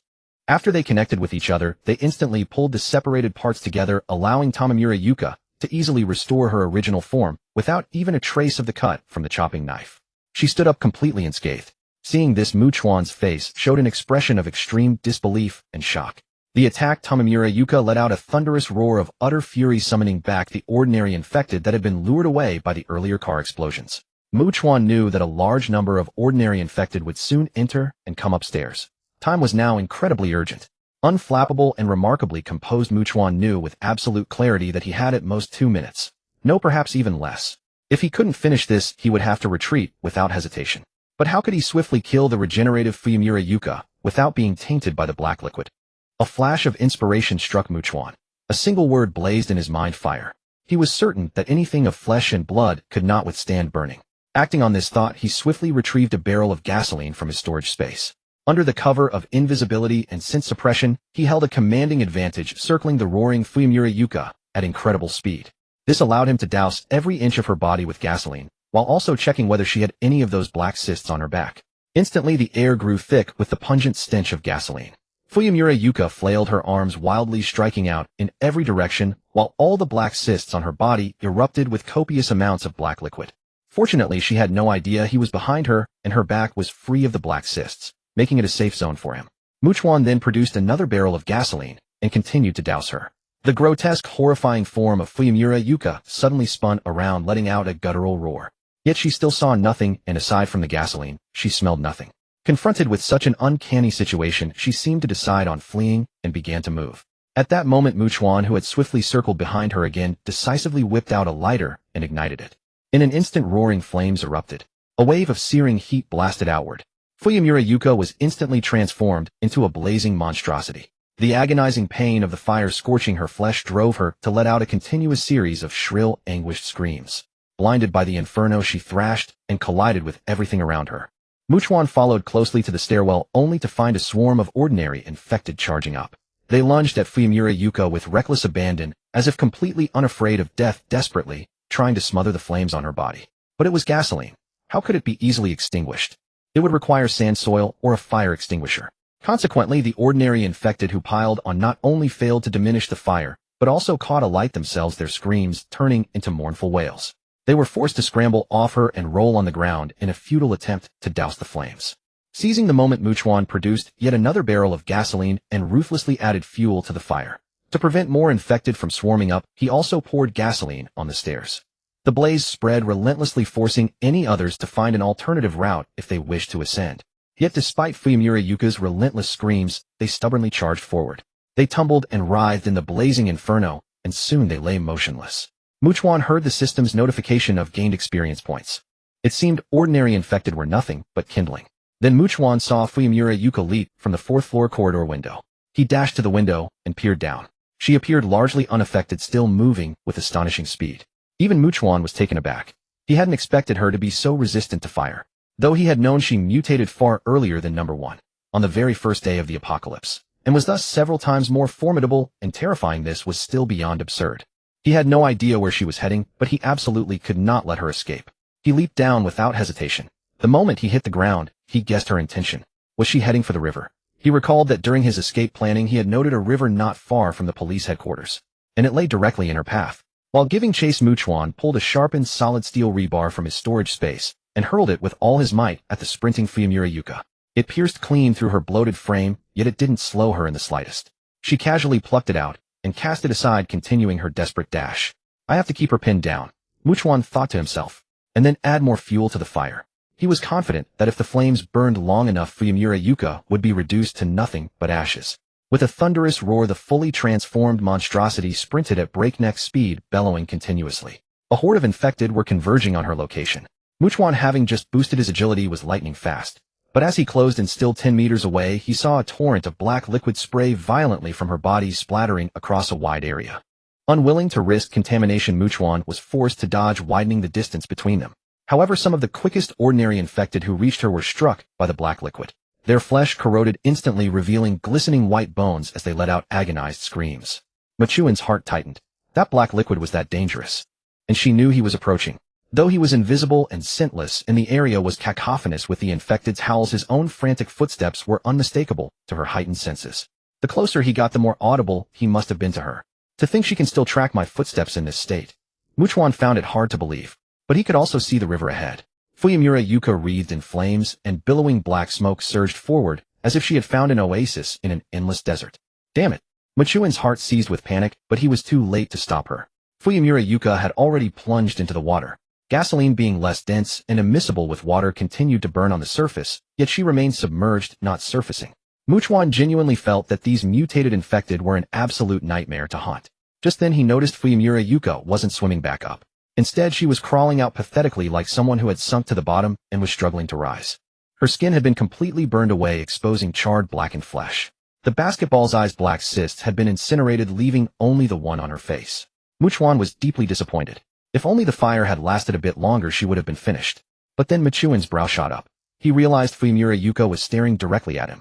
It dawned on him that his invisibility had worn off, revealing his form. The low growls of countless infected surrounded him on all sides, yet his expression remained impassive as he quickly scanned his surroundings. He was surrounded by a sea of infected, all fixated on him with predatory hunger. He was encircled by countless hideous, ravenous, and brutal man-eating monsters. Chuan now found his excitement outweighing his nervousness, and he felt not a shred of fear or dread. To him, charging past the severely burned and utterly ruined Yoshimura Yuka, diving into the river, and swimming to the opposite bank was hardly a challenge. Several infected had already surged toward him, but Yoshimura Yuka let out a thunderous roar that took him by surprise. All the infected seemed cowed, retreating dozens of meters before halting.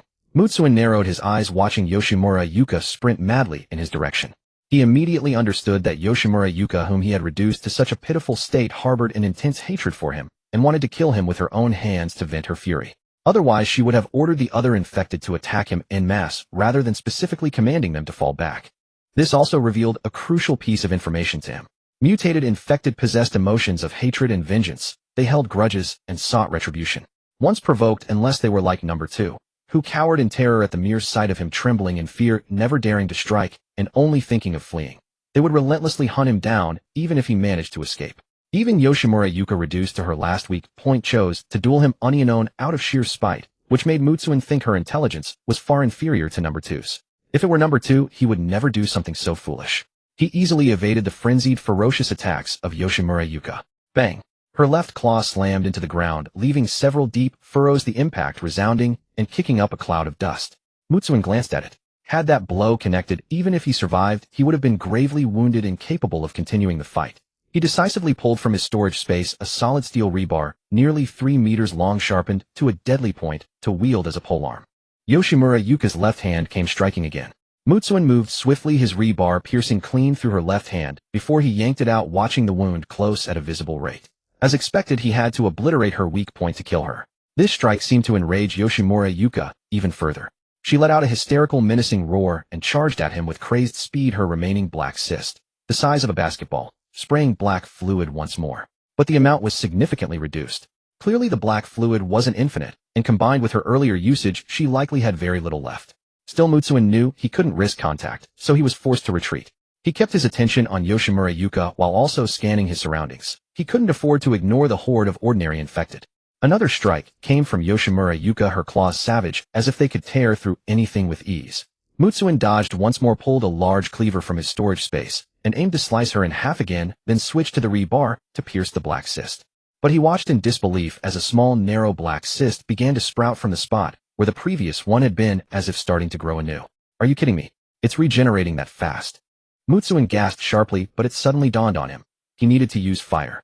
Otherwise, even with a rocket launcher to blow her to pieces, she might just regenerate like before. So without a moment's hesitation, he sprinted at full speed dove into the river and decided to grab 2 more bottles of invisibility potion before returning to deal with Yoshimura Yuka. Swimming to the opposite bank, Mutsuin immediately noticed that Yoshimura Yuka hadn't entered the river, but she wasn't just standing there staring at him either. She had already started moving, heading toward the bridge. It was clear that unless he was truly dead, she would hunt him relentlessly. A massive horde of infected followed in her wake, surging forward like a tidal wave. I've reduced her to such a state, and she's utterly furious. She has no intention of letting me go. Or does she realize that letting me escape is like releasing a tiger back to the mountain, a perpetual threat to her? She can't rest easy unless I'm dead. Mutsuin narrowed his eyes. But from the looks of it, she'll definitely track me by my scent. Though he still had 2 uses left on his sin-eliminating wristband, which could easily shake her off for a while, it wasn't a sustainable solution. Moreover, judging by Yoshimura Yuka's current behavior, even if he fled, she would scour all of Chiyoda Ward to find him. Discovering him by scent was only a matter of time. And whether hiding or running, it would never truly eliminate the danger. Mukin's mind raced. He planned to reinforce the equipment room of the Sakura May Private Girls High School Gymnasium into a safe house, as impenetrable as a steel fortress. Once Yoshimura Yuka entered, he'd lock her inside, douse the place in gasoline, and burn her to death. Since he couldn't charge in for a heated fight, he'd have to outsmart her. He was confident that Yoshimura Yuka would be the one slamming into the door. First, the combined strength of 6 or 7 ordinary infected couldn't match hers. Second, the door was only so wide, allowing at most 2 or 3 infected to ram it together. Besides, even if she, driven by her extreme hatred, and having chased him all the way there, ordered them to ram it once, she saw they couldn't break through, she'd inevitably take matters into her own hands. Mutsuin then turned and ran, stepping onto a car, nimbly leaping onto a residential wall, and springing up to the rooftop. He looked back. Yoshimura Yuka and a flood of infected were surging toward him. The sight was overwhelmingly oppressive, and the noise was considerable. It even roused infected hiding from the daylight in nearby buildings, who burst through doors and windows to join the chase. Mutsuin, calm and composed, idly wondered if number 2 could hear the commotion while he nonchalantly pulled a firearm from his storage space. Standing on the rooftop, he steadied his breath. When Yoshimura Yuka closed to within 20 meters, he fired a rapid succession of shots from his elevated position. If even a single bullet struck Yoshimura Yuka, it would only fuel her hatred for him and her desire to kill him. Mukin's goal was to ensure she would chase him like a raving lunatic. Yoshimura Yuka let out continuous, earth-shaking roars of pure fury. The bullets that embedded in her body were pushed out and fell to the ground, failing to inflict any real damage. Only then did Mutsuin holster his weapon and take off at a sprint, leaping across several rooftops before turning to fire at the pursuing Yoshimura Yuka once more. As for the infected on the ground, Mutsuin paid them no mind. Unless they were like number 2 and his ilk, they couldn't possibly jump that high. And if such types existed, number 2 would likely have already found and recruited them. Even if there were some, how many could there be? If 6 or 7 jumped up at once, Mutsuin wouldn't flinch. He could take them all down and rack up some experience points. He repeated this pattern, walking, stopping deliberately, letting Yoshimura Yuka draw close, firing a dozen or so shots. And as soon as a bullet hit her and made her yelp in pain, he'd immediately holster his weapon and continue on. As the evening sun dipped low, Mutsuin arrived near Sakura May Private Girls High School and sprinted headlong toward the gymnasium equipment room without looking back. Once inside, he slammed the iron door shut and hauled out a mountain of construction steel from his storage space, piling it against the door. He was determined to make it impossible for Yoshimura Yuka to break through. His plan was to first use a cutting torch to carve an escape hole he could slip through after igniting the gasoline. Given her massive size, she'd never fit through the same opening. Once that was done, he'd go to the door, remove the steel blocking it, and let Yoshimura Yuka burst in easily. She'd never suspect the trap, unable to check her momentum, and would charge deep into the room before she could stop. So the instant he let her in, he had to execute 2 things simultaneously. He'd pull out more construction steel to completely seal the doorway, then open a gasoline can and hurl it to the floor ahead, making the surface slick and hindering her movement, making it harder for her to stop or charge. Then he'd grab another can and hurl it at her, drenching her in fuel. Given that Yoshimura Yuka had been doused in gasoline and burned before, she was likely highly sensitive to the smell. If she caught a whiff, she might refuse to enter. He couldn't risk pre-soaking the area. Mutsuin moved swiftly, using the cutting torch to slice through the steel plates sealing the window. It was midsummer, and the sealed room was stiflingly hot. Sweat beaded on Mukin's face and thick droplets streaming down his cheeks, gathering at his chin and dripping steadily. Just 5 minutes later, a pounding came from the iron door. Bang, bang, bang. The deafening, bone-rattling impacts echoed relentlessly through the safe house. The pounding on the door showed no signs of stopping. However, given the iron door reinforced by a mountain of construction steel piled behind it, no matter what was out there, it couldn't possibly break through. Chuan still had the leisure to muse that the mutant-infected Futsuan Yojia hadn't yet become absurdly powerful enough to shatter steel with her bare flesh. Finally, he finished cutting an escape hole. Putting away his tools, he quickly moved to the door, took a deep, solemn breath, and retrieved 2 barrels of gasoline from his storage space, one in each hand. The next second, he decisively withdrew the construction steel piled behind the door. In that instant, he opened the barrels, hurling one ahead and pouring the other across the floor behind him. Boom! The iron door was easily smashed open, and a colossal figure charged into the equipment room. But with gasoline slicking the floor, it couldn't stop, sliding forward uncontrollably. Confirming it was Futsuan Yojia who had broken through, Chuan swiftly retrieved more construction steel from his storage, piling it at the entrance to block the ordinary infected. Without pausing, he produced 2 more barrels of gasoline, uncapped them, and hurled them at Futsuan Yojia, the containers crashing against her. The creature had already caught the now familiar scent of gasoline. A roar filled with overwhelming terror erupted from her. Outside, the ordinary infected, seemingly oblivious to pain, recklessly and frenziedly hurled themselves against the steel barricade in endless waves. Chuan didn't just stand there watching. He was already moving with a lighter and a block of solid fuel, heading towards the hole he had cut. Now, having slammed into the wall and finally stopped the mutated, hideous monster that was Futsuan Yojia, turned around. Seeing the hole, a glimmer of understanding seemed to dawn on her. She let out a maddened roar and lunged towards Chuan, but hampered by the gasoline and her desperate haste, her feet slipped out from under her, and she crashed to the ground. Chuan slipped out with agile speed, lit the solid fuel block with his lighter, and tossed it back through the hole. His eyes quickly scanned his surroundings. Empty. By now, Futsuan Yojia's minions should be gathered at the equipment room's entrance, throwing all their strength into battering the steel blockade in a desperate attempt to rescue their leader. Unless Futsuan Yojia died, they wouldn't disperse. He turned back to the hole, and through it he could clearly see the equipment room had transformed into a seething sea of fire. From within the fierce, merciless, and blinding flames came Futsuan Yojia's agonizing and pained screams. Chuan retrieved 2 more barrels of gasoline from his storage and hurled them with all his might into the inferno, adding fuel to the flames and making the blaze burn even more fiercely. Then, staying alert, he began backing away slowly. A burning arm thrust out from the hole. However, Futsuan Yojia's frame was far too massive, she couldn't fit through. She was stuck fast, struggling desperately. Chuan drew his firearm, aimed calmly, and fired at the sole remaining black cyst the size of a basketball. After emptying a magazine, he reloaded, holstered his weapon, and turned away with the nonchalant grace of a man who never looks back at an explosion, striding off swiftly. After several dozen paces, he heard the system's notification. Experience points 1800. Host's current EXP 239-52000. Host level up. Host's current level LV 21. EXP required for next level 395-2100. Finally dead. Chuan let out a long sigh of relief, his mind at ease. He had expended considerable effort to kill the hideously mutated Futsuan Yojia. Although the experience points were substantial, and he had leveled up from burning the ordinary infected at the police headquarters earlier, he honestly felt that the time spent killing Futsuan Yojia could have been better used hunting down ordinary infected for more experience. Of course, each level now granted him 30 attribute points. He allocated them immediately. Strength and Constitution each increased by 7 points, Agility by 12, and Perception by 4. Now his stats were Strength 78, Constitution 79, Agility 145, and Perception 77. These mutant infected are incredibly difficult to kill. Chuan cupped his chin with his right hand, his thoughts drifting to the one in Bunkyo district. If he ever encountered it, it would be several times, even a dozen times more terrifying than Futsuan Yojia had been. If it could also regenerate, then even taking a direct hit from a rocket launcher might not truly kill it. Chuan glanced at the sky. The sun was sinking in the west. Since summer days were long, he still had some time left. He decided to first get away from Sakura Meiji Girls Academy and find a safe place to stay. Head to the police headquarters early the next morning to claim his bountiful spoils. As he left the school, he was surprised to see number 2 along with its minions crouched on the roof of a residential building, staring intently in the direction of the school. The commotion from Futsuan Yojia's earlier pursuit had been considerable, so it was no surprise that number 2 had heard it. Possessing a keen sense of smell, it had likely identified who was being hunted. Its presence here wasn't particularly strange. Observing closely, Chuan was astonished to see that number 2, severely wounded just days ago, had grown fresh new flesh over the exposed bone.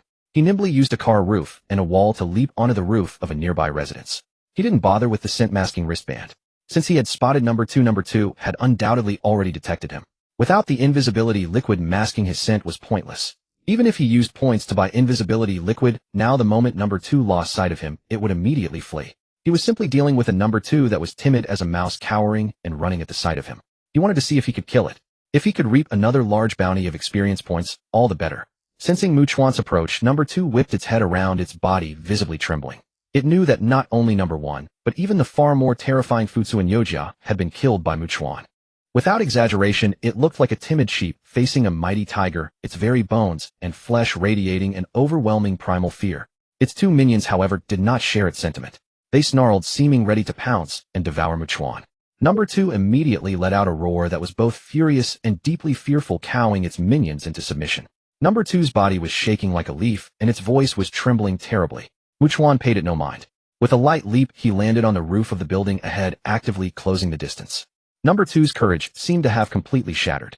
It spun around rapidly, but in its sheer panic its limbs slipped, or perhaps they were too weak to function, and it stumbled and fell. Then it scrambled and rolled away in a pathetic, desperate retreat. The look on number 2 was as if it had just witnessed something utterly horrifying. Mu Chuan, observing this scene, genuinely marveled at the fact that the most intelligent aspect of How was that, as long as it knew it couldn't provoke something, it would never dare to act recklessly or disobediently, always choosing to flee decisively. However, as night was falling, Mu Chuan found it difficult to pursue. He quickly found a habitable house, reinforced it, and sat on the second floor eating and drinking while pondering matters. Tomorrow he would go to the Metropolitan Police Department, find the armory, take the firearms and large amounts of ammunition, but he couldn't leave immediately. He had to thoroughly search and explore every corner. He needed to confirm one thing, whether Futsu and Yojia had occupied the police department for some special reason, or if it was merely using it as a fixed resting place. After eating and drinking his fill, Mu Chuan stopped overthinking. He took the crowbar, leaned against the wall, closed his eyes, and tried to fall asleep. It was not until past 7 in the evening that Mu Chuan, who had not slept at all, sensed some movement. He quickly rose, moved the furniture blocking the window, and looked outside. He was somewhat astonished. It was actually How. Standing atop the crashed cars on the street, it roared loudly in the direction of the house where he was staying. Mu Chuan saw its 2 underlings carrying what looked like gasoline barrels, approaching it and dropping them on the ground. He frowned as he saw the cowardly How actually dragging the 2 gasoline barrels to the outside of his house, quickly dropping them, then turning around and fleeing, leaping onto the roof of a house about 50 meters away where it watched. Mu Chuan was truly skeptical. Was How trying to show goodwill, delivering a gift to curry favor, pleading with him not to kill it? Though it sounded absurd and ridiculous, Mu Chuan was not engaging in baseless speculation without logic. It must be understood that How had also wanted to hunt down How and Futsu and Yojia, devour them to become stronger, but it had failed utterly, not succeeding, and even suffering severe injuries. Yet precisely because of this, How fully understood how formidable they were. Yet the powerful beings it could not kill were all eliminated by Mu Chuan. Crucially, How was aware of these events. So in the eyes of the relatively intelligent How, it firmly believed that Mu Chuan possessed the capability to kill it. Therefore, unless it truly wanted to end up like How and Futsu and Yojia, it had to either flee to another place or ingratiate itself with him, hoping he would spare its life. Realistically, what else could How do? But it could not flee, because other mutant-infected creatures in other places would surely kill How and devour it to grow stronger. Take the one in Wenjing district, for example. To be honest, if How truly went elsewhere, unless it became powerful enough to be a dominant force, if it could even escape alive back to Kaindation district, that would be impressive. In reality, compared to other mutant-infected How's main advantages were its agility and intelligence. In terms of strength and physique, whether compared to How or Futsu and Yojia, it was quite weak. Unable to be a dominant force, it could only stay here. If Mu Chuan truly wanted to kill it, then it was a case of a weakling being targeted by a strong one, especially when the strong one intended to kill. The weakling's death would only be a matter of time. Mu Chuan's mind was now quite grave. How's intelligence exceeded his estimation, but from this, he could also see the extent of How's fear of him. It was probably deeper than the sky and the ocean. He estimated that even if How were given 10,000 times the courage, it would not dare to show even a hint of defiance before him. Then he opened the second-floor window and jumped directly to the ground. In his eyes, How posed no threat to him. He was not afraid of it attacking him.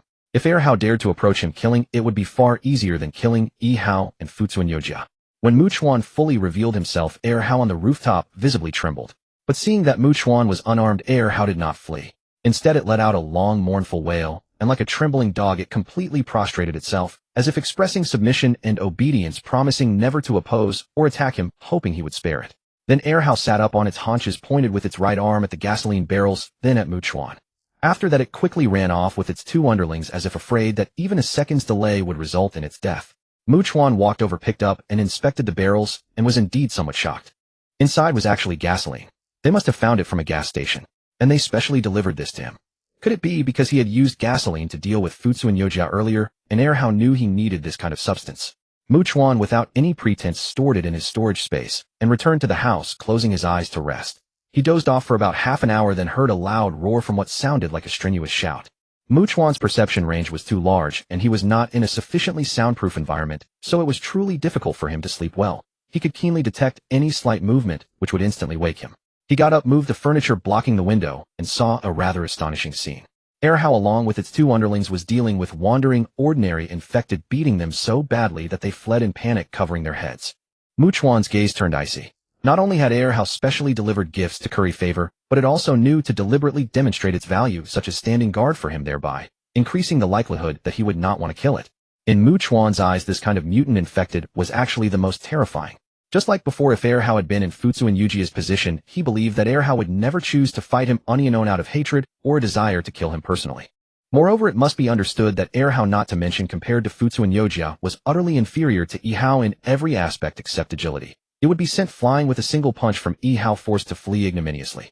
Yet Yihao, who was far stronger than Erhao, was long dead, while Erhao was still alive, and well, even having found underlings to become a boss. Thus, even though Erhao behaved this way, Chuan clearly understood that as long as he continued to grow stronger and more formidable, Erhao, at least in his presence, would only become more and more like a docile and loyal dog. He might be able to tame Erhao to do many things, but unfortunately he was always extremely cautious. He would never attempt to control a monster that both devoured humans and was intelligent, believing that as long as his power was sufficient, he could perfectly dominate it forever. He was not that arrogant. Mikawa woke frequently throughout the night, mostly disturbed by number 2. The creature prowled around his dwelling like a loyal, dependable hound, leading its two underlings to fend off every infected that wandered near. After each repulsion, number 2 would howl with great effort, as if summoning Mikawa to witness its deeds and recognize its worth. This continued until dawn. Mikawa stepped outside at once and saw number 2 perched with its two subordinates on a rooftop, giving a single bark before swiftly darting away. Mikawa saw no need to chase number 2, who posed no threat. Acquiring firearms and ammunition was the priority. He raced to the police headquarters, entered, and consulted the detailed floor plan drawn by Takasaki Suzun. Locating the armory, he hurried there, somewhat surprised by what he found. The armory was far larger than he had imagined. It housed not only bulletproof vests, helmets, and pistols, but also heavy weaponry and ammunition used by the special assault team, including items belonging to Komatsu Mieise and Kitayoshi Kazuhiko. He stored everything in his spatial inventory. The feeling was pure exhilaration. In high spirits, Mikawa began a meticulous search of the entire headquarters. Finding nothing on the first, second, or third floors, he was about to ascend to the fourth when he sensed a sizable group of survivors gathering outside. Looking down from his vantage point, he saw no fewer than 50 or 60 men. He also spotted Kuzuhara Daisuke clutching a walkie-talkie. Mikawa promptly pulled out his own, attempting to establish contact, calling out repeatedly, "Mukawakan." Kuzuhara Daisuke's surprised voice crackled through. "Are you contacting me to join our team? I have something crucial to handle right now, so I can't meet with you at the moment." "What is it?" Mikawa asked. Yesterday, a survivor group reported that the monsters in the police headquarters seemed to go berserk. They made a huge commotion and apparently never returned inside. Kuzuhara Daisuke revealed without concealment. "So we decided to come check it out today. We're sending people in to scout first. If the monster count is low, we plan to clear them out together. After all, firearms and ammunition are extremely attractive to us. In this apocalypse, who wouldn't want a gun?" Even Mikawa, when he had met Takasaki Suzun and seen her pistol, even with only 4 bullets left, had wanted to trade for it. "If you're willing to join us, Mukawakan, and if we do secure firearms, I can give you one," Kuzuhara Daisuke said generously. "I truly value you, Mukawakan. If you join my team, anything I can offer I will." Mikawa admitted that Kuzuhara Daisuke conducted himself with a certain charm and boldness that inspired trust. "We'll talk later, Mukawakan. We need to spread out and observe the entire building from all sides." After Kuzuhara Daisuke signed off, Mikawa tucked away his walkie-talkie and climbed to the 4th floor. As he continued his detailed sweep, his perception alerted him to 3 individuals entering the 1st floor. They moved with extreme caution, as if treading on thin ice, pausing to scan their surroundings at every step.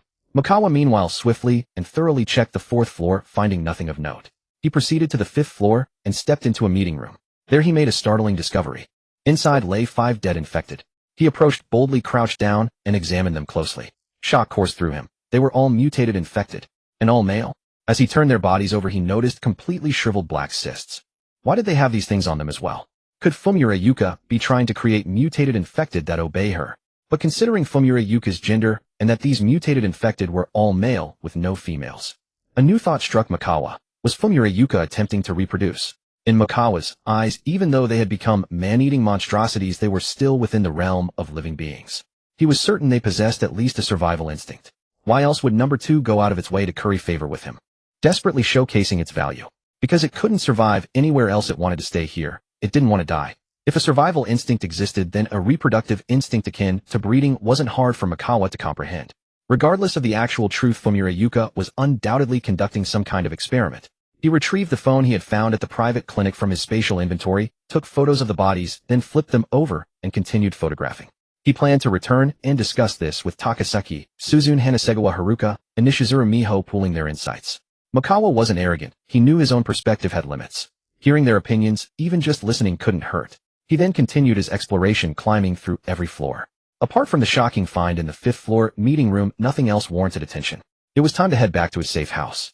However, given Kuzuhara Daisuke's earlier words, Mikawa knew many survivors were now watching the police headquarters from all directions. He didn't want to expose certain things, so jumping from the building to leave wasn't an option.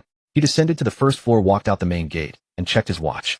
The exploration had consumed a lot of time. It was already past 2 in the afternoon. Someone lurking in the shadows spotted him and contacted others via walkie-talkie. Soon Mikawa saw Kuzuhara Daisuke approaching with his men. Mukawakan, you were inside the police headquarters? Kuzuhara Daisuke and his team were all stunned. They knew Mikawa was bold, but they never imagined he'd venture in alone. As Kuzuhara Daisuke arrived, members of other teams also began to gather. Kuzuhara-san, is this the Mikawa you've been talking about? A young man asked. That's right. Kuzuhara Daisuke smiled, deliberately speaking flattering words. Mukawakan is tall, handsome, and powerful with a boldness that puts me to shame. Did you find any guns? The young man got straight to the point. Our scouts said the armory was completely empty. We didn't see you enter, so you must have gotten there before us. He paused, then continued. If you have firearms in your backpack, we're willing to buy them. The others stared at Mikawa's backpack. Hearing this, Kuzuhara Daisuke raised his voice. Komi Iwao, isn't that inappropriate? He used the man's full name to make his stance clear, hoping their presence would give the others some pause. He also used this move to curry favor with Mikawa. But he knew full well that everyone craved firearms and ammunition. Possessing them not only improved one's chances of survival, but also brought a sense of security, and within a team, having a gun certainly granted more influence. After all, lone wolves like Mikawa were rare. Most survivors banded together. So if Mikawa had guns and was willing to sell them, these people would likely give him face and offer something in exchange. If he refused, they could simply take them by force. In this apocalypse, was there any law, order, or morality? Komi Iwao's casual tone carried a hint of menace. Let us check your backpack or face the consequences. Kuzuhara Daisuke's face darkened at those words. He was certain that if Mikawa showed any reluctance, it would confirm to Komi Iwao and his men that the backpack held something valuable. But then, to his astonishment, Mikawa replied in a strikingly calm voice, uttering words of sheer audacity. I'll tell you this. Today, this very day next year, will be your death anniversary. In truth, Chuan chose not to act immediately, but deliberately uttered this superfluous remark primarily to observe how Yuan Dafu would react upon learning of his firearm, thereby gaining insight into Yuan Dafu's character. Yuan Dafu, meanwhile, could scarcely believe his ears, his heart pounding with terror. Did Chuan truly believe that Gu Jianyanan stood alone? Everyone knew Chuan was a Chinese, not a Sakura country native at all. Even if he had no gun, picking a quarrel with a Sakura country native and making such a bold declaration, who would the other Sakura country people side with? The answer was obvious. Thus, Chuan's claim of fearlessness struck fear into Yuan Dafu's heart.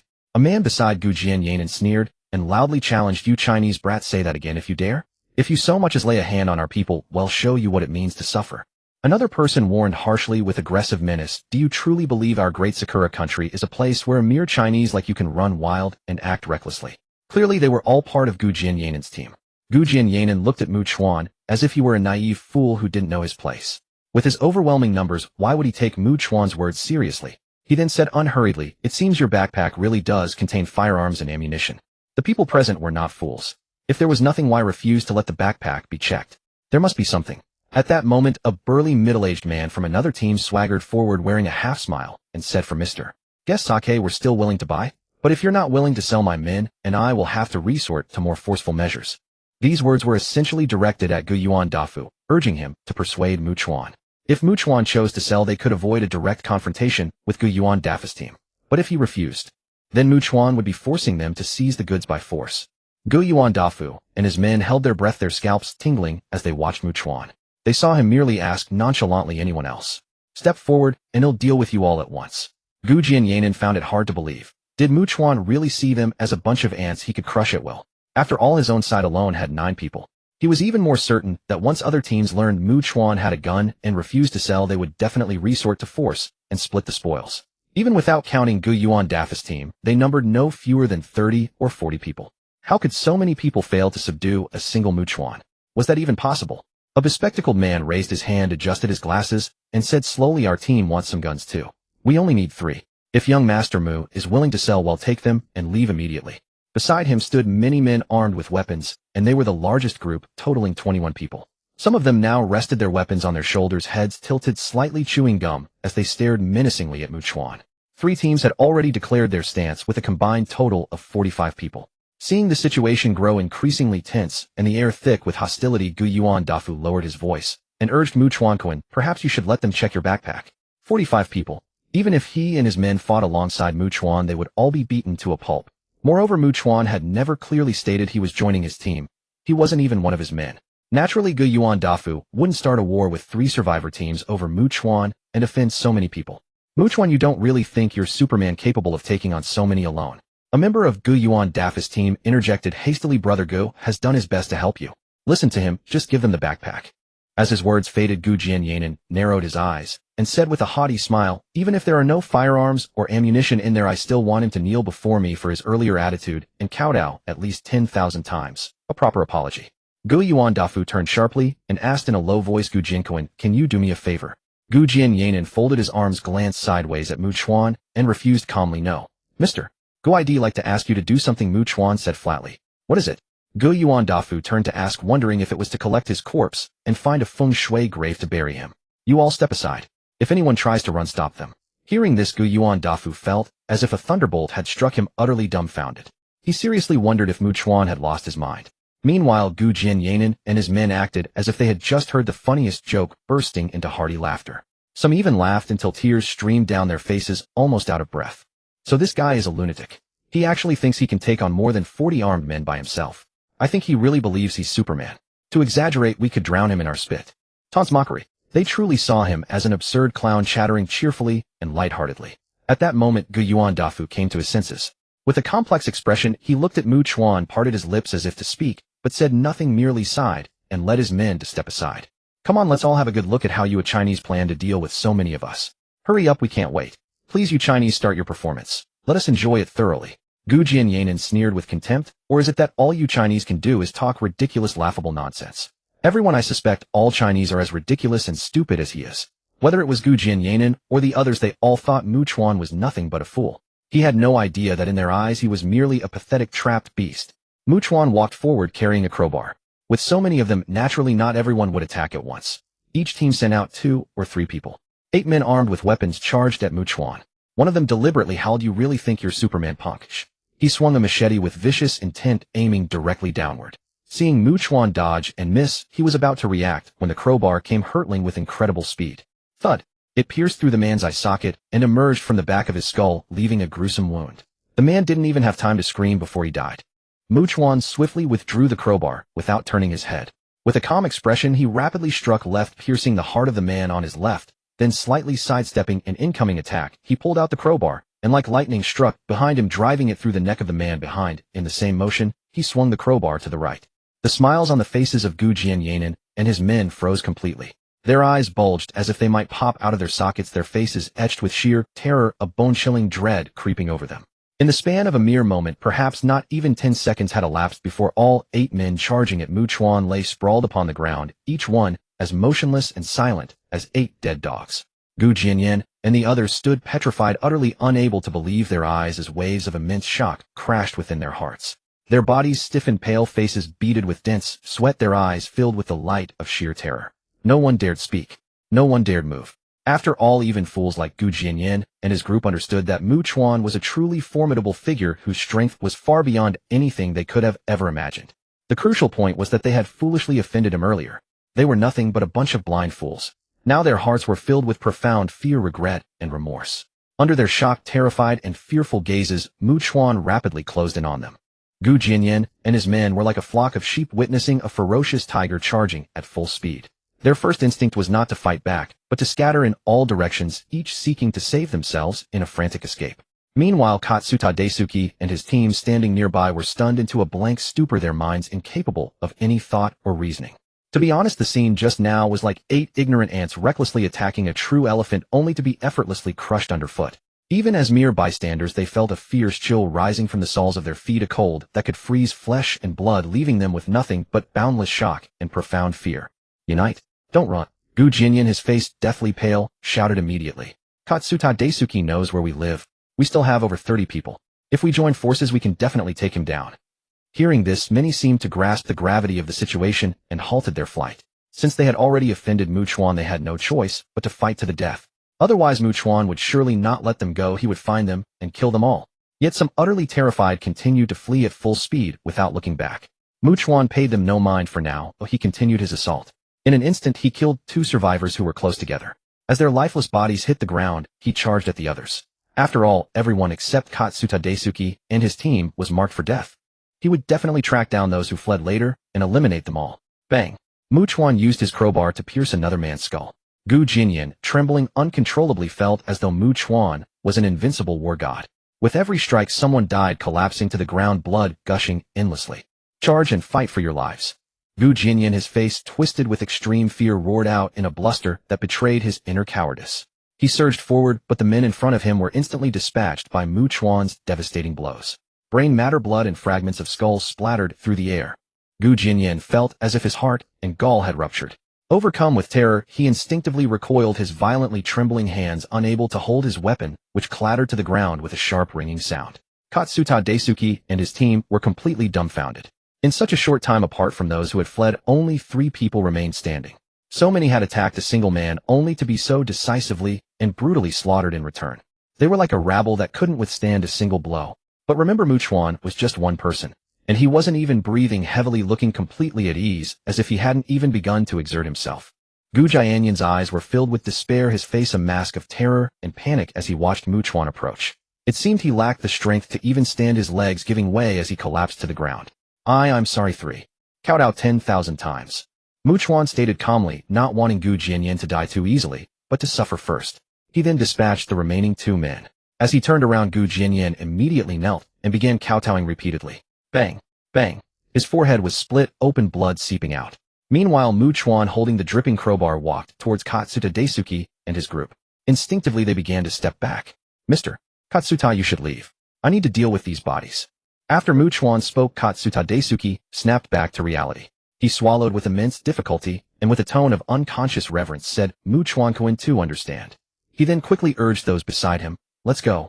They hurried away, weaving through paths and alleys, covering an unknown distance before finally stopping. Each of them was breathing heavily, their faces etched with disbelief. Everyone looked at Katsuta Daisuke, chattering amongst themselves. Katsuta, we all severely underestimated Chuan. My god, over 40 people against 1, and they were routed, dead, or fled. Who would believe it if we told them? Who would dare to believe it? No wonder Chuan dares to roam around alone. I think it's not that he's afraid of the monsters, but that the monsters are afraid of him. They now had even more faith in Katsuta Daisuke. When they had encountered Chuan earlier, Katsuta Daisuke had already determined he was a true expert, praising him highly and trying his best to recruit him. If only Chuan were on our team. Katsuta Daisuke sighed. But it's a pity that a true tiger would never flock with sheep and cattle. Elsewhere, Gu Jinyan had kowtowed until his head was a bloody mess, his head throbbing with excruciating pain. He heard a mournful, trembling roar and instinctively looked up. He saw 3 crawling infected, each dragging 2 people. Each person had injured legs. Gu Jinyan's eyes flew wide open. Seeing the infected nearby only added to his terror. He watched as they dropped the 6 people and then left again. He dared not ponder it further and resumed his kowtowing. Chuan frowned, realizing that Tu was clearly helping him capture the escapees and bring them here. Tu was desperately trying to curry favor, showcasing its value and utility. Its will to survive was remarkably strong. Before long, Gu Jinyan, still kowtowing, heard the trembling roar again and saw the 3 crawling infected return with 7 more people, all with injured legs. The number exactly matched those who had fled. Then he noticed that one of the infected remained stationary while the other 2 continuously dragged the people over to him, and Chuan dropped them off, ran back, and continued dragging the rest until they were all gathered before returning to Tu's side. What on earth was happening? Gu Jinyan couldn't comprehend it at all, but he did understand that the stationary infected was definitely the leader of the other 2.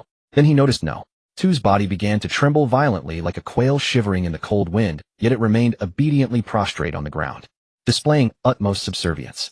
Seeing this, Gu Jinyan felt that it was an extreme fear, reverence, and terror of something. He immediately looked at Chuan and found him calmly observing the creature.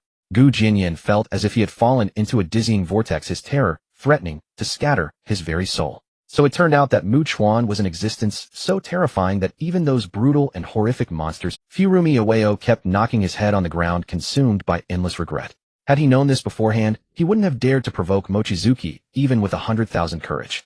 Get up. The bloodied Furumi Iwao heard Mochizuki's voice and immediately raised his head. He felt as if trapped in boundless despair, clinging to a faint, pitiful hope. Could Mochizuki actually be willing to spare him? Move these corpses together, Mochizuki gestured. Yes, yes. Furumi Iwao, bowing and scraping, scurried to action, piling all the bodies together. As he turned wearing a fawning smile, Mochizuki drove a crowbar straight through his skull. As Furumi Iwao collapsed with his eyes wide open, Mochizuki retrieved a can of gasoline from his storage space, doused the corpses, and ignited them. Turning away, he sprinted back to his apartment building at full speed, moving in a fluid parkour-like manner. Passing through 3 iron doors and ascending to the 4th floor, he entered his air-conditioned room, but found no sign of Hanazawa Haruka or Takasaki Rin. Setting down his backpack, he went to the rooftop, where he discovered Takasaki Rin play-acting as an infected, attacking Hanazawa Haruka, helping her train her reaction time, agility, and speed. Drenched in sweat, their faces lit up with joy upon seeing Mochizuki. They quickly walked over, calling out in unison, "Mochizuki-kun." Mochizuki wasted no time, pulling one into each arm. Holding them close, he savored the distinct softness of their ample bosoms. Honestly, the feeling was truly different. Each had their own unique appeal, and he couldn't bear to let go. A faint blush coloring their cheeks, Takasaki Rin and Hanazawa Haruka exchanged a glance. Of course, having previously teamed up to fight Mochizuki, such a level of intimacy no longer embarrassed them. "Haruka Rin, let's go see Nishiura Miho and the others." After Mochizuki spoke, being astute women, they knew something important was afoot. The 3 of them left, and Hanazawa Haruka used a walkie-talkie to contact Nishiura Miho, informing her of their arrival. When they got there, the mature and alluring Nishiura Miho was already waiting outside, door open. Entering, everyone's eyes were on Mochizuki. "I made a startling discovery at the Metropolitan Police Department earlier," Mochizuki said. "I have my own theories, but my personal thoughts might be too one-sided." He reached into his pocket, but actually retrieved his phone from his storage space. He pulled it out, opened his photo album, and first handed it to Hanazawa Haruka and Takasaki Rin. Looking at the rotting, infected corpses, not only Hanazawa Haruka, but even Takasaki Rin showed a flicker of discomfort. As Takasaki Rin swiped forward, a video played of the newly mutated Tamamura Yuka slamming against a door, trying to eat a female doctor. The continuous banging and scratching sounds emanating from the phone sent chills down their spines, and they dared not even breathe heavily. After they finished viewing, they passed the phone to Nishiura Miho. Nishiura Miho's eyes widened instantly, her right hand flying to cover her mouth, as if she barely suppressed the urge to vomit what she had eaten. It took her a while to finish watching the distressing content, then she handed it to Hashimiya Shigeru and the others. Mochizuki subtly observed everyone's reactions. Apart from Hashimiya Shigeru, who seemed composed, the other girls had grim expressions, each showing varying degrees of discomfort at the photos of the infected corpses. After all had seen them, Mochizuki detailed the situation and invited their opinions. Mochizuki found that the vast majority believed Tamamura Yuka was attempting to reproduce. In truth, Mochizuki leaned towards this conclusion himself. He knew that mutant infected who devoured other mutants could grow stronger.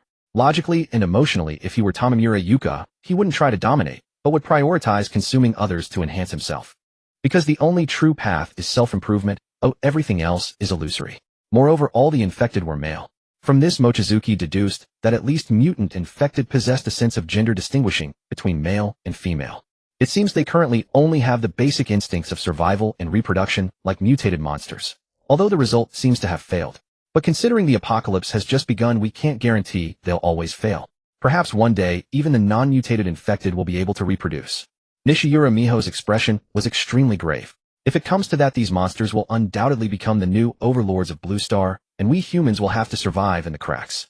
As her words fell, an oppressive atmosphere permeated the room. If the infected cannot reproduce, then each one killed is one less, and there might be a day when they are completely eradicated. But if they can reproduce, then forget about eradicating them. Their numbers will only grow. Teacher Nishiura, you're thinking too far ahead. After all, we're struggling just to survive right now. Hashimiya Shigeru, tall and strikingly beautiful yet with a hint of youthful naivety on her face, said with considerable calmness, "For us now, just getting through today and seeing tomorrow's sun is enough." Mochizuki gave her a deliberate glance before asking, "How much food do you have left here?" "Mochizuki-san, we've been trying to ration, but with so many of us the daily consumption is still quite high." Nishiura Miho didn't give a direct answer. Hearing this, Mochizuki nodded slightly. It seemed he needed to make a trip to the supermarket or similar places to gather a large amount of supplies. "They'll bring more supplies tomorrow," Mochizuki said. "I also hope you can be ready as soon as possible." Then he turned and left with Hanazawa Haruka and Takasaki Rin. The three returned to the fourth-floor apartment, had dinner, and afterwards Takasaki Rin taught Hanazawa Haruka the theoretical knowledge of flying a helicopter. Meanwhile, Mochizuki went to the rooftop intending to practice his marksmanship on ordinary infected. He walked to the edge, took out his gun, and scanned left and right for a suitable target. He spotted number 2 with its 2 subordinates crouched like loyal dogs on the roof of a building about 100 meters away. As soon as he appeared, number 2 immediately moved its group into action, seemingly trying to attack any wandering ordinary infected within Mochizuki's line of sight. After driving them off, it would look back at him and bark with tremendous effort. Number 2's obvious attempts to curry favor actually felt obstructive. With no ordinary infected approaching his apartment building, how was he supposed to practice and improve his shooting skills? Just as he was about to raise his hand to shoo them away, he saw Nishiura Miho in her teacher's outfit clutching a walkie-talkie, darting towards him at incredible speed, glancing around nervously. Number 2 and its subordinates immediately noticed her, but seeming to understand her connection to Mochizuki, they immediately moved to block other infected from approaching her. Mochizuki swiftly descended the stairs, opened the 3 iron doors, and headed towards Nishiura Miho. Seeing Mochizuki, a wave of relief washed over her. As she was about to speak, Mochizuki said, "Let's talk inside the safe room." He led her inside, closing the iron door. Nishiura Miho sat down to catch her breath. Mochizuki then asked, "Teacher Nishiura, what's the urgent matter?" "Mochizuki-san, because we keep our walkie-talkie on at all times so you can reach us. Someone contacted us through it." "A man named Katsuragi Daisuke," Nishiura Miho quickly explained. "He sounded disappointed that he couldn't reach you. When we said we knew you, he begged us to relay a message saying he had something extremely urgent and important to tell you. But we had no way to contact you directly, so." She paused, then added, "Hashimiya actually offered to come, but as the adult here, I couldn't let one of the students take such a risk." Honestly, Mochizuki admired a woman with courage. He extended his hand, and Nishiura Miho grasped it, letting him pull her up. They went upstairs to his room. Hanazawa Haruka and Takasaki Rin were surprised to see Nishiura Miho. What was she doing here? Mochizuki called them over, and the 4 of them went up to the rooftop. As soon as Nishiura Miho turned on the walkie-talkie, Katsuragi Daisuke's frantic voice came through. "Katsuragi-san, what's wrong?" Mochizuki asked. "Mochizuki-kun, after we returned to our temporary shelter, something happened." Katsuragi Daisuke's voice was tense and hushed. "We saw an incredibly terrifying monster." At this, the 3 women's faces changed, their hearts filled with unease and dread. Not just Takasaki Rin and Hanazawa Haruka, but even Nishiura Miho instinctively moved closer to Mochizuki, as if seeking more safety. Mochizuki, however, remained expressionless and calm as he asked, "What kind of monster?" "Mochizuki-kun, it's a giant monster over 5 meters tall, its body covered entirely in human heads. It even easily flattened a sedan with a single stomp." Katsuragi Daisuke's voice trembled with sheer terror. "We ran immediately, but only 4 of us managed to escape by jumping into the river. We're hiding somewhere now. I've been trying to contact you, hoping you can come and meet us. We need to escape Chiyoda Ward together." Mochizuki frowned. Hearing his silence, Katsuragi Daisuke spoke rapidly, his voice fraught with emotion. "Mochizuki-kun, even if you can take on 40 people alone, you absolutely cannot handle that monster." Hearing this, Hanazawa Haruka and Nishiura Miho looked at Mochizuki in disbelief, while Takasaki Rin was utterly shocked and blurted out, "What did you say?" Kazuhiro's words were like a terrifying hurricane that swept through their minds, leaving them utterly unable to collect. Though they knew Makino was formidable, they had no clear concept of just how formidable. Hearing Kazuhiro say had fought off 40-odd people single-handedly, it felt like something out of an absurdly exaggerated film. Their minds went completely blank as they stared at Makino in stunned disbelief. The walkie-talkie crackled again, with Kazuhiro's frantic, fearful voice, "Makino-kun, we can't stay in Chiyoda Ward any longer. We need to flee now." Makino remained silent. He knew the infected one Kazuhiro spoke of was absolutely the one from Bunkyo Ward, but he was somewhat shocked. A few days ago, the 2 survivors from Bunkyo Ward had said it was only 3 meters tall, and now, in such a short span of time, it had already surpassed 5 meters. Makino calmed himself and thought it over, and the surprise faded. Judging by how it had found no 1 and no 2, the mutated infected could definitely sense the presence of its kind within a certain radius. So the other mutated infected in Bunkyo Ward would likely seek it out, attack it, and try to devour it. Perhaps it didn't even need to actively hunt them down. Besides, it had its underlings to send out and search. Anyway, if they couldn't defeat it and weren't as adept at fleeing as no 2, their only end was death. Moreover, the very fact that it had come here was proof enough that it could no longer find any mutated infected in Bunkyo Ward and had to look elsewhere. This was also strong evidence that it had devoured a great many, naturally growing stronger and more terrifying. A true final boss has arrived. Makino took a deep breath, his mind heavy with dread. He knew he couldn't run. First, Nishizumi Miho and the others weren't ready yet. Second, where could he even run to? Other unknown places were bound to have mutated infected too. So even if they ran, they could only head for Bunkyo Ward, which might be temporarily clear. But even if that was the plan, now was not the time. After all, that monster had come from Bunkyo Ward. He had no idea where it was heading or where it might be lurking. Without that knowledge, blindly setting off for Bunkyo Ward could mean running straight into it. Furthermore, Makino intended to try and solve the problem, not run from it. Even if he couldn't solve it for now, he would find a way to lure it away farther and farther from his safe house. Mr. Kazuhiro, I won't be meeting up with you, Makino finally said. Then tell us where you are, Makino-kun, and we'll come to you. Kazuhiro immediately replied, we only want to stay with a strong man like you, Makino-kun. It's safer to be by your side. You know I'm a helicopter mechanic, and you seem to be looking for a helicopter, so I Mr. Kazuhiro, my team doesn't take in men. Makino cut him off. Huh. Kazuhiro was stunned. Makino-kun, in this dangerous world, what use are women? They're weaker than men, and he abruptly stopped himself, realizing that Makino had women by his side, and that saying such things would only offend them. So he shifted gears and asked in a confirming tone, so Makino-kun, everyone in your team, besides you, is a woman. They must all be exceptional to earn your respect, right? Makino nodded. Kazuhiro was silent for a long moment before saying, fine. If I were you, I wouldn't take in male survivors either. Makino-kun, I hope we can meet again alive someday. He ended the call decisively. Makino-san, what that man said. Nishiizumi Miho's face was etched with worry, her silver teeth biting down on her red lips. Though she had never laid eyes on the mutated infected from Bunkyo Ward, just hearing the description was enough to conjure its horrifying image. Nishiizumi-sensei, how are your theoretical studies on piloting the boat coming along? Makino asked instead. I'm ready on that, but about the helicopter. As Nishiizumi Miho hesitated, Makino said calmly, I'll go find that mutated infected. If I can kill it, I will. If not, and I can lure it away, we'll have enough time. If I can't lure it away, then I'm giving you 3 days. Of course, Makino felt there was another troublesome matter. No. 2 was lurking around him, acting like a loyal dog, trying to prove its worth. With no 2 nearby, the chances of the mutated infected from Bunkyo Ward coming this way were even higher. And given that no 2 was both timid and clever, if it encountered the creature and couldn't win, it might just come running to him for protection. It could even lead the monster right to him, delivering a surprise gift. After mulling it over, he decided to head out and also escort Nishiizumi Miho back. Nishiizumi-sensei, let me take you home first. Nishiizumi Miho nodded and followed him out. They went down the stairs through 3 iron doors and out into the open. She affectionately looped her arm through his, pressing close as they walked. Only by staying near him did she feel a strong sense of safety. She naturally dared not make a sound, feeling immensely grateful she was a woman. If she were a man like Kazuhiro, she definitely wouldn't be able to stay by Makino's side. She didn't bring up or hint at any intimacy, either, since Makino making the first move was entirely different from her throwing herself at him. She wasn't foolish. She understood that staying with Makino meant waiting to see when he would make his move. She could refuse, of course, but if she did, could she remain in the team? And without Makino's protection, how long would she survive? Even now, she was leaning on Makino's strength while offering nothing in return. Honestly, if she were Makino, she'd kick a woman like that away without a second thought. Makino, meanwhile, kept scanning his surroundings, sensing no 2 patrolling nearby like a guardian. They walked in silence to the 3-story private clinic. Nishiizumi Miho let go of Makino and was about to knock when he suddenly pulled her close by the waist, and as she blinked in surprise, he gently kissed her soft red lips. Though sudden, she didn't resist or pull away. She cooperated.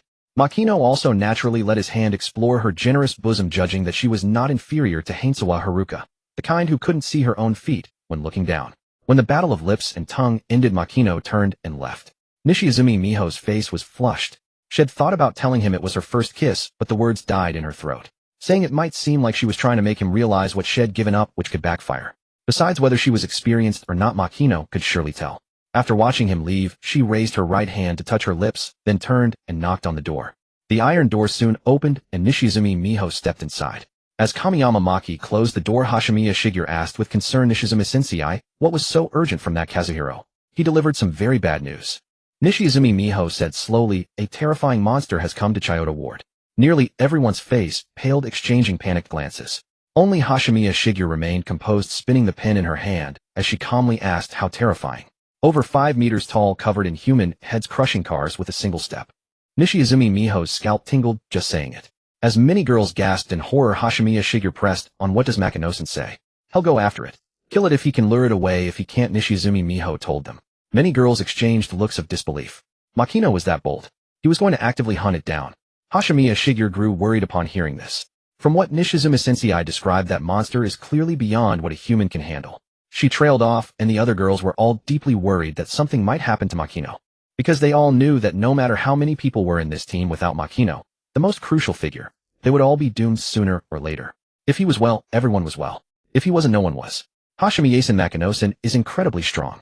Even if he can't kill it, he should have no problem getting back alive. Nishiizumi Miho said this with what seemed like confidence, and a flicker of curiosity appeared on their faces. Hearing this, Hashimiya Shigeru couldn't help but say Nishiizumi Sensei Makinosen has his limits right. Being able to fight off a dozen people by himself is already. Hashimi Yasen, you're underestimating Makinosen. Nishiizumi Sensei shook her head, cutting her off before stating a number. Instantly the pen in Hashimiya Shigeru's hand slipped and clattered to the floor, but she didn't seem to notice. The other girl's eyes went wide, all frozen in place as if plunged into an abyss of sheer shock. At this moment on the other side, in a room on the 4th floor of the apartment building, Yalequin Xingxiang, who was cooling herself with a water-cooled air conditioner fan, turned around and called out, Sister Lingying. What's wrong, Xingxiang? Gauchi Lingying asked.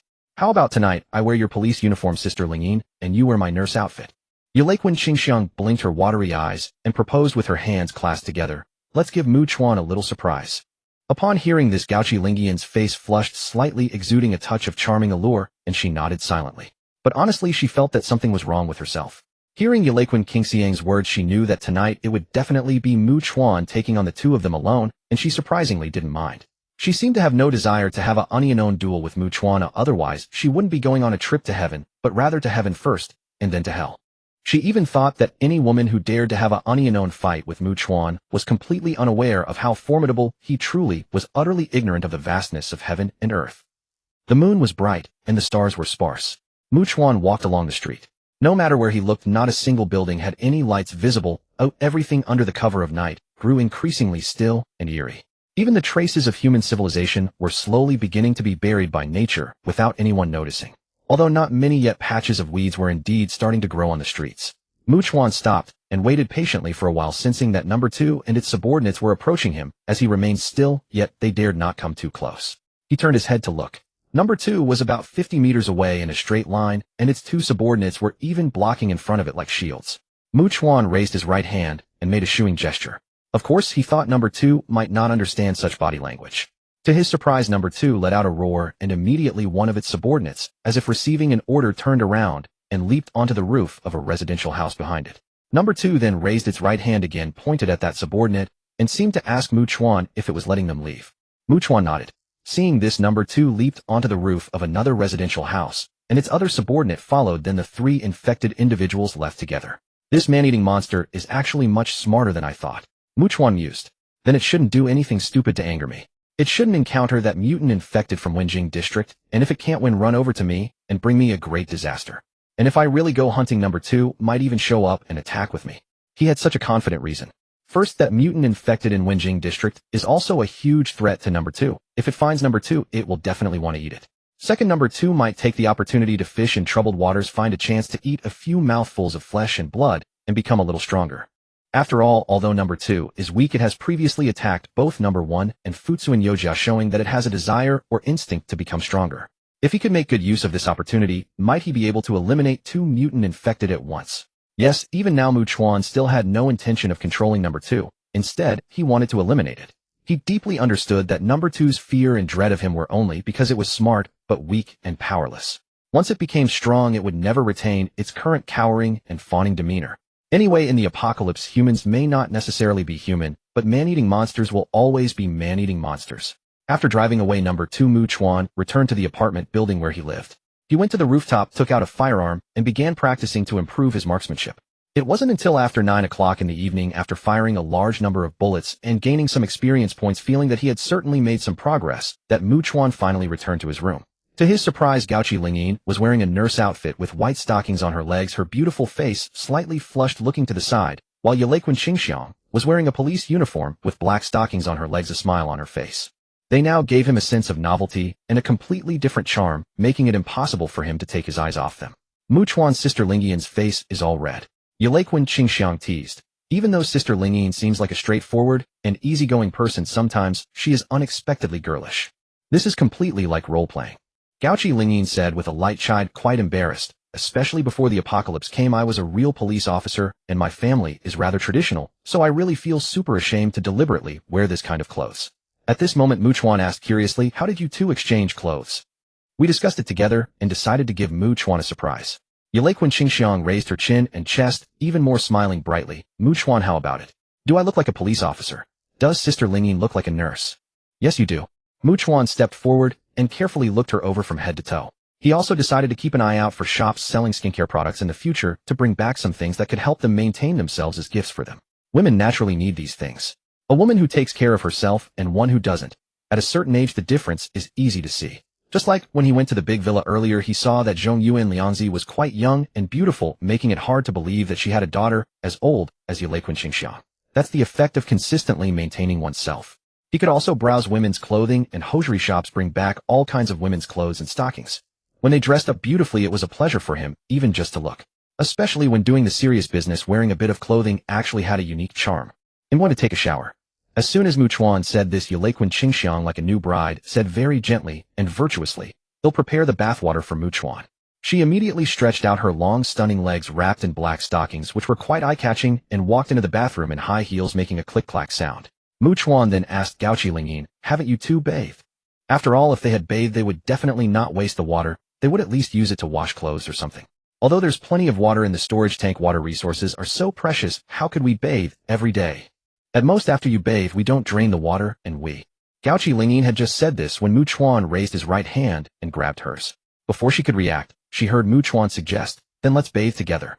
Gauchi Lingyin seemed to suddenly understand something, her face turning crimson as she exclaimed in shock, "Hey Mu Chuan, you bastard, you don't mean to. A three-person water fight should be fun too, right?" Mu Chuan laughed. The next morning after waking up, Mu Chuan put on his clothes and walked to the dining table to have breakfast. With his level up after defeating Fu Village, Yujia, his body received considerable enhancement. Yu Suichuan Haruka and Takasaki Susan teamed up to battle him, but they were utterly unable to withstand his might. Now he was somewhat worried. If his physical enhancement value exceeded 400, or even broke 1,000 in the future, how much would he need for a thrilling and enjoyable battle? He shook his head, finished eating, grabbed his crowbar, went downstairs, and took out several large mountaineering bags from his storage space, fully stocked with supplies, planning to deliver them to Nishikawa Miho and the others before immediately setting off to find the mutated infected person from Bunkyo District. For convenience, he referred to it as number 3. He also mentally created profiles for them. Number 1 was strength-based, number 2 was agility-based, while Fu Village Yujia was likely of the regeneration and recovery type, and the one from Sakuramiai Private High School should be of the same kind as Fu Village Yujia, right? After all, they all had cysts, just different colors. However, its left arm was very long, and its physique didn't undergo any visible drastic changes like Fu Village Yujia. In any case, he temporarily categorized them into a general classification. And number 3 appeared to be a true giant. As long as it kept devouring mutated infected, it should grow increasingly gigantic, perhaps even surpassing 10 meters in height, or even 20 or 30 meters. Lost in thought, Mu Chuan arrived at the door and knocked. Soon Nishikawa Miho opened the door. Upon seeing him, she recalled the events of last night. A faint blush crept onto her face, yet she acted as if nothing had happened, revealing a charming smile with her stunning and mature appearance as she naturally greeted, "Good morning, Mr. Mu Chuan." After Mu Chuan responded, he walked inside with her. The girls who were still awake and reading greeted him one after another. Nodding, Mu Chuan emptied the supplies from the mountaineering bag he was carrying and looked around. While it would be unrealistic to say that every girl was stunning enough to be called a goddess, he could honestly say that none were unattractive. Some girls appeared ordinary compared to the exceptionally beautiful Shinguji Shizuku, Shinguji Shelly, and Kamiyama Maki, but some excelled in terms of figure. Moreover, as long as one knew how to dress and apply makeup, one could significantly enhance their looks. "Mr. Mu Chuan, may I ask when Miss Takasaki will arrive?"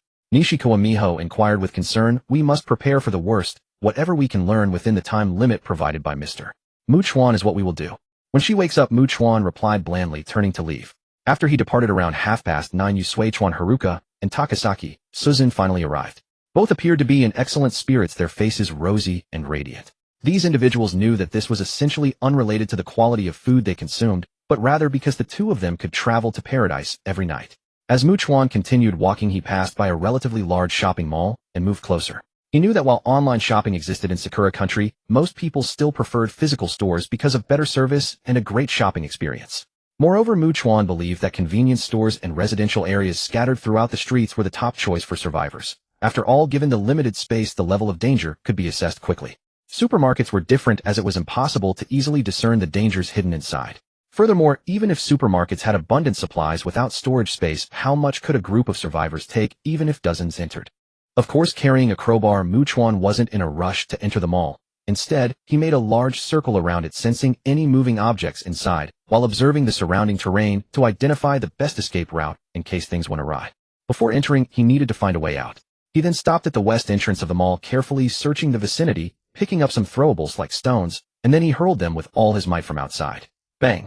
As he continuously smashed the mall's glass, creating a series of noises, he sprinted towards the west entrance, sensing the situation inside. About 11 infected were approaching the west entrance. In other words, was this the only number of infected within the audible range? Chuan genuinely felt that was quite few. After all, given his current abilities, encountering 30 infected wouldn't faze him. He could even eliminate them all. Moreover, he sensed that the number of infected in the mall shouldn't be too many. They were likely concentrated on the first floor, and there probably weren't many on other floors, or even none at all. This wasn't baseless speculation. After all, the last words written by the female doctor from the previous clinic indicated that the outbreak occurred during the morning rush hour. Therefore, the mall certainly hadn't opened yet. No matter how large the mall was, there wouldn't be a single customer. Thus, only those who wandered in at night would come to hide from the sunlight when the sun rose. How many could there be? Furthermore, if they weren't attracted by noise, they definitely wouldn't specifically go upstairs. Previously, when Chuan and Chuan Haruka hid, many infected entered the two-story residence, but they all stayed on the first floor without a single one coming up. Then Chuan turned on his powerful flashlight and swiftly entered, killing all the approaching infected, gaining a wave of experience points before quickly advancing to the escalator on the first floor and checking the floor directory. The basement 2 was the underground parking lot. The basement 1 had a large supermarket and various food stores, such as Japanese home cooking, Chinese home cooking, and Western home cooking. The first floor had shops selling luxury goods, cosmetics, skincare products, perfumes, flowers, and ladies' miscellaneous goods. The second floor featured stores for women's shoes, women's clothing, men's clothing, socks, handbags, and jewelry, while the third floor sold watches, gold shops, glasses, and globally selected clothing. There were many floors with a total of 13 levels, the topmost being a food street and a rooftop garden. Then Chuan decided to head to the supermarket on the first basement floor and continuously go upstairs, emptying the entire mall. But since the elevator was unusable, he could only take the non-moving escalator or stairs down. He descended to the first basement floor and found the supermarket entrance, stepping inside. Then he began his operation. The various supplies in the supermarket were quite abundant. Unfortunately, most vegetables and meats had already spoiled, so he could only take vegetables like pumpkins, onions, and winter melons that could last for a while without being cut.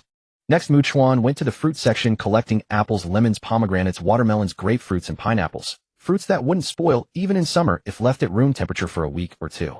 When he returned, he could put the watermelon in the fridge for a while, and then take it out, cutting it open for a bite of chilled watermelon. That feeling would definitely be delightful. Now, wherever Chuan went, he scoured everything, not forgetting to check the supermarket's warehouse to continue gathering. Afterward, a satisfied Chuan returned to the first floor and continued his actions, truly taking everything he saw regardless of its usefulness and storing it all in his storage space. Wherever he went, nothing remained. Everything was emptied. Of course, as he expected, apart from some infected on the first floor, there were none on the second floor. Clearly, infected were not attracted and wouldn't specifically go upstairs. Chuan swept through the mall like a whirlwind, reaching the rooftop garden, where he suddenly noticed some movement. Chuan discerned, carefully recognizing them as 3 survivors rather than infected. He decided not to approach and turned to leave. To his surprise, he saw the 3 women emerge from the side and head toward him. One of the women spoke as she walked. Earlier, we heard the continuous shattering of glass from downstairs. We approached the stairwell leading to the 12th floor, heard your footsteps drawing nearer, and retreated into hiding. Seeing you were alone, Willow asked directly, "Were you sent by Mr. Kazuto?" Mr. Kazuto. Upon hearing those words, Chuan realized they had a two-way radio and could contact Kazuto Daisuke. He observed them in turn. 2 were clad in suits with short, neat hair, clearly resembling bodyguards. He then looked at the one who had spoken. She was strikingly beautiful. She appeared to be around 25 or 26, similar in age to Takasaki Reina. Even without high heels, she stood about 180 centimeters tall, slightly taller than Hanasegawa Haruka, appearing very tall and slender. Though her figure wasn't of the kind that would obscure her feet from view, it was certainly quite impressive. Moreover, one glance at her was enough to discern her immense wealth and status. She hailed from a significant background, exuding confidence and dominance. Honestly, this could indeed stir a man's desire to completely conquer her.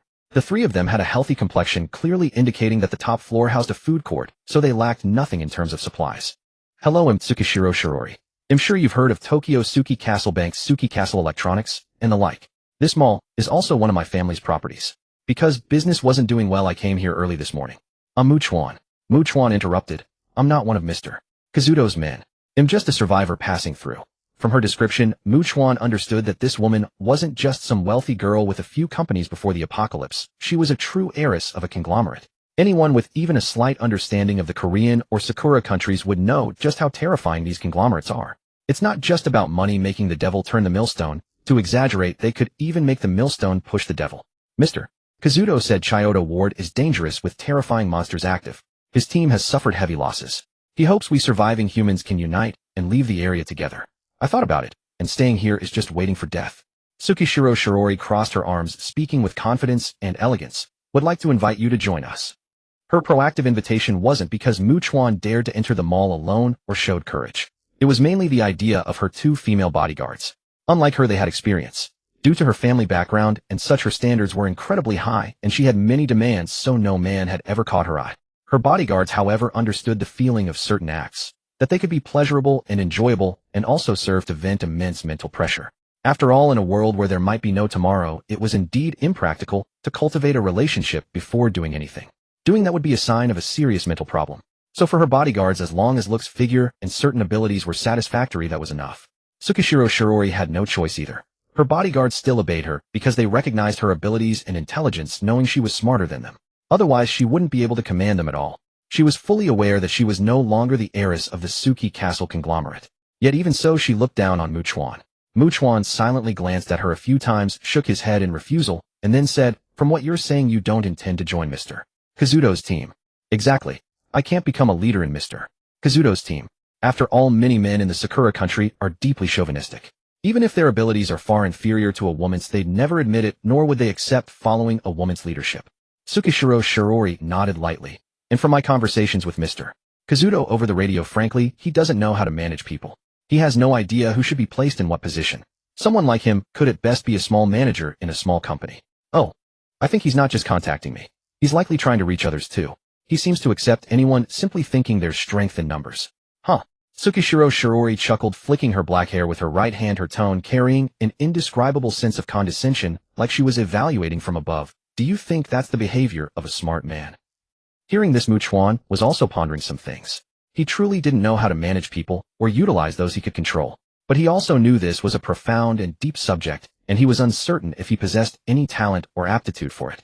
Even if he did without a teacher, he would surely have to take many detours to figure it out. So if someone could teach him. He appraised Tsukishiro Shirori. He also understood the status of women in the Sakura country. Even a conglomerate background was useless. As long as one was female, they generally couldn't directly manage the family business. Her family would rather use her to recruit a capable son-in-law to become the new leader. So the fact that she could directly manage this mall showed she was exceptionally capable, and her family had made an exception. Her abilities were beyond doubt. If he could genuinely learn the art of managing people from Tsukishiro Shiori, he could maximize the strengths of Hanasegawa, Haruka Takasaki Reina, Nishizuru Miho, Hashimiya Shigeru, and the others. After all, in such a world, whether strong leadership and the ability to manage people were important, Chuan could confidently say, at least for a team, it was absolutely crucial. So he asked directly, "Would you three like to join my team?" If she agreed after he learned her management skills, if he found he could control this dominant woman, he'd keep her. If he found he couldn't, he'd set her up in a safe house with some supplies as payment for his learning. Tsukishiro Shirori raised an eyebrow in slight surprise. But she didn't ask boring questions like why he was alone if he had a team. Instead, she smiled leisurely, looking quite haughty. "I refuse. If you join our team, we hold the dominant position. If we join yours, you hold it." It was clear she was a woman who loved to be in control, unwilling to be subordinate or take orders from others. "Goodbye."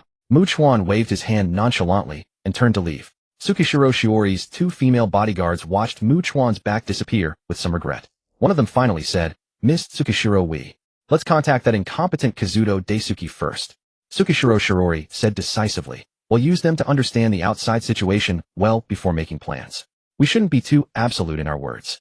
Let them think we might join, so he'll hold on to hope and tell us everything he knows."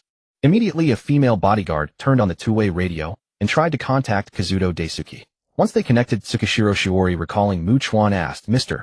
Kazuto, have you by any chance encountered a lone wanderer named Chuan?" "Chuan-kun." Kazuto Daisuke's surprised voice came through the radio. "Miss Tsukishiro, you've met him too." "Yes. He even invited us to join his team." Tsukishiro Shirori said dismissively, "But I refused." Upon hearing this, Kazuto Daisuke and those around him were stunned into a blank-minded shock, unable to react. Frankly, they all wished they were women so they could join Chuan's team. Yet Tsukishiro Shirori and her group had such a golden opportunity akin to a pie falling from the sky, and they actually refused. They had no idea what they had just missed. Kazuto Daisuke momentarily forgot how to speak. His abrupt and eerie silence made Tsukishiro Shirori and her two bodyguards instinctively exchange bewildered glances, each seeing the confusion and suspicion on the other's face. Yueching Shirji and her female bodyguard naturally sensed something amiss, attempting to call out for Mr. Gyuan as if seeking the reason for his sudden, eerie silence. However, Gyuan Dafu, having snapped back to his senses, chose not to speak. Since they had missed the opportunity, there was no need to enlighten them, as that would only deliberately unsettle their minds. As they continued to learn about the outside world from Gyuan Dafu, Chuan had already descended to the first floor of the mall and stepped outside. Glancing at his watch, he saw it was nearly 1 in the afternoon. He decided not to return to the safe house today. Then Chuan made his way through the streets, entering buildings to hunt down infected, while actively moving toward the Bunkyo district guided by the road signs. He personally believed that heading in this direction would increase the likelihood of encountering number 3. After walking an unknown distance, Chuan had leveled up to 22, obtaining 30 attribute points. He quickly allocated them 6 points each to strength, constitution, and perception, and 12 to agility. Then he checked his stats. Strength 84, constitution 85, agility 157, perception 83. Chuan continued killing as he walked, and by around 4 in the afternoon, he looked around and saw towering skyscrapers. He seemed to have entered a commercial district. But time was running short. He needed to decide on a place to stay tonight. He immediately began searching for low-rise buildings while carefully observing the terrain. Nearby there was a subway entrance. Chuan narrowed his eyes. The Tokyo subway was always overcrowded, and with the infected seeking shelter from sunlight, perhaps there were countless infected lurking beneath his feet. Thinking this, Chuan passed by a ramen shop. Though it was wooden rather than reinforced concrete, it still met his requirements. He approached the entrance, creating noise. 3 infected burst out, and Chuan easily killed them, then dragged their corpses to the street, poured gasoline over them, and set them ablaze. Afterward, he entered the ramen shop and conducted a thorough inspection. Certain there was no danger, he quickly barricaded the doors and windows with tables and chairs, then ascended to the second floor. He sat at the top of the stairs, took out drinks and food from his storage space, and ate and drank heartily. After filling his stomach, he closed his eyes to rest, conserving his energy and waiting for the arrival of night. Gradually, eerie low growls began to echo from all directions. From the ceaseless sounds, Chuan determined that the number of infected in the vicinity was absolutely beyond his imagination. He immediately rose and walked to a second-floor window, retrieving a telescope from his storage space, one he had scavenged from an outdoor supply store in the mall, and looked outside. The infected were numerous, densely packed. Chuan then moved to another room, continuously changing directions to observe the surroundings. To be honest, even Chuan couldn't help but draw a sharp breath. Without exaggeration, he felt as if he were hiding in a tiny crevice within a place full of monsters. A roar. At that moment, a very loud roar came from a high place. Hearing it, Chuan quickly went to a window facing the source of the sound and looked through the telescope. In an instant, his pupils contracted sharply and his face showed utter disbelief. A gigantic infected resembling a giant cockroach was firmly clinging to the outer wall of a skyscraper. Moreover, almost its entire body was covered in human heads. Through the telescope, Chuan could clearly see heads on its legs, arms, back, and every other visible part. The eyeballs of each head were spinning wildly, as if searching for something. Soon Chuan was shocked to discover that, like number 1, it also had huge eyeballs on its body, but unlike number 1's single eye, it had 4, 1 on its neck, 1 on its back, and 1 on each ankle. These 4 giant eyeballs were all tightly shut. Moreover, it also bore black cysts the size of basketballs, similar to those on Futsuinyoja. Seeing this, Chuan felt uneasy. In his eyes, this was a sign of regenerative restoration. And it also had a tail about 7 or 8 meters long, like a long whip, with a razor-sharp tip akin to a deadly stinger. Chuan swallowed with difficulty. Based on his experience, to fully kill it, he would need to destroy all the human heads, the 4 giant eyeballs, and the cysts. If he engaged in melee combat with a handheld weapon, he would be utterly incapable of killing it at his current level. He could only replicate his strategy against Futsuinyoja, lure it into an enclosed steel cage, and burn it to death with gasoline. At that moment, Chuan saw number 3 extend its tongue. It was extraordinarily long, over 10 meters. It was like a lizard's tongue, capable of easily wrapping around prey over 10 meters away and devouring it. Chuan sank into thought. Facing number 3, he had better not act rashly. Instead, he should first cautiously observe and understand number 3 as much as possible. After all, he had no idea how many mutated infected number 3 had devoured in the Bunkyo district, but at least he felt that number 3 likely possessed the special abilities of those mutated infected it had consumed. At this moment, number 3, clinging to the skyscraper's exterior and overlooking everything, seemed to sense something. Attracted by some stimulus, it quickly crawled downward. Witnessing this, Chuan speculated that number 2 must have come wandering near him again and was spotted by number 3. Moreover, number 2 would definitely attack number 3, as it had previously attempted to hunt number 1 and Futsuinyoja before realizing their strength and fleeing. But number 3's speed was like that of a cockroach desperately escaping. In the blink of an eye, it had descended 20 meters. Despite its massive size, it was astonishingly fast, leaving Chuan deeply incredulous. When number 3 was about 15 meters above the ground, it leaped directly. Boom. Upon landing, it produced a deafening crash, cracking the ground beneath. The sound attracted many nearby infected toward it.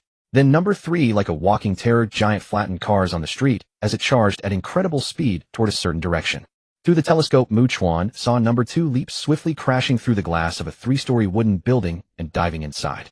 Number 3 raised its massive hand and effortlessly smashed a terrifying hole in the building. Such appalling destructive power. With a graver expression, Chuan saw number 3 turning its head as if it could lock onto number 2's position and know where it was fleeing. Then number 3 roared and charged off in hot pursuit. A horde of ordinary infected followed it. The once bustling area instantly became much quieter. Yet Chuan did not let his guard down. He calmly thought if number 2 could escape, that would be good news for him. It would mean number 3 was significantly slower than number 2. If number 2 could not escape and was stuck unable to shake off its pursuer, that would not only mean number 3's speed was not much inferior to number 2's agile type, making it even harder to kill, but also that number 2 would inevitably come toward him. If it couldn't escape in the grand scheme of things, it had nowhere to go and would be relentlessly hunted by number 3 and its minions, ultimately doomed. So it was predictable that it would flee to Chuan seeking protection. While pondering, Chuan soon detected a great commotion approaching him. He quickly walked to a second-floor room, raised his telescope, and looked straight ahead. Number 2 was sprinting toward him. Number 3 and a sea of infected were in hot pursuit. Moreover, number 3 kept trying to attack number 2, with its tongue attempting to wrap around it and devour it in one gulp. Chuan was moved. Number 3 had speed, strength, and the ability to climb walls. As for its lives, how many did it have? It was far more terrifying than he had ever imagined.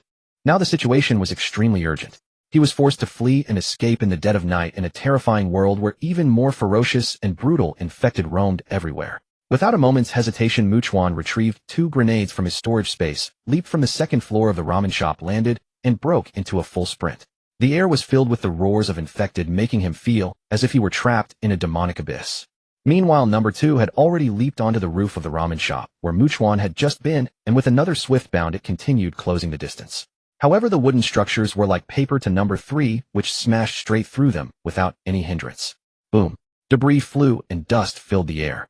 Hearing the massive commotion behind him, Chuan saw a horde of ordinary infected drawn to the noise ahead. Their speed in the pitch-black night was terrifying, each one far surpassing a normal human, like elite athletes among athletes. Infected were lunging at him from all directions, attacking with claws bared. Chuan was forced to leap while still at a full sprint. He soared into the air, clearing their heads and landing over a dozen meters away, yet more infected were still rapidly closing in from every side. The situation was dire. Worst of all, number 2 seemed intent on sticking close to Chuan, seeking his protection, and kept drawing nearer. Naturally, this also lured number 3 and its minions. Number 3 bulldozed its way through, sending infected flying or crushing them underfoot, pursuing with an unstoppable domineering force. Unfazed, Chuan's mind remained ice cold as he reached the subway entrance. He raised his right hand and pointed. Number 2 seemed to understand, swiftly veering and darting inside, vanishing into the darkness. Chuan continued running, then paused briefly and turned to look back. Number 3 gave chase to number 2, but its massive frame couldn't fit through the subway entrance. Yet it was clearly not foolish and quickly lowered itself. And then its 4 tightly shut colossal eyeballs suddenly snapped open. Chuan's scalp crawled at the sight. He never imagined that each of those enormous eyeballs was composed of thousands of blood-red smaller ones, completely different from number 1, like enlarged fly compound eyes. This likely allowed number 3 to see clearly even in the most profound darkness, as if it were daytime. Number 3 then scuttled inside like a giant cockroach. It seemed that in its eyes the mutated infected were worth its time and effort. A lone survivor like Chuan was probably just a mosquito bite of meat to the colossal number 3, hardly worth the trouble of a dedicated hunt. Chuan believed that once underground escape would be easier for number 2. Its small size was a huge advantage. It could even slip into ventilation ducts, let alone the fact that there would surely be halted subway trains on the tracks. The trains were obstacles for number 3, but number 2 could easily traverse the tops of the cars.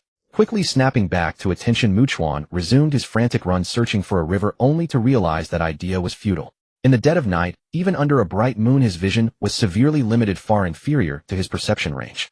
Especially with infected ambushing from all sides, each sprinting at incredible speed, breaking through was nearly impossible. Forced into a corner, Chuan tossed a grenade into a car. Boom. The grenade detonated with a deafening blast, igniting the car's fuel tank and causing a massive secondary explosion. He was luring out as many infected from the surrounding high-rises as possible to minimize the numbers left inside the buildings. This way, when he charged in later and went upstairs, he could lose these ordinary infected as long as he stayed quiet. If he couldn't shake them, he could just throw another grenade to draw them away. With a plan in mind, and no longer being hunted by number 3 and its horde, Chuan remained relatively calm. Then like a king circling a pillar, he looped around a large skyscraper a few times, leaped to the second floor, crashed through a glass window, hurriedly exited the office, found the stairwell, and raced up to the 6th floor. There he abruptly stopped and stood completely still.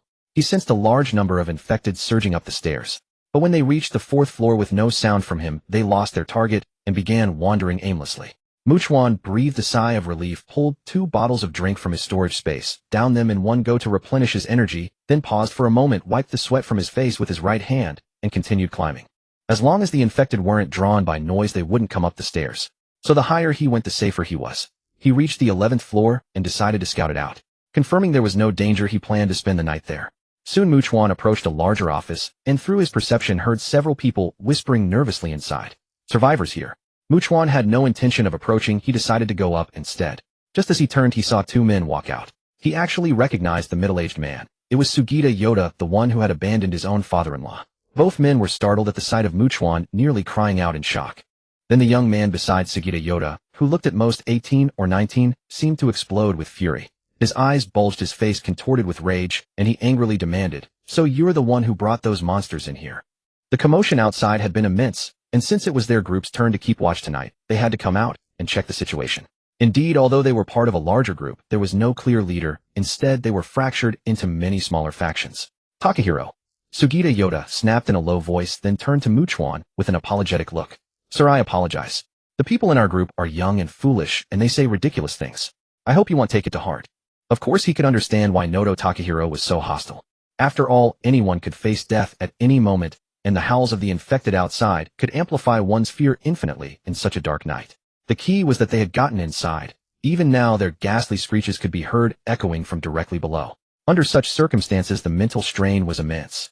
It was no exaggeration to say that many people were unable to stay calm and were extremely irritable. It wasn't surprising for someone to completely explode over a trivial matter, even resorting to extreme measures or doing something utterly insane.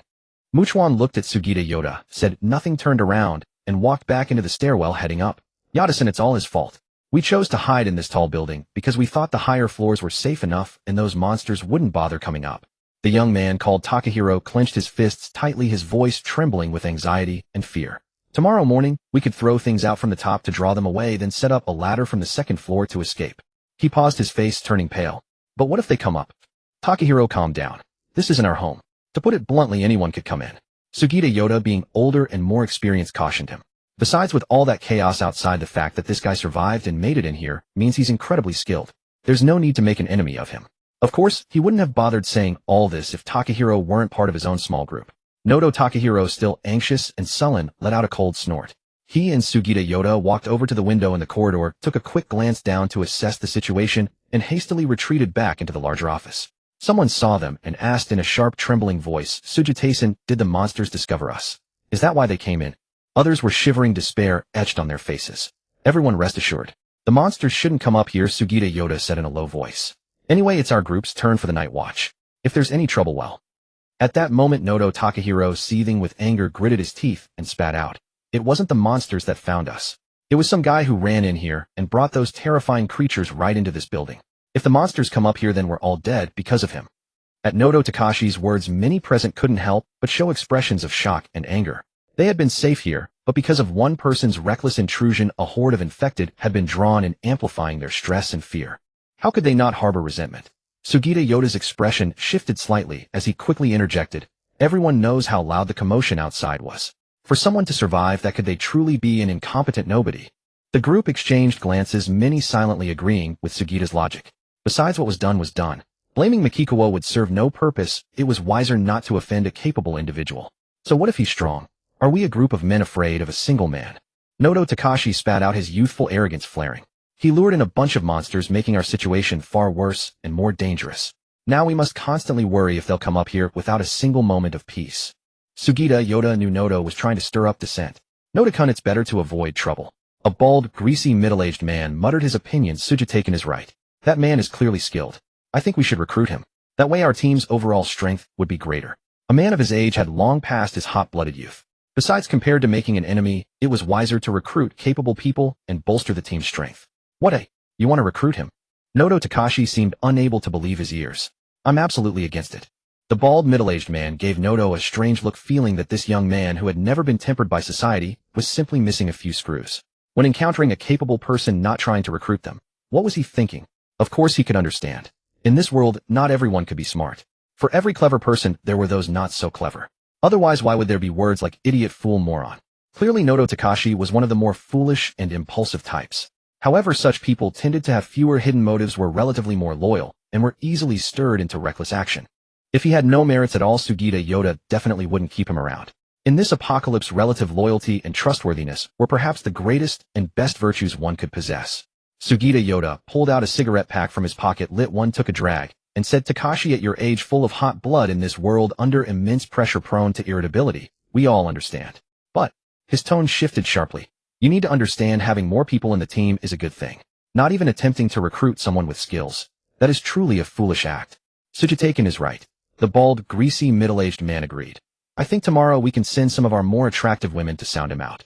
When dealing with a man, as long as he's into women, a beautiful woman can always get a conversation started the easiest. Hearing this, Noto Takashi's face turned ashen. His hands clenched into fists so tightly his nails dug into his palms, yet he seemed oblivious to the pain. I'm going to confront him. At the very least, he owes us an apology and compensation for this. With that, Noto turned and stormed out. No one stopped him. Once outside the office, he was alone in the pitch-black corridor, which felt incredibly eerie. The snarls of the infected continuously echoed from below. Noto's face instantly turned deathly pale, sweat beading on his skin. He trembled so violently his legs shook, unable to take a single step forward, and was finally forced to retreat back inside. Only then did Sugita Yoda ask, Takashi, do you now understand? Anyone who can walk around outside alone in this darkness without flinching is certainly no ordinary person, right? Noto gritted his teeth, saying nothing, but felt this was a blatant mockery, sneering at him as a coward far inferior to others. This fueled his anger even more, and he had no intention of suppressing it, feeling a burning urge to lash out. The night passed without incident. Makikawa opened his eyes, ate breakfast, moved aside the office furniture blocking the door, and went downstairs with his crowbar. He cleared out the infected on the 4th floor and below, gaining a considerable amount of experience points. He was close to leveling up again. In a fairly good mood, Makikawa walked out, stretched languidly, and took out his walkie-talkie to try contacting Hanazawa Haruka and the others to see if he could reach them from here. Suddenly, he sensed something falling from above. He leisurely looked up and with ample reaction time stepped back. In a fairly good mood, Makikawa walked out, stretched languidly, and took out his walkie-talkie to try contacting Hanazawa Haruka and the others to see if he could reach them from here. Suddenly, he sensed something falling from above. If the infected here hadn't been cleared out, they would have swarmed out at the noise. And if one of those monitors had hit him, even with his current robust physique, he would have been hurt. Makikawa's eyes turned icy. He turned and strode back inside, heading upstairs to the 11th floor. He reached the office, pushed open the door, and walked in. Sugita Yoda, the bald, greasy, middle-aged man, and others were quite surprised to see Makikawa. Many of the women present had their eyes light up, with some even murmuring idiotically, he's so handsome. And so tall. May I ask what you need? Sugita Yoda asked immediately. Someone in your team deliberately tried to ambush me. Makikawa stated flatly. The group looked at each other, instantly having an idea of who it was. It was likely Noto Takashi, who had gone to the restroom early in the morning and hadn't returned. But no one spoke up, not even the bald, greasy, middle-aged man. Whoever spoke now would be betraying a teammate. Even before the apocalypse, who would want to associate with someone like that? Sugita Yoda hesitated for a moment, then said, Sir, you must be mistaken. Internally, he decided to have a serious talk with Noto later. Over a dozen monitors fell, all landing close together. Clearly a deliberate attempt to hit me. Makikawa asked lightly, and you call that a mistake? Do you take me for a brainless fool? At that moment a man stepped forward, his expression sour. Are you paranoid? Who would be idle enough to deliberately target you? Don't go looking for trouble and blame us just because you can't find the culprit. Makikawa glanced at him, adopting an air of utter indifference. Who did it? Or rather, how many of you were involved? Not just the man who stepped forward, but Sugita the bald man and all the other men present felt Makikawa was being incredibly arrogant and overbearing. It was as if he didn't see them at all, ignoring everyone present, boundless in his arrogance. We haven't even blamed you for luring those monsters in last night and making our situation more precarious. Yet you dare to act so cocky. The man who had stepped forward sneered. Do you think all of us men here are just for show? He raised his right hand as if to do something. Makikawa was faster. He delivered a resounding slap to the man's face. Smack. The sound of the slap was sharp and loud. Teeth mixed with blood flew from the man's mouth. His entire body was lifted off the ground, sent flying sideways like a kite, with a broken string crashing into the wall over 20 meters away. He fell to the floor and didn't move again. Everyone witnessing this was struck dumb, eyes wide with disbelief, faces filled with sheer terror and shock frozen in place. Now every pair of eyes that were wide open to the extreme were filled with a myriad of emotions: incredulity, shock, terror, and the like. Chuan could actually slap a person flying so far. Even though they had witnessed it with their own eyes, they still found it incredibly hard to believe. Moreover, everyone understood in their hearts that the man who received that slap would be dead, and that would be normal. Now whoever stepped up would surely die. Chuan truly had the qualification and confidence to look down upon them. Under the shocked gazes of the crowd, Chuan shouldered his crowbar, his calm voice carrying an immense oppressive force. Let me ask again. Who or which group of people did this thing? Everyone who heard his words felt as if a celestial god stood high in the heavens, coldly and mercilessly issuing decrees to the mortal world, and they were all terrified and awestruck. Big brother, it was Nungding Guisher who did it. He's in the same group as Shamu Yantai. It really has nothing to do with us others. We are innocent. The bald, greasy, middle-aged man snapped out of his daze. Seeming adept at trimming his sails, he immediately knelt on both knees, his voice trembling. Although we are together, there are many small cliques among us. We are not in the same group as Nungding Guisher and Shamu Yantai. Our circles are very distinct. We only act together as a large group. As he shouted, the others seemed to wake up from a dream, as if suddenly awakened. Shamu Yantai and his wife's faces instantly turned deathly pale. The others, as if teetering on the brink of death, scrambled to shout. It wasn't us. And we really have many small groups. We are not with Shamu Yantai and his crew. It was Nungding Guisher. Maybe it was even Shamu Yantai who ordered it. Big brother, it really has nothing to do with us. Ask him. Ask him quickly. As they spoke, they glared at Shamu Yantai and his wife, their eyes filled with hatred, blame, and resentment. If not for the foolish act of Nungding Guisher and their small clique, how could they have attracted such a terrifying existence? Don't talk nonsense, I didn't order him. Shamu Yantai argued hysterically. It has nothing to do with me. Really, I can swear a deadly oath. The bald, greasy, middle-aged man suddenly shouted loudly, diverting the trouble. You still won't admit it. You dare to do it, but not to own up. Are you even men? Chuan looked at Shamu Yantai. Instantly Shamu Yantai felt as if he was being stared at by a fierce tiger, shivering with fear, his hair standing on end, nearly suffocating. Dense cold sweat oozed from his face and body. To be honest, Chuan was naturally not someone who believed everything he heard without thinking, nor was he so mindless. He had his own judgment, but the key point was that Nungding Guisher was Shamu Yangtai's man. For instance, if someone had arrogantly killed Chuan's men right in front of him, but spared Chuan, and if Chuan never had a chance later, but if he did seize an opportunity, what would he do? Putting himself in that position and reasoning from his own perspective, he could not naively believe that after killing Shamu Yangtai's man, Shamu Yantai would truly act as if nothing had happened. Anyway, in such a world, one must be ruthless and take precautions against any eventuality. Since he had already cut the grass, he might as well uproot it completely. Eliminate everyone in Nungding Guisher's circle with whom he had a close relationship, and naturally, he would not have to worry about any future troubles. At that moment, Nungding Guisher walked in, and everyone turned to look at him in unison. And Nungding Guisher, seeing Chuan's back, was clearly stunned, as if he had never expected Chuan to appear here. Earlier, looking down from above, he had seen Chuan leave the tall building and immediately thrown everything he had prepared inside. He was purely venting and releasing all the pent-up negative emotions. But he couldn't easily target someone in his own team, nor would he be foolish enough to hit the walls or tables himself, so he could only target Chuan, this outsider. After all, he didn't have to worry about Chuan doing anything to him. After all, Chuan was just one person. A normal person would not think that Chuan could actually be strong enough to fight a dozen or even dozens of people. Anything beyond one's common sense would instinctively be dismissed and utterly disbelieved. Just like if someone told Chuan that they came from the future, Chuan would only think they were a lunatic. Guisher, what exactly did you do? Shamu Yantai immediately asked loudly. By asking this, he was also trying to distance himself and show Chuan that he truly had no knowledge of it. Brother Yantai, I just threw some things down to create a commotion to lure the monsters downstairs out as much as possible, making it easier for us to leave later. Otherwise, how would we get down safely? Nungding Guisher shrugged and said sarcastically, why are there so many monsters downstairs? It's all because of this guy.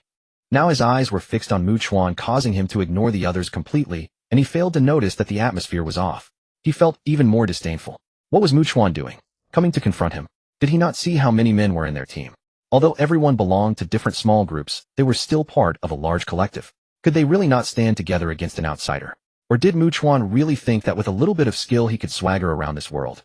Nungding Guisher stared fixedly at Chuan and asked calmly, Brother Yantai, why is this guy who lured the monsters in last night here? Chuan turned around, looked at Nungding Guisher, and said flatly, naturally, to kill you. Hearing this, the others were all shaken to the core, their clothes soaked through with the cold sweat that kept pouring out. Nungding Guisher's eyes widened, and he mocked with an exaggerated expression, kill me? Hey, you idiot, do you even understand the situation? What qualifications do you have to look down on so many of us? Just because you can talk tough? Just as Chuan was about to act, the bald, greasy, middle-aged man had already moved, lunging forward. Nungding Glacier never expected this in a million years. Caught completely off guard, he was tackled to the ground, hitting the floor with a sharp pain. But he seemed utterly clueless and shouted, "What are you doing? You little punk, you have no idea how stupid your act was." The bald, greasy, middle-aged man with a fierce expression slapped Nungding Glacier across the face, then backhanded him again, completely stunning him. The bald, greasy, middle-aged man unceremoniously spat a mouthful of saliva onto Nungding Gishi's face and said hatefully, "How can there be such a laughably stupid idiot like you?" Some other clever men immediately came over, quickly pinning down Nungding Glacier to completely disassociate themselves from him. The bald, greasy, middle-aged man turned his head and asked with a humble, ingratiating smile, "Big brother, how should we deal with this idiot? Throw him straight down from here." Hearing this, Nungding Glacier was in a violent whirlwind of confusion, unable to comprehend anything, filled with terror and panic. Why were they so afraid of Chuan? But when he heard that they were going to throw him down, he didn't want to die. His survival instinct flared up, and he struggled frantically while shouting, "Brother Yangtai, save me. You ordered me to do this." Shamu Yangtai, trembling all over, was both shocked and indignant. He had treated Nungding Glacier quite well, so why at this moment would Nungding Glacier deliberately drag him down? Under everyone's gaze, Chuan approached Nungding Gishi, who was struggling desperately, his eyes filled with despair and his pale face etched with terror. Chuan directly used his crowbar to pierce through the head of Nungding Gishi, who had opened his mouth as if to speak. Nungding Glacier didn't even let out a scream. He died on the spot. Everyone's hearts turned cold, understanding that this was the consequence of provoking Chuan. The bald, greasy, middle-aged man put on a fawning smile, nodding and bowing as he said, "Big brother is truly formidable. To witness such a valiant side of you is truly my honor. Big brother, I may be unworthy, but before the apocalypse I worked at a shipyard. I'm not interested in your nonsense. Big brother, it's like this, our shipyard just held a launch ceremony for a luxury cruise ship named Ocean." He rubbed his hands together, servilely said, "If this news is useful to you, big brother, I would be overjoyed. If not, just consider it worthless chatter." He said this because naturally the land infested with infected was extremely dangerous. If he could obtain a boat to leave the land, it would certainly be better than nothing. He also believed Chuan was not a fool, and given Chuan's exceptional abilities, he might even dare to attempt what others dared not think of. At any rate, if Chuan was interested, then at least someday, when danger arose, perhaps Chuan, remembering this interaction, might be willing to save him once. Chuan listened, sizing up the bald, greasy, middle-aged man. This was indeed unexpected news for him. After all, a shipyard would certainly be less dangerous than a port. Far fewer people. Especially since the ship had just been launched, there was absolutely no infected on board. It was a completely empty vessel. Chuan knew that generally large cargo ships and cruise ships are launched sideways, and the moment they enter the water, they shake violently, making it impossible for anyone to stay aboard. Moreover, whether there were infected inside a large cruise ship or cargo ship at the port was unknown. Moreover, being brand new, its service life would naturally be longer and more durable. If he had a choice, he would definitely pick the new one over the old. So Chuan asked, "Where's the shipyard?" The bald, greasy, middle-aged man immediately told him. Chuan took out his backpack, reached inside, pulled out paper and pen, jotted down the location, then glanced at Sujimori Yoda and walked over. Since he had killed his men, he would root out the entire threat. 10 minutes later, Chuan left the skyscraper. After walking a short distance, he sensed something and turned around to find No. 2 with its 2 minions. No. 2 appeared, but No. 3 was nowhere to be seen, indicating that it had indeed successfully shaken off No. 3 after entering the subway entrance. Moreover, No. 2 did not seem panicked. It appeared unconcerned that No. 3 might find it now. Chuan thought for a moment, approached the subway entrance where No. 3 had entered and drew near. He could hear No. 3's chilling and mournful roars echoing from deep underground. It seemed as if the massive No. 3 was stuck, completely unable to move, utterly helpless. Chuan immediately thought perhaps this was a good opportunity to burn No. 3 to death with gasoline. After all, with so many minions helping, No. 3 would have escaped easily if it could. From this he concluded that No. 3 might eventually break free, but it would certainly not be easy. But Chuan gave up. He decided to use the time to build a steel cage specifically designed to send No. 3 to its doom. No. 3's body was huge, it couldn't fit through ordinary doors. Moreover, with No. 3's strength, if the iron door were too thin, it could be smashed away or deformed. Therefore, the steel cage had to be extremely sturdy and thick, unlike the safe room in the equipment room of the Yingming Private Girls High School Gymnasium. Even better, if he could also lure No. 2 into the steel cage meant for No. 3, he might kill 2 birds with 1 stone and send them both to their doom. Because No. 3 was fixated on No. 2 and had suffered considerable hardships due to No. 2's antics. Once No. 3 broke free, it would inevitably hunt No. 2. Thus No. 2 would be the perfect bait to lure No. 3 into the steel cage. Then Chuan raised his right hand, pointed at the subway entrance, and then at No. 2, signaling it to keep watch here. No. 2 seemed to understand. Chuan became even more wary of No. 2. It was far too intelligent. Once it gained powerful strength and gathered more minions, it would become a terrifying horror. Chuan didn't really care how many infected like No. 3 existed, but he hoped there would be as few as possible like No. 2. After Chuan left, he entered a building hundreds of meters away, went up to the top floor, and used binoculars to observe No. 2 carefully. No. 2 was lingering near the subway entrance, opening its bloody maw as if to taunt and provoke, emitting low growls that seemed to mock No. 3. There was no trace of fear or dread toward No. 3 in its demeanor. If he kept No. 2, and one day he himself fell into a quagmire like No. 3 would know. 2 put on the same contemptuous face. After watching for a short while, he went downstairs and left, pondering where to choose as the steel cage to burn No. 3. Chuan's mind raced quickly, and he immediately thought of a place.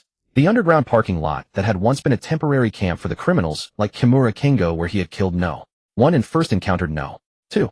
Given No. 3's size, if it lay down, it could actually enter through the entrance. Moreover, the underground parking lot was certainly very sturdy and thick. No. 3 couldn't get out unless it used the entrance. No. 3 had never been burned by gasoline before and was not sensitive to the smell. Even if he poured gasoline all over and placed many gasoline barrels, No. 3 would not care about the gasoline inside. At least not No. 3. Moreover, there were many cars inside that could burn and even explode from their fuel tanks. In his eyes, the feasibility was very high. But he was a rational and calm person, clearly understanding that no plan is absolutely guaranteed to succeed. There is always a possibility of failure. He felt that if the feasibility was high enough, it was worth trying and doing. I need to prepare a contingency plan. I can have it prepared but not use it, but I cannot be without it. Otherwise, if No. 3 doesn't die, he'll be completely out of options. With that thought, Chuan decided to first go to the parking lot and completely seal off the 3 entrances with multiple layers of reinforcement, ensuring he had a workable plan in hand, then contemplate what kind of contingency plan to prepare. After sprinting all the way there, he checked his watch. It was just past 8 in the morning.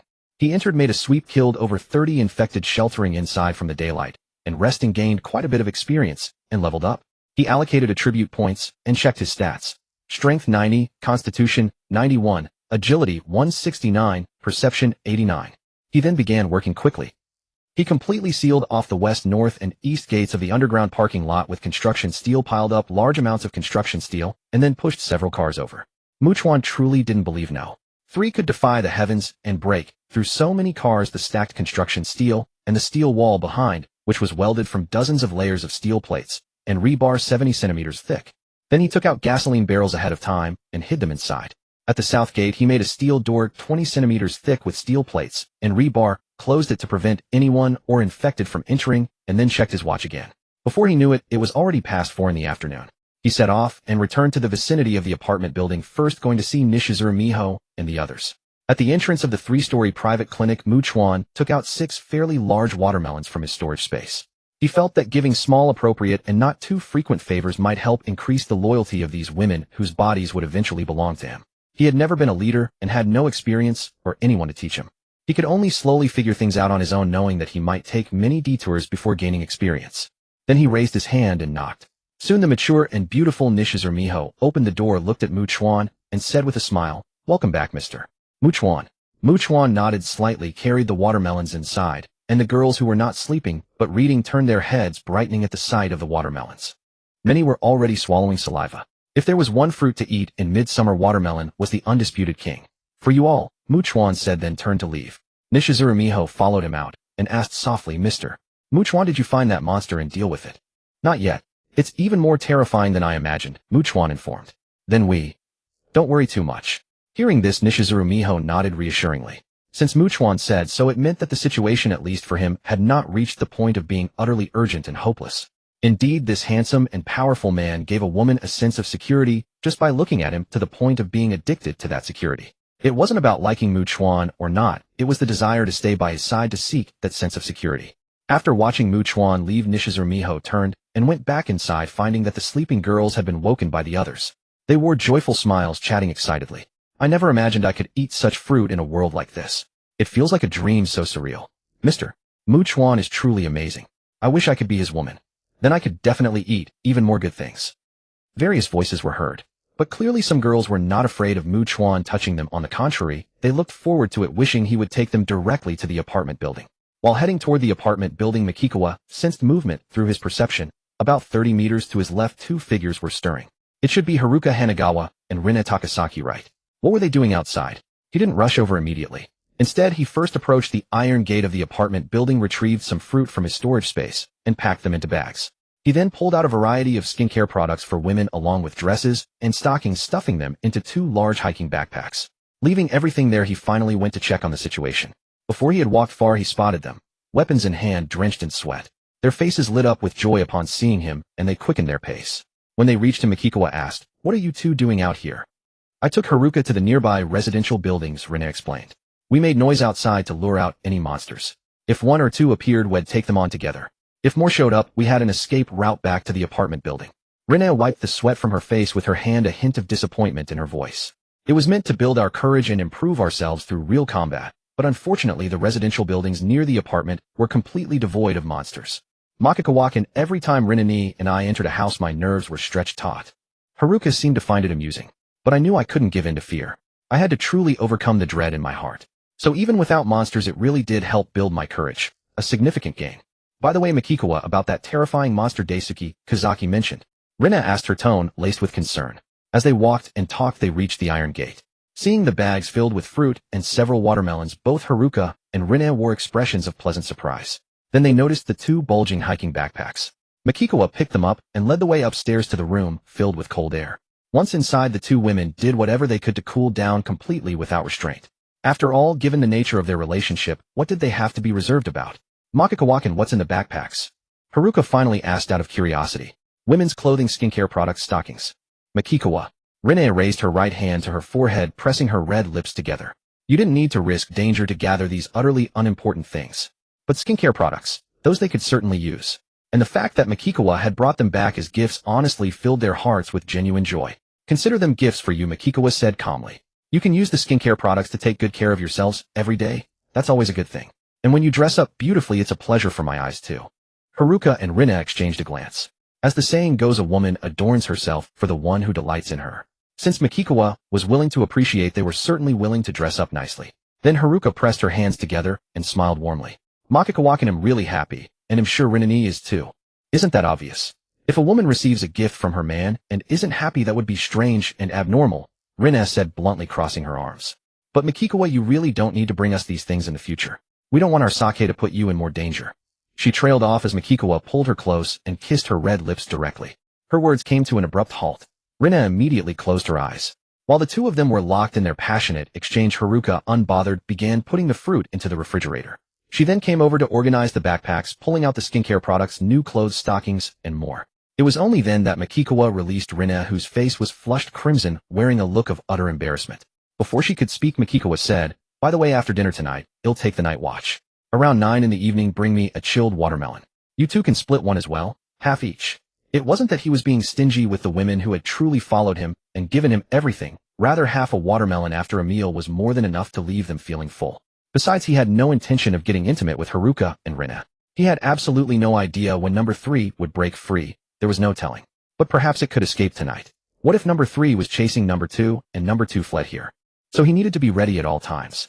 While he didn't have to keep his nerves constantly taut with extreme vigilance, he still had to pay attention to the movements in all directions every second. That way, if any significant disturbance occurred, he could react at the fastest speed with ample time to respond. Moreover, he had to carefully consider a contingency plan in case he failed to eliminate number 3. Hearing this, Haruka, who was organizing the items, looked up and exchanged a glance with Rina. They said nothing. Then Rina crouched down to help Haruka finish tidying up, and they went to prepare dinner. An hour later, after devouring several large bowls of fragrant white rice and delicious hot dishes, Mikikawa left the room. Haruka, who was washing the dishes, looked somewhat worried. "Rinani, things aren't looking good, are they?" Rina was silent for a moment before speaking softly. "At any rate, what we're facing is completely different from what Mikikawa is facing." Haruka sighed and added, "Rinani, I'm planning to go keep Makikawakin company. When I get too sleepy, he'll come back to rest. There are still things I can do right now." "Huh?" Rina stared at Haruka in astonishment, noticing Haruka blink and say, "Makikawakin brought me a lot of gifts I can use, and I'm truly happy. But I want to do something in return. For instance, while Makikawakin does his thing, I'll focus on honing my abilities, striving to get better and better." Rina was visibly stunned for a moment, gazing at Haruka with some confusion until she saw Haruka make a gesture. She had seen Haruka do this during their joint battles, and realization dawned on her instantly. As her face flushed deep red, Haruka said softly, "This way I won't hinder or disturb Makikawakin much. I can help him relax, and I can keep him company." When you look at it that way, it's a win-win-win situation. Rinani, would you like to join? Rina didn't respond immediately, but she was someone who had faced death before. If Makikawa hadn't been there that day, she would have died. Without him, how long could she even survive? Moreover, Makikawa treated her quite well. So if it would make Makikawa happy and pleased, she was willing to do it. Then Rina let out a dry cough, fidgeting nervously. Haruka, I don't know how. I can teach you, Rinani. Haruka raised her right hand to her cheek, smiling. I never thought there'd be a day when I'd be Rinani's little teacher. And we should also dress up nicely. While the two of them chatted, Makikawa was already on the rooftop holding a suppressed firearm. Night had fully descended, the moon hung in the sky, and the low groans of infected creatures echoed from all directions. Like a patient hunter, he remained perfectly still until an infected drew within about 20 meters of the apartment building. Then from his elevated position he fired. He missed the headshot. He fired 7 more rounds. A bullet pierced through the infected's brow, blowing its head apart. It collapsed and never moved again. Makikawa also gained experience points. Honestly, he didn't need to worry about running out of ammunition. He could use an abundance of bullets to level up quickly. Combined with the fact that his body was far beyond that of an ordinary person, he didn't have to worry about recoil or similar issues. His progress was swift. Soon another infected wandered nearby. Seeing its dead kin, it moved to feed on the corpse. Makikawa didn't fire immediately. He waited until it crouched down and began to feast, too focused on eating to be an easy target for a headshot. Only then did he pull the trigger and take it down. And he didn't need to reposition at all. More and more infected piled up where they fell. Those wandering nearby would see them, and in their dull-witted manner come over to feed. He could just keep guarding this direction and pick them off one by one.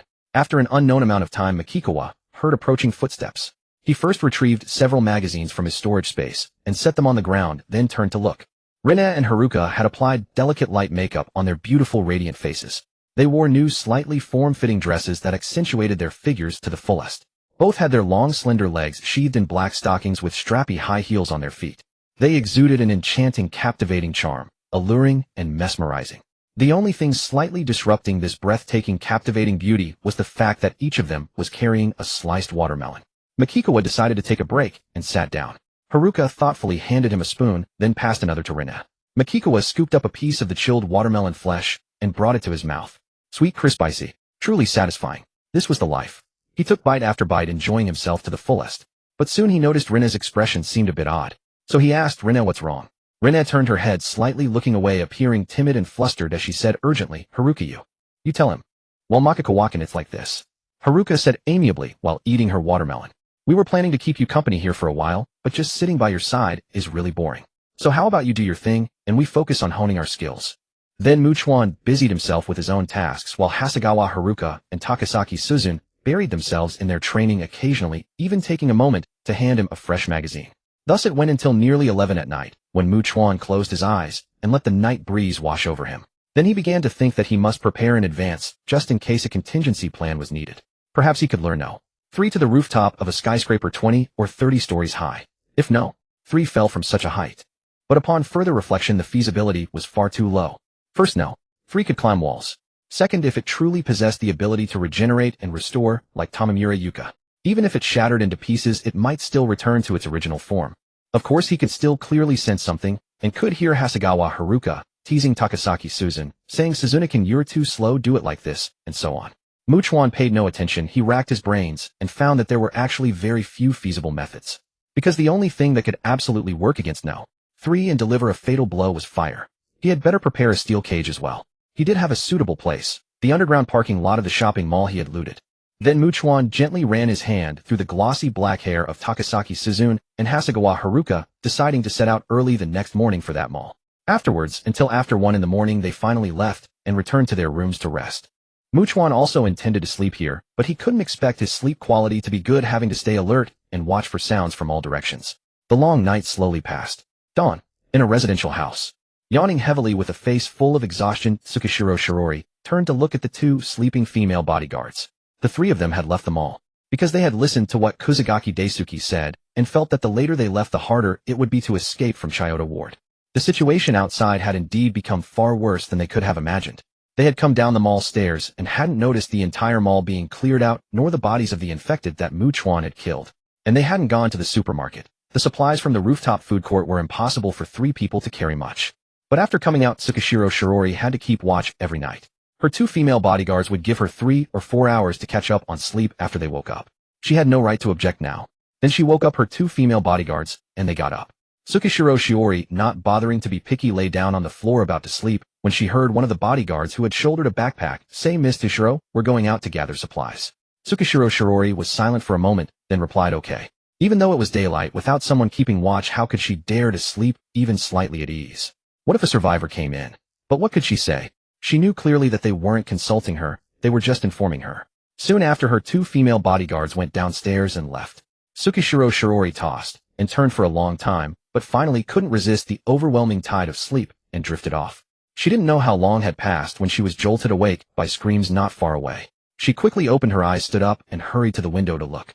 Instantly, her stunningly beautiful face was twisted with profound terror, her pupils nearly shrinking to pinpricks. Her two female bodyguards were being chased by more than 20 infected. One of them had already been tackled, and nearly 10 infected surrounded her, tearing off chunks of flesh and devouring her ravenously.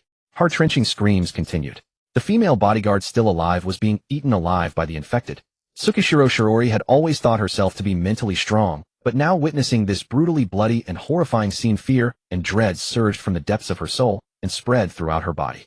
It was as if a mysterious force had completely bound her, preventing her from even moving a finger. Then she clearly saw the other bodyguard still alive and fleeing for her life, also caught by the infected. The outcome went without saying. Tsukishiro Shiori felt as if she had fallen into a despairing, icy abyss. She lost the strength to stand and collapsed. Without her two female bodyguards, relying only on herself, how could she survive in this world? After the ordinary infected had completely devoured the two female bodyguards, they moved collectively, like a wolf pack, into a nearby residential building to avoid the sunlight. Now only torn shreds of clothing and a bloodstained walkie-talkie remained. Tsukishiro Shiori swallowed hard several times, then decided to go out and retrieve the walkie-talkie. A tool that could connect with others was truly vital. She took a deep breath, took off her shoes, found a pair of socks in the house, put them on, and crept downstairs. Pushing open the door, she slowly stepped outside. She paused with every step, her heart pounding so fast it felt like it might leap out of her chest. Fear flickered in her eyes, but she didn't blink, keeping her gaze fixed on the building where the infected were.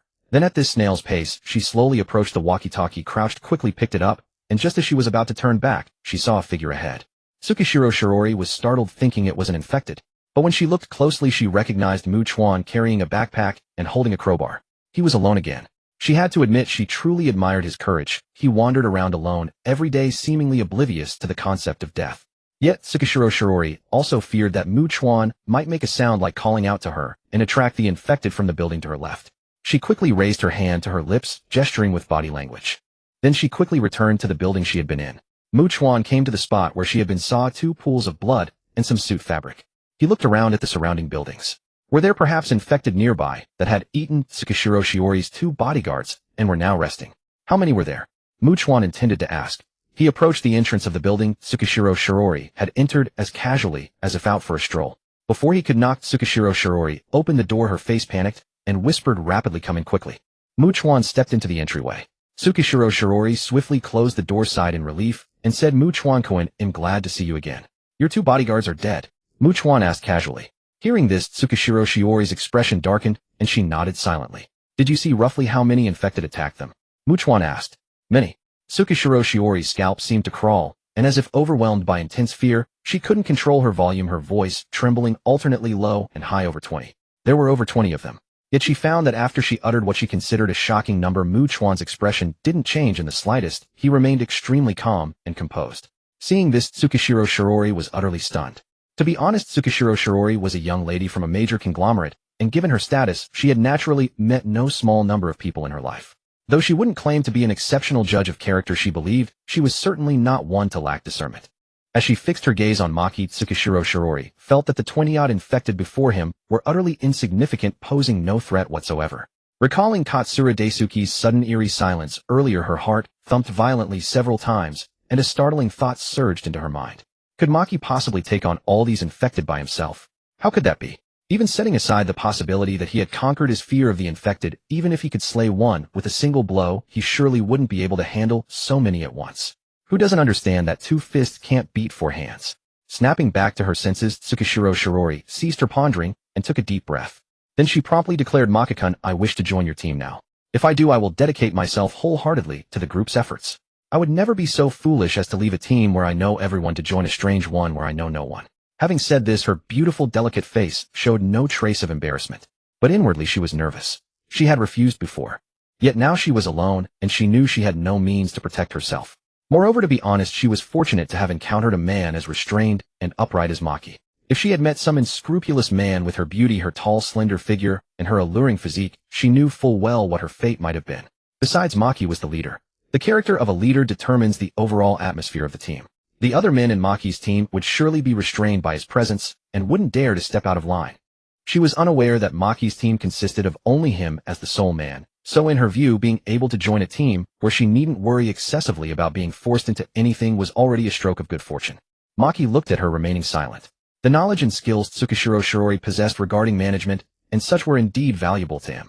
After all, he was the de facto leader of a team, especially since every woman on his team would obediently follow his commands. How to maximize the value and contribution of each of them was up to him. Therefore, if Tsukishiro Shirori were to teach him, he could truly avoid many detours and save a great deal of time. However, from their earlier conversation, he knew she was a strong-willed, confident woman who preferred to be in control rather than be controlled. In short, she was a formidable woman. Truly controlling and mastering her would not be an easy task, and he had no desire to waste his precious time and energy on such matters. To put it bluntly, he could better spend that time and effort killing more ordinary infected, gaining experience points, leveling up, and growing stronger. So he merely intended to learn from her skills. Once he had acquired them, if she remained obedient and willing to follow his lead, he could keep her. But if he discovered she wasn't so compliant, if she tried to seize some authority or decision-making power or attempted to form cliques and carve out her own little domain within his team, he would give her something as compensation for her teachings and kick her out. Though Maki remained silent, Tsukishiro Shirori wasn't anxious. If Maki had any designs on her, he wouldn't need to make it a request. He could simply do as he pleased. Could she possibly resist a man like him? Moreover, a man with such boldness and courage to walk alone wouldn't have such a low caliber. He surely liked beautiful women, but he wouldn't be so easily overwhelmed by lust like some who had never seen a woman before. If not for this, would she have dared to open the door for him, to let him in? Miss Tsukishiro, did you see where those infected went? Maki asked aloud. He intended to reap a wave of experience points, while also making it clear to her that she was facing someone who could easily decide her fate. She needed to forever maintain a sense of reverence. Only then would she remain docile and dare not do anything to provoke his wrath. Hearing that Maki neither agreed nor refused, but instead changed the subject, Tsukishiro Shirori understood that he didn't want to discuss the matter of joining right now. They went into the house where you saw me earlier, the one on my left. Tsukishiro Shirori added hastily, Maki-kun, we should get far away from here as soon as possible. Maki asked casually, all of them? Yes, all of them. After she nodded in confirmation, Tsukishiro Shirori saw Maki raise his right hand to his chin. So ordinary infected, even without a mutant leader, tend to move in groups. Have they developed a collective consciousness? No. Perhaps it had always been like this. He just hadn't paid attention and thus overlooked it. Just like the time when over a dozen infected entered the house where he and Hanagawa Haruka were staying, and the house where Shirota Naoto had gone on their way to the library, which also contained an extremely large number of infected, eventually triggering a frenzy. Although there were solitary infected, they weren't that common. From this, Maki could predict that as time went on, he would likely encounter large groups of ordinary infected more often. For instance, suddenly facing 100, or even several hundred, or 1,000. It probably wouldn't be surprising. Then Maki said calmly, Miss Tsukishiro, goodbye. Tsukishiro Shiori's expression flickered and her voice turned strained as she asked, Maki-kun, you're leaving? She could tell that Maki wasn't putting on an act. He was truly leaving, and he had no intention of taking her with him. She said urgently, what exactly do I need to do to join your team, Maki-kun? Without a word, Maki opened the door and walked out. Gritting her teeth, Tsukishiro Shirori shamelessly followed him. Maki didn't shoo her away. He could also observe how she would react when danger arrived. That was the best time to see a person's true character. Once outside, following behind Maki, Tsukishiro Shirori realized he seemed to be heading toward the house with the 20-odd infected. No way. He should be planning to pass directly through the street in front of the house, right? But knowing there were infected inside, wouldn't the normal behavior be to take a detour and keep as much distance as possible? Tsukishiro Shirori felt uneasy, her mind racing, but she made no sound and silently followed behind Maki. Before long, she saw him stop. She instinctively halted as well, utterly shocked to see Maki turn around, face the house with the infected, and stride toward it. Tsukishiro Shirori felt an incredibly terrifying force rush over her, as if it would blow the top of her head off. Was Maki truly planning to kill all those infected? If that was his intention, he must be insane. Tsukishiro Shiori's watery, beautiful eyes widened to their limits in utter disbelief. Almost instinctively, she rushed forward, raised her right hand, grabbed Maki's arm, pulled him back, and with a face full of shock and horror demanded in a low, questioning whisper, What exactly are you going to do?